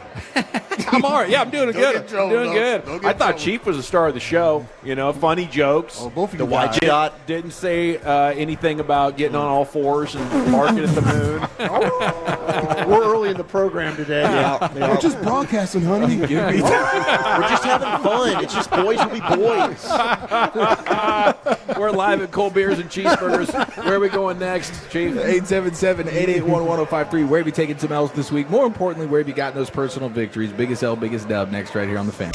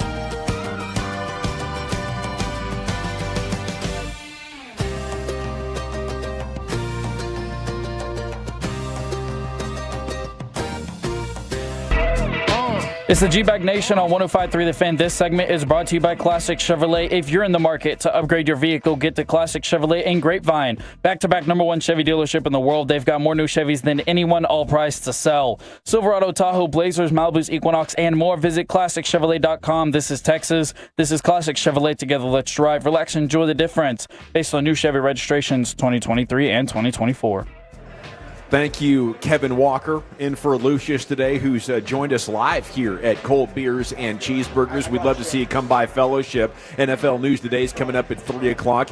Here's Chief with your biggest L's and biggest dubs. That's right, 877-881-1053. Where have you taken some L's this week? More importantly, where have you gotten those personal victories? Here's British Ian. Oh, yeah. Now listen here. It's time to toss things over to that silly twit, Eric Chiafalo, to give us this week's L takers and dub makers. On and off the field, no one is safe from this imbecile's tongue. It's biggest L, biggest dub. All right, we start in the 2-1-4 with our buddy Woody, still sober off the benzos. Big dub. And OU softball, 27-0, going for their 5th straight natty. Yeah, they dominate. They're no joke. I did not realize they it are was absolutely no joke. Undefeated run that they were on. Yeah, it's a John Wooden UCLA type of run they're on there. Yeah, that's Norman. Crazy. Yeah. Well, congratulations to them. Congratulations to Woody. That's a huge victory. And the 817, we also still have a sober friend, our buddy R-Dub in Argyle. He is still sober. He's calling it day 11. Maybe there was a setback in there. It was day 11. He reset? I think R-Dub had been on a pretty nice, He's maybe 200 days months off the booze and loving new life. Love ya. Did R-Dub R-Dub do a Argyle. radio show? A Slow Jams radio show? Is this the same guy? Is R-Dub? R-Dub? Yeah, I don't know. I don't know if he. I don't know if my mind goes to immediately. Perhaps. R-Dub. I always go to Slow Roy Jam White. show. I'm sorry, I confused R-Dub R-Dub's text 3 with Rodeo Ron's. Oh, that's right. That's what I did. Okay. So my apologies to R-Dub. 200 days strong, killing it, loving his new We life. shorten our poor guy. Sorry about that. Poor R-Dub. guy. Did you have a setback? Only 11 days? Sorry about that. Oh my gosh. His Poor guy family walked- listening. Poor guy walked Hey, in. it's tournament time. You know, hey, we got to get a little liquored up. No, R-Dub's a hilarious dude. I think he'll appreciate the gaff there. But we love you, R-Dub. Congratulations. Nice Poor work. guy walked into the kitchen and poured himself one after that. Oh man, His they mom don't. called They him. don't care about. I heard on the radio that you're drinking They again. already out. 11 days, son. Ah, jeez. Yeah, Rodeo Ron is on day 11, so salute to him. Good for him. Good work. Biggest L, he says, since changing my diets and all the meds, my personal gas is so bad, everyone seems to run away. I know the guess feeling. That's, I mean, when you kind of short circuit the body in any way, either direction, Oh, yeah. it's gonna get you. rebel. It's gonna get you in a huge way. I mean, in fairness, it might have been that way all along. He just didn't notice because he was hammered. You know what I'm saying? Right. You notice different. You go sober. It's the way You to be, just baby. You just become more aware of all the things that have been true for many, many years. Wait, I got bad farts? That's crazy. It's stanky. Happy Gilmore 2. We got the teaser this week, and we got the official release date. So Happy Gilmore fans, like we all are, I believe. Big dub for us. Friday, July 25th, Collision Course with Netflix. So we'll see how that one goes. I think the trailer was a little underwhelming. Part of me was like, I need to go back and look at the first trailer for the first one. Yeah. And see how that one set the table for what ended up being an unbelievably awesome movie. Hopefully this one lives up to the hype. That's a challenge. I don't trust Adam Sandler to pull this off, and Yeah. I'm hoping that my low expectations will save the experience for me. Yeah, go into it with low Yeah. expectations. Yeah. Usually the sequels aren't as good. I mean, I'm expecting it to get a little goofy and silly, you know? Right. Like, it was art. The first one was art. They were in character. Yes. They were doing silly and goofy things, but they were crushing as actors. Super original. Yeah. It's hard to, when you hit something, it really just speaks to how dominant the first one was, when you're always worried that the second one won't live up to it, because everybody understands when you hit the perfect notes of movie perfection, especially from a comedic standpoint, you can't just copy and paste that. Yeah. You can't. You see what happened to Coming to America too. See? Yeah. You can think about that. That great show Deadwood on HBO, when they did the movie like 5 years ago, it was like, oh, something I hope stinks. Peaky Blinders isn't like that, because they got the Peaky Blinders movie coming out soon. 469 Big L was on my way home to use the bathroom. Front door lock busted and had to hire a locksmith. $500 later, I'm sitting here now. Big Dub, though, he says father-in-law bought us some new living room furniture. Hey, that is a huge come up, dude. win. You start thinking about furniture. Yeah, your posture changes. Oh, my goodness. I can't get over just how expensive it is. Wow, what a victory. With Gaylord Choppy. He has arrived. Arriving at in all Cold of his Beers glory on a weekend. and cheeseburgers. Look at that. Okay, this is great. This is RJ great. is here. Bobby Choppy. was here. Bobby is already. Bobby's already Bobby left, but Will is back there with his crew. Pastry chef Eric's back there. I love Bobby went from the bar to go pick up. I believe he was picking up daughter. From school. Come on, dude. Be a bro. I was. Truth be told, he really he was dry today. He was dry. He really didn't drink. He did not. I'm trying to slow him down, man. I can confirm he did not drink. He did enjoy the buffalo chicken egg rolls, though. That's for sure. I tried to slow him down. Hey, how about Jeff Passan? Can I give him some love on the Big Dub this week? Please. He saved Jackie Robinson from being erased from He the did. DOD. So was he the whistleblower, so to speak, on that? Was beat. He the one who woke everybody up to say, "Hey, this is what happened over here." Wow. And they put him back on there. So Jeff Passan, Nice work. bravo Zulu to you, sir. Using his platform. We got 972 Alex in Fort Worth, sober from heaters for the last 15 Bobby. days. Oh, He's got the carpool number upside down. I do promise Bobby did not drink. You're good to go Sure if he you made it didn't. 15 days. Yeah. I did not see him drink. He did not Today. drink today. Because Bobby can't leave when he drinks. He would have been here all stay. day. Can't. He would Yeah. have been here Yeah. until they Hey, closed Bobby, the if you had a place drink, down. I've had 4 in 30 seconds. He'll order them Okay? an Uber and have him meet him here. Line him up. It's phenomenal. So yeah, Alex is sober from heaters for the last 15 days. He's usually a 2-pack a day kind of guy. Wow. For the last 50 plus years. It's a lot of heaters. He's about to have some money back in his pocket. 2 packs a day? 2 For packs a 50 day. years. Jeez. 2 packs a day. It sounds like my I'd keep grandmother. going. For 50 years, I'd keep going. Keep going. Well, congrats. At 15 days, you're in the clear. You have broken the habit. You have broken the chemical dependency. The only thing that can get you now is the thought that you could have just one. A beer. Famous last words. A beer. You start drinking a little bit, like, man, that's Oh, cigarette. yeah. Ooh, Oh, that yeah. cigarette. Hot day. Just while I'm drinking. Just while I'm drinking. Just while I'm drinking. Yeah. All If of a you've been sudden, smoking for 50 years, don't you just keep going? not I mean- necessarily, because who knows what he's got going on health-wise that are like, hey, you are on the doorstep damage is of not being able to done. breathe. The damage is done. Maybe there's Just a keep going. grandchild. That stopped my dad. That's right. That salvaged him. He said, I thought can't the smoke fact that he around the almost kid." burned the house down Oh, stopped it. absolutely not. Yeah, he didn't care about that. But when it came about, hey, we don't want you smoking around the granddaughter, he just said, all right, well, I'm going to pivot here. I'll tighten up. Yeah. Big L to Starbucks. We're done here. Did you guys see this headline? Starbucks? Starbucks ordered to pay $50 million to delivery driver who suffered, quote-unquote, debilitating nerve damage to his schwanz after spilling hot drinks on his lap. 50? $50 million. What happened? We spilled coffee one year at McDonald's and had, I think it was 3. Yeah. Is that what the jury awarded him? Because it hasn't went all the way through, right? That's what the jury said. Punitive damages things They're here? going to chop that down. Yeah, I think Starbucks, I was listening to the morning show talk about this. I think they originally offered like 20 or 30 million. Yes. And he turned it down. Oh, Yeah. Wow. So he's a big, I mean, that was smart. Smart play on his part. Cocky guy. Literally. Used to be. Cocky guy. I spilled just a little bit of coffee on my thigh the other day driving, and I was surprised at how painful it was. Oh, said, dude, "Oh my God." that scorched. The worst thing I ever did was whenever I was trying to do keto for a little while, and I Yeah. squirted the the MCT oil into like a QT coffee That's with right. their Yeah. like styrofoam kind of cup, and it just bled through it, started cooking the cup in my lap while I'm driving. I mean, a complete and utter disaster. I was actually on the way to do Sean and RJ that morning. It's like 5 a.m. And I'm just cooking in my car.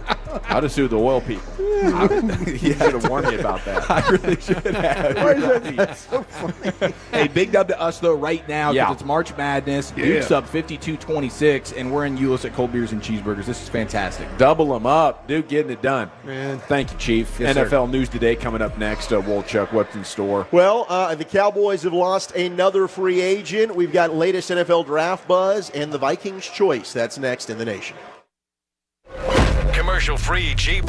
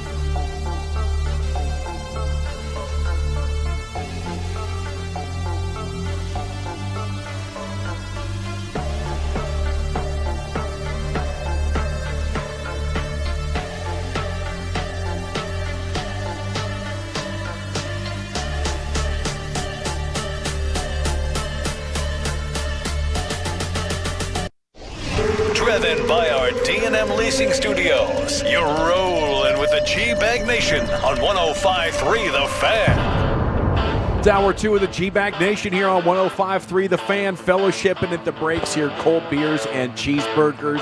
Look what the cat truck in. It's one RJ Choppy from Sean and RJ. Weekdays 6 to 10 in the mornings here on 105.3 The Fan. Okay, we got the C-Note coming up at 3:20. Join us here in Euless. We'll be rocking the house all the way until 7 o'clock. Here's Wolchuk with your NFL news today. All right. Happy to have you here, Chop. Good to be here, man. We do have a loss as Brandon Cooks, one of our favorites, certainly as a human being, maybe didn't pan out as a Dallas Cowboy on the field.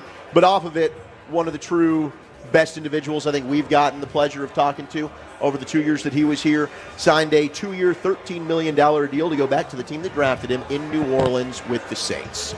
So maybe this could be it for Brandon Cooks. I mean, he is up there in age, 2-year deal, could be the end of his career. Comes full circle for him. I'm just bummed that he doesn't really have a quality quarterback to play with. Yeah. I guess he's just he's open to the idea of playing with Derek Carr for 1 year, and that's probably all it's going to be for him. Maybe he's a big Spencer Rattler guy. You know, I mean, who's to say he's not? All right, Chop. I have long said that I think Spencer Rattler has one of the most punchable faces in sports. Okay, let's take. Disagree? Well, I wanted to punch him after he beat Tennessee a couple years ago. That was a surprise. Yeah, he played much better at South Carolina than he did at OU. Yeah, he did. I was pretty stunned. He's got like skills. He does, but you're right. He's punchable. He's very and just not an likable guy. Like that Netflix series, the QB1 show. He just seemed like such a pompous he's got a little B. He's got an attitude to him. 18, you need that. He was 18, though, you need right? that. You need he an was attitude. 18. But you know what? That's the one 18-year-old that I'm never gonna let him get off the schneid on that. There you go. Screw him. That's your one. We all get one. Screw him. All right, Taj Brooks, quote, it'd be a blessing to get drafted by the Dallas Cowboys. That is Texas Tech's running back. We found out does growl. He's a grunter, a growler. He makes noises. Tough guy. And he was so when he unbelievable. runs, he just goes. He makes noises. Yeah, constantly. Got that confirmed. Yeah. Is that a good thing? Yeah. Yeah, We found you out want it's a good thing. noisemaker. You want like a grunter. Well, Saquon Barkley. We learned growls while he runs. He does? Yeah. Oh, he's a noisemaker. Yeah. It's like they say, like pitchers, like you want to be able to hear the pitcher in center field. They would say when Nolan Ryan was pitching, the center fielder could hear him. Yeah. Dude, Zach Greinke. I think it's irritating Big as time. hell when tennis players do it, though. Yeah. I It's a little cannot. bit whiny. You know, in the women's matches, that's Kinda like an orgasm. I mean, what are we I like doing? it when the women do that too. That's how Choppy sounds on arm day. That's how I gauge arm day? success. Choppy, when you're in the weight room in the gym, do you film yourself like you do your stuff like no, everybody else? if I see a camera, I leave. My workout's over. If someone pops a camera, I'm not getting caught with a look. Because I'll look. I'll look around the gym. I don't care. I'll look. Even girls? Well, Even girls. Some. Locker room scene. Dude, I got in trouble for filming in the locker room, man. What? Well, hang on. Sauna? There's more to this. No. Dudes? No. Dan Orlovsky had some idiot list of his on there. I took a picture of it. The TV's up in the air. Oh, no. All the ween are down here. The TV's up there. And the guy goes, "You can't take photos in the locker room, man." And I'm like, "It's the TV." Wow. Was it a worker guy or was it a naked old man? He's a naked old man. Yeah. He was trying to Karen me. Griping. Tried to Karen you, or what would be the male Karen? Terry. I think Terry. Terry's I like that. I think Terry's a good one. Terry's are generally kind of a hard ass. Are they? Yeah, could be. Anyway. I mean, is Terry one of those names that can go either way, boy or girl? Jeez. Absolutely. Yes. You know? It's like Pat. I don't like super masculine. No. It doesn't ring masculine, but you meet redneck Terry. He's gonna kick your ass. Terry's going to whoop your ass. Come on now. Yeah, Terry in the deep south, like in the country. Yeah. That's a man. That's okay. Yeah, probably plays golf with his shirt off. Yeah, You know the type. I think so. Yeah, I can Yeah, see that. so. I can see that. We did get Rodgers updates, which I don't know why the NFL is still so high on Aaron Rodgers. I'm with you, dude. But I guess he was at the facility in Pittsburgh today. He went to the facility. He met with them. Diana Rossini then saying he has left the Steelers facility. The two sides have yet to come to an agreement at this time. So in true Rodgers fashion, when you think we're finally going to end this saga, he says, "Not so fast, my friends." I'm still going to be out there and try and prolong this as long as I can because people are going to talk about me. Got a darkness retreat coming up in August. I want to get through that first. Yeah. Well, then I want to make sure I sign with somebody and then piss them off that I'm not there. I got to see if it aligns with the universe first, guys. I'll get back to when you're OTAs, oh, sorry, can't make that. Go to Egypt. Yeah. Go to Egypt. You ever heard of ayahuasca? That's what I do. It's been planned forever.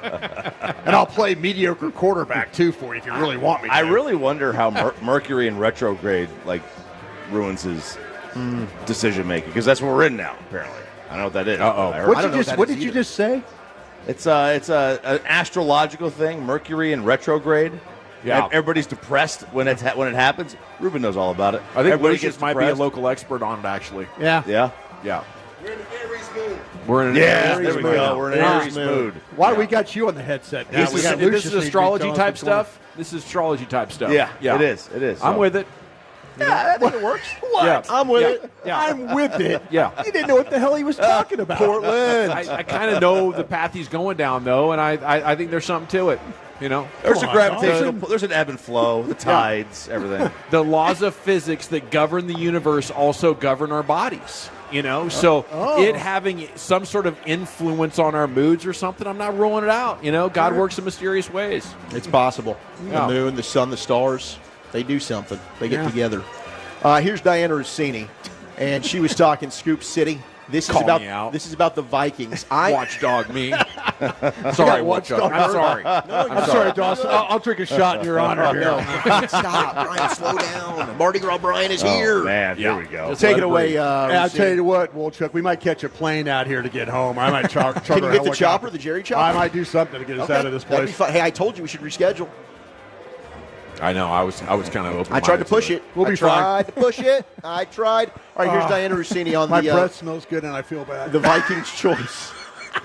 In the end, the Minnesota Vikings made a decision to move on from that conversation for now. And what this does and what this tells you is that the Vikings have confidence and belief in where J.J. McCarthy is at. They've moved on from Sam Darnold. That's a choice. They moved on from Daniel Jones. That's a choice. They moved on from a future Hall of Fame quarterback in Aaron Rodgers. That's a choice. So that tells me that Kevin O'Connell has hitched his wagon to J.J. McCarthy without ever taking a snap in an actual football game. Was that smart? They must feel confident that he can do the job. They must believe that he is the one. Yeah. Surprise. Why would you draft him in the first round? In fact, I think they moved up to get him last year. Obviously, you should feel confident that he can do the job. And I don't know that they really did make the choice to move on from Darnold and Jones. I think Jones went and signed in Indianapolis, and Darnold, maybe they never really gave him an offer, but he got a good payday in Seattle. So, hey, they were clearly kicking the tires on Aaron Rodgers, or else this wouldn't be a story. Now, maybe it was their choice to say thank you, but no thank you. But finally, we're committing to J.J. McCarthy, because the entire time I felt bad for him. Like, why are you drafting me in the first round if you don't believe in me? Yeah, I would have requested a trade if I were him. And let's not forget, McCarthy is a guy that spent the entire year doing the Jaden Daniels virtual reality life, just reading defenses at hyper speeds.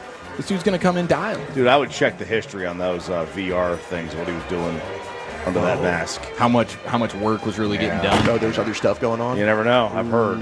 I like McCarthy, though. I think Cowboys spent like a couple of $100,000 on one, and they didn't use it. Really? I like JJ. I think JJ could be a player. Yeah, but that was the throwback virtual realities. This is a leveled up version. We're in 2025. We're not in 17, 18, whatever that was. So that's why they're 14-3, and Dallas is 7.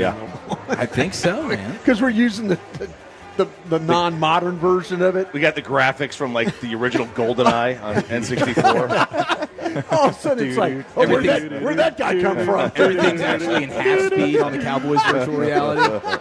It's not the whole field. Yeah, there's only 9 guys on defense. Oh, man. Okay, speaking of defense, Clarence Hill has a new article on Micah Parsons. There he goes. Okay, so here is a little piece from the article. This is Micah. Everyone has their selection of how they want to deal with things. Some people drink. Some people smoke.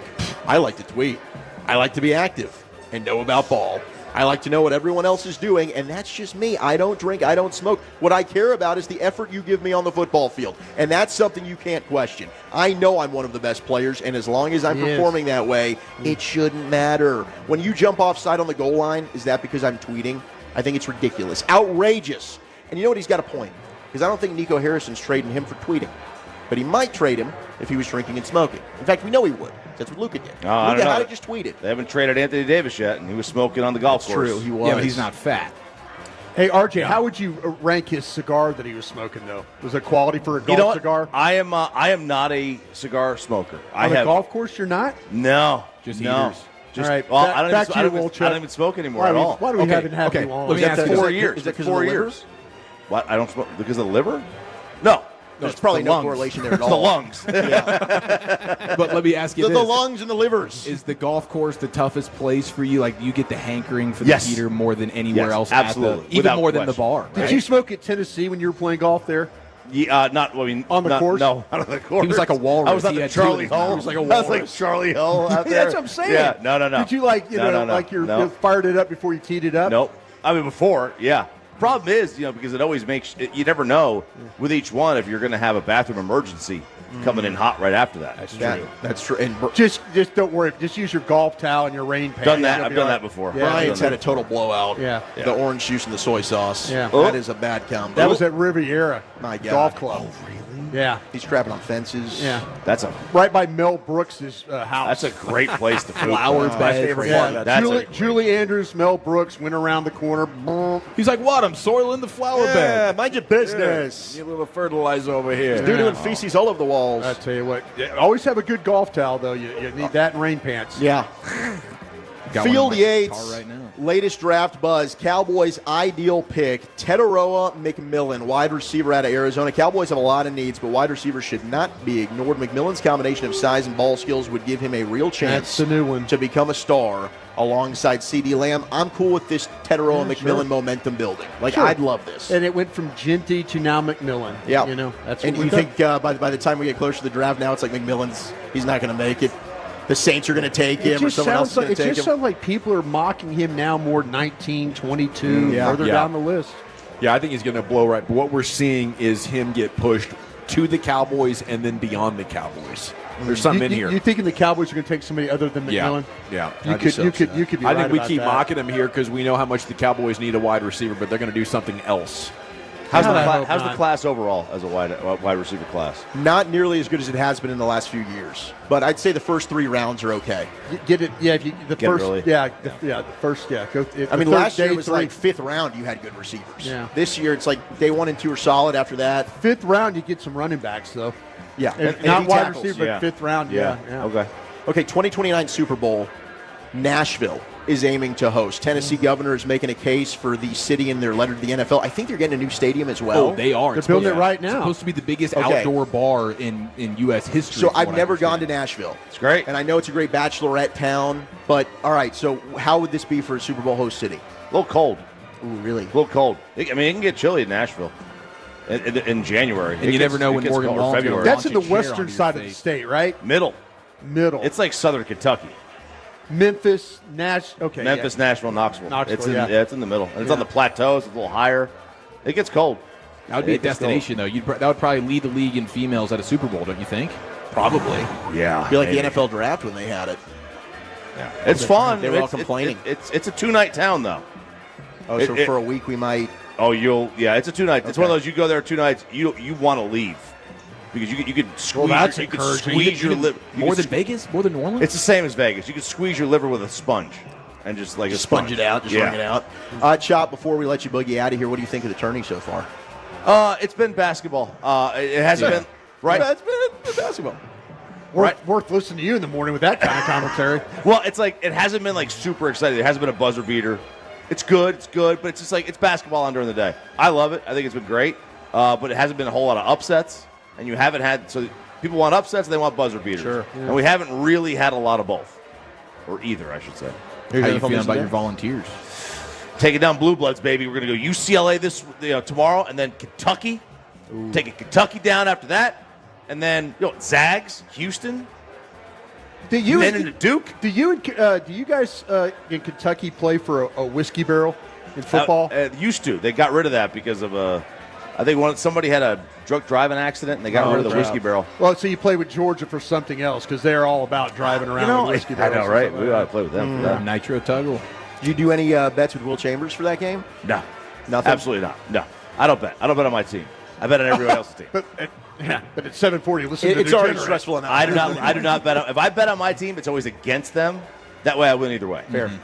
Thanks, Chop. Good to see you. Good to see you guys. Thank you. There he is, Thank you. RJ Chop. Choppy, weekday morning, 6 to 10 right here on The Fan. We're live, cold beers and cheeseburgers here in Euless. Join us, fellowship, something delicious to eat and drink here all the way until 7 o'clock. They got a couple of specials, $3 Michelob Ultra Pints, $4 Jameson Shots, and we're back with top quotes from some of the new Cowboys here. It's the C-Note next in the nation. Fellowship at its finest. You're rolling with the G-Bag Nation on 105.3 The Fan and our Odyssey app, presented by Comerica.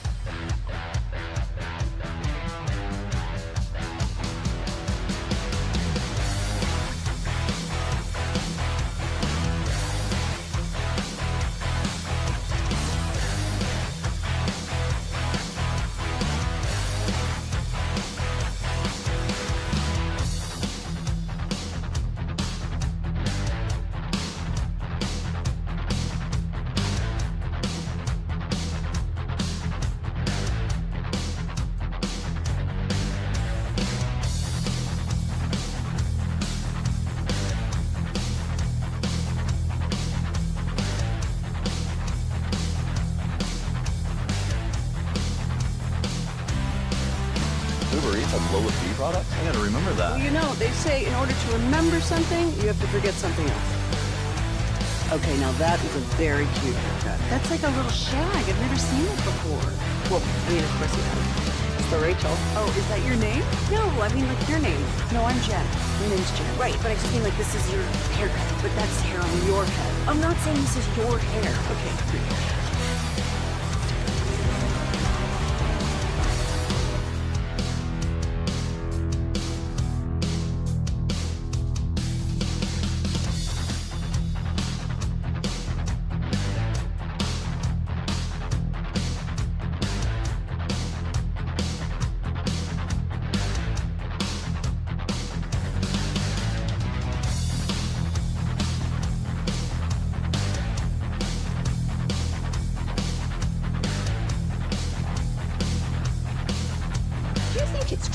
Got to forget something else to remember that Uber Eats has groceries. No, that's absurd. Hey, remember when you used to be what was it, Pepper Lady? Pepper Lady? Wasn't it Cinnamon Sisters? Hazel Babes. Saffron Squad? Nutmeg Maidens? Freaker? No. Nutmeg Maidens. I just said that. Was it Spice Girls? Doesn't sound right. Was it Saffron Squad?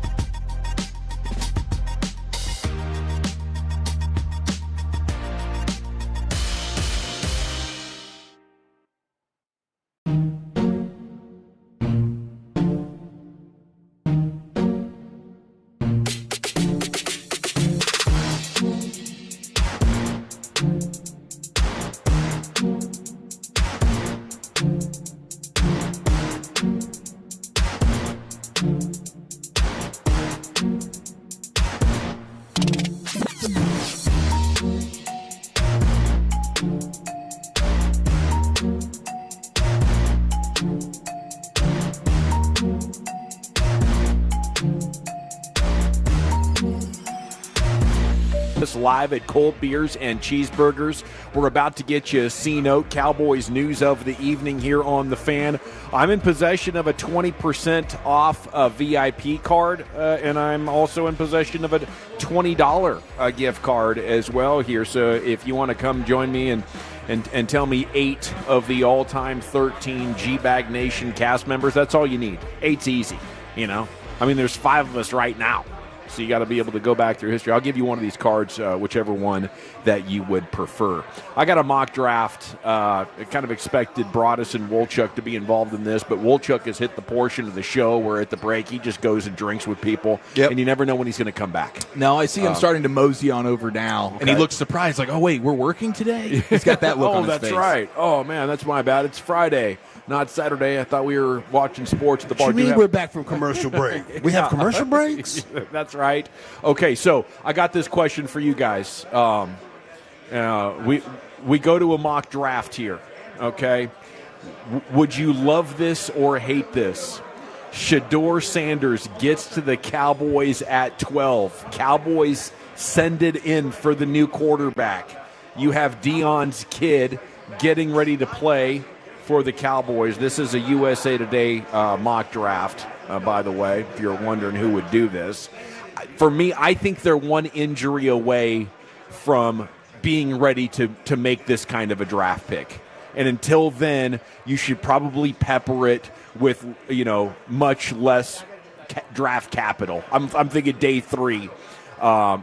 Maybe just go with Trey Lance and say, what the hell, do we really need a backup quarterback until it's time to move on? But I like kind of prospecting on day 3, trying to find a guy until then. But at the same time, how often do you get a chance to pick a player at 12, a quarterback who could go in the top 10? I just think it comes down to how much you like the guy.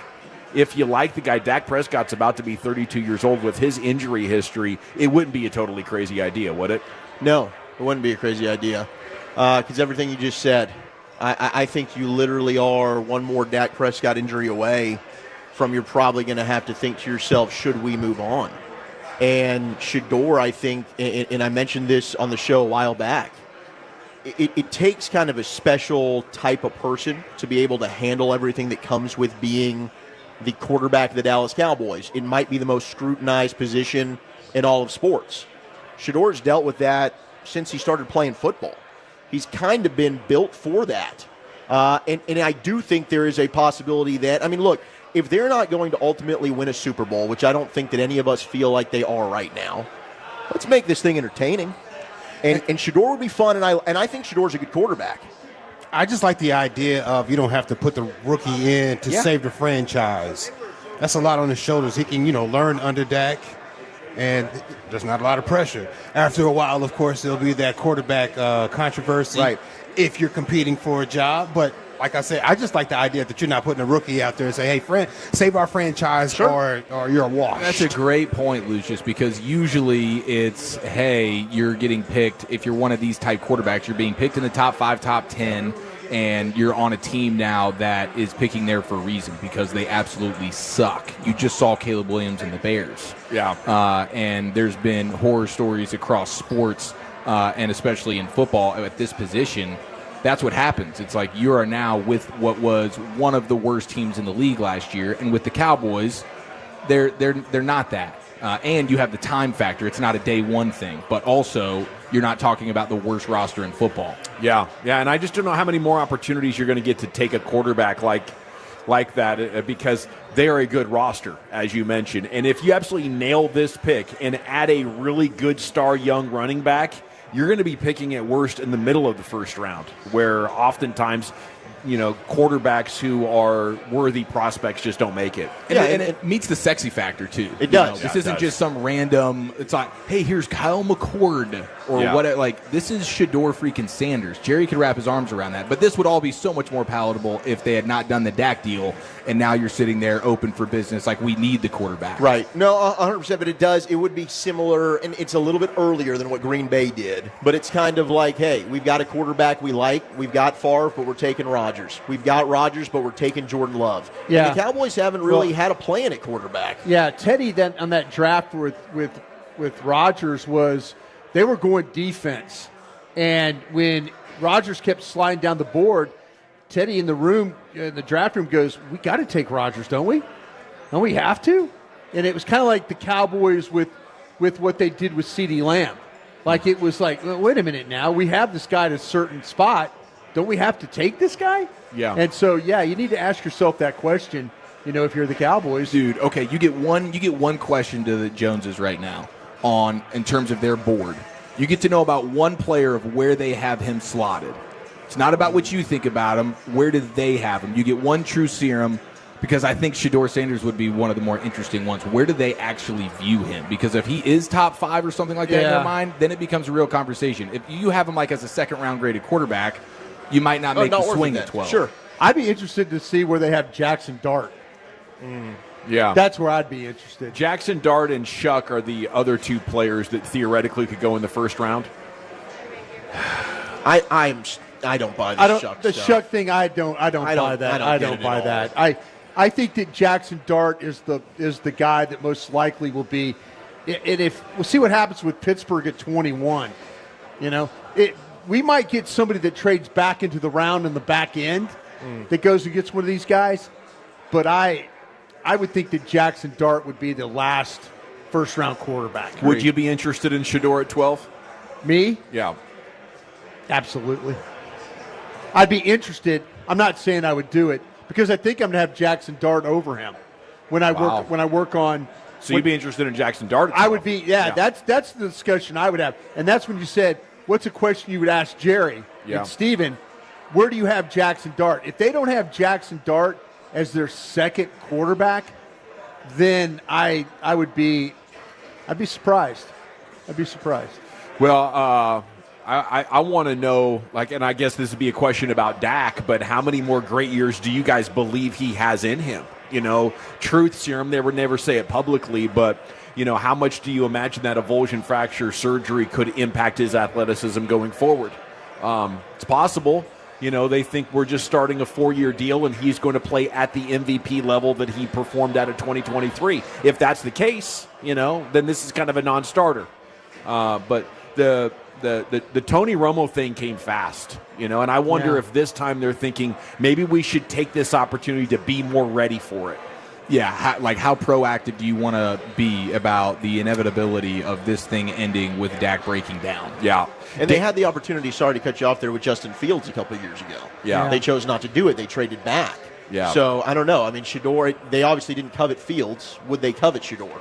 I mean, you can punt on the idea of taking a first-round quarterback that's staring you in the face there, and then Dak does retire. You end up getting some jobber off the street. You end up going with a rookie, and you can go a long time without getting somebody with the kind of traits that could be available to you on the board right here. See, the thing that I think would be the discussion I would have is this, and Zach will tell you this. There's so much unknown ahead of us with the players. Is Shedeur or Jackson Dart better than these tackles we're talking about playing guards, or a wide receiver that might be a 4-5-5 guy, or the second running back? That's the question I think you have to ask yourself. Are we going to miss out an opportunity to draft a guy, Shedeur or Jackson Dart, at 12, and then maybe take an opportunity to draft somebody that might not be as good? Yeah, could it be a trust your board type of situation? I think so. I think so. Dane Brugler writing about how this year's draft sets up well to fit the Cowboys' needs. He's looking at running back and defensive tackle, but his explanation on Ashton Genty finally made it into focus for me on what makes him different. Brugler says, what I love the most about his game is the reactionary reads. He won't predetermine his path. He has the instincts to read, sort, and cut. One, a big play creator. He had 12 carries of 50-plus yards in 2024. No other college player had more than 5. This is why he's not going to be there for Dallas at 12, because media scouts have figured out, everybody was mocking him, Dallas at 12, Dallas at 12. Dallas at 12. He's one of the top 3 players in this draft. That's why people are And you got teams like the Raiders, the Bears, people ahead of the Cowboys.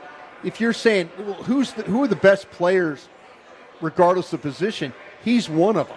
And in a draft, it's really muddy at the top. That's why you take a guy like that. There are some athletes, and apparently Genty's one of them. Floyd Mayweather is the most perfect example of it, right? I don't need to get on the offensive. I'll just wait for you to start moving, and then I anticipate it. It's almost like they can see the future. Chess. And I'll just move chess. out of the way and hit you before you were even planning on hitting me. Yeah, right? make you expose all your cards. Yeah. And you know, Le'Veon Bell was a great one with the Steelers. And it's the ability to read how the shoulders and the hips turn and the intention of a player going a direction. Yeah. And you absolutely can't teach it. And there's nothing anybody else can do training wise to make up for the fact that you have this trait. Sure. You know, so I mean, I'm sold on the idea of Genty at 12. It's partially because of how special of a guy that he is, but also what Brian's told us about the other players. Let me give you a poor man's Genty then, if that is the avenue that you want to go. Yeah. Harvey from Central Florida. Thank you. Tremendous patience, tremendous vision, tremendous ability to make people miss. He's a third-round guy. Yeah. But he probably doesn't he's not going to have the accolades of what Genty is, but everything you described about Ashton Genty could also be applied to Harvey from Central Florida. Yeah, I've said on the draft show, like last year, Bucky Irving, very, very productive, goes to Tampa Bay, and that was a middle-round pick. I think Harvey is this year's Bucky Irving. Big fan of his. Well, that'd be exciting, you know, hearing about how many draftable running backs there are in this class. We might get out of this thing like having to learn about multiple different running backs and being excited about the room. A lot of teams could be. I would have class. I would have double dipped this thing if I was the Cowboys, but they had listened to me in 2005. That's last time. Cold beers and cheeseburgers in Euless on this Football Friday. Hope you're having a good one. LA Live's coming up. We're now 2 hours away from LA Live. Of course, it's a what you drinking, what you thinking Friday as well. But Krusty's Corner's coming up next. Brian, where are you taking us? Yeah, with Lucius being out with us today, we're going to play a little game. Is this a player in the tournament or not? We'll do that next. Coming up Monday morning on Sean and RJ. Now, how do your brackets look after the weekend and a Rangers-Rays ticket giveaway?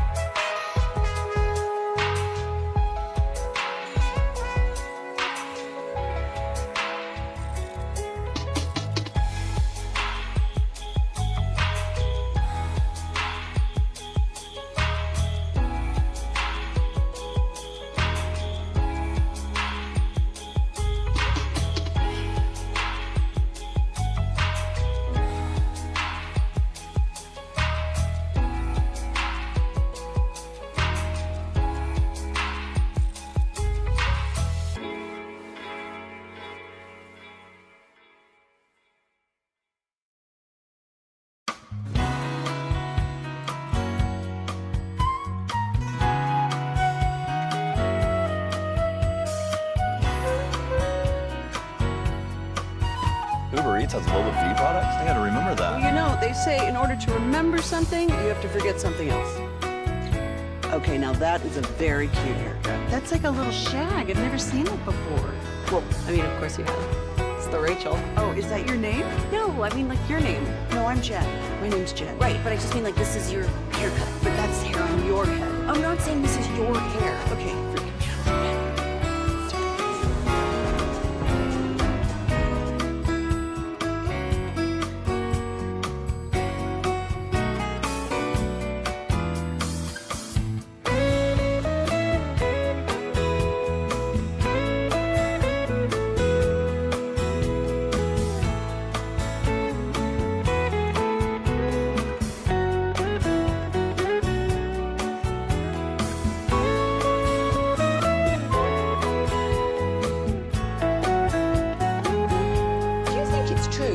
Forget something else to remember that Uber Eats has groceries. No, that's absurd. Hey, remember when you used to be what was it, Pepper Lady? Pepper Lady? Wasn't it Cinnamon Sisters? Hazel Babes. Saffron Squad? Nutmeg Maidens? Paprika? No. Nutmeg Maidens. I just said that. Was it Spice Girls? Doesn't sound right. Was it Saffron Squad?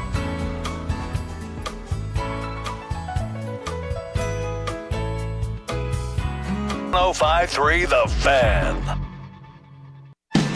It's the G-Bag Nation on 105.3 The Fan. This segment is brought to you by Classic Chevrolet. If you're in the market to upgrade your vehicle, get to Classic Chevrolet in Grapevine. Back-to-back #1 Chevy dealership in the world. They've got more new Chevys than anyone, all priced to sell. Silverado, Tahoe, Blazers, Malibus, Equinox, and more. Visit ClassicChevrolet.com. This is Texas. This is Classic Chevrolet. Together, let's drive. Relax, enjoy the difference based on new Chevy registrations 2023 and 2024. Thank you very much. It is the G-Bag Nation here on 105.3 The Fan live this afternoon. Cold beers and cheeseburgers in Euless is our broadcast location. We're going all the way until 7 o'clock. We'd love to see you here. $3 Michelob Ultra Pints on special, $4 Jameson shots. It's time for Krusty's Corner with Brian Broaddus, brought to you by Reliant Air Conditioning, gimmick-free AC repair and replacement. Here's the king. Thank you very much, General. Appreciate that. And thank you very much to Reliant as well for being a part of this. I'm in a situation right now where these shots are going on here. You know, we're doing a lot of them, and I was like Wolchuk's designated driver guy. So it might probably use a few more. I got to host a segment coming up at 4. And, you think so? I was hoping to just be totally sloshed for it. I know for a fact you have a tequila shot coming. Hell yes. Well, I tell you what, this game's... Is she good for the 4 o'clock? I'm fantastic. Okay, good. You said 4? Yeah, the one coming up next? No. I need another hour after that. Okay, all right. He's kicking this thing to 5:40, baby. I'll just kind of tee up what I got. It started off very, very quickly. This place gets us, man. Yeah, it's something about this place with all the TVs and. I'm gonna be honest, brothers. You didn't come with enough willpower because in the beginning you said you're gonna give it a try. Yeah. Give it a try? Yeah, you said you're going to try to stay away from the shots. You're going to give it a try. The old college try. The old college try. Yeah, I'm not giving it. I'm giving it not. Yeah, I've tried. It is Gary's fault. Gary is 6 killer. I'm saying Gary shows up. I haven't seen Gary since the days of when you and I were at the club together. Well, drinking buddy at Baby Dolls. And we went, and that's the last. I think the last time I was in there was when the ladies were talking about the draft with me. Yeah, a couple ladies were asking me draft questions. Yeah, you had a lot of. I bet they were. They were drafting themselves. They were scouting. They almost bagged himself a bill. I'll tell you what, there were a couple of first round picks. You said he's 6'2"? Yeah, I'm like, they're asking me questions about some players. I'm like going, all right, ladies, you know what you're talking about here. So, yeah, that's the last time I think I saw Gary. He looks great though. He's been a bad influence on us once again here. But he always is. But that's why we love him. But yeah, glad to see him again. All right, I told you guys that since Lucius is out with us, so I'm going to have a little fun with you guys with the game. I'm going to give you a name of a person. And I want you to tell me, are they a person that's playing currently in the NCAA basketball tournament? Okay. They could be, or they could not be playing. They might just be. You got to. So it could be a made-up name or a person that's. It could be a made-up name or an actual player Sounds like a game of player or fart to me. Player or fart. Yeah. I'm going to fart on that one, I D. saw there is a player for sure. This is a real player. I hope he's not on your list here, Broadus. There is a Dane Danger playing in college basketball right now. Dane Danger. Dane Danger. That's good work by mom and dad. Okay, here we go. Dawson. Sir. How about Wilfredo Leon? Oh, yeah, dude. 3-point shooter. Wilfredo Cuban dude. Leon. South Florida guy. Indeed. Yeah. Wolchuk? That's a fart, Brian. That's some other athlete or some other race car driver or golfer. You think Wilfredo Leon? Yeah, that's not a is basketball not player. playing in this tournament. I don't believe so. Lucius? Man, with a name like Wilfredo, you have a mean Euro step. It sounds like it. Yep. Oh, you're Fro with another one. But I don't believe you're Fredo. The Spaniard. It sounds too soccerish. You're saying no? No, I'm saying no. Oh, that's a good Oh, point. Lucius, why? Saying No, no. Lucius, you don't want to do Does that. sound soccer-y. You No. know this guy's playing in the tournament. Wilfredo. You know this. Wilfredo. Wilfredo, how about Sounds you? like a Brazilian. Sounds like they cast a spell on you. I was about to buy this as a player, and then you said soccer, and I'm like, wow, that does feel more soccer-ish. But I'm going to stick with my gut here. I think this guy's putting up crooked numbers in a basketball game. Thanks to the three-point line. Gentlemen, he's a Brazilian volleyball player. Volleyball. Told yes. That's an upset. The volleyball is a bit of an upset there. I wasn't anticipating that. He's farting all over that. Yes. Wolchuk, I don't need you to be good at this game today, okay? Oh, I'm really good at it. You need to be not very good. I got my fastball working now, baby. Farting, man. Wolchuk, What's up? how about this one? Yeah. Graham Ike. Graham Ike is in the tournament. I'm going to say yes. I'm going to say that is a basketball player that is playing in the tournament. Lucius? I'm going with yes. That sounds like a hooper. Does, right? Graham The Ike family? Ike? Yeah. Yeah. That dude's got big ups. Graham Ike. Graham Ike. Yeah, that sounds like a hooper. Chieftain. Hard top hooper. Yeah. I being the college basketball guy that I am, I could actually tell you the exact team he plays for. How about that? Oh, what team?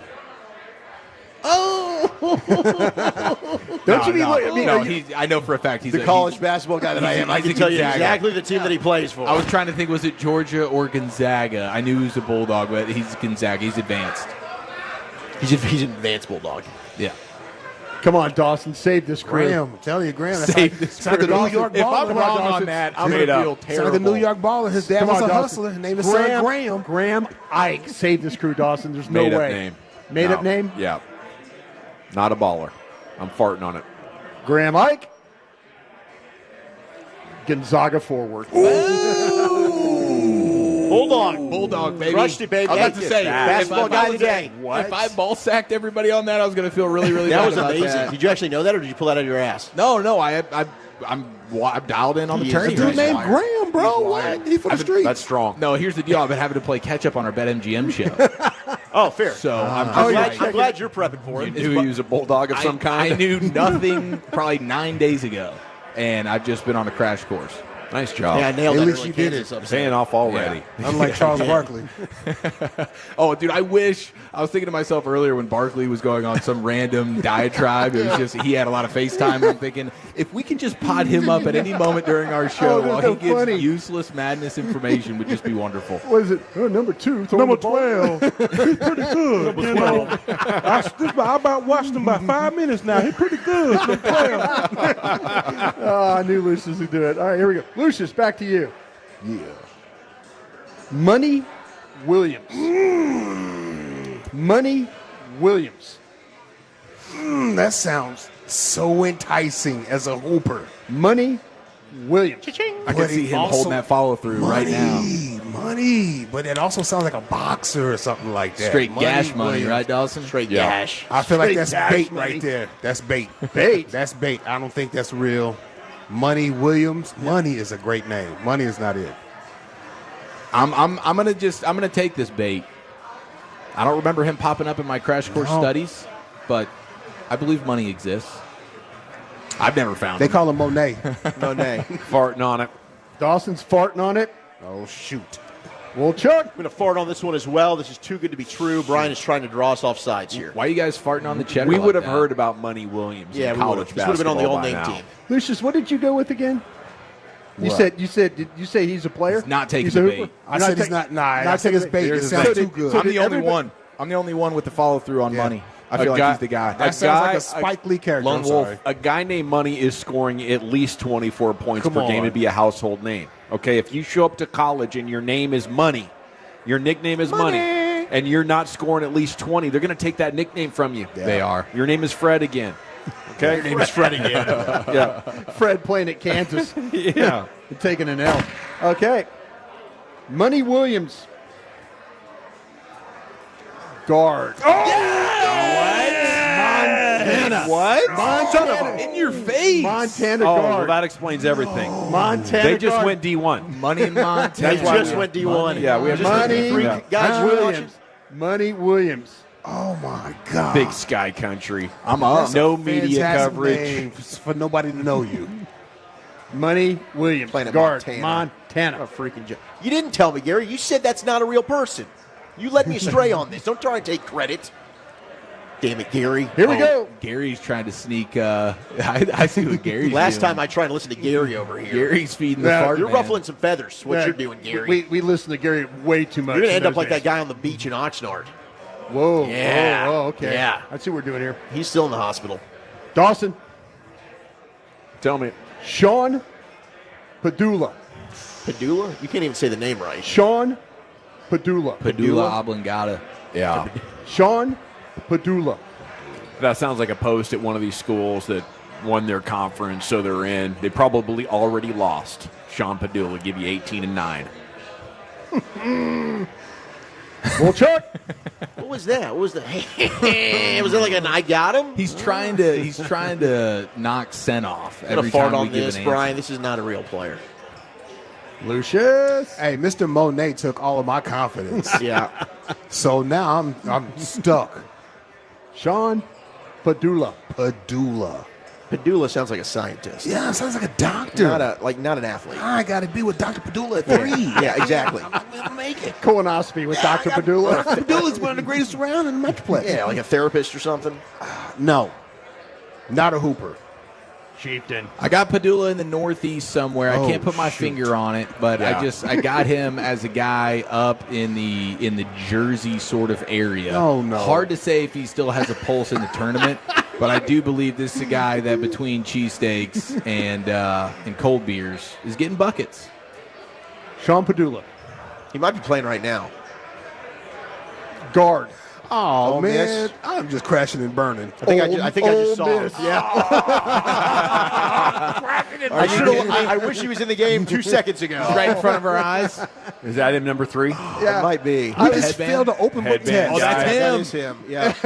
Ill-advised 3. From I Sean was late in the Padula. shot clock. Right here. Yeah, darn it. Open book test, we failed it. Sean Padula. I like the fact that Chief went into. He's in the Northwest. He's Northeast. I mean, I had the coast right. Are you pulling a Corey Majors and Googling over here? No. My hand, everything's clear. Keep your hands behind your back. Everything's clear. All right, last one. Let's go with who do we got here? Is it Wolchuk? Final countdown. Concanopple. No, that's a fart. Concanopple is not even, Concanopple. I don't even think that's a real person. I think you made that up. I think you've had a dream about Concanopple. I'm going to say no. Lucius. I'm Concanopple. Concanopple. Your nightly news. Tonight, the news. Concanopple. Concanopple has a hell of a three-pointer. Church league guy. No. No. Now I'm going to say no again because I've said no. It's happened too many times. Yeah. This happened Chieftain. I got to put on C on the thing Exactly. now. It's always about the C. Concanopple. You got to throw some change-ups, but I think Canopple's a bucket getter. He sound like church league dude. Set picks. I haven't gotten a single one right, so I'm going for perfection here. The total donut. I'm going to say not a hooper. I'm going to say he's a football player you've been scouting. How about you there, Wooly? The text. I already said fart. You said fart? Yep. I believe the text is alleging it's pronounced more Knipple than Canopple. Okay. And he is on the screen right now. Oh, he is? Dude, what? The Knipple's on the screen? So it's Knipple? Dude, what? Con Knipple. Yes. From Mount St. Mary's? Con Knipple. All right, my apologies. All right, we'll go to another one then. He's a guard from Duke. He's got to change his name. All right. He's a guard from Duke. All right. Real quick. All right, last, here we go. New game. Yeah, now screw you. New game. Rowdy Gaines. Rowdy Gaines is the swimming announcer. That's a fart. Yeah. Lucius. Yeah. Yeah. It's not a guy. I know there's some Rowdy. I know Rowdy Beers. Hooper, 6-man, ball hog. I'll go Hooper. There is a Gaines in the tournament. Rowdy Gaines is a swimmer. Dang it. Look at that, Wolchuk paying attention to Knipple, the huh? swimming. Knipple? Well, the I know it's Olympics. Knopple. You know what I for you, say? buddy. Well-rounded. It's Knipple. Knipple.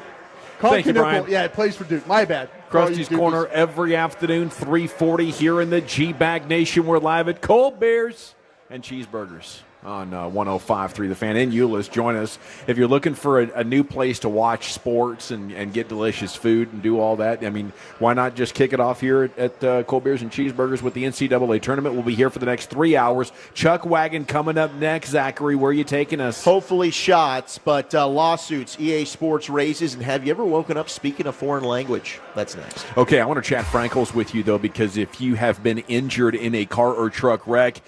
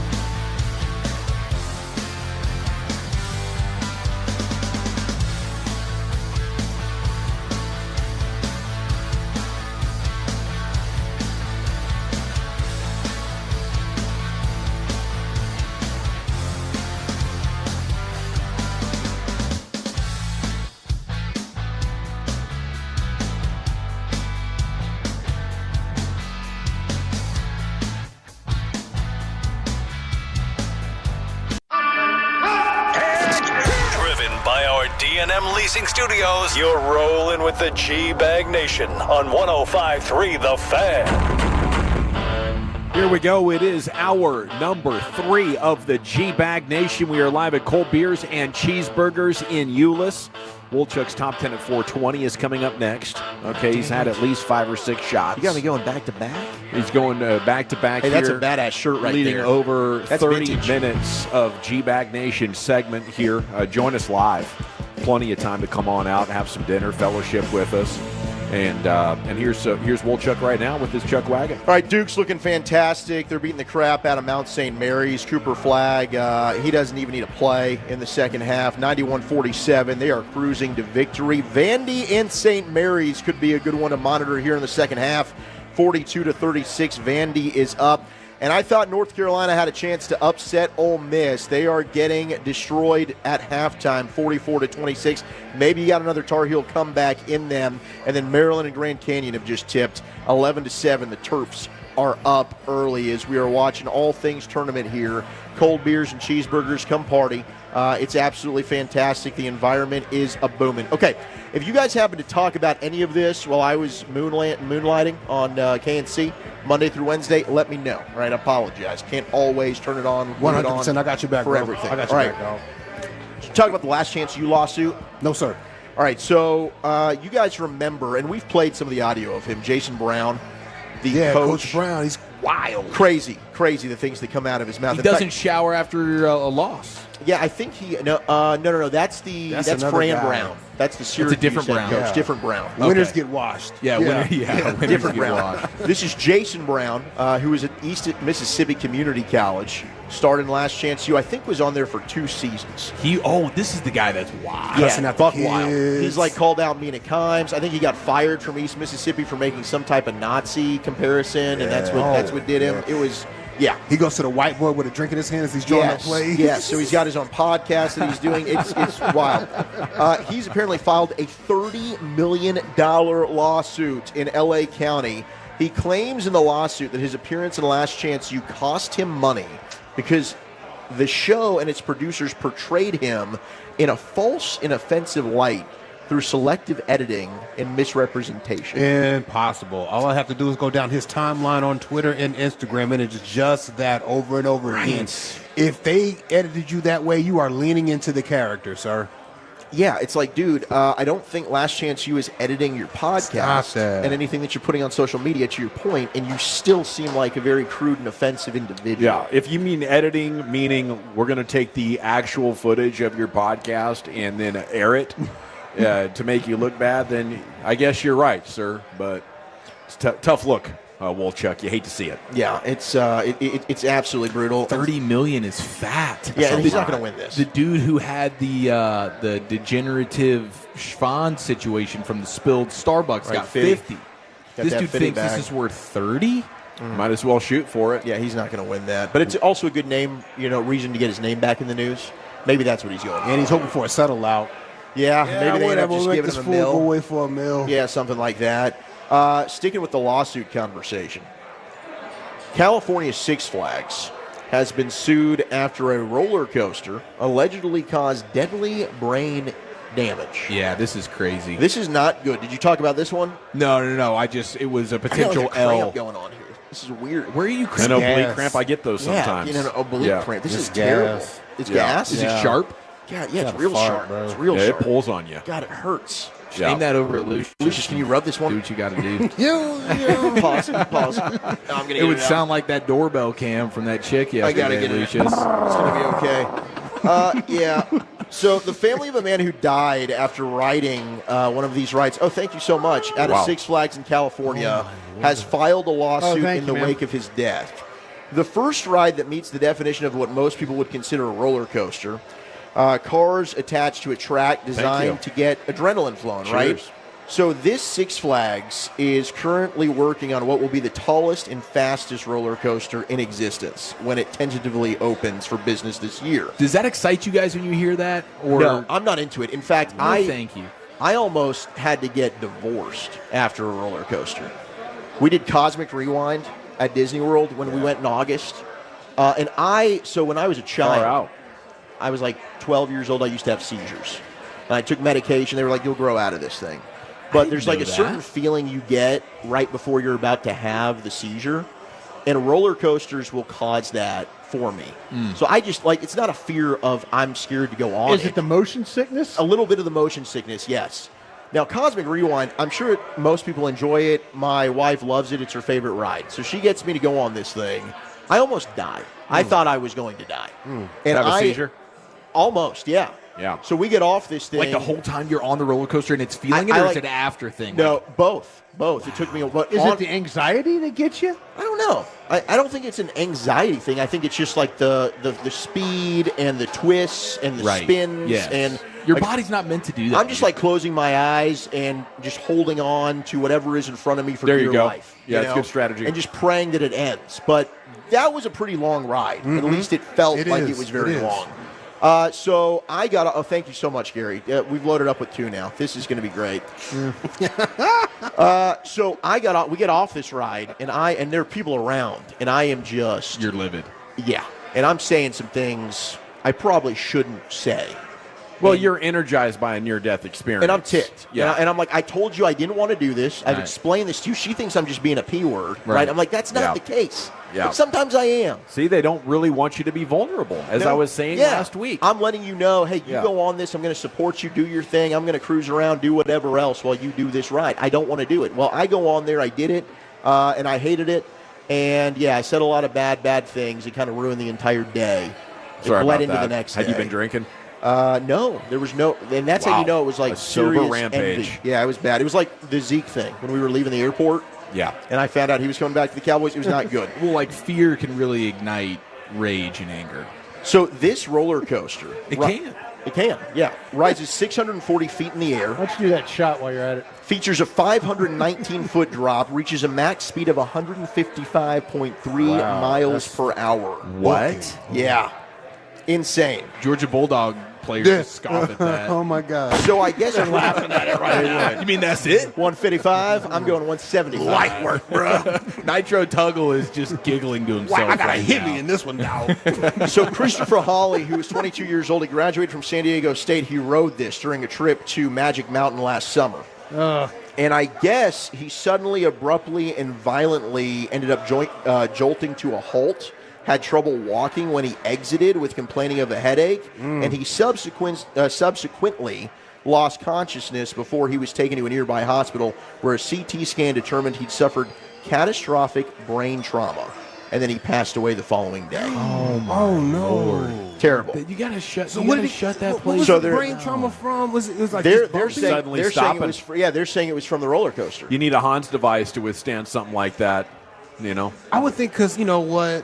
When you ride the Texas Giant, it's so bumpy. Yeah. I was thinking maybe it was doing that situation, but I guess stopping and starting one good time with jerk that Lucius, you motion. ever rid the Runaway Mine Train out there at Six Flags? Hell yeah! That thing clackety, clackety, clackety, clackety, and then they let you go. They've got some fun rides out there at Six Flags in Arlington. I like the Batman rides, Mr. Freeze, and all those other ones connected to that. Yeah, I love those. Hey, where would you rank the one where you stick to the wall, the circular, the old school joints, and the thing where the floor comes? The floor. Have you ever been on one of those? Awful. Never would do that. You ever did? You stick to the wall. You never did that, man. Used to do that. It's like an introductory for the kids, like to start to get into the adult rides. Yeah, no. You can do this one right here. Just lean against the wall and go up and down. Ever since I rode the teacups teacups are so bad. Teacups. Why would you do the teacups? The spin factor. It's just you retired from rides at teacups. Teacups was where I really got introduced to the fact that I need Dramamine just to walk into Six Flags. Okay, it's like the spin. That's right. If people are doing the teacup things and spinning the thing, are you like going to think about punching them? Yes, yeah. But well, now he's now lashing out and getting angry. Yeah, like I'm completely out on that. Stop it, man! Stop that! Not good. Like the Superman is one of those rides that I'm like,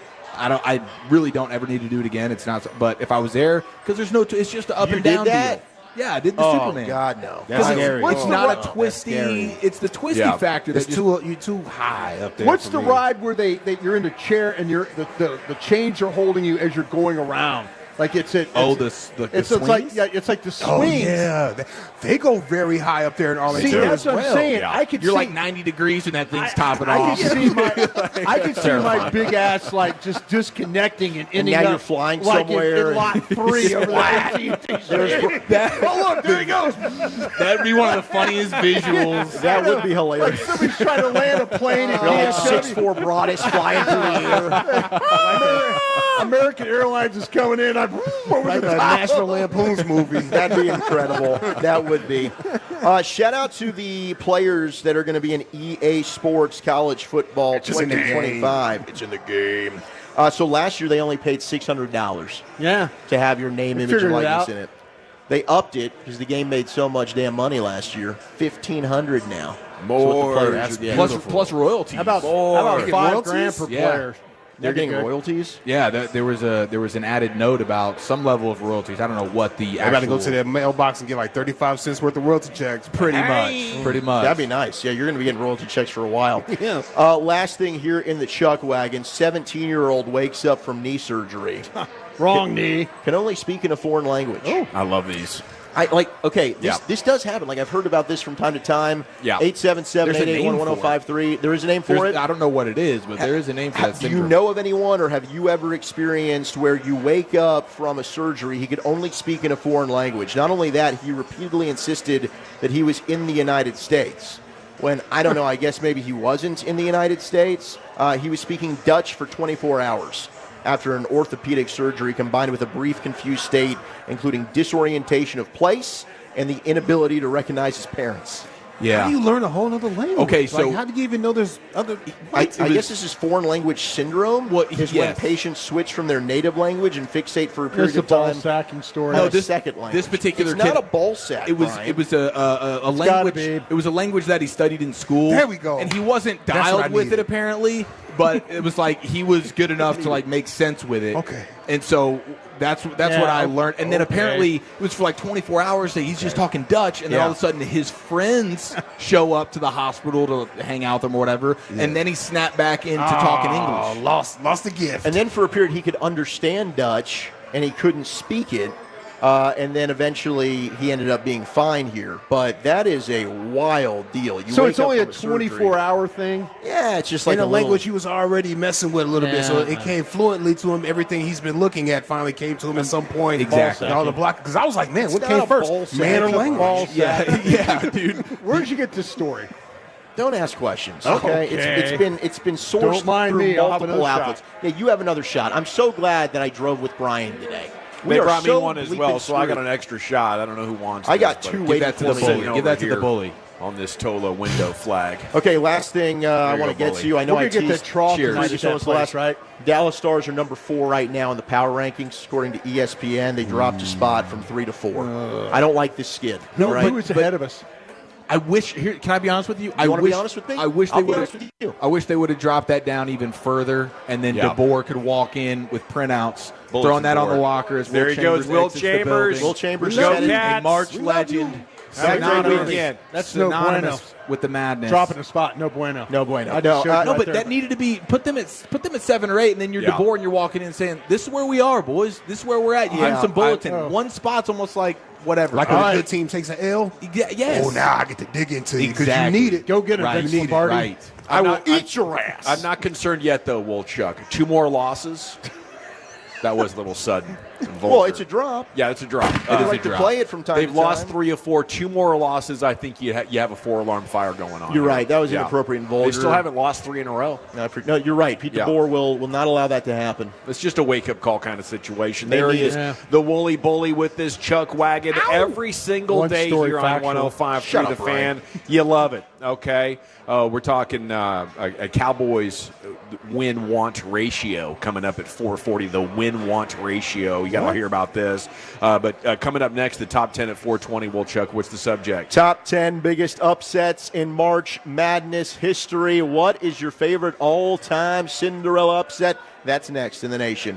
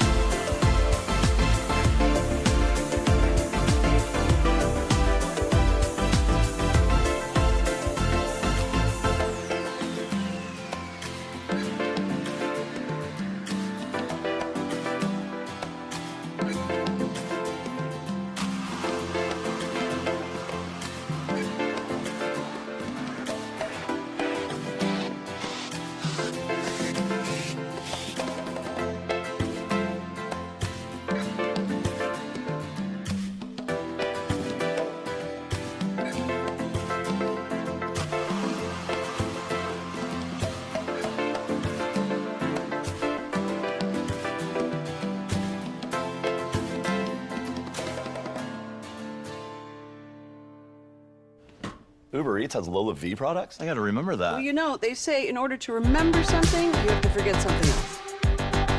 Okay, now that is a very cute haircut.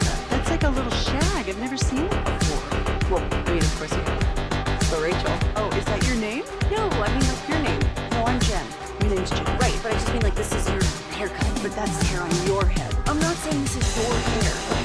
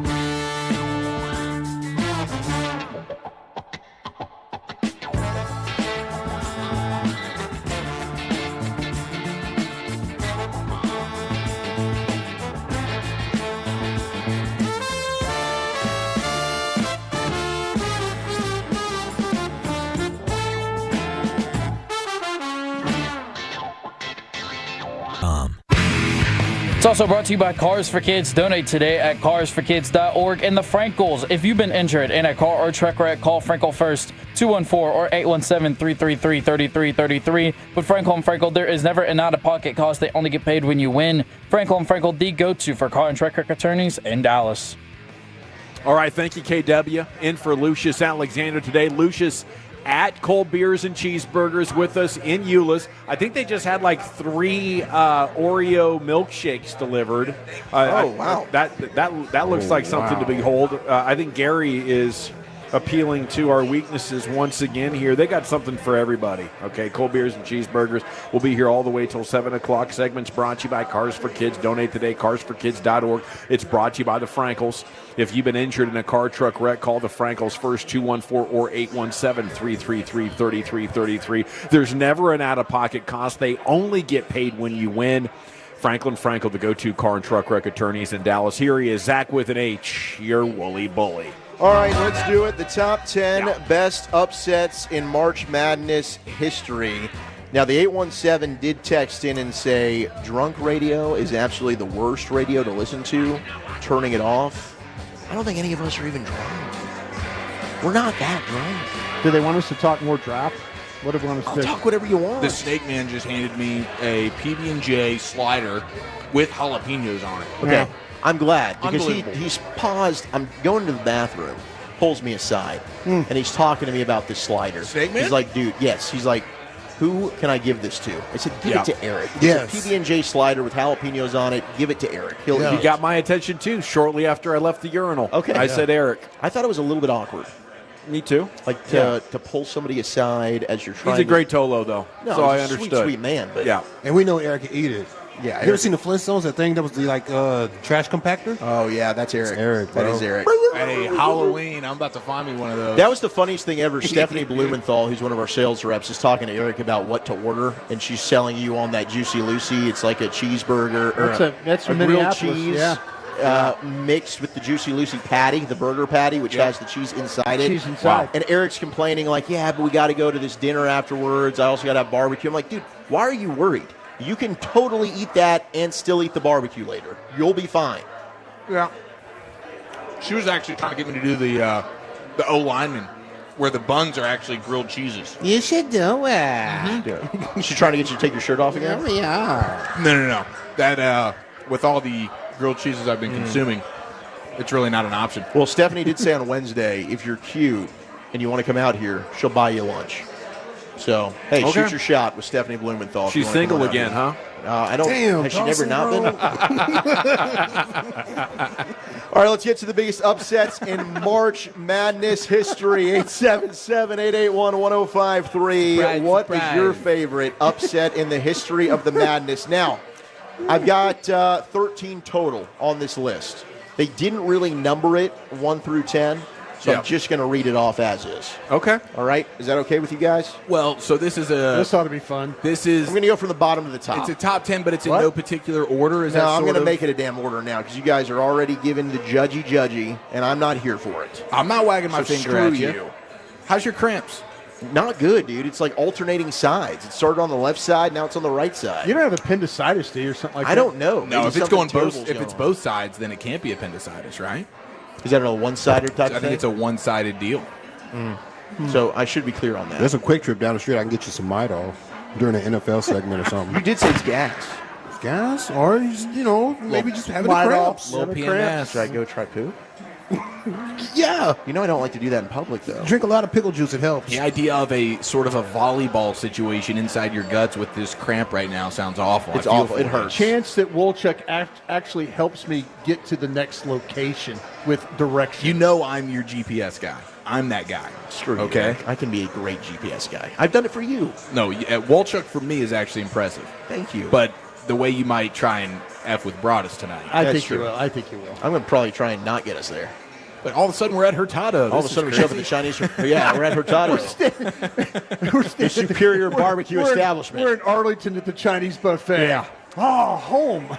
Kidney stones. People are alleging that you're dehydrated right now. Walter. Okay, well, I just got some more water. The Thank text you. is saying that God, you're please dehydrated. don't. Please don't be kidney stones, man. I would not wish those on anybody. One of the big things you need to make sure you're really licking that salt on those next 3 tequila shots. I've been licking the hell out of the salt. Don't lick that salt. That salt. okay. The salt, I think, is what helps hydrate you. Okay. Yeah, I feel From my like it understanding. dehydrates me when I drink, so I stay no salt But on it's the rim, please. It's the sodium factor, right? Isn't that why Yeah. pickled juice is like good for the cramps? I Right. think you're gonna have to seeds. lick that salt. Yeah, the sunflower seeds. You're right. I do appreciate all the positive feedback we just got after the one person was upset about the drunk radio.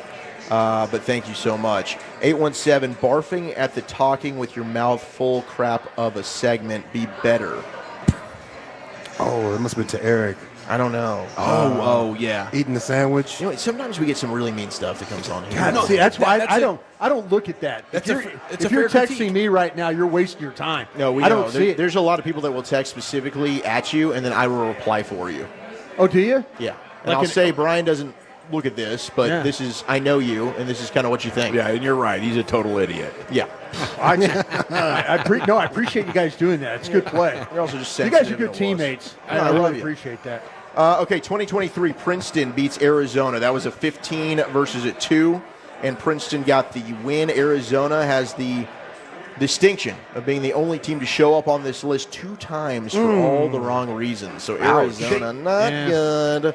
We've got 2022, St. Peter's beating Kentucky. That's a rough one for Will Chambers. St. Peter's was responsible for one of the more enjoyable Cinderella stories in recent memory, and it all started with that first-round tilt with Kentucky. Surprisingly tight contest from the start. 2 teams were trading blows. The entire game ended up tied at 71 by the end of regulation. Wildcats were able to jump out to a 4-point lead in the final frame.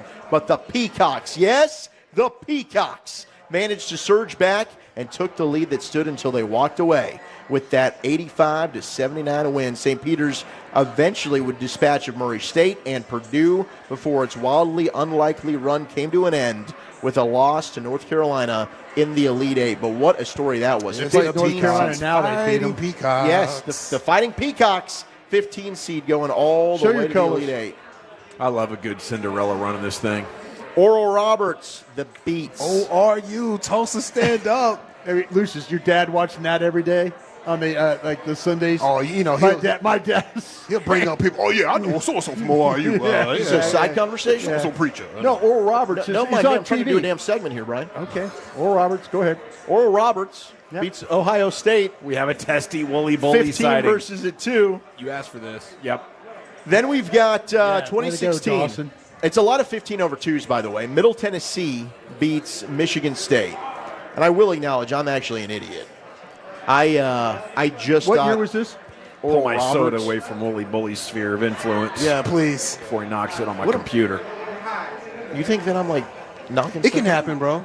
Could. It can happen. But I've got a water And right in then- front of me. And then if it does happen, it was like, oh, you're so drunk. But really, it was a real mistake. If you want to rage, Wooly, I'm just trying I to don't do want what you wanted any me to do. impediments on you. It's a terrible show because of you, Woolchuck. Hey, I'll take it. It's fine with me.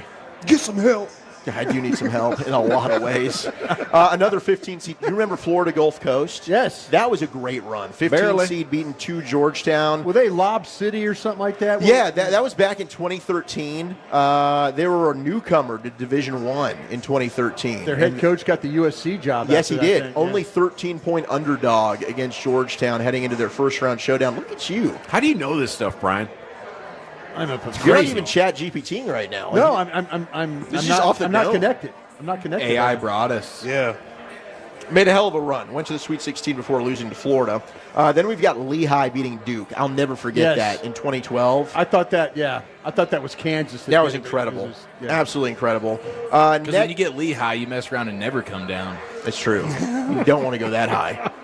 Norfolk State. And this is like, do you think Norfolk State should change their stand up, name? baby. 757. That's tricky, though. Norfolk, all over the map. Norfolk State. Like, Yeah. you could say that in a bad way. That would be an FCC violation. Norfolk. Okay, I got you. You got to, like, slow it down when you say see it. you. You know what I mean? You got Norfolk Khaki State. Kevin on the board today. Didn't think Be about careful. that until now. Yeah. Wolf. Yeah, You're right. It's a slippery slope, that In one. his bag, Zachary is heating up. Thank you. Well, they beat number 2 Mizzou. So a lot of these are 15s over 2s so far. Then we go to 2001.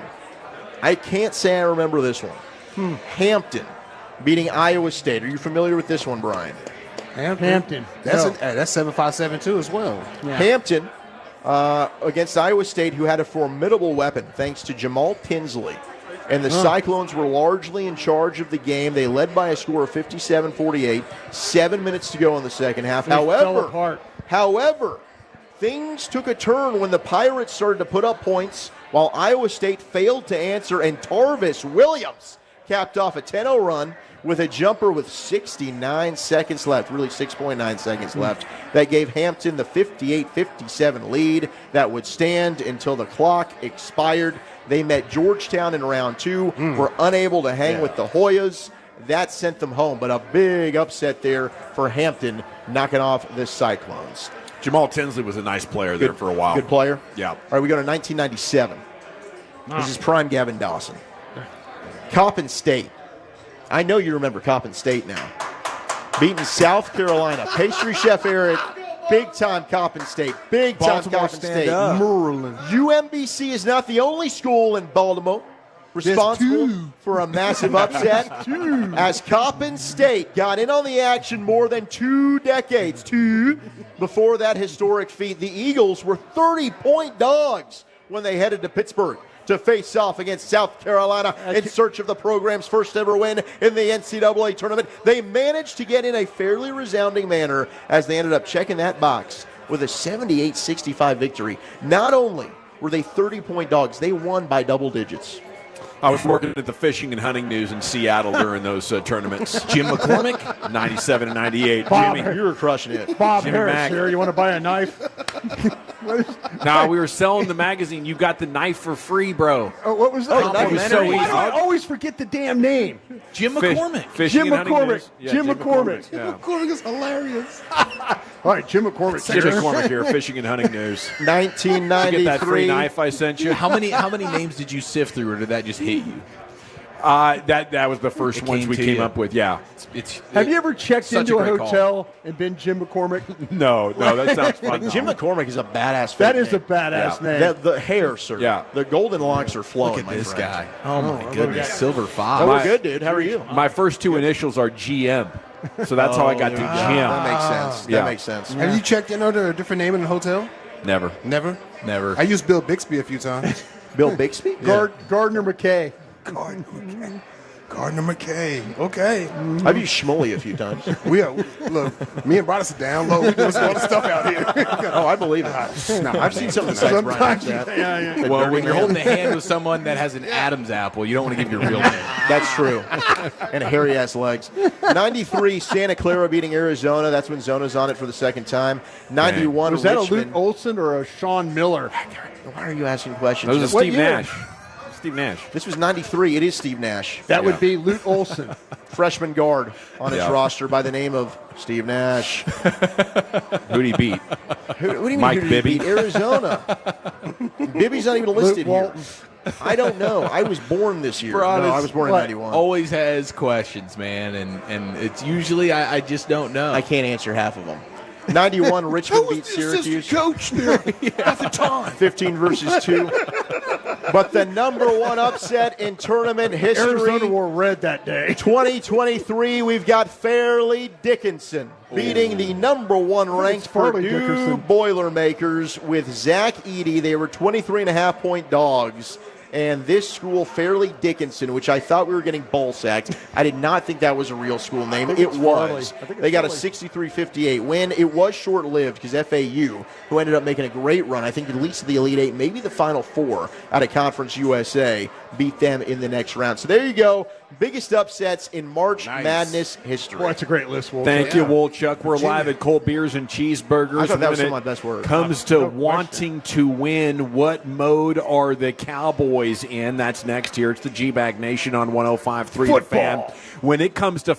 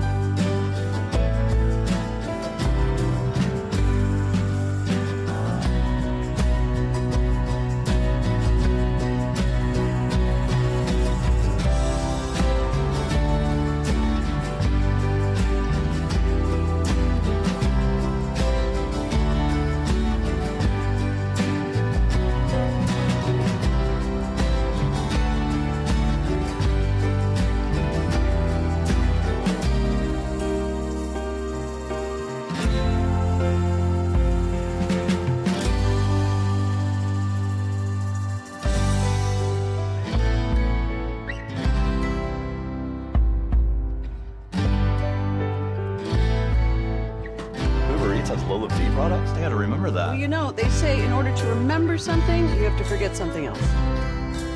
Okay, now that is a very cute haircut. That's like a little shag. I've never seen it before. Well, I mean, of course you have. It's the Rachel. Oh, is that your name? No, I mean like your name. No, I'm Jen. My name's Jen. Right, but I just mean like this is your haircut. But that's hair on your head. I'm not saying this is your hair. Okay.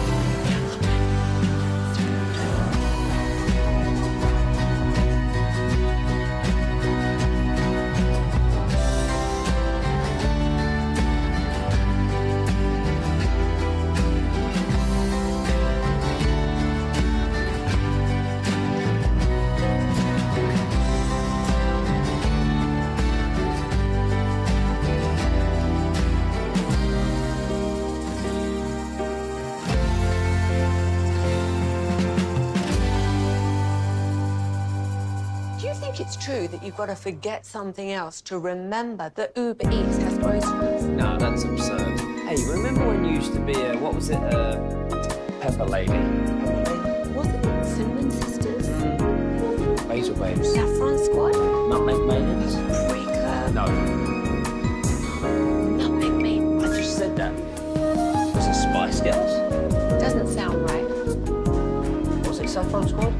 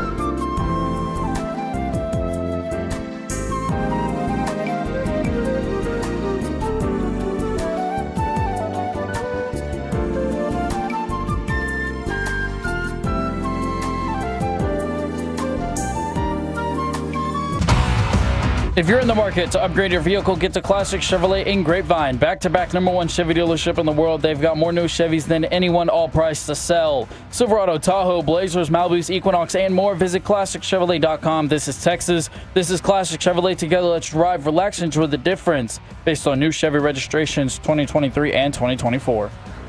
All right, wait till you see where they have the Cowboys slotted here.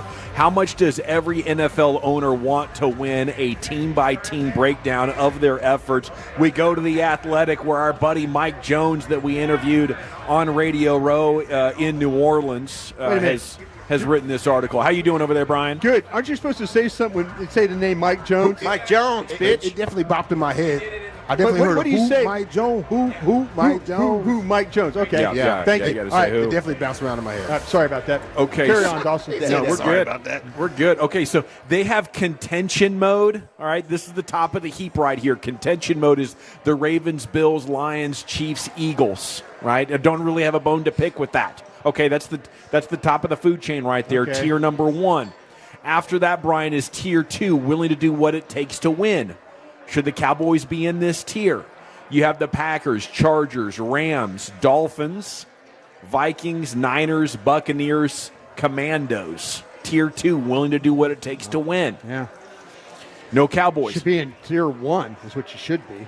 Tier 3 is, well, this is their current state. No, I know, this is grading their current yeah, state. let's find a way to get to tier 1. Should be. I'd be doing whatever it takes. Yeah, me too. Content to compete is tier 3. Cardinals, Bengals, Saints. Thank you, Captain Obvious. Sorry. Obviously, you want to be in tier 1. Sorry. Are you freaking kidding me? Sorry about that. No Cowboys, still content to compete. That's where I would think, yeah, maybe they're there, right?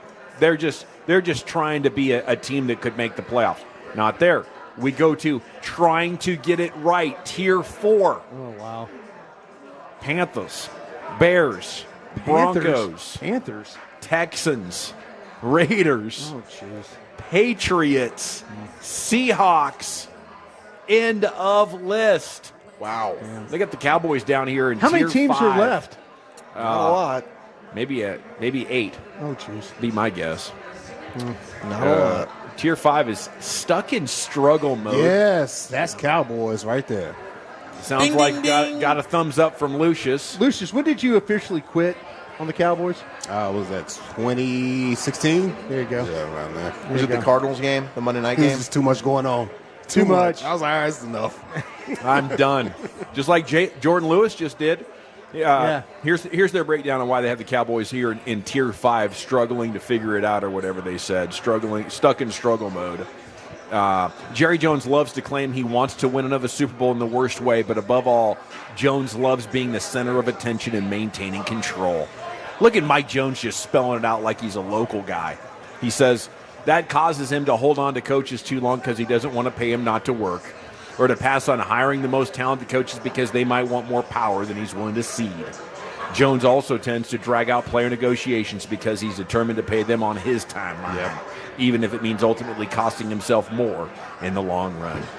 Yeah, I think you could probably pinpoint the turn in the Cowboys organization to me. If you go back and watch the America's Game episode after the 93 Super Bowl, the back-to-back when they beat the Bills in the Georgia Dome, and Jimmy Johnson is talking about how he traded for, I believe it was Tony Casillas at the time. And then he looks up on the TV, and Jerry is having a press conference about how he just traded for Tony Casillas. And Jimmy's like, okay. We're done here. You didn't know anything. You didn't do anything with this. But Jerry obviously wanted to be in the front of this and get the credit for it, which he didn't feel like he was getting. And from that point on, when the separation happened with Jimmy, it's just kind of been a bleep show. And, yeah, the demise of the Dallas Cowboys has been Jerry Jones and his ego. Absolutely. I think that's absolutely truth. If he were just an owner, he would be one of the best owners in sports history, maybe the best.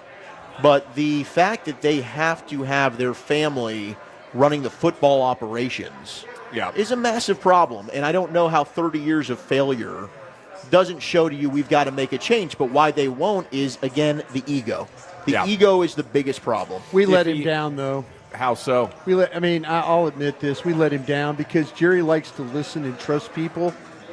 We let him down with our opinions. But he's had a lot of you. Yeah, but yeah, exactly. Like, Brian, how long were you there? No, I was there 13. I was there 6 years. 6 years. It's been around 30. 6 years. We had 3 really, really bad teams, and that I think the thing that Jerry really trusted us to give him advice, and we let him down. We just weren't good enough, and that's a problem. I mean, if you're going to trust me with advice, and I don't give you the best advice, and you're making decisions off my advice, is that his problem or my problem for giving him the advice? I think it's both.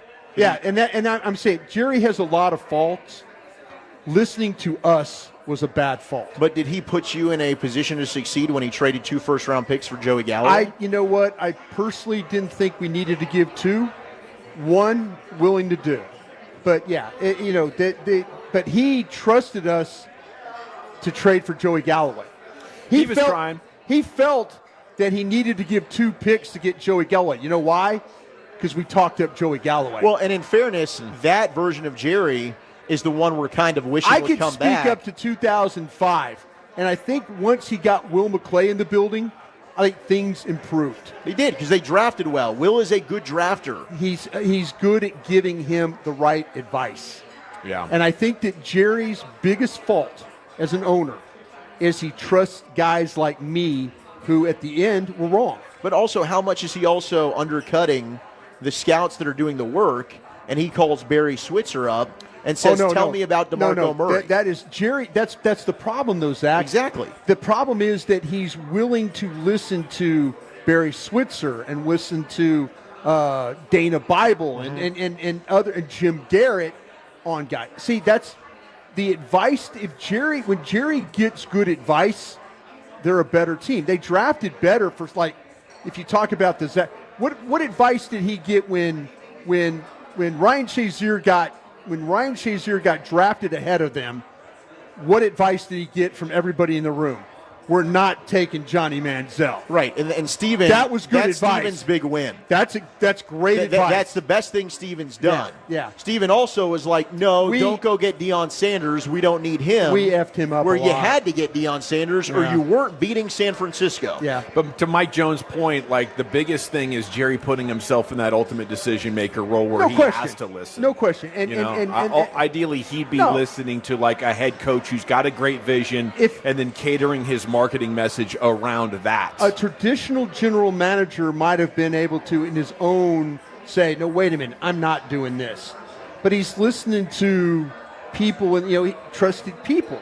He's listening to people that he feels like that, hey, this guy's got a good football opinion, and I need to listen. Okay, you're going to listen to What You Drinking, What You Thinking coming up at 5:20. And I do believe what I'm going to be thinking about at that point is something I can't get out of my mind. It's the most interesting thing going on in the world right now. Ooh. And it's not the JFK redacted info or unredacted info. That's You got been something released. better than that right now? I think so. I think it's even better than that. We got 3 hours down, 2 to go. We are live at Cold Beers and Cheeseburgers in Euless. $3 Michelob Ultra Pints, $4 Jameson Shots.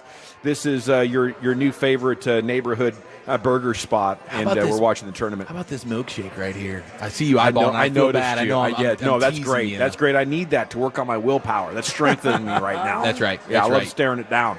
It's like staring at a pitcher of beer. Developing that muscle that just is able to be strong enough and disciplined. Yeah, this we're is good. from Tim in Carthage. Pappy just sent us a bunch of cookies and cream milkshakes. We love you, Pappy. This thing is unbelievable. Thank you, Pappy. You're the man. Hope to hear from him coming up here in about 20 minutes. Chief, what are we doing in the meantime? Got a little football's finest with a dash of madness, including the total number of perfect brackets, and the crusty scout's eye is still as dialed as ever next in the nation.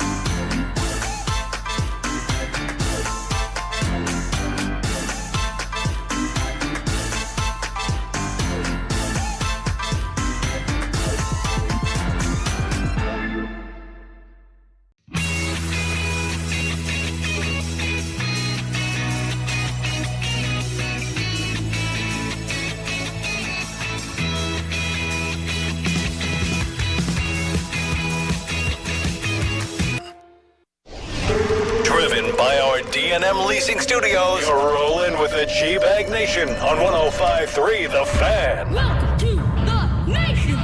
Here we go with hour 4 of the G-Bag Nation on 105.3 The Fan, live at Cold Beers and Cheeseburgers in Euless. Lucius is back out with us. He's got LA Live coming up in 40 minutes. 5:40 LA Live. Of course, what you drinking, what you thinking coming up in 20. Time now for an edition of Football's Finest. And here's the host of that segment, Eric Chiafalo. Yes, sir. Thank you very much. 877-881-1053. We got a little madness involved in here as well. It's crazy. Because 'tis the season. And we got the TVs going on in here, and we're watching some ball. I just peeped my bracket. Uh-oh. Peeped it? Peeped it. 94.3%. Dude, good for you. That's as good as You're perfect. crushing. I feel like that's pretty fat. Now, it's not perfect. We talked about the numbers yesterday. Do you guys remember what the perfect brackets were yesterday when we addressed this in the 6 o'clock hour? 1.6? 1.71, I think is what it was. 1.71. I guess 8. Yeah, you guys kind of swung and missed on the prediction, except for Lucius. Lucius was pretty dang close. But I checked this out. Let's see. Probably a couple hours ago, so things have potentially changed. But as of just 3 hours ago, 0.0634% of perfection. Wow. Sub 1, well under 1% of The Colorado perfect State, brackets. the Colorado State Memphis game, I think hurt some folk. Well, okay, so I'm sure it did hurt plenty. Colorado State was one of those coming in that you're like, if you're going to pick A an 5-12? upset, a 5-12. If you were going to pick a 5-12, Colorado State was a popular pick. I think I nailed it. McNeese was a better at winning the 5-12 than Colorado State. Yes, and that's actually one that I screwed up yesterday. Clemson scoring, 13 points in the first half. That was just absolutely embarrassing. So Kind of like their football team. Ole Miss has gone cold, no points in the last 6 minutes. UNC now within 4. Oh, wow. That's our guy, Sean Pendola, right? Pendola or whatever. That's him. That's him. The white dude with the headband is made for March Madness. That dude lives.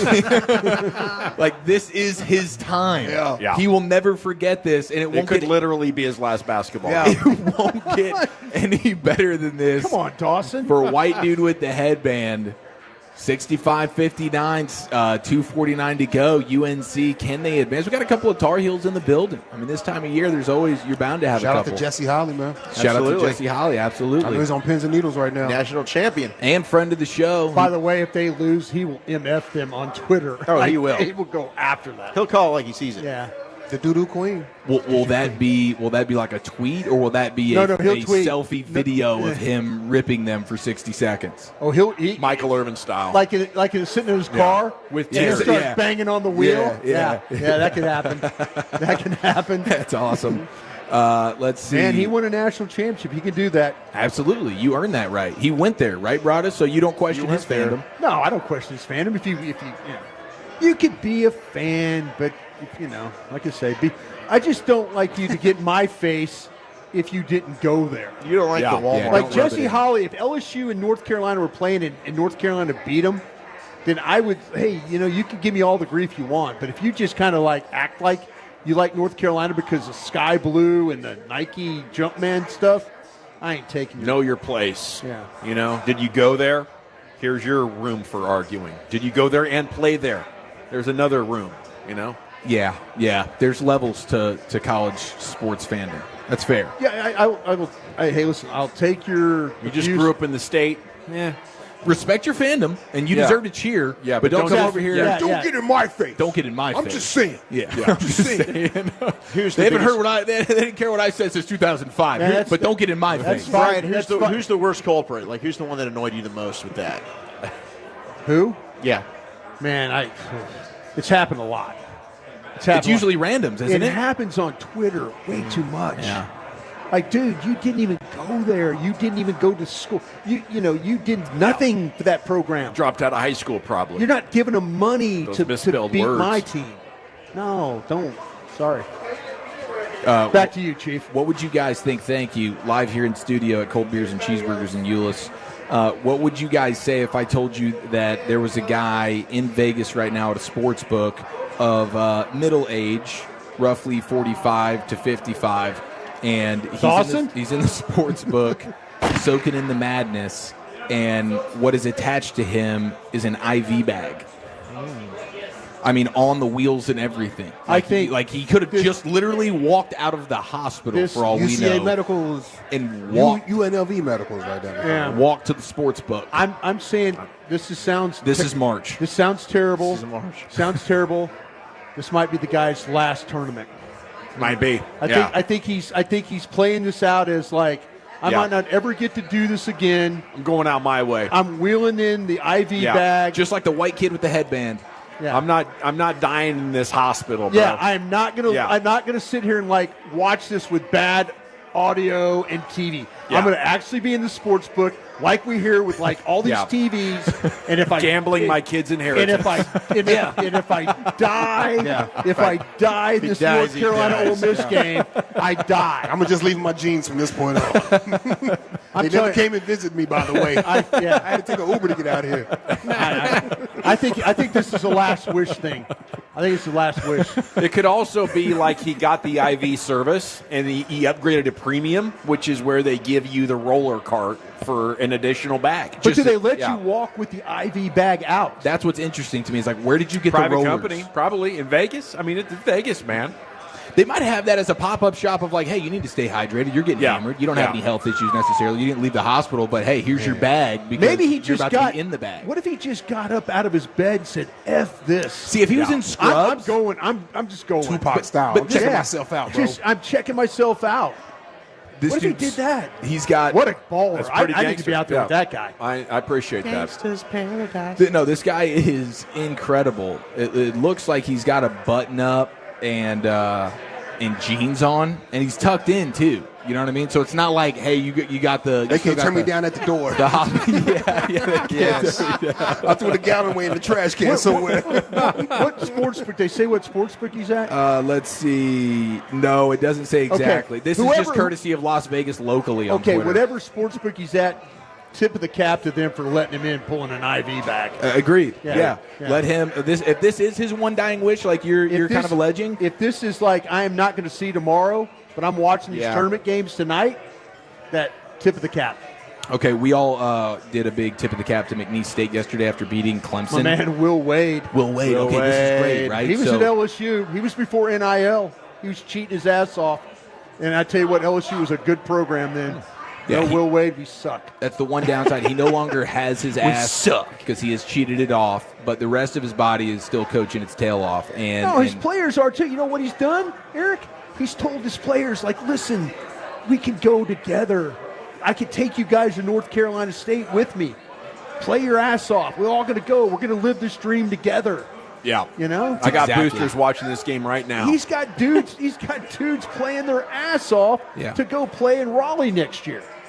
Yeah. I like it. Motivation. You're totally right, because he was quoted as saying, he was talking to BetMGM, and he said, half the kids I recruited, I told them, hey, the goal is to go Power 5 for all of us. After this year, some of you guys can go with me. We all know what's up. So every one of those guys are taking their game to the next level because they know they have the chance to bounce out the same way their coach does. Now, it's kind of fun that, and I think this is a great strategy for, any of these college coaches at any, either one of these sports, where you're like, hey, dude, this is an opportunity for all of us. Let's not do this because now the players can do the exact same thing. What's going on with the Tar Heels right now? We got an injury there.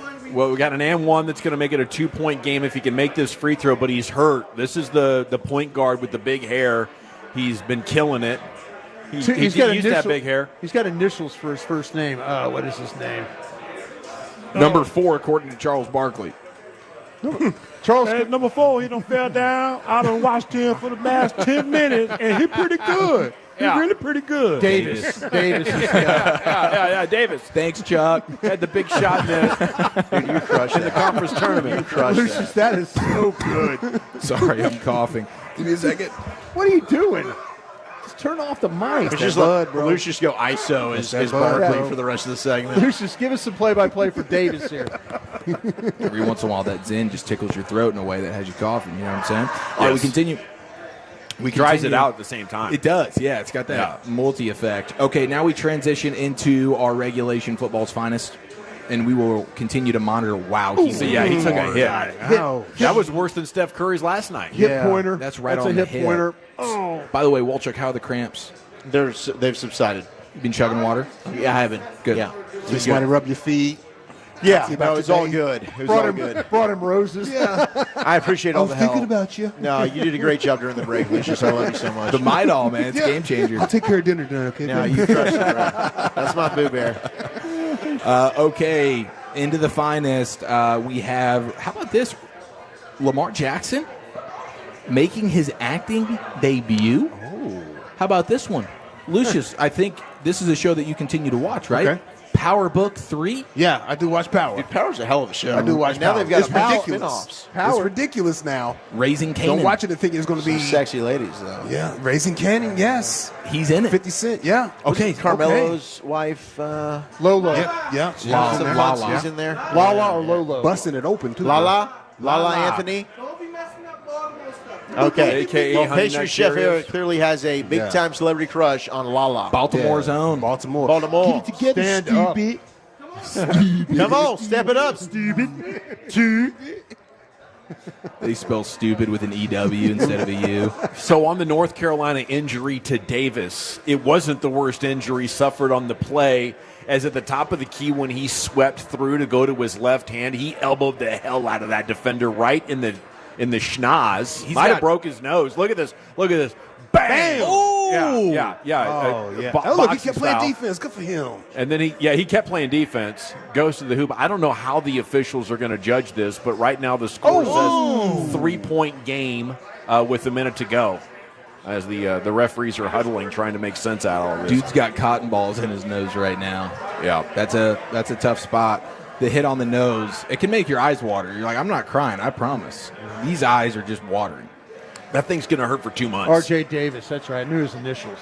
Okay, so Lamar Jackson's character in the new Power season, it describes him as a deadly, dangerous character. Oh. And you don't want to get on his bad side. Look at this. Lamar Jackson kicking off his acting career as 2-point game an antagonist. Yeah, I could definitely see him in that role. I could see him as a speed superhero. I think if they want to give him a superpower, It's like a that'd new be thing. a fun tie-in. Him and Bijan. Bijan's also trying to be an actor. Really? What was he doing? He did it's a Netflix Ball, series. 5-point game. There's a long history of football players being actors, especially in the 70s, 80s. I like it because it's on Stars, whatever, and they have another show on there, BMF. And the antagonist on the first season, his name was Lamar, and he was scary. Like, he was active. He was like Omar from the Wire type vibe. So maybe Lamar is going to play like Omar from the Wire type vibes on this one. Taking a page out of that book. I like that. We'll see. That'll be fun, dude. I think that's Hope you remember his lines. That's pretty incredible. Like a superstar, household name NFL player. Acting debut. Yeah, cut. This is cool. It's the Outer Banks. That's the show Bijan did. Oh, Bijan did Outer Banks? Yeah. I got some buddies that love that show. Jared the Charter loves that show. Okay, so was that white dude with the headband, Ole Miss? Yeah, getting he the bucket? knocked it down. Yeah. I mean, Jim Brown, Alex Karras, Carl Weathers, O.J. Simpson. Yeah, there's so many. Terry Bradshaw. So many. Fred Dryer? Nolan Olson. Yeah. It was like every year you were getting a new player becoming a TV actor or movie actor back in the 70s. Bradshaw was showing some skin. A couple of those I think he did a couple. Yeah. Now, here, Playgirl. this is the little tip of the cap to the crusty Brian Broaddus. Bingo. Who's your favorite tackle in the draft, Brian Broaddus? Josh Simmons from Ohio State. The Ohio State, Josh Simmons. I found it interesting when I was looking at the pressure rates allowed among offensive tackles in this draft class. Oh, he's the worst. On true drop back passes. So this takes out screen game. This takes out RPO. This takes out play Mimbu action. from Missouri is really good at this, too. This is just your quarterbacks taking the snap and dropping back, and you are in full-fledged pass pro. If you want an underrated tackle that would go probably day 2, Ozzie Trapio from Boston College, yeah. Very good pass protector as a right tackle. Well, this dude, Josh Simmons, as I scroll through the list, you go down so far and you can't find him, and it's because you missed him at the top of the damn board. Number one in the class, Josh Simmons, in true pass blocking scenarios, he gives up the least pressure on a per snap basis. Brian Broaddus strikes again. Thank you, man, but we'll see. We'll see. He got injured, and the patella's my medical people are telling me the patella's okay. So hopefully. But man, yesterday in the mock draft, DallasCowboys.com draft show, he went through the whole first round. Didn't get Upset picked. alert canceled. North Carolina missed their shot. They're down 5. Ole Miss going to the free throw line. They'll be up 6 or 7, Chief. That's a shame. Nice I job love it. once again. I love it. An edition of The Finest is in the books. We're live at Cold Beers and Cheeseburgers. It's time to take your phone calls. LA Live's coming up right around the corner, but it's time for what you drinking and what you thinking What here. you thinking? Yeah, I'll pay off on this tease. The most interesting story going right now, and it's not JFK, it's not sports related, it's next here on The Fan. Do you feel like your energy just is not what it used to be going into the weekend? Let's optimize you. Gavin Dawson here for Men's T Clinic. That's my secret weapon. We have 5 DFW locations. This testosterone replacement therapy from Men's T Clinic is next level. They have perfected the process. Medical experts to, monitor everything that needs monitoring along the way.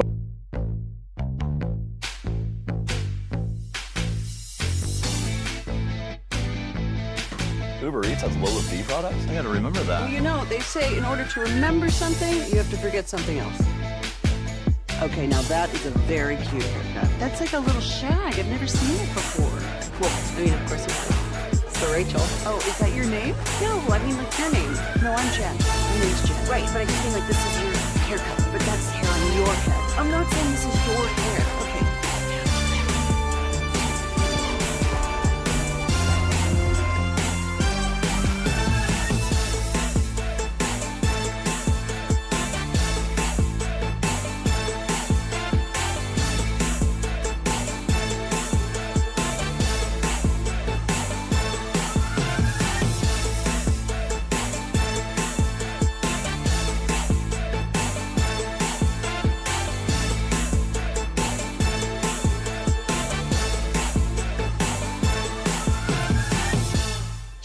True that you've got to forget something else to remember that Uber Eats has groceries. No, that's absurd. Hey, remember when you used to be Pepper Lady?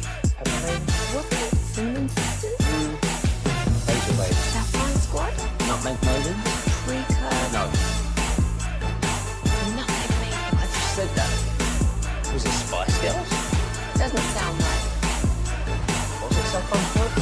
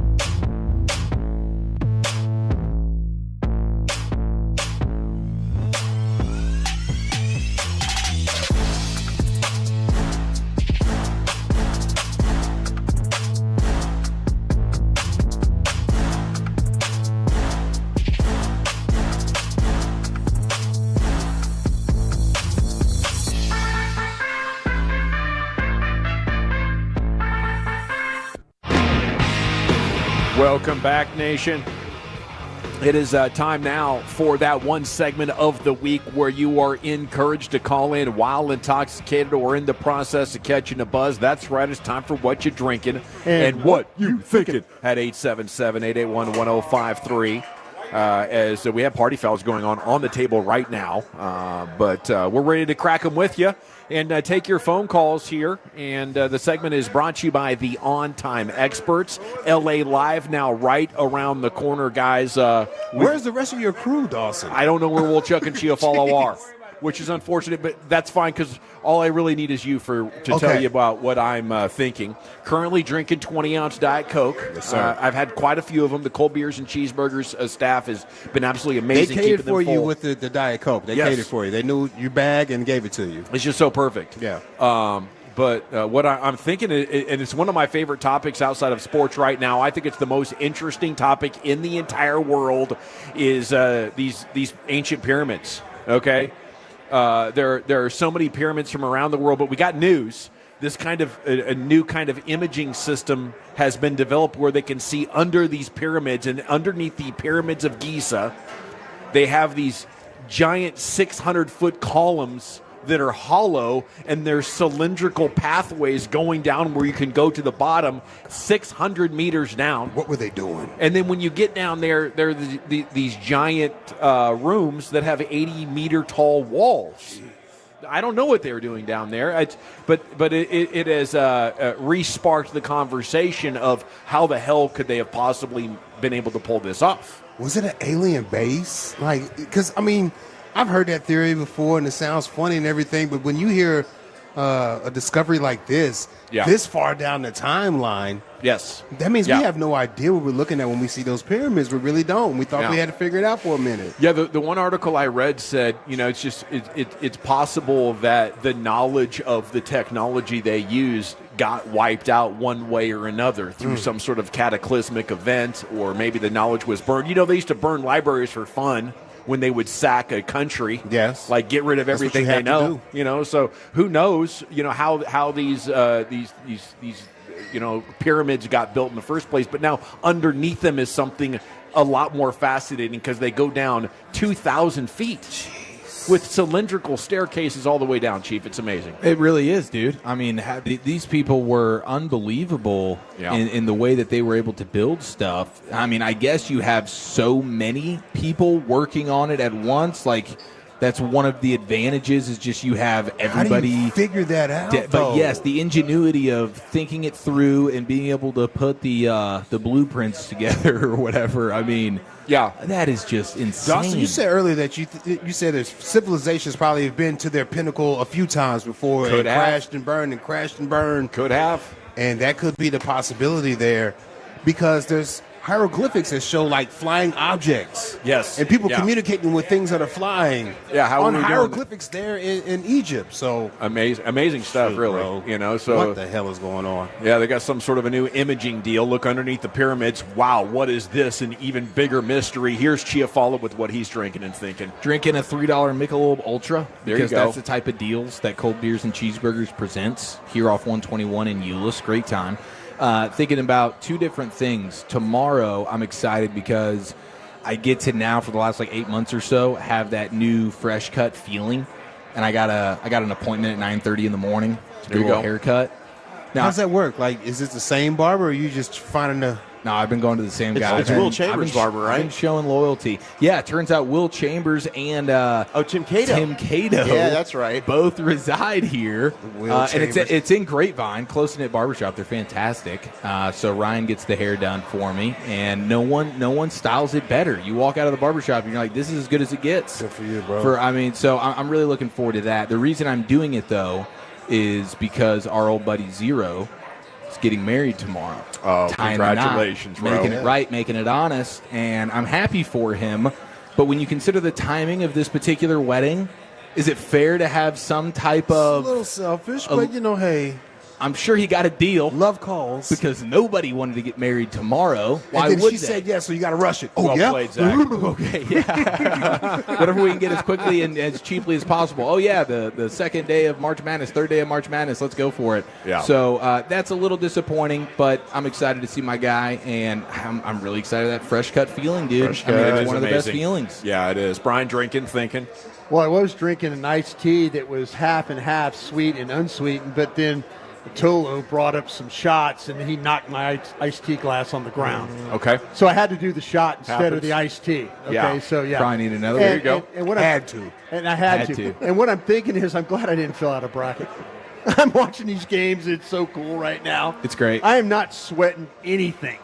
And it used to be I would sweat these things. I'm not doing it today. There you so go. That's what turned I'm over a thinking. new leaf. I turned over a new leaf. Yes. I love basketball just for the purity of it. You know what I'm saying? I don't need a bracket. Wolchuk, The drinking, purity. thinking. Had a legendary Tolo at the bar right now. Send me a shot of tequila. I appreciate you, sir. I will be drinking on that. Thinking, what's wrong? I mean, what is that, like 7 or 8 shots? It's been a lot. Yeah. And I'm starting to feel it. Going big, dude. I love it.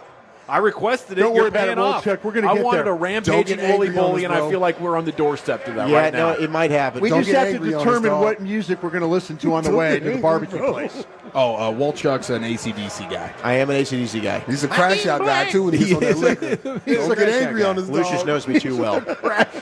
All too well. It's almost like we went to Vegas together or something. I don't know.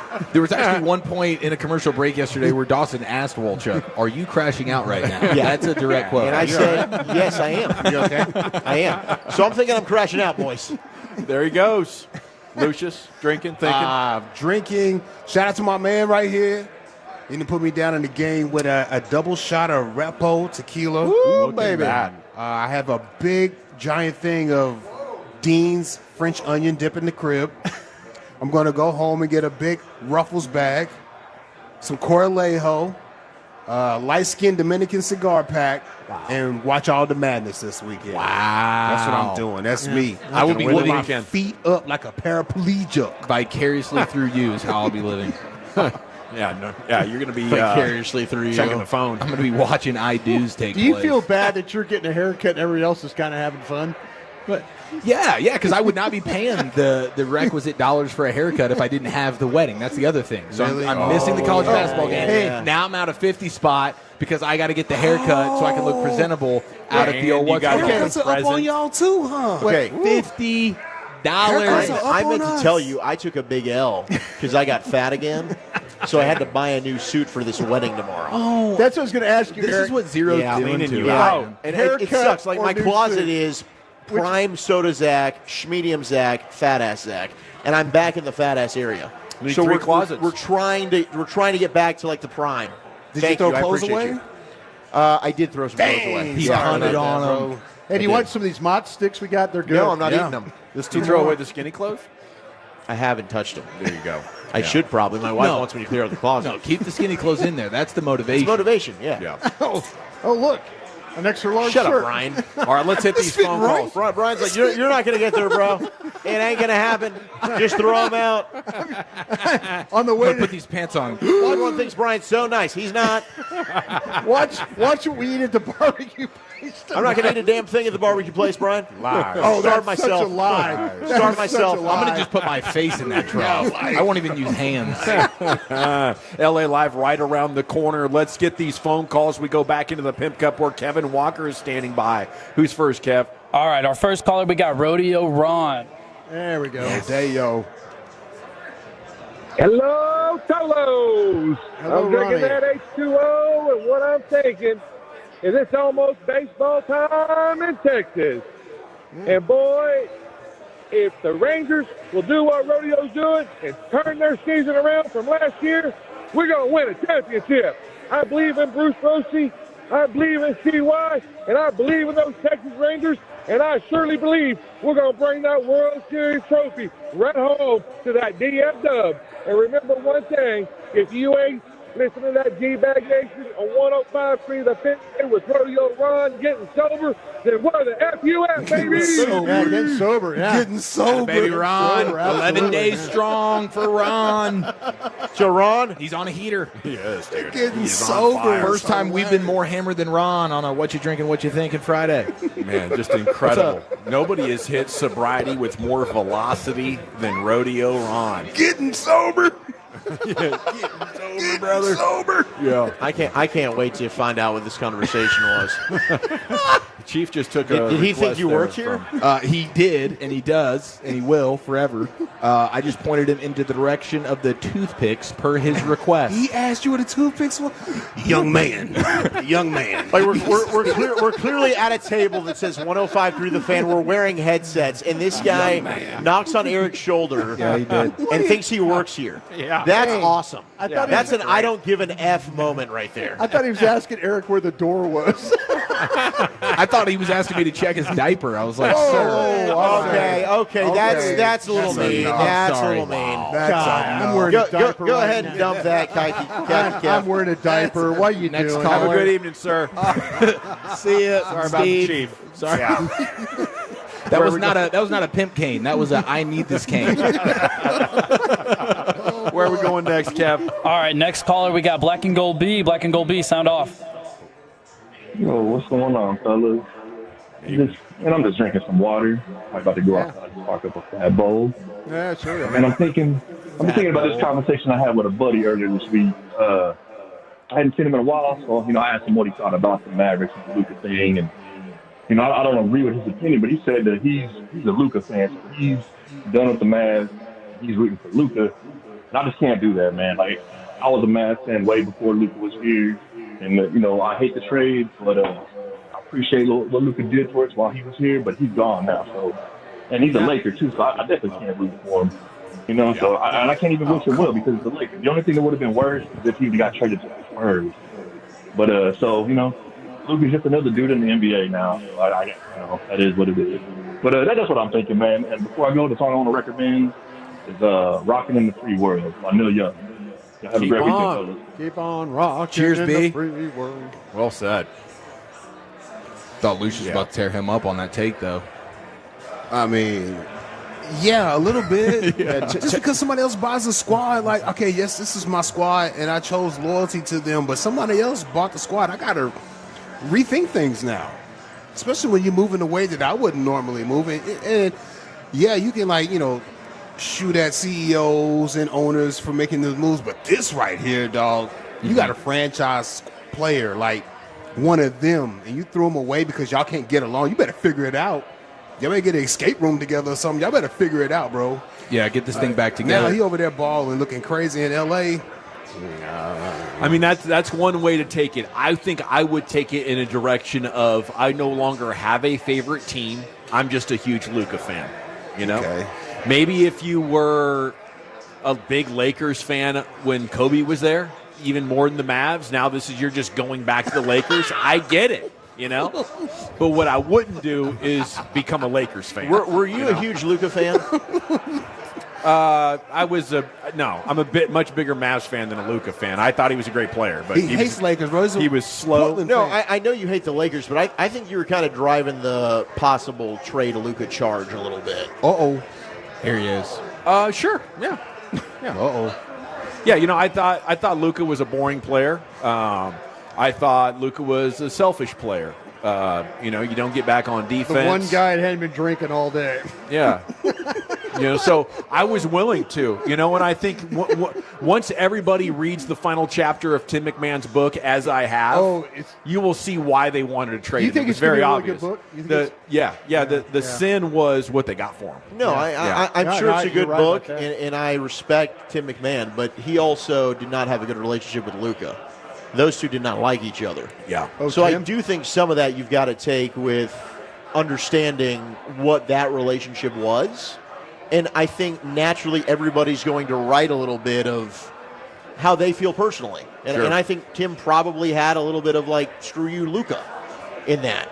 I don't know if Tim would do that. I think he's got a great relationship with the truth. Tim McMahon does.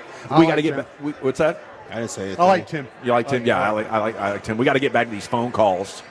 Good debate there, Wolchuk. Kevin, who's next? Next we got Polo and Garland. Polo, you're up. What's going on, y'all? Hey, man, I know y'all over there getting lit because y'all steady talking, and the thing done beat for me a long time ago for me to talk. But anyway, I got a question for Woodchuck, because you ain't no hillbilly Mississippi person. You seem like you got good attitude. You don't seem like no racist dude to me, man. You seem like you come across okay. Now let me ask y'all a question, Woodchuck. Why is it every single year? I don't care if it's the men NCAA or women NCAA. Why they always gotta have a black school? I would play the 16 seed, and they always gotta have the number one team. I would place these black schools to get rid of all the black schools real quick, so they don't be showed up on television. I'm tired of seeing my brothers and sisters being exploited by all these teams that's paying NIL. They need to put a salary cap on the NIL. Do y'all think that? Because I still think it's going to be like that movie, The Program. Somebody going to be at a party. Somebody going to slip somebody $100 here, $100 there. But do y'all think there should be a cap on the thing? And to answer your question, I'm drinking a Sunny Margarita. I'm grilling some meat. I got some leg quarters on the grill and some beef links. I just want to know what y'all think about the NIL and black people playing all these number one seeds every year. Bye. Live it up. Have a great one, Polo. Love it, Polo. Thank you. I think you're onto something here, and I do think eventually maybe a salary cap and NIL makes some sense. Well, first of all, I'd like to say Polo totally has the wrong idea on Woolchuck. Yeah, he really. Yeah. What? Yeah, we had to talk to him. Are you calling me racist? That's a joke, obviously. Some people might take it as one. Don't appreciate that. No, lashing out. It's the rest of us that got boxed out on that. Well, you guys did that to yourselves. On NIL, no salary cap. Let these guys get as much money as they possibly can, right? Oh, fair play. Yeah. Break it up. It's true, though. If alums are willing to pay, let's get an arms race going. Right? That's the American dream. Let's try and get an even playing field. You want something, you pay more for it. HBCU's getting a rough shake here. Hey, man, if Polo started a YouTube account and he had those same takes, he'll get out of here. Polo, do it, bro. Get out of here. Shadow banned or viral? One of the two will happen. Both. Who's next, Kevin? We got Anthony and Grapevine. Anthony, hey guys. what you drinking? What you thinking? Yeah. Well, I'm drinking a Sonic Limeade Slush. And I'll tell you what I'm thinking. This week I heard on the fan some of the teams proposing some rule changes in the NFL. And I think either the Eagles or the Lions made a suggestion for overtime. And I had a thought about, let's end overtime similar to what we do in hockey. If after the overtime period is over, both teams get the ball equally, why don't you just have the field goal kickers kick 3 consecutive field goals, one from 15 yards, one from 25 yards, and one from 35 yards as a regular play, and see how the score ends up then? I like it, Anthony. And Grapevine, that is a fine idea for a new overtime format, if you ask me. Kevin, who's next? We got Nathan in Dallas. Nathan, you're next. What's up, boys? I don't know how y'all doing today. I know my day probably isn't as good as yours, but I'm currently, at this time, I'm 16, so I'm drinking a White Monster, and I'm thinking about the Dallas Stars. They had their home win streak snapped last night after a brutal shootout loss, but I think that we can win the Stanley Cup. Very hot take. What do y'all think? I would agree. Very hot take. They can. I think it's possible. I think they absolutely have the chance to win the Stanley Cup, but they got to start playing better hockey. You know, I'll give them another week. And if they're still struggling in a week, then I'm going to get concerned. But right now, I just think it's a little bit of a hiccup. They're resorting everything, the rotations here, following the trade. It's a classic time to have a little bit of a, let down here with the playoffs right around the corner now. I have total confidence they'll be back on fire before they get there. And when you're a Rangers fan, when you're tried and true and you're a champion, you got the track record, you can cling on to that August. Yeah. We'll never forget that 2023 August. That just felt like we were down and out. Everything was over. And then, boom, they go on the run for the ages. Love hearing from the young Tolos, though. A responsible young Tolo, cracking a monster. Nathan out there thinking stars. Salute to you. Thanks, Nathan. Who's next, Kevin? All right, our last caller, we got Big Jim. Big Jim, you're up. Yes. What do you say, fellas? I'm down about 8 fingers in some Basil Hayden whiskey, so I'm feeling pretty good. Got a driver tonight going out to eat some hot and spicy crawfish, so I'll be rooting and tooting later on this evening. Looking forward to that. Did enjoy that interview with Jordan Schultz. he seems like a little bit of an ass. You know, he seems like, you know,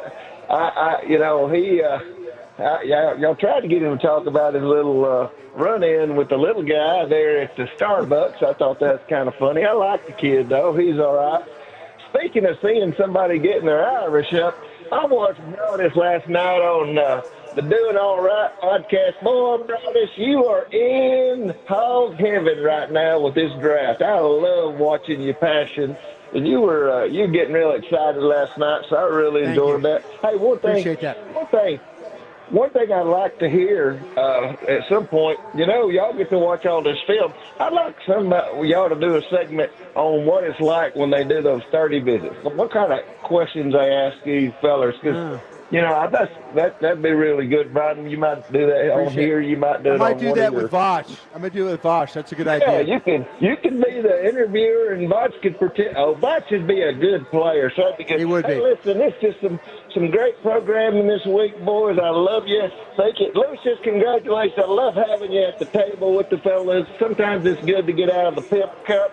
And listen, thanks for the joy, and we'll talk at you next week. Salute. There he goes. Big Jim wrapping up another edition of What You Drinking and What You Thinking here. Love We're you, live Jimmy. at Cold Beers and Cheeseburgers. It's time to go down the table. Here's Lucius Alexander and LA Live. All right, let's get into a Feel Good Friday edition of LA Live right after the great Rick James. Let's go! All right, you swear. Fired up this book. Would you get this one? It'll make you dance to some of everything. Give me his number, bro. Everybody get high. This is LA Live for March 21st, 2025. It is a Feel Good Friday here in LA Live. People, yes, we made it. Another week of 2025 in the books, and I'm not going to lie, y'all.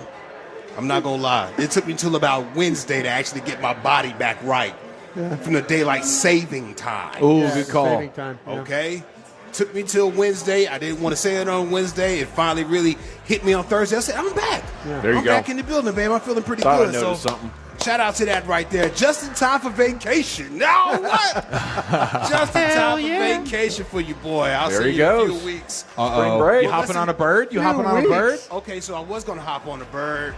We were going to do the thing we usually Until do. they start falling out of the sky. Is go up to the, you're absolutely right. They're all on a collision course. Exactly. So usually we go to the airport or something like that and go to the kiosk and see what they have available and whatever it is. Oh, wow. We'll jump on that bird. Wing This it. is cool. I And like this. Hang a day. If it's good, hang 2 days, come back because my girl got the hook up on rooms. Nice. All right. That type of vibes. But I think we're going to do like a little camping at the lake. There you go. That Save ain't money, bad but still fish. have good time. Nice weather. Yeah. You take ownership of that? Like, you're just running the show? You're building the campfire. You're putting the tent up. Are you calling on dogs to help? What's the plan? It's definitely me until she says I'm not doing a good job and she starts to take over and get frustrated. Nitpicky. And that's when your boy grabs a beer. Yeah. Peace out.